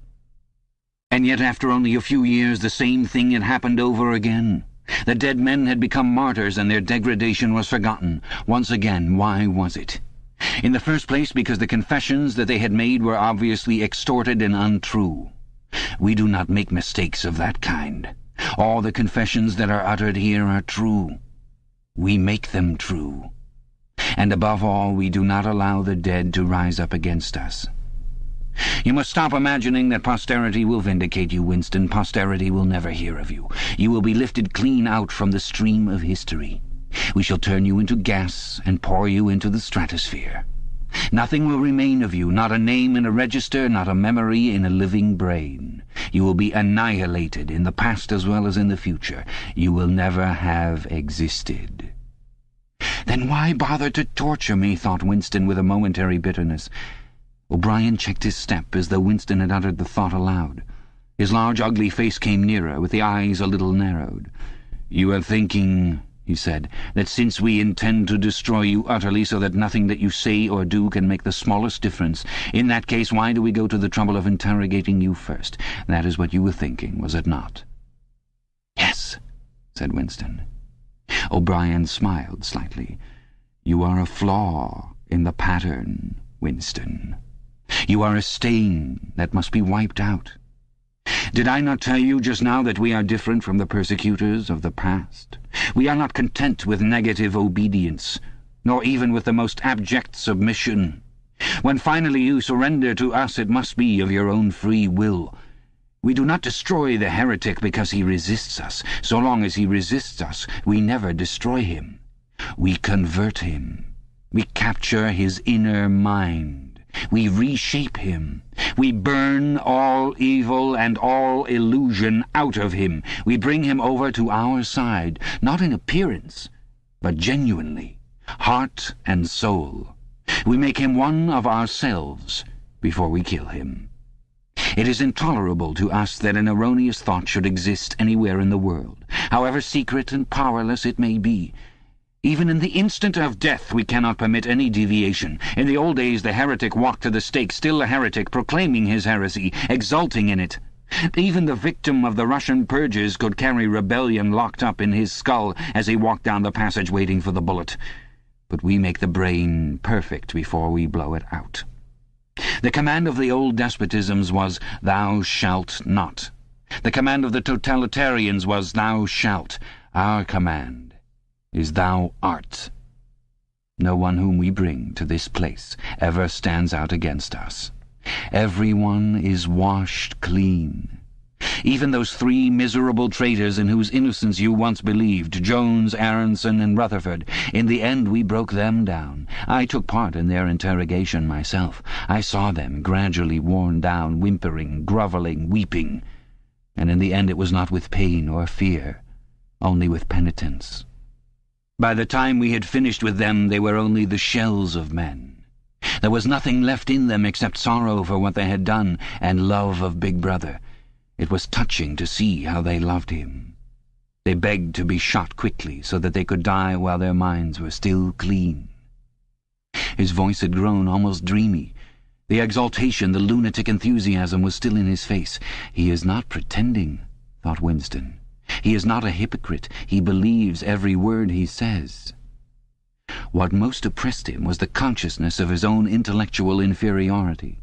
He watched the heavy yet graceful form strolling to and fro, in and out of the range of his vision. O'Brien was a being in all ways larger than himself. There was no idea that he had ever had or could have that O'Brien had not long ago known, examined, and rejected.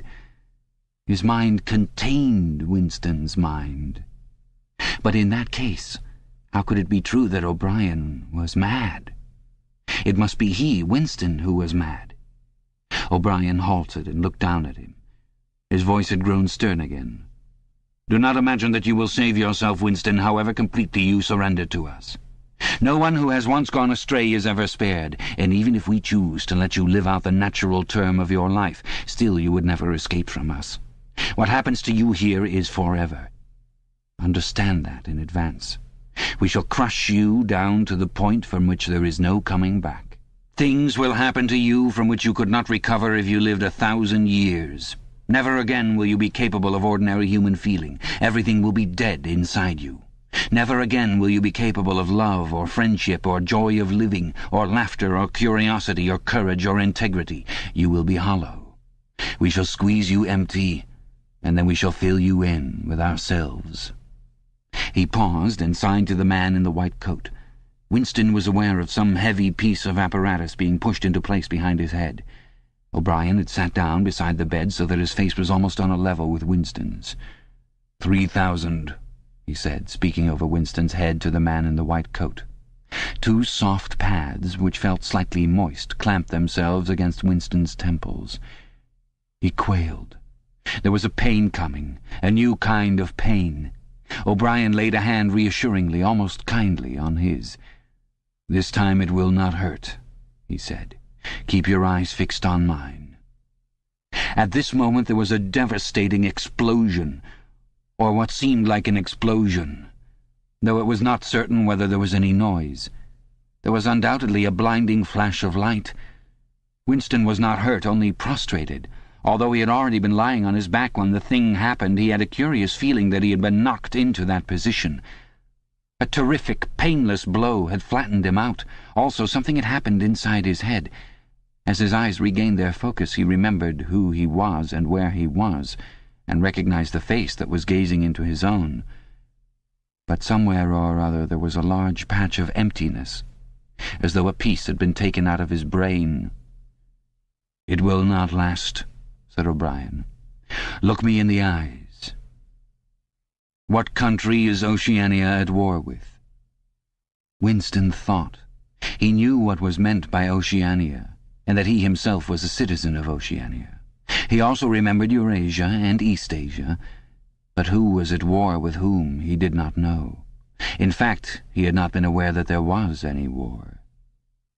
"I don't remember." "Oceania is at war with Eastasia. Do you remember now?" "Yes." "Oceania has always been at war with Eastasia.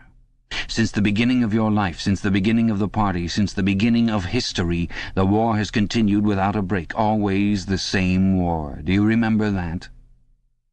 "Yes." 11 years ago you created a legend about 3 men who had been condemned to death for treachery. You pretended that you had seen a piece of paper which proved them innocent. No such piece of paper ever existed. You invented it, and later you grew to believe in it. You remember now the very moment at which you first invented it. Do you remember that?" "Yes." "Just now I held up the fingers of my hand to you. You saw 5 fingers. Do you remember that?" "Yes." O'Brien held up the fingers of his left hand with the thumb concealed. "There are 5 fingers there. Do you see 5 fingers?" "Yes." And he did see them, for a fleeting instant, before the scenery of his mind changed. He saw 5 fingers, and there was no deformity. Then everything was normal again. Then the old fear, the hatred, and the bewilderment came crowding back again. But there had been a moment, he did not know how long, 30 seconds perhaps, of luminous certainty, when each new suggestion of O'Brien's had filled up a patch of emptiness and become absolute truth, and when 2 and 2 could have been 3 as easily as 5 if that were what was needed. It had faded out before O'Brien had dropped his hand. But though he could not recapture it, he could remember it, as one remembers a vivid experience at some remote period of one's life when one was in effect a different person. "You see now," said O'Brien, "that it is, at any rate, possible." "Yes," said Winston. O'Brien stood up with a satisfied air. Over to his left, Winston saw the man in the white coat break an ampule and draw back the plunger of a syringe. O'Brien turned to Winston with a smile. In almost the old manner, he resettled his spectacles on his nose. "Do you remember writing in your diary," he said, "that it did not matter whether I was a friend or an enemy, since I was at least a person who understood you and could be talked to? You're right. I enjoy talking to you. Your mind appeals to me. It resembles my own mind, except that you happen to be insane. Before we bring the session to an end, you can ask me a few questions, if you choose." "Any question I like?" "Anything." He saw that Winston's eyes were upon the dial. "It is switched off. What is your first question?" "What have you done with Julia?" said Winston. O'Brien smiled again. "She betrayed you, Winston. Immediately. Unreservedly. I have seldom seen anyone come over to us so promptly. You would hardly recognize her if you saw her. All her rebelliousness, her deceit, her folly, her dirty-mindedness, everything has been burned out of her. It was a perfect conversion, a textbook case." "You tortured her." O'Brien left this unanswered. "Next question," he said. "Does Big Brother exist?" "Of course he exists. The party exists. Big Brother is the embodiment of the party." "Does he exist in the same way as I exist?" "You do not exist," said O'Brien. Once again the sense of helplessness assailed him. He knew, or he could imagine, the arguments which proved his own non-existence, but they were nonsense. They were only a play on words. Did not the statement, "You do not exist," contain a logical absurdity? But what use was it to say so? His mind shriveled as he thought of the unanswerable, mad arguments with which O'Brien would demolish him. "I think I exist," he said wearily. "I am conscious of my own identity. I was born and I shall die. I have arms and legs. I occupy a particular point in space. No other solid object can occupy the same point simultaneously. In that sense, does Big Brother exist?" "It is of no importance. He exists." "Will Big Brother ever die?" "Of course not. How could he die? Next question." "Does the Brotherhood exist?" "That, Winston, you will never know. If we choose to set you free when we have finished with you, and if you live to be 90 years old, still you will never learn whether the answer to that question is yes or no. As long as you live, it will be an unsolved riddle in your mind." Winston lay silent. His breast rose and fell a little faster. He still had not asked the question that had come into his mind the first. He had got to ask it, and yet it was as though his tongue would not utter it. There was a trace of amusement in O'Brien's face. Even his spectacles seemed to wear an ironical gleam. "He knows," thought Winston suddenly. "He knows what I'm going to ask." At the thought the words burst out of him. "What is in room 101? The expression on O'Brien's face did not change. He answered dryly, "You know what is in room 101, Winston. Everyone knows what is in room 101. He raised a finger to the man in the white coat. Evidently the session was at an end. A needle jerked into Winston's arm. He sank almost instantly into deep sleep. Chapter 3. "There are 3 stages in your reintegration," said O'Brien. "There is learning, there is understanding, and there is acceptance. It is time for you to enter upon the 2nd stage." As always, Winston was lying flat on his back. But of late his bonds were looser.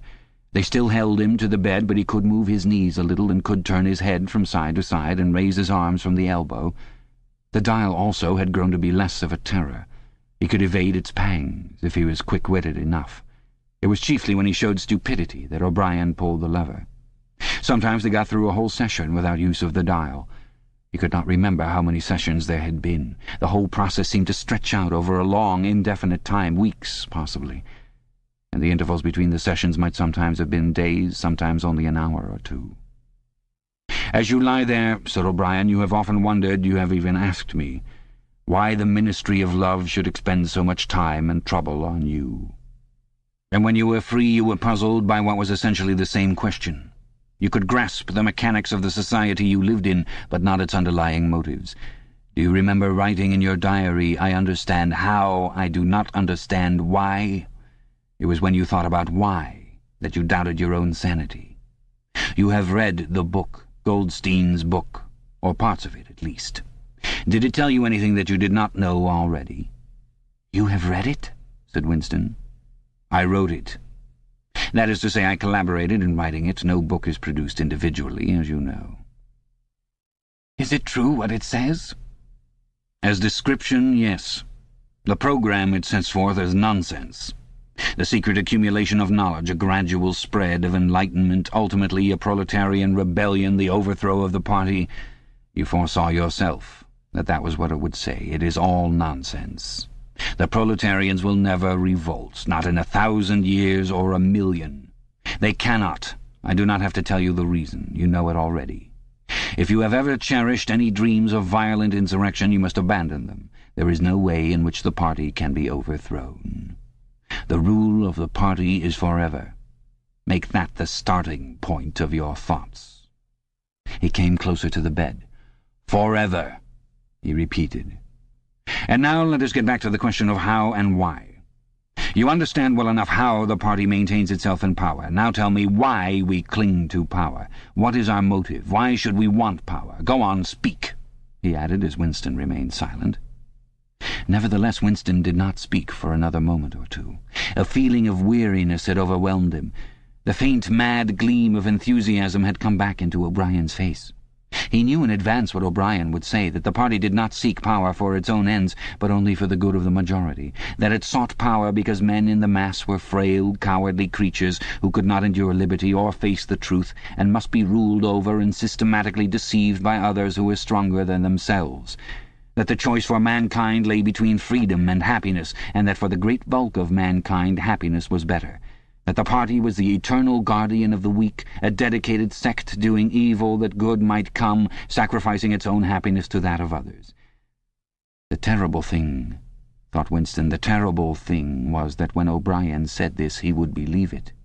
You could see it in his face. O'Brien knew everything. 1,000 times better than Winston, he knew what the world was really like, in what degradation the mass of human beings lived, and by what lies and barbarities the party kept them there.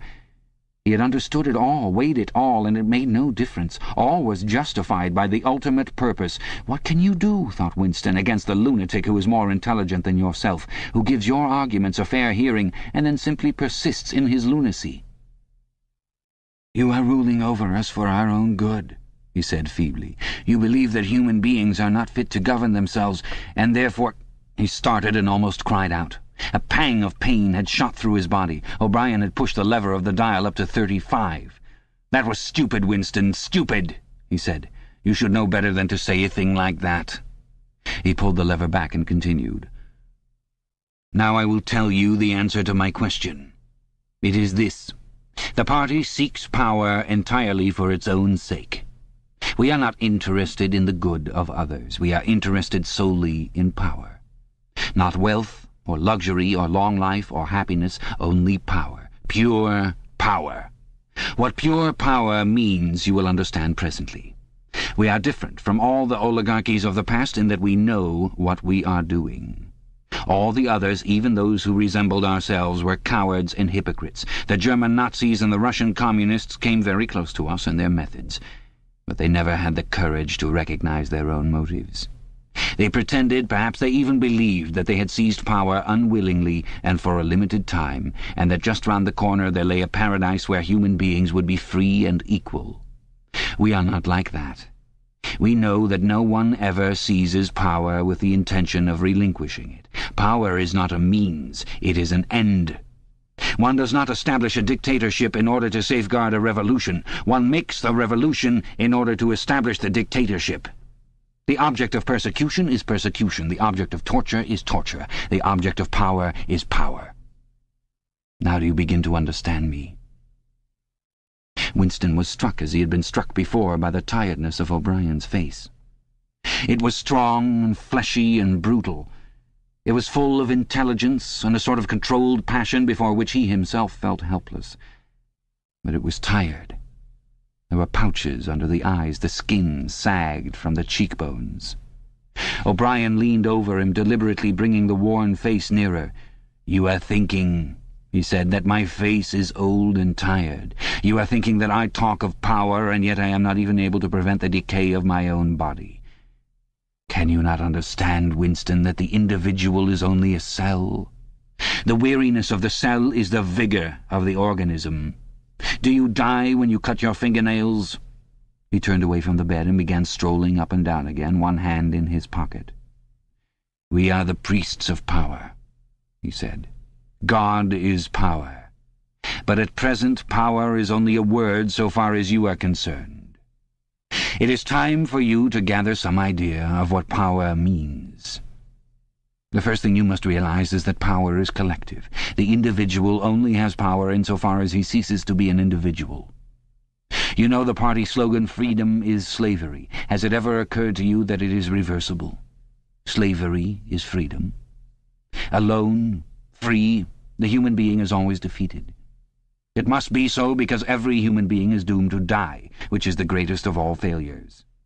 But if he can make complete, utter submission, if he can escape from his identity, if he can merge himself in the party so that he is the party, then he is all-powerful and immortal. The second thing for you to realize is that power is power over human beings, over the body, but above all, over the mind. Power over matter, external reality as you would call it, is not important. Already our control over matter is absolute. For a moment Winston ignored the dial. He made a violent effort to raise himself into a sitting position and merely succeeded in wrenching his body painfully. "But how can you control matter?" he burst out. "You don't even control the climate or the law of gravity. And there are disease, pain, death." O'Brien silenced him by a movement of the hand. "We control matter because we control the mind. Reality is inside the skull. You will learn by degrees, Winston, there is nothing that we could not do. Invisibility, levitation, anything. I could float off this floor like a soap bubble if I wished to. I do not wish to, because the party does not wish it. You must get rid of those 19th century ideas about the laws of nature. We make the laws of nature." "But you do not! You are not even masters of this planet. What about Eurasia and East Asia? You have not conquered them yet." "Unimportant. We shall conquer them when it suits us, and if we did not, what difference would it make? We can shut them out of existence. Oceania is the world." "But the world itself is only a speck of dust, and man is tiny, helpless. How long has he been in existence? For millions of years the earth was uninhabited." "Nonsense. The earth is as old as we are, no older. How could it be older? Nothing exists except through human consciousness." "But the rocks are full of the bones of extinct animals, mammoths and mastodons and enormous reptiles which lived here long before man was ever heard of." "Have you ever seen those bones, Winston? Of course not. 19th century biologists invented them. Before man there was nothing. After man, if he could come to an end, there would be nothing. Outside man there is nothing." "But the whole universe is outside us. Look at the stars. Some of them are 1,000,000 light-years away. They are out of our reach forever." "What are the stars?" said O'Brien indifferently. "They are bits of fire a few kilometers away. We could reach them if we wanted to, or we could blot them out. The earth is the center of the universe. The sun and the stars go round it." Winston made another convulsive movement. This time he did not say anything. O'Brien continued as though answering a spoken objection. "For certain purposes, of course, that is not true. When we navigate the ocean or when we predict an eclipse, we often find it convenient to assume that the earth goes round the sun and that the stars are millions upon millions of kilometers away. But what of it? Do you suppose it is beyond us to produce a dual system of astronomy? The stars can be near or distant according as we need them. Do you suppose our mathematicians are unequal to that? Have you forgotten doublethink?" Winston shrank back upon the bed. Whatever he said, the swift answer crushed him like a bludgeon. And yet he knew that he was in the right. The belief that nothing exists outside your own mind, surely there must be some way of demonstrating that it was false. Had it not been exposed long ago as a fallacy? There was even a name for it which he had forgotten. A faint smile twitched the corners of O'Brien's mouth as he looked down at him. "I told you, Winston," he said, "that metaphysics is not your strong point. The word you are trying to think of is solipsism. But you are mistaken. This is not solipsism. Collective solipsism, if you like, but that is a different thing. In fact, the opposite thing. All this is a digression," he added in a different tone. "The real power, the power we have to fight for night and day, is not power over things, but over men." He paused, and for a moment assumed again his air of a schoolmaster questioning a promising pupil. "How does one man assert his power over another, Winston?" Winston thought. "By making him suffer," he said. "Exactly.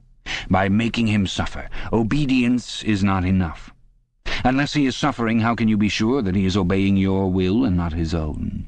Power is in inflicting pain and humiliation. Power is in tearing human minds to pieces and putting them together again in new shapes of your own choosing. Do you begin to see, then, what kind of world we are creating?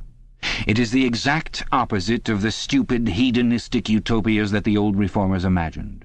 A world of fear and treachery and torment, a world of trampling and being trampled upon, a world which will grow not less but more merciless as it refines itself. Progress in our world will be progress toward more pain. The old civilizations claimed that they were founded on love and justice. Ours is founded upon hatred. In our world there will be no emotions except fear, rage, triumph, and self-abasement. Everything else we shall destroy. Everything. Already we are breaking down the habits of thought which have survived from before the Revolution. We have cut the links between child and parent, and between man, and between man and woman. No one dares trust a wife or a child or a friend any longer. But in the future there will be no wives and no friends. Children will be taken from their mothers at birth as one takes eggs from a hen. The sex instinct will be eradicated. Procreation will be an annual formality like the renewal of a ration card. We shall abolish the orgasm. Our neurologists are at work upon it now. There will be no loyalty except loyalty toward the party. There will be no love except the love of Big Brother. There will be no laughter except the laugh of triumph over a defeated enemy. There will be no art, no literature, no science. When we are omnipotent, we shall have no more need of science. There will be no distinction between beauty and ugliness. There will be no curiosity, no employment of the process of life. All competing pleasures will be destroyed. But always, do not forget this, Winston, always there will be the intoxication of power, constantly increasing and constantly growing subtler. Always, at every moment, there will be the thrill of victory, the sensation of trampling on an enemy who is helpless. If you want a picture of the future, imagine a boot stamping on a human face forever." He paused as though he expected Winston to speak. Winston had tried to shrink back into the surface of the bed again. He could not say anything. His heart seemed to be frozen. O'Brien went on. "And remember that it is forever. The face will always be there to be stamped upon. The heretic, the enemy of society, will always be there, so that he can be defeated and humiliated over again. Everything that you have undergone since you have been in our hands, all that will continue and worse. The espionage, the betrayals, the arrests, the tortures, the executions, the disappearances will never cease.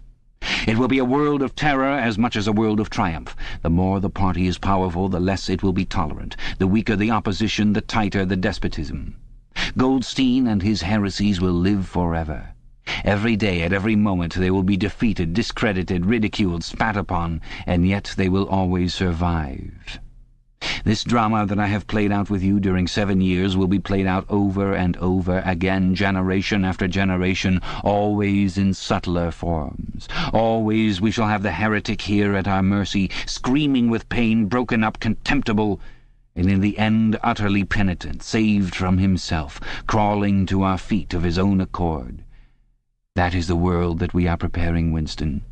A world of victory after victory, triumph after triumph after triumph, an endless pressing upon the nerve of power. You are beginning, I can see, to realize what that world will be like.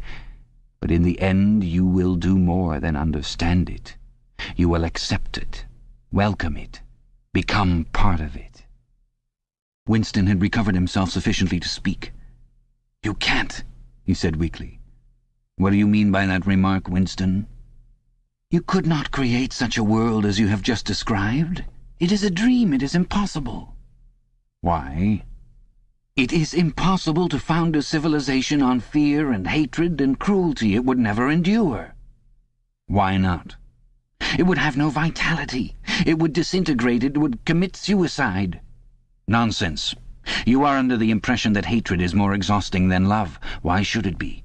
And if it were, what difference would that make? Suppose that we choose to wear ourselves out faster. Suppose that we quicken the tempo of human life till men are senile at 30. Still, what difference would it make? Can you not understand that the death of the individual is not death? The party is immortal. As usual, the voice had battered Winston into helplessness. Moreover, he was in dread that if he persisted in his disagreement, O'Brien would twist the dial again. And yet he could not keep silent. Feebly, without arguments, with nothing to support him except his inarticulate horror of what O'Brien had said, he returned to the attack. "I don't know. I don't care. Somehow you will fail. Something will defeat you. Life will defeat you." We control life, Winston, at all its levels. You are imagining that there is something called human nature which will be outraged by what we do and will turn against us. But we create human nature. Men are infinitely malleable, or perhaps you have returned to your old idea that the proletarians or the slaves will arise and overthrow us. Put it out of your mind. They are helpless, like the animals. Humanity is the party. The others are outside, irrelevant. "I don't care. In the end they will beat you. Sooner or later they will see you for what you are, and then they will tear you to pieces." Do you see any evidence that this is happening? Or any reason why it should? "No, I believe it. I know that you will fail. There is something in the universe, I don't know, some spirit, some principle that you will never overcome."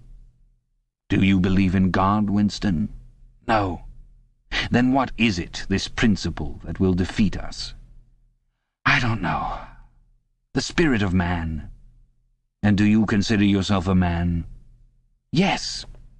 If you are a man, Winston, you are the last man. Your kind is extinct. We are the inheritors. Do you understand that you are alone?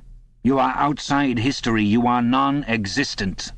His manner changed, and he said more harshly, "And you consider yourself morally superior to us with our lies and our cruelty?" "Yes, I consider myself superior." O'Brien did not speak. Two other voices were speaking. After a moment, Winston recognized one of them as his own. It was a soundtrack of the conversation he had had with O'Brien on the night when he had enrolled himself in the Brotherhood. He heard himself promising to lie, to steal, to forge, to murder, to encourage drug-taking and prostitution, to disseminate venereal diseases, to throw vitriol in a child's face. O'Brien made a small, impatient gesture, as though to say that the demonstration was hardly worth making. Then he turned a switch, and the voices stopped. "Get up from that bed," he said. The bonds had loosened themselves. Winston lowered himself to the floor and stood up unsteadily. "You are the last man," said O'Brien. "You are the guardian of the human spirit. You shall see yourself as you are. Take off your clothes." Winston undid the bit of string that held his overalls together. The zip fastener had long since been wrenched out of them. He could not remember whether at any time since his arrest he had taken off all his clothes at one time. Beneath the overalls his body was looped with filthy, yellowish rags, just recognizable as the remnants of underclothes. As he slid them to the ground, he saw that there was a three-sided mirror at the far end of the room. He approached it, then stopped short. An involuntary cry had broken out of him. "Go on," said O'Brien. "Stand between the wings of the mirror. You shall see the side view as well." He had stopped because he was frightened. A bowed, grey-coloured, skeleton-like thing was coming toward him. Its actual appearance was frightening, and not merely the fact that he knew it to be himself. He moved closer to the glass. The creature's face seemed to be protruded because of its bent carriage. A forlorn jailbird's face, with a knobby forehead running back into a bald scalp, a crooked nose and battered-looking cheekbones above which the eyes were fierce and watchful. The cheeks were seamed, the mouth had a drawn-in look. Certainly it was his own face. but it seemed to him that it had changed more than he had changed inside. The emotions it registered would be different from the ones he felt. He had gone partially bald. For the first moment he had thought that he had gone grey as well, but it was only the scalp that was grey. Except for his hands and a circle of his face, his body was grey all over, with ancient, ingrained dirt. Here and there under the dirt there were the red scars of wounds, and near the ankle the varicose ulcer was an inflamed mass with flakes of skin peeling off it. But the truly frightening thing was the emaciation of his body. The barrel of the ribs was as narrow as that of a skeleton. The legs had shrunk so that the knees were thicker than the thighs. He saw now what O'Brien had meant about seeing the side view. The curvature of the spine was astonishing. The thin shoulders were hunched forward so as to make a cavity of the chest. The scraggy neck seemed to be bending double under the weight of the skull. At a guess he would have said that it was the body of a man of 60, suffering from some malignant disease. "You have thought sometimes," said O'Brien, "that my face, the face of a member of the inner party, looks old and worn.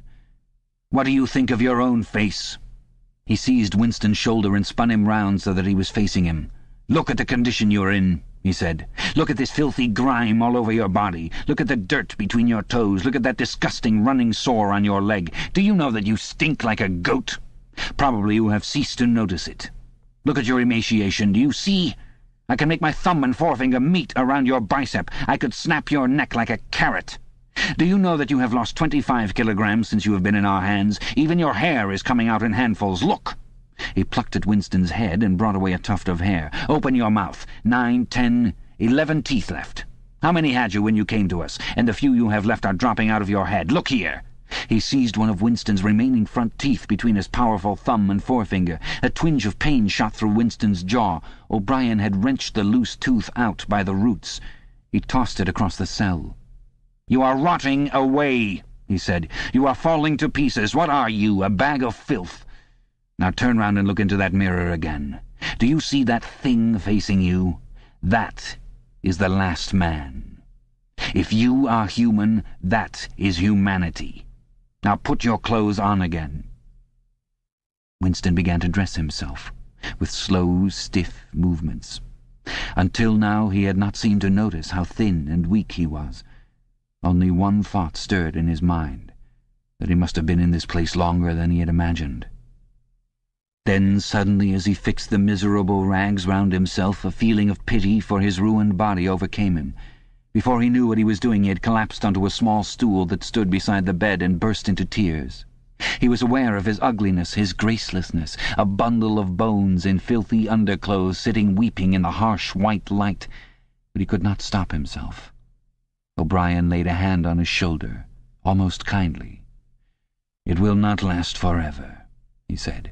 "You can escape from it whenever you choose. Everything depends on yourself." "You did it," sobbed Winston. "You reduced me to this state." "No, Winston. You reduced yourself to it. This is what you accepted when you set yourself up against the party. It was all contained in that first act. Nothing has happened that you did not foresee." He paused and then went on. "We have beaten you, Winston. We have broken you up. You have seen what your body is like. Your mind is in the same state. I do not think there can be much pride left in you. You have been kicked and flogged and insulted. You have screamed with pain. You have rolled on the floor in your own blood and vomit. You have whimpered for mercy. You have betrayed everybody and everything. Can you think of a single degradation that has not happened to you?" Winston had stopped weeping, though the tears were still oozing out of his eyes.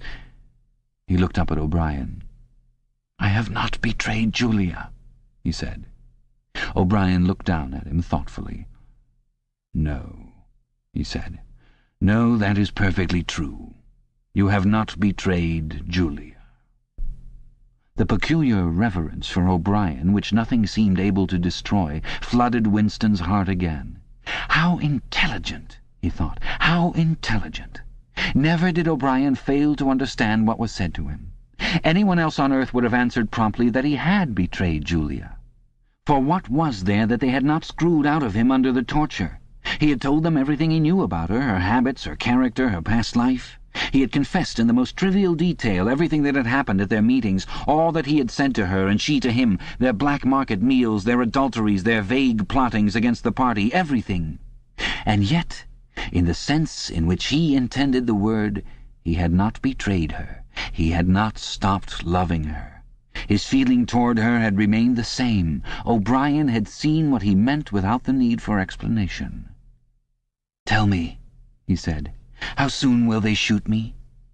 "It might be a long time," said O'Brien. "You are a difficult case. But don't give up hope. Everything is cured sooner or later. In the end we shall shoot you." Chapter 4. He was much better. He was growing fatter and stronger every day, if it was proper to speak of days. The white light and the humming sound were the same as ever, but the cell was a little more comfortable than the others he had been in. There were a pillow and a mattress on the plank bed and a stool to sit on. They had given him a bath, and they allowed him to wash himself fairly frequently in a tin basin. They even gave him warm water to wash with. They had given him new underclothes and a clean suit of overalls. They had dressed his varicose ulcer with soothing ointment. They had pulled out the remnants of his teeth and given him a new set of dentures. Weeks or months must have passed. It would have been possible now to keep count of the passage of time, if he had felt any interest in doing so, since he was being fed at what appeared to be regular intervals. He was getting, he judged, 3 meals in the 24 hours. Sometimes he wondered dimly whether he was getting them by night or by day. The food was surprisingly good, with meat at every 3rd meal. Once there was even a packet of cigarettes. He had no matches, but the never-speaking guard who brought his food would give him a light. The first time he tried to smoke, it made him sick, but he persevered and spun the packet out for a long time, smoking half a cigarette after each meal. They had given him a white slate with a stump of pencil tied to the corner. At first he made no use of it. Even when he was awake he was completely torpid. Often he would lie from one meal to the next almost without stirring, sometimes asleep, sometimes waking into vague reveries in which it was too much trouble to open his eyes. He had long grown used to sleeping with a strong light on his face. It seemed to make no difference, except that one's dreams were more coherent. He dreamed a great deal all through this time, and they were always happy dreams. He was in the golden country, or he was sitting among enormous, glorious, sunlit ruins with his mother, with Julia, with O'Brien, not doing anything, merely sitting in the sun, talking of peaceful things. Such thoughts as he had when he was awake were mostly about his dreams. He seemed to have lost the power of intellectual effort now that the stimulus of pain had been removed. He was not bored. He had no desire for conversation or distraction. Merely to be alone, not to be beaten or questioned, to have enough to eat and to be clean all over, was completely satisfying. By degrees he came to spend less time in sleep, but he still felt no impulse to get off the bed. All he cared for was to lie quiet and feel the strength gathering in his body. He would finger himself here and there, trying to make sure that it was not an illusion, that his muscles were growing rounder and his skin tauter. Finally it was established beyond a doubt that he was growing fatter. His thighs were now definitely thicker than his knees. After that, reluctantly at first, he began exercising himself regularly. In a little while he could walk 3 kilometers, measured by pacing the cell, and his bowed shoulders were growing straighter. He attempted more elaborate exercises and was astonished and humiliated to find what things he could not do. He could not move out of a walk. He could not hold his stool out at arm's length. He could not stand on one leg without falling over. He squatted down on his heels and found that with agonizing pains in thigh and calf he could just lift himself to a standing position. He lay flat on his belly and tried to lift his weight by his hands.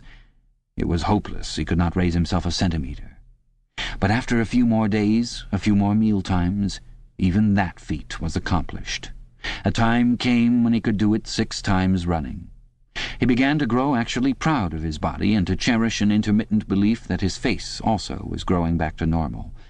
Only when he chanced to put his hand on his bald scalp did he remember the seamed, ruined face that had looked back at him out of the mirror. His mind grew more active. He sat down on the plank bed, his back against the wall and the slate on his knees, and set to work deliberately at the task of re-educating himself. He had capitulated. That was agreed. In reality, as he saw now, he had been ready to capitulate long before he had taken the decision. From the moment when he was inside the Ministry of Love.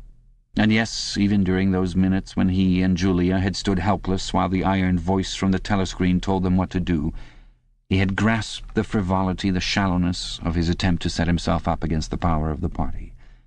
He knew now that for 7 years the thought police had watched him like a beetle under a magnifying glass.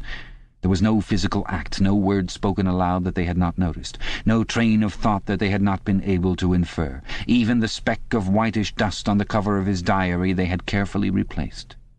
They had played soundtracks to him, shown him photographs. Some of them were photographs of Julia and himself. Yes, even he could not fight against the party any longer. Besides, the party was in the right. It must be so. How could the immortal collective brain be mistaken? By what external standard could you check its judgments? Sanity was statistical. It was merely a question of learning to think as they thought. Only the pencil felt thick and awkward in his fingers. He began to write down the thoughts that came into his head. He wrote first in large, clumsy capitals, "Freedom is slavery." Then, almost without a pause, he wrote beneath it, 2 and 2 make 5. But then there came a sort of check. His mind, as though shying away from something, seemed unable to concentrate. He knew that he knew what came next, but for the moment he could not recall it. When he did recall it, it was only by consciously reasoning out what it must be. It did not come of its own accord. He wrote, "God is power." He accepted everything. The past was alterable. The past never had been altered. Oceania was at war with Eastasia. Oceania had always been at war with Eastasia. Jones, Aronson, and Rutherford were guilty of the crimes they were charged with. He had never seen the photograph that disproved their guilt. It had never existed. He had invented it. He remembered remembering contrary things, but those were false memories, products of self-deception. How easy it all was. Only surrender, and everything else followed. It was like swimming against a current that swept you backwards, however hard you struggled, and then suddenly deciding to turn round and go with the current instead of opposing it. Nothing had changed except your own attitude. The predestined thing happened in any case. He hardly knew why he had ever rebelled. Everything was easy except anything could be true. The so-called laws of nature were nonsense. The law of gravity was nonsense. If I wished, O'Brien had said, I could float off this floor like a soap bubble. Winston worked it out. If he thinks, he floats off the floor, and if I simultaneously think I see him do it, then the thing happens. Suddenly, like a lump of submerged wreckage breaking the surface of water, the thought burst into his mind, it doesn't really happen. We imagine it. It is hallucination. He pushed the thought under instantly. The fallacy was obvious. It presupposed that somewhere or other, outside oneself, there was a real world where real things happened. But how could there be such a world? What knowledge have we of anything save through our own minds? All happenings are in the mind. Whatever happens in all minds truly happens. He had no difficulty in disposing of the fallacy, and he was in no danger of succumbing to it. He realized nevertheless that it ought never to have occurred to him. The mind should develop a blind spot whenever a dangerous thought presented itself. The process should be automatic, instinctive. Crime stop, they call it in Newspeak. He set to work to exercise himself in Crime Stop. He presented himself with propositions. The party says the earth is flat. The party says that ice is heavier than water, and trained himself in not seeing or not understanding the arguments that contradicted them. It was not easy. It needed great powers of reasoning and improvisation. The arithmetical problems raised, for instance, by such a statement as 2 and 2 make 5 were beyond his intellectual grasp. It needed also a sort of athleticism of mind, an ability at one moment to make the most delicate use of logic, and at the next to be unconscious of the crudest logical errors. Stupidity was as necessary as intelligence, and as difficult to attain. All the while, with one part of his mind, he wondered how soon they would shoot him. Everything depends on yourself, O'Brien had said, but he knew that there was no conscious act by which he could bring it nearer. It might be 10 minutes hence or 10 years. They might keep him for years in solitary confinement. They might send him to a labor camp. They might release him for a while, as they sometimes did. It was perfectly possible that before he was shot, the whole drama of his arrest and interrogation would be enacted all over again. The one certain thing was that death never came at an expected moment. The tradition, the unspoken tradition, somehow you knew it though you never heard it said, was that they shot you from behind, always in the back of the head, without warning as you walked down a corridor from cell to cell. One day was not the right expression. Just as probably it was in the middle of the night. Once he fell into a strange, blissful reverie. He was walking down the corridor waiting for the bullet. He knew that it was coming in another moment. Everything was settled, smoothed out, reconciled. There were no more doubts, no more arguments, no more pain, no more fear. His body was healthy and strong. He walked easily, with a joy of movement and with a feeling of walking in sunlight. He was not any longer in the narrow white corridors of the Ministry of Love. He was in the enormous sunlit passage, a kilometre wide, down which he had seemed to walk in the delirium induced by drugs. He was in the golden country, following the foot-track across the old rabbit-cropped pasture. He could feel the short, springy turf under his feet and the gentle sunshine on his face. At the edge of the field were the elm trees faintly stirring, and somewhere beyond that was the stream where the dace lay in the green pools under the willows. Suddenly he started up with a shock of horror. The sweat broke out on his backbone. He had heard himself cry aloud, "Julia! Julia! Julia, my love! Julia!" For a moment he had had an overwhelming hallucination of her presence. She had seemed to be not merely with him, but inside him. It was as though she had got into the texture of his skin. In that moment he had loved her far more than he had ever done when they were together and free. Also he knew that somewhere or other she was still alive and needed his help. He lay back on the bed and tried to compose himself. What had he done? How many years had he added to his servitude by that moment of weakness? In another moment he would hear the tramp of boots outside. They could not let such an outburst go unpunished. They would know now, if they had not known before, that he was breaking the agreement he had made with them. He obeyed the party, but he still hated the party. In the old days he had hidden a heretical mind beneath an appearance of conformity. Now he had retreated a step further. In the mind he had surrendered, but he had hoped to keep the inner heart inviolate. He knew that he was in the wrong, and he preferred to be in the wrong. They would understand that. O'Brien would understand it. It was all confessed in that single foolish cry. He would have to start all over again. It might take years. He ran a hand over his face, trying to familiarize himself with the new shape. There were deep furrows in the cheeks. The cheekbones felt sharp, the nose flattened. Besides, since last seeing himself in the glass, he had been given a complete new set of teeth. It was not easy to preserve inscrutability when you did not know what your face looked like. In any case, mere control of the features was not enough. For the first time he perceived that if you want to keep a secret, you must also hide it from yourself. You must know all the while that it is there, but until it is needed you must never let it emerge into your consciousness in any shape that could be given a name. From now on outwards he must not only think right, he must feel right, dream right. And all the while he must keep his hatred locked up inside him like a ball of matter which was part of himself and yet unconnected with the rest of him, a kind of cyst. One day they would decide to shoot him. You could not tell when it would happen, but a few seconds beforehand it should be possible to guess. It was always from behind, walking down a corridor.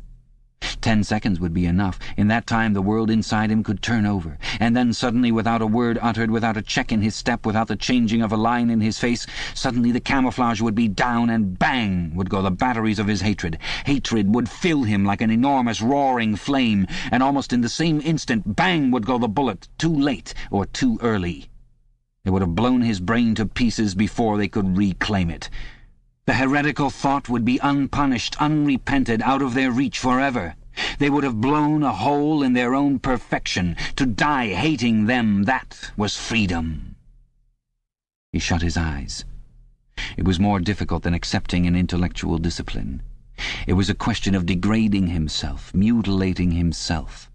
He had got to plunge into the filthiest of filth. What was the most horrible, sickening thing of all? He thought of Big Brother. The enormous face, because of constantly seeing it on posters, he always thought of it as being a metre wide, with its heavy black moustache, and the eyes that followed you to and fro seemed to float into his mind of its own accord. What were his true feelings toward Big Brother? There was a heavy tramp of boots in the passage. The steel door swung open with a clang. O'Brien walked into the cell. Behind him were the waxen-faced officer and the black-uniformed guards. "Get up," said O'Brien. "Come here." Winston stood opposite him. O'Brien took Winston's shoulders between his strong hands and looked at him closely. "You have had thoughts of deceiving me," he said. "That was stupid. Stand up straighter. Look me in the face." He paused and went on in a gentler tone.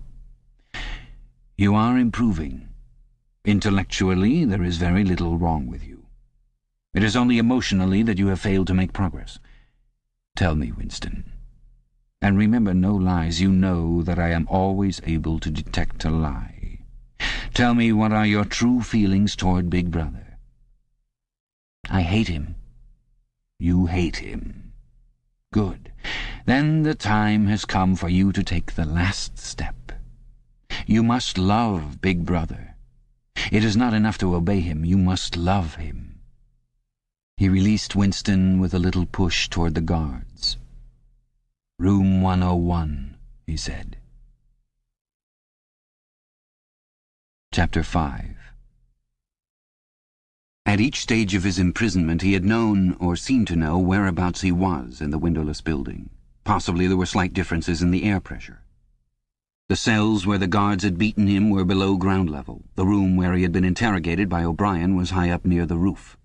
This place was many meters underground, as deep down as it was possible to go. It was bigger than most of the cells he had been in, but he hardly noticed his surroundings. All he noticed was that there were two small tables straight in front of him, each covered with green baize. One was only a meter or two from him, the other was further away, near the door. He was strapped upright in a chair, so tightly that he could move nothing, not even his head. A sort of pad gripped his head from behind, forcing him to look straight in front of him. For a moment he was alone, then the door opened, and O'Brien came in. "You asked me once," said O'Brien, "what was in room 101. I told you that you knew the answer already. Everyone knows it. The thing that is in room 101 is the worst thing in the world." The door opened again. A guard came in carrying something made of wire, a box or basket of some kind. He set it down on the further table. Because of the position in which O'Brien was standing, Winston could not see what the thing was. "The worst thing in the world," said O'Brien, "varies from individual to individual. It may be burial alive, or death by fire, or by drowning, or by impalement, or 50 other deaths. There are cases where it is some quite trivial thing, not even fatal." He had moved a little to one side so that Winston had a better view of the thing on the table. It was an oblong wire cage, with a handle on top for carrying it by. Fixed to the front of it was something that looked like a fencing mask, with the concave side outwards. Although it was 3 or 4 meters away from him, he could see that the cage was divided lengthways into 2 compartments, and that there was some kind of creature in each. They were rats. "In your case," said O'Brien, "the worst thing in the world happens to be rats." A sort of premonitory tremor, of fear of he was not certain what, had passed through Winston as soon as he caught his first glimpse of the cage. But at this moment the meaning of the mask-like attachment in front of it suddenly sank into him. His bowels seemed to turn to water. "You can't do that!" he cried out in a high, cracked voice. You couldn't! It's impossible!" "Do you remember," said O'Brien, "the moment of panic that used to occur in your dreams? There was a wall of blackness in front of you, and a roaring sound in your ears. There was something terrible on the other side of the wall. You knew that you knew what it was, but you dared not drag it into the open. It was the rats that were on the other side of the wall." "O'Brien," said Winston, making an effort to control his voice, "you know this is not necessary. What is it that you want me to do?" O'Brien made no direct answer. When he spoke, it was in the schoolmasterish manner that he sometimes affected. He looked thoughtfully into the distance, as though he were addressing an audience somewhere behind Winston's back. "By itself," he said, "pain is not always enough. There are occasions when a human being will stand out against pain even to the point of death. But for everyone there is something unendurable, something that cannot be contemplated. Courage and cowardice are not involved. If you are falling from a height, it is not cowardly to clutch at a rope. If you have come up from deep water, it is not cowardly to fill your lungs with air. It is merely an instinct which cannot be disobeyed.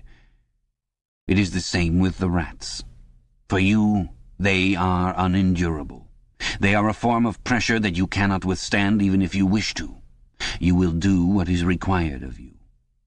But what is it? What is it? How can I do it if I don't know what it is? O'Brien picked up the cage and brought it across to the nearer table. He set it down carefully on the baize cloth. Winston could hear the blood singing in his ears. He had the feeling of sitting in utter loneliness. He was in the middle of a great empty plain, a flat desert drenched with sunlight, across which all sounds came to him out of immense distances. Yet the cage with the rats was not 2 meters away from him. They were enormous rats. They were at the age when a rat's muzzle grows blunt and fierce, and his fur brown instead of grey. "The rat," said O'Brien, still addressing his invisible audience, "although a rodent, is carnivorous. You are aware of that. You will have heard of the things that happen in the poor quarters of this town. In some streets a woman dare not leave her baby alone in the house even for 5 minutes. The rats are certain to attack it. Within quite a small time they will strip it to the bones. They also attack sick or dying people. They show astonishing intelligence in knowing when a human being is helpless." There was an outburst of squeals from the cage. It seemed to reach Winston from far away. The rats were fighting. They were trying to get at each other through the partition. He heard also a deep groan of despair. That, too, seemed to come from outside himself. O'Brien picked up the cage and as he did so pressed something in it. There was a sharp click. Winston made a frantic effort to tear himself loose from the chair. It was hopeless. Every part of him, even his head, was held immovably. O'Brien moved the cage nearer. It was less than a meter from Winston's face. "I have pressed the first lever," said O'Brien. "You understand the construction of this cage. The mask will fit over your head, leaving no exit. When I press this other lever, the door of the cage will slide up. These starving brutes will shoot out of it like bullets. Have you ever seen a rat leap through the air? They will leap onto your face and bore straight into it. Sometimes they attack the eyes first. Sometimes they burrow through the cheeks and devour the tongue." The cage was nearer. It was closing in. Winston heard a succession of shrill cries which appeared to be occurring in the air above his head. But he fought furiously against his panic. To think even with a split second left, to think was the only hope. Suddenly the foul, musty odour of the brute struck his nostrils. There was a violent convulsion of nausea inside him, and he almost lost consciousness. Everything had gone black. For an instant he was insane, a screaming animal. Yet he came out of the blackness clutching an idea. There was one and only one way to save himself. He must interpose another human being, the body of another human being, between himself and the rats.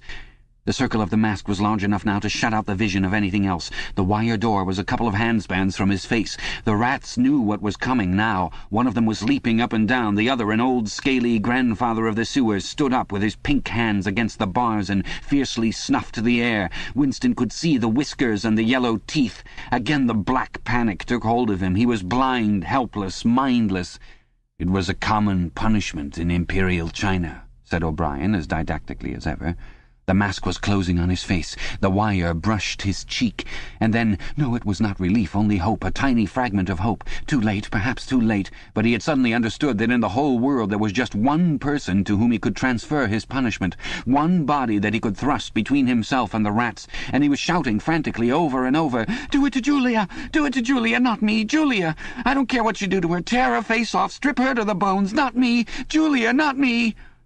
He was falling backwards into enormous depths, away from the rats. He was still strapped in the chair, but he had fallen through the floor, through the walls of the building, through the earth, through the oceans, through the atmosphere, into outer space, into the gulfs between the stars, always away, away, away from the rats. He was light years distant, but O'Brien was still standing at his side. There was still the cold touch of a wire against his cheek. But through the darkness that enveloped him he heard another metallic click, and knew that the cage door had clicked shut and not open. Chapter 6. The chestnut tree was almost empty. A ray of sunlight slanting through a window fell yellow on dusty tabletops. It was the lonely hour of 15. A tinny music trickled from the telescreens. Winston sat in his usual corner, gazing into an empty glass. Now and again he glanced up at a vast face which eyed him from the opposite wall. "Big Brother is watching you," the caption said. Unbidden, a waiter came and filled his glass up with Victory gin, shaking into it a few drops from another bottle with a quill through the cork. It was saccharin flavoured with cloves, the specialty of the cafe. Winston was listening to the telescreen. At present only music was coming out of it, but there was a possibility that at any moment there might be a special bulletin from the Ministry of Peace. The news from the African front was disquieting in the extreme. On and off he had been worrying about it all day. A Eurasian army, Oceania was at war with Eurasia, Oceania had always been at war with Eurasia, was moving southward at terrifying speed. The midday bulletin had not mentioned any definite area, but it was probable that already the mouth of the Congo was a battlefield. Brazzaville and Leopoldville were in danger. One did not have to look at the map to see what it meant. It was not merely a question of losing Central Africa. For the first time in the whole war, the territory of Oceania itself was menaced. A violent emotion, not fear exactly, but a sort of undifferentiated excitement flared up in him, then faded again. He stopped thinking about the war. In these days he could never fix his mind on any one subject for more than a few moments at a time. He picked up his glass and drained it at a gulp. As always, it made him shudder and even retch slightly. The stuff was horrible. The cloves and saccharin, themselves disgusting enough in their sickly way, could not disguise the flat, oily smell, and what was worst of all was that the smell of gin, which dwelt with him night and day, was inextricably mixed up in his mind with the smell of those— He never named them, even in his thoughts, and so far as it was possible he never visualized them. They were something that he was half aware of, hovering close to his face, a smell that clung to his nostrils. As the gin rose in him, he belched through purple lips. He had grown fatter since they released him, and had regained his old colour. Indeed, more than regained it. His features had thickened. The skin on nose and cheekbones was coarsely red. Even the bald scalp was too deep a pink. A waiter, again unbidden, brought the chessboard and the current issue of the Times, with the page turned down at the chess problem. Then, seeing that Winston's glass was empty, he brought the gin bottle and filled it. There was no need to give orders. They knew his habits. The chessboard was always waiting for him, his corner table was always reserved. Even when the place was full, he had it to himself, since nobody cared to be seen sitting too close to him. He never even bothered to count his drinks. At irregular intervals they presented him with a dirty slip of paper which they said was the bill, but he had the impression that they always undercharged him. It would have made no difference if it had been the other way about. He had always plenty of money nowadays. He even had a job, a sinecure, more highly paid than his old job had been. The music from the telescreen stopped and a voice took over. Winston raised his head to listen. No bulletin from the front, however. It was merely a brief announcement from the Ministry of Plenty. In the preceding quarter, it appeared the 10th three-year plan's quota for bootlaces had been over-fulfilled by 98%. He examined the chess problem and set out the pieces. It was a tricky ending, involving a couple of knights. White to play and mate in 2 moves. Winston looked up at the portrait of Big Brother. White always mates, he thought with a sort of cloudy mysticism. Always, without exception, it is so arranged. In no chess problem since the beginning of the world has black ever won. Did it not symbolize the eternal, unvarying triumph of good over evil? The huge face gazed back at him, full of calm power. White always mates. The voice from the telescreen paused and added in a different and much graver tone, "You are warned to stand by for an important announcement at 15:30. 15:30. This is news of the highest importance. Take care not to miss it. 15:30. The tinkling music struck up again. Winston's heart stirred. That was the bulletin from the front. Instinct told him that it was bad news that was coming. All day, with little spurts of excitement, the thought of a smashing defeat in Africa had been in and out of his mind. He seemed actually to see the Eurasian army swarming across the never-broken frontier and pouring down into the tip of Africa like a column of ants. Why had it not been possible to outflank them in some way? The outline of the West African coast stood out vividly in his mind. He picked up the white knight and moved it across the board. There was the proper spot. Even while he saw the black horde racing southward, he saw another force, mysteriously assembled, suddenly planted in their rear, cutting their communications by land and sea. He felt that by willing it he was bringing that other force into existence. But it was necessary to act quickly. If they could get control of the whole of Africa, if they had airfields and submarine bases at the Cape, it would cut Oceania in two. It might mean anything. Defeat, breakdown, the redivision of the world, the destruction of the party. He drew a deep breath. An extraordinary medley of feelings, but it was not a medley exactly, rather it was successive layers of feeling in which one could not say which layer was undermost, struggled inside him. The spasm passed. He put the white knight back in its place, but for the moment he could not settle down to a serious study of the chess problem.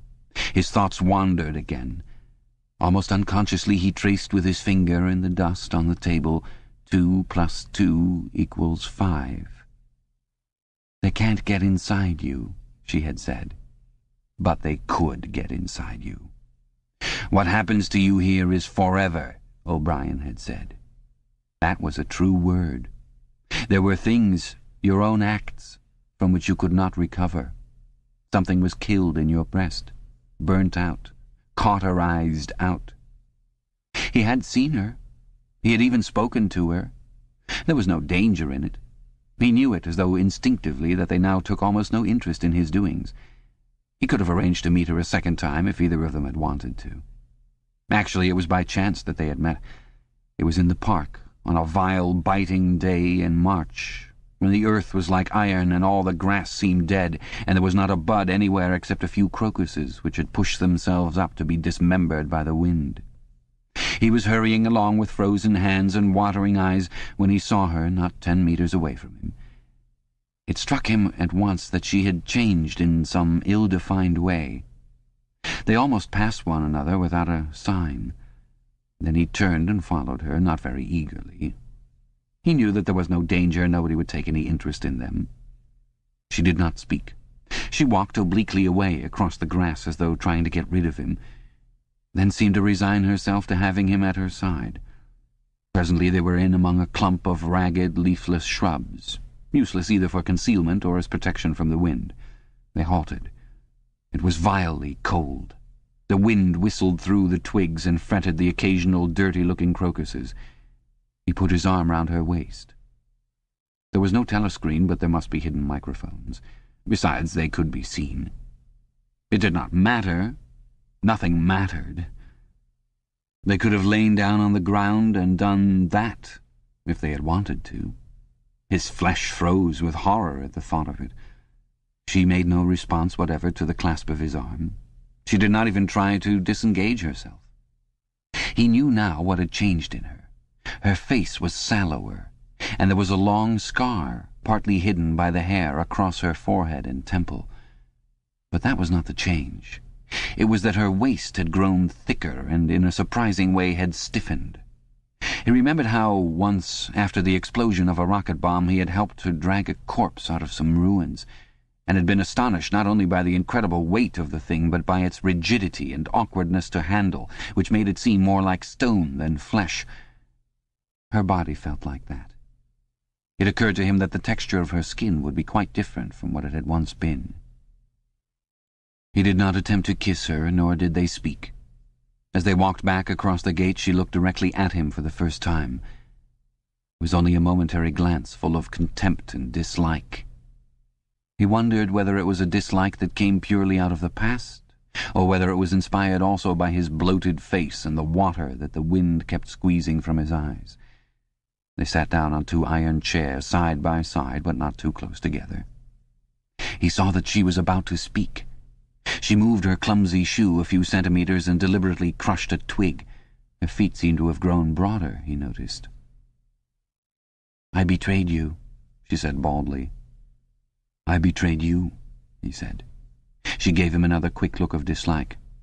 "Sometimes," she said, "they threaten you with something you can't stand up to, can't even think about. And then you say, "Don't do it to me. Do it to somebody else. Do it to so-and-so." And perhaps you might pretend afterwards that it was only a trick and that you just said it to make them stop and didn't really mean it. But that isn't true. At the time when it happens, you do mean it. You think there's no other way of saving yourself, and you're quite ready to save yourself that way. You want it to happen to the other person. You don't give a damn what they suffer. All you care about is yourself. "All you care about is yourself," he echoed. "And after that you don't feel the same toward the other person any longer." "No," he said. "You don't feel the same." There did not seem to be anything more to say. The wind plastered their thin overalls against their bodies. Almost at once it became embarrassing to sit there in silence. Besides, it was too cold to keep still.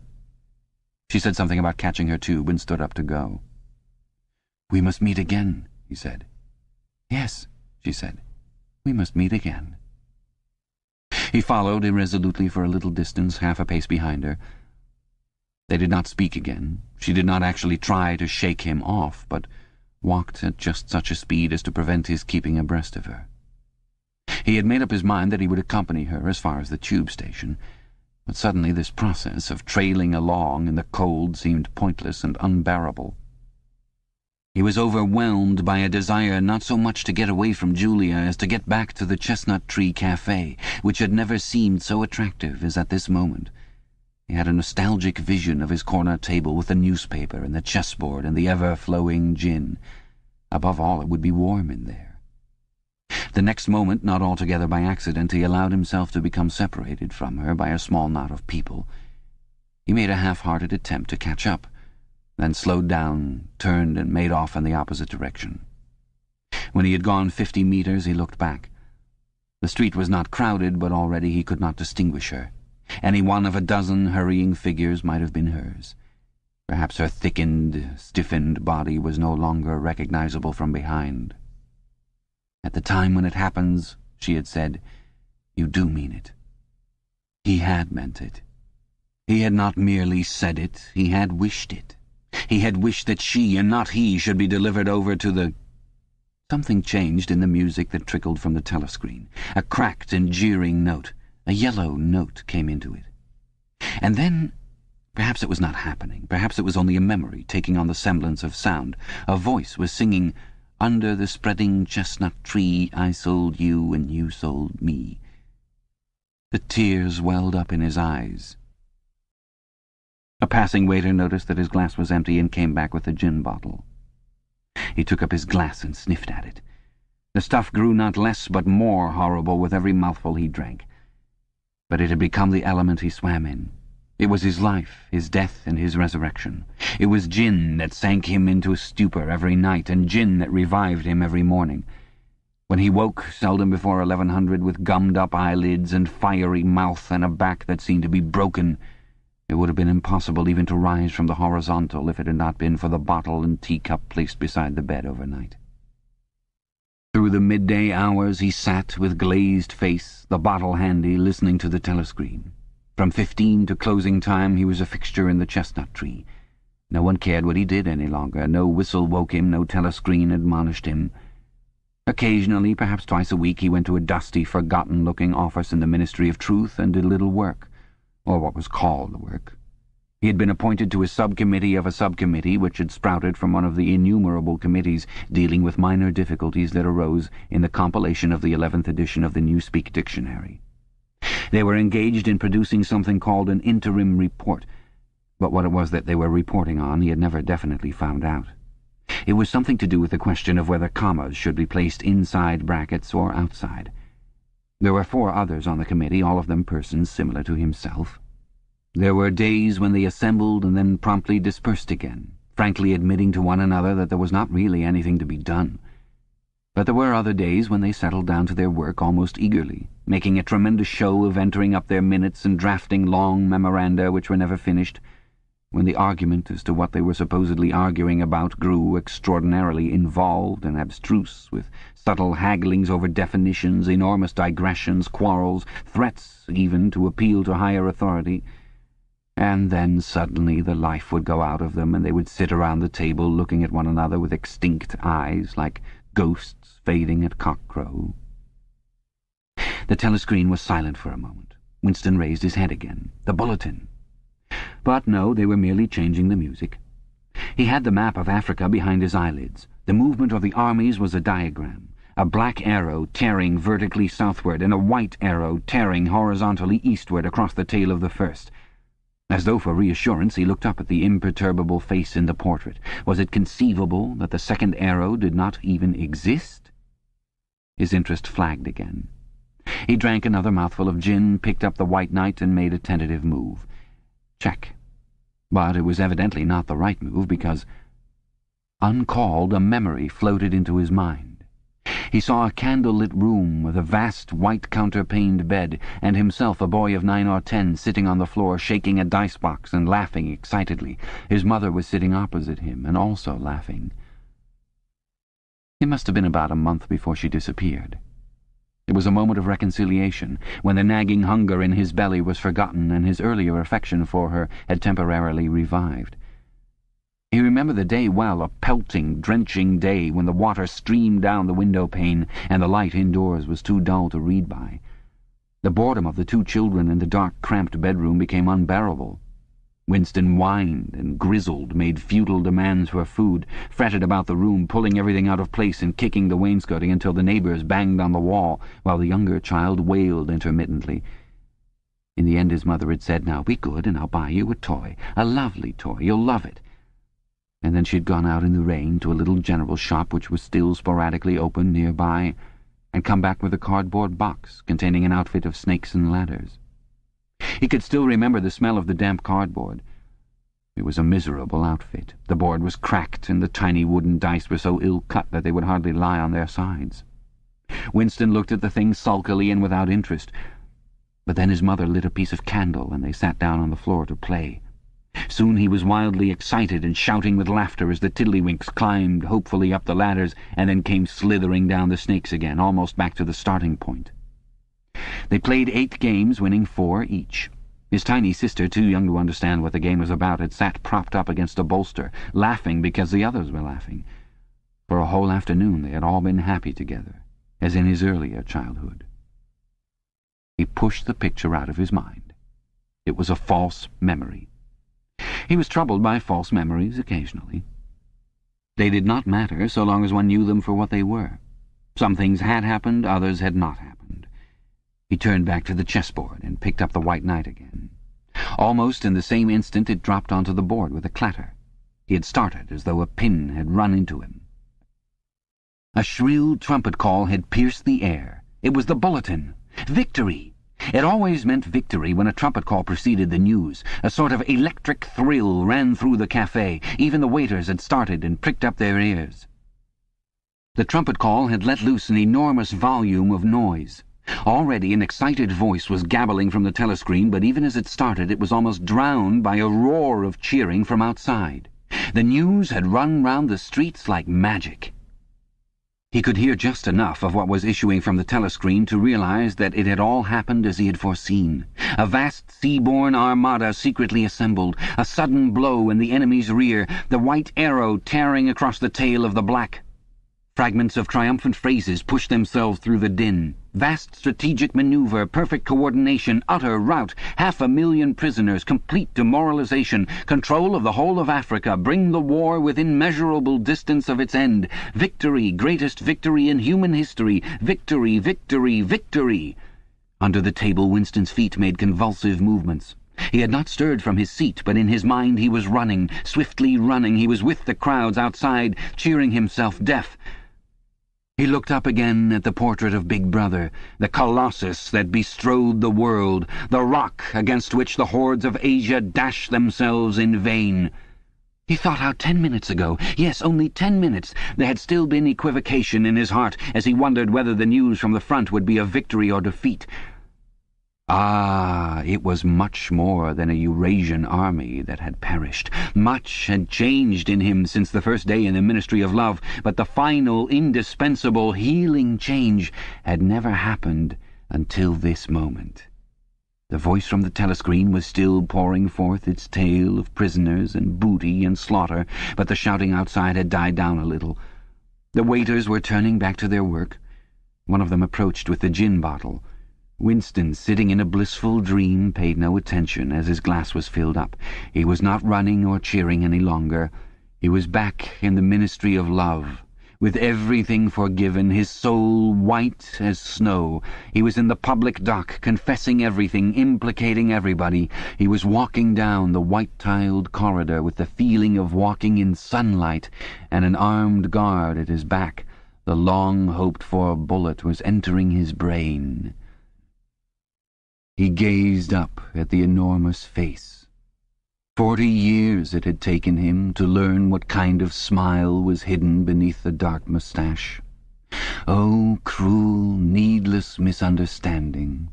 Oh, stubborn, self-willed exile from the loving breast. 2 gin-scented tears trickled down the sides of his nose. But it was all right. Everything was all right. The struggle was finished. He had won the victory over himself. He loved Big Brother.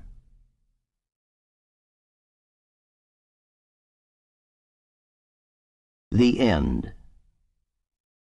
You have been listening to 1984 by George Orwell, narrated by Frank Muller.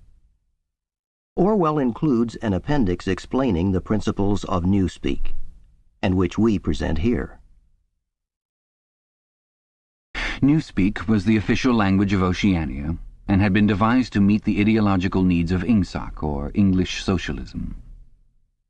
In the year 1984, there was not as yet anyone who used Newspeak as his sole means of communication, either in speech or writing. The leading articles in the Times were written in it, but this was a tour de force which could only be carried out by a specialist. It was expected that Newspeak would have finally superseded Oldspeak, or Standard English as we should call it, by about the year 2050. Meanwhile, it gained ground steadily, all party members tending to use Newspeak words and grammatical constructions more and more in their everyday speech. The version in use in 1984 and embodied in the 9th and 10th editions of the Newspeak Dictionary was a provisional one, and contained many superfluous words and archaic formations which were due to be suppressed later. It is with the final, perfected version, as embodied in the 11th edition of the dictionary, that we are concerned here.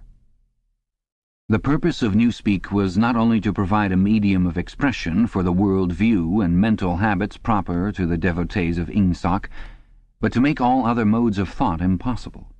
It was intended that when Newspeak had been adopted once and for all, and Oldspeak forgotten, a heretical thought, that is, a thought diverging from the principles of INGSOC, should be literally unthinkable, at least so far as thought is dependent on words. Its vocabulary was so constructed as to give exact and often very subtle expression to every meaning that a party member could properly wish to express, while excluding all other meanings and also the possibility of arriving at them by indirect methods. This was done partly by the invention of new words, but chiefly by eliminating undesirable words and by stripping such words as remained of unorthodox meanings, and so far as possible of all secondary meanings whatever. To give a single example, the word free still existed in Newspeak, but it could only be used in such statements as, "This dog is free from lice," or "This field is free from weeds."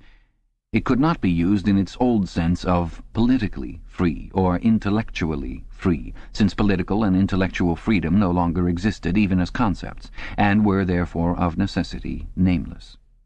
Quite apart from the suppression of definitely heretical words, reduction of vocabulary was regarded as an end in itself, and no word that could be dispensed with was allowed to survive. Newspeak was designed not to extend but to diminish the range of thought, and this purpose was indirectly assisted by cutting the choice of words down to a minimum. Newspeak was founded on the English language as we now know it, though many Newspeak sentences, even when not containing newly created words, would be barely intelligible to an English speaker of our own day. Newspeak words were divided into 3 distinct classes, known as the A vocabulary, the B vocabulary, also called compound words, and the C vocabulary. It will be simpler to discuss each class separately, but the grammatical peculiarities of the language can be dealt with in the section devoted to the A vocabulary, since the same rules held good for all 3 categories. The A vocabulary. The A vocabulary consisted of words needed for the business of everyday life, for such things as eating, drinking, working, putting on one's clothes, going up and down stairs, riding in vehicles, gardening, cooking, and the like. It was composed almost entirely of words that we already possess, words like hit, run, dog, tree, sugar, house, field. But in comparison with the present-day English vocabulary, their number was extremely small, while their meanings were far more rigidly defined. All ambiguities and shades of meaning had been purged out of them. So far as it could be achieved, a Newspeak word of this class was simply a staccato sound expressing one clearly understood concept. It would have been quite impossible to use the A vocabulary for literary purposes or for political or philosophical discussion. It was intended only to express simple, purposive thoughts, usually involving concrete objects or physical actions. The grammar of Newspeak had two outstanding peculiarities. The first of these was an almost complete interchangeability between different parts of speech. Any word in the language, in principle this applied even to very abstract words such as if or when, could be used either as a verb, noun, adjective, or adverb. Between the verb and the noun form, when they were of the same root, there was never any variation, this rule of itself involving the destruction of many archaic forms. The word thought, for example, did not exist in Newspeak. Its place was taken by think, which did duty for both noun and verb. No etymological principle was involved here. In some cases it was the original noun that was chosen for retention, in other cases the verb. Even where a noun and verb of kindred meaning were not etymologically connected, one or other of them was frequently suppressed. There was, for example, no such word as cut, its meaning being sufficiently covered by the noun-verb knife. Adjectives were formed by adding the suffix full to the noun-verb, and adverbs by adding wise. Thus, for example, speedful meant rapid, and speedwise meant quickly. Certain of our present-day adjectives, such as good, strong, big, black, soft, were retained, but their total number was very small. There was little need for them, since almost any adjectival meaning could be arrived at by adding full to a noun-verb. None of the now existing adverbs was retained except for a very few already ending in wise. The wise termination was invariable. The word well, for example, was replaced by goodwise. In addition, any word, this again applied in principle to every word in the language, could be negatived by adding the affix un, or could be strengthened by the affix plus, or, for still greater emphasis, double plus. Thus, for example, uncold meant warm, while plus cold and double plus cold meant, respectively, very cold and superlatively cold. It was also possible, as in present-day English, to modify the meaning of almost any word by prepositional affixes such as ante, post, up, down, etc. By such methods it was found possible to bring about an enormous diminution of vocabulary. Given, for instance, the word good, there was no need for such a word as bad, since the required meaning was equally well, indeed better, expressed by ungood. All that was necessary, in any case where two words formed a natural pair of opposites, was to decide which of them to suppress. Dark, for example, could be replaced by unlight, or light by undark, according to preference. The second distinguishing mark of Newspeak grammar was its regularity.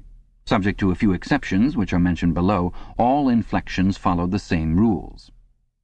Thus, in all verbs, the preterite and the past participle were the same, and ended in ed. The preterite of steal was stealed. The preterite of think was thinked, and so on throughout the language, all such forms as swam, gave, brought, spoke, taken, etc. being abolished. All plurals were made by adding s or es, as the case might be.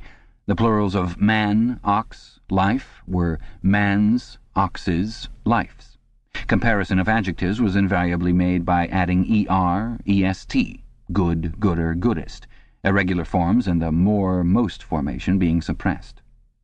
The only classes of words that were still allowed to inflect irregularly were the pronouns, the relatives, the demonstrative adjectives, and the auxiliary verbs. All of these followed their ancient usage, except that whom had been scrapped as unnecessary, and the shall, should tenses had been dropped, all their uses being covered by will and would. There were also certain irregularities in word formation arising out of the need for rapid and easy speech. A word which was difficult to utter or was liable to be incorrectly heard was held to be ipso facto a bad word. Occasionally, therefore, for the sake of euphony, extra letters were inserted into a word, or an archaic formation was retained. But this need made itself felt chiefly in connection with the B vocabulary. Why so great an importance was attached to ease of pronunciation will be made clear later in this essay. The B vocabulary. The B vocabulary consisted of words which had been deliberately constructed for political purposes, words, that is to say, which not only had in every case a political implication, but were intended to impose a desirable mental attitude upon the person using them. Without a full understanding of the principles of Ingsoc, it was difficult to use these words correctly. In some cases they could be translated into Old Speak, or even into words taken from the A vocabulary, but this usually demanded a long paraphrase and always involved the loss of certain overtones. The B words were a sort of verbal shorthand, often packing whole ranges of ideas into a few syllables, and at the same time more accurate and forcible than ordinary language. The B words were, in all cases, compound words. Compound words such as speak right were of course to be found in the A vocabulary, but these were merely convenient abbreviations and had no special ideological color. They consisted of two or more words, or portions of words, welded together in an easily pronounceable form. The resulting amalgam was always a noun verb, and inflected according to the ordinary rules. To take a single example, the word good think, meaning very roughly orthodoxy, or if one chose to regard it as a verb, to think in an orthodox manner, this inflected as follows: noun verb, good think; past tense and past participle, good thinked; present participle, good thinking; adjective, good thinkful; adverb, good think wise; verbal noun, good thinker. The B words were not constructed on any etymological plan. The words of which they were made up could be any parts of speech, and could be placed in any order and mutilated in any way which made them easy to pronounce while indicating their derivation. In the word crime-think, thought crime, for instance, the think came second, whereas in think-pole, thought police, it came first, and in the latter word police had lost its second syllable. Because of the greater difficulty in securing euphony, irregular formations were commoner in the B vocabulary than in the A vocabulary. For example, the adjectival forms of mini-true, mini-pax, and mini-love were, respectively, mini-truthful, mini-peaceful, and mini-lovely, simply because truthful, paxful, and loveful were slightly awkward to pronounce. In principle, however, all B words could inflect, and all inflected in exactly the same way. Some of the B words had highly subtilized meanings, barely intelligible to anyone who had not mastered the language as a whole. Consider, for example, such a typical sentence from a Times leading article as "Old thinkers unbellyfeel Ingsoc." The shortest rendering that one could make of this in old speak would be, "Those whose ideas were formed before the Revolution cannot have a full emotional understanding of the principles of English socialism." But this is not an adequate translation. To begin with, in order to grasp the full meaning of the Newspeak sentence quoted above, one would have to have a clear idea of what is meant by Ingsoc. And, in addition, only a person thoroughly grounded in Ingsoc could appreciate the full force of the word bellyfeel, which implied a blind, enthusiastic acceptance difficult to imagine today, or of the word old think, which was inextricably mixed up with the idea of wickedness and decadence. But the special function of certain Newspeak words, of which old think was one, was not so much to express meanings as to destroy them. These words, necessarily few in number, had their meanings extended until they contained within themselves whole batteries of words which, as they were sufficiently covered by a single comprehensive term, could now be scrapped and forgotten. The greatest difficulty facing the compilers of the Newspeak dictionary was not to invent new words, but, having invented them, to make sure what they meant, to make sure, that is to say, what ranges of words they cancelled by their existence. As we have already seen in the case of the word free, words which had once borne a heretical meaning were sometimes retained for the sake of convenience, but only with the undesirable meanings purged out of them. Countless other words, such as honor, justice, morality, internationalism, democracy, science, and religion, had simply ceased to exist. A few blanket words covered them, and in covering them, abolished them. All words grouping themselves round the concepts of liberty and equality, for instance, were contained in the single word crime-think, while all words grouping themselves round the concepts of objectivity and rationalism were contained in the single word old-think. Greater precision would have been dangerous. What was required in a party member was an outlook similar to that of the ancient Hebrew who knew, without knowing much else, that all nations other than his own worshipped false gods. He did not need to know that these gods were called Baal, Osiris, Moloch, Ashtaroth, and the like. Probably the less he knew about them, the better for his orthodoxy. He knew Jehovah and the commandments of Jehovah. He knew, therefore, that all gods with other names or other attributes were false gods. In somewhat the same way, the party member knew what constituted right conduct, and in exceedingly vague, generalized terms, he knew what kinds of departure from it were possible. His sexual life, for example, was entirely regulated by the two newspeak words sex crime, sexual immorality, and good sex, chastity. Sex crime covered all sexual misdeeds whatever. It covered fornication, adultery, homosexuality, and other perversions, and in addition normal intercourse practiced for its own sake.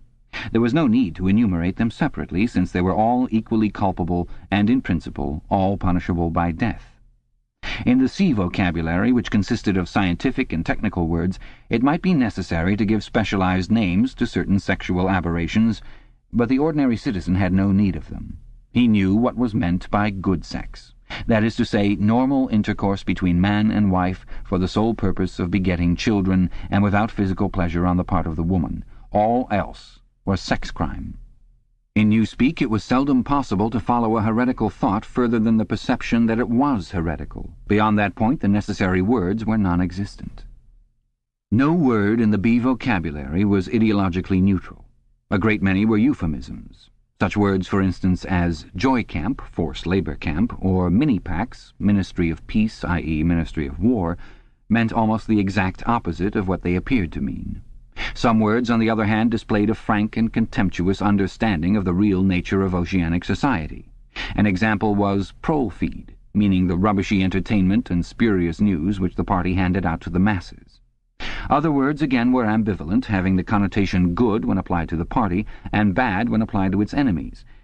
But in addition there were great numbers of words which at first sight appeared to be mere abbreviations and which derived their ideological colour not from their meaning but from their structure.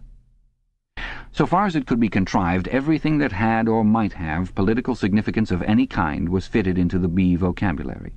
The name of every organization, or body of people, or doctrine, or country, or institution, or public building was invariably cut down into the familiar shape, that is, a single, easily pronounced word with the smallest number of syllables that would preserve the original derivation. In the Ministry of Truth, for example, the Records Department, in which Winston Smith worked, was called RecDep.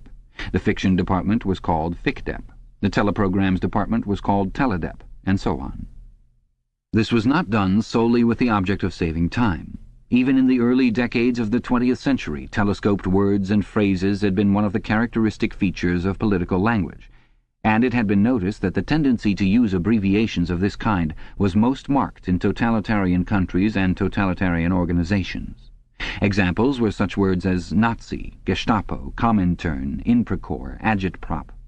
In the beginning the practice had been adopted, as it were, instinctively, but in newspeak it was used with a conscious purpose. It was perceived that in thus abbreviating a name one narrowed and subtly altered its meaning by cutting out most of the associations that would otherwise cling to it. The words Communist International, for instance, call up a composite picture of universal human brotherhood, red flags, barricades, Karl Marx, and the Paris Commune. The word Comintern, on the other hand, suggests merely a tightly knit organization and a well-defined body of doctrine. It refers to something almost as easily recognized and as limited in purpose as a chair or a table. Comintern is a word that can be uttered almost without taking thought, whereas Communist International is a phrase over which one is obliged to linger, at least momentarily. In the same way, the associations called up by a word like mini-true are fewer and more controllable than those called up by Ministry of Truth. This accounted not only for the habit of abbreviating whenever possible, but also for the almost exaggerated care that was taken to make every word easily pronounceable. In newspeak, euphony outweighed every consideration other than exactitude of meaning. Regularity of grammar was always sacrificed to it when it seemed necessary, and rightly so, since what was required, above all for political purposes, were short, clipped words of unmistakable meaning, which could be uttered rapidly and which roused the minimum of echoes in the speaker's mind. The words of the B vocabulary even gained in force from the fact that nearly all of them were very much alike.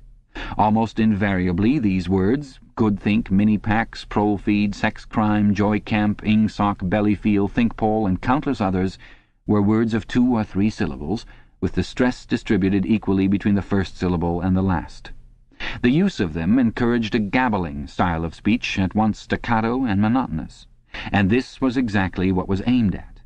The intention was to make speech, and especially speech on any subject not ideologically neutral, as nearly as possible independent of consciousness.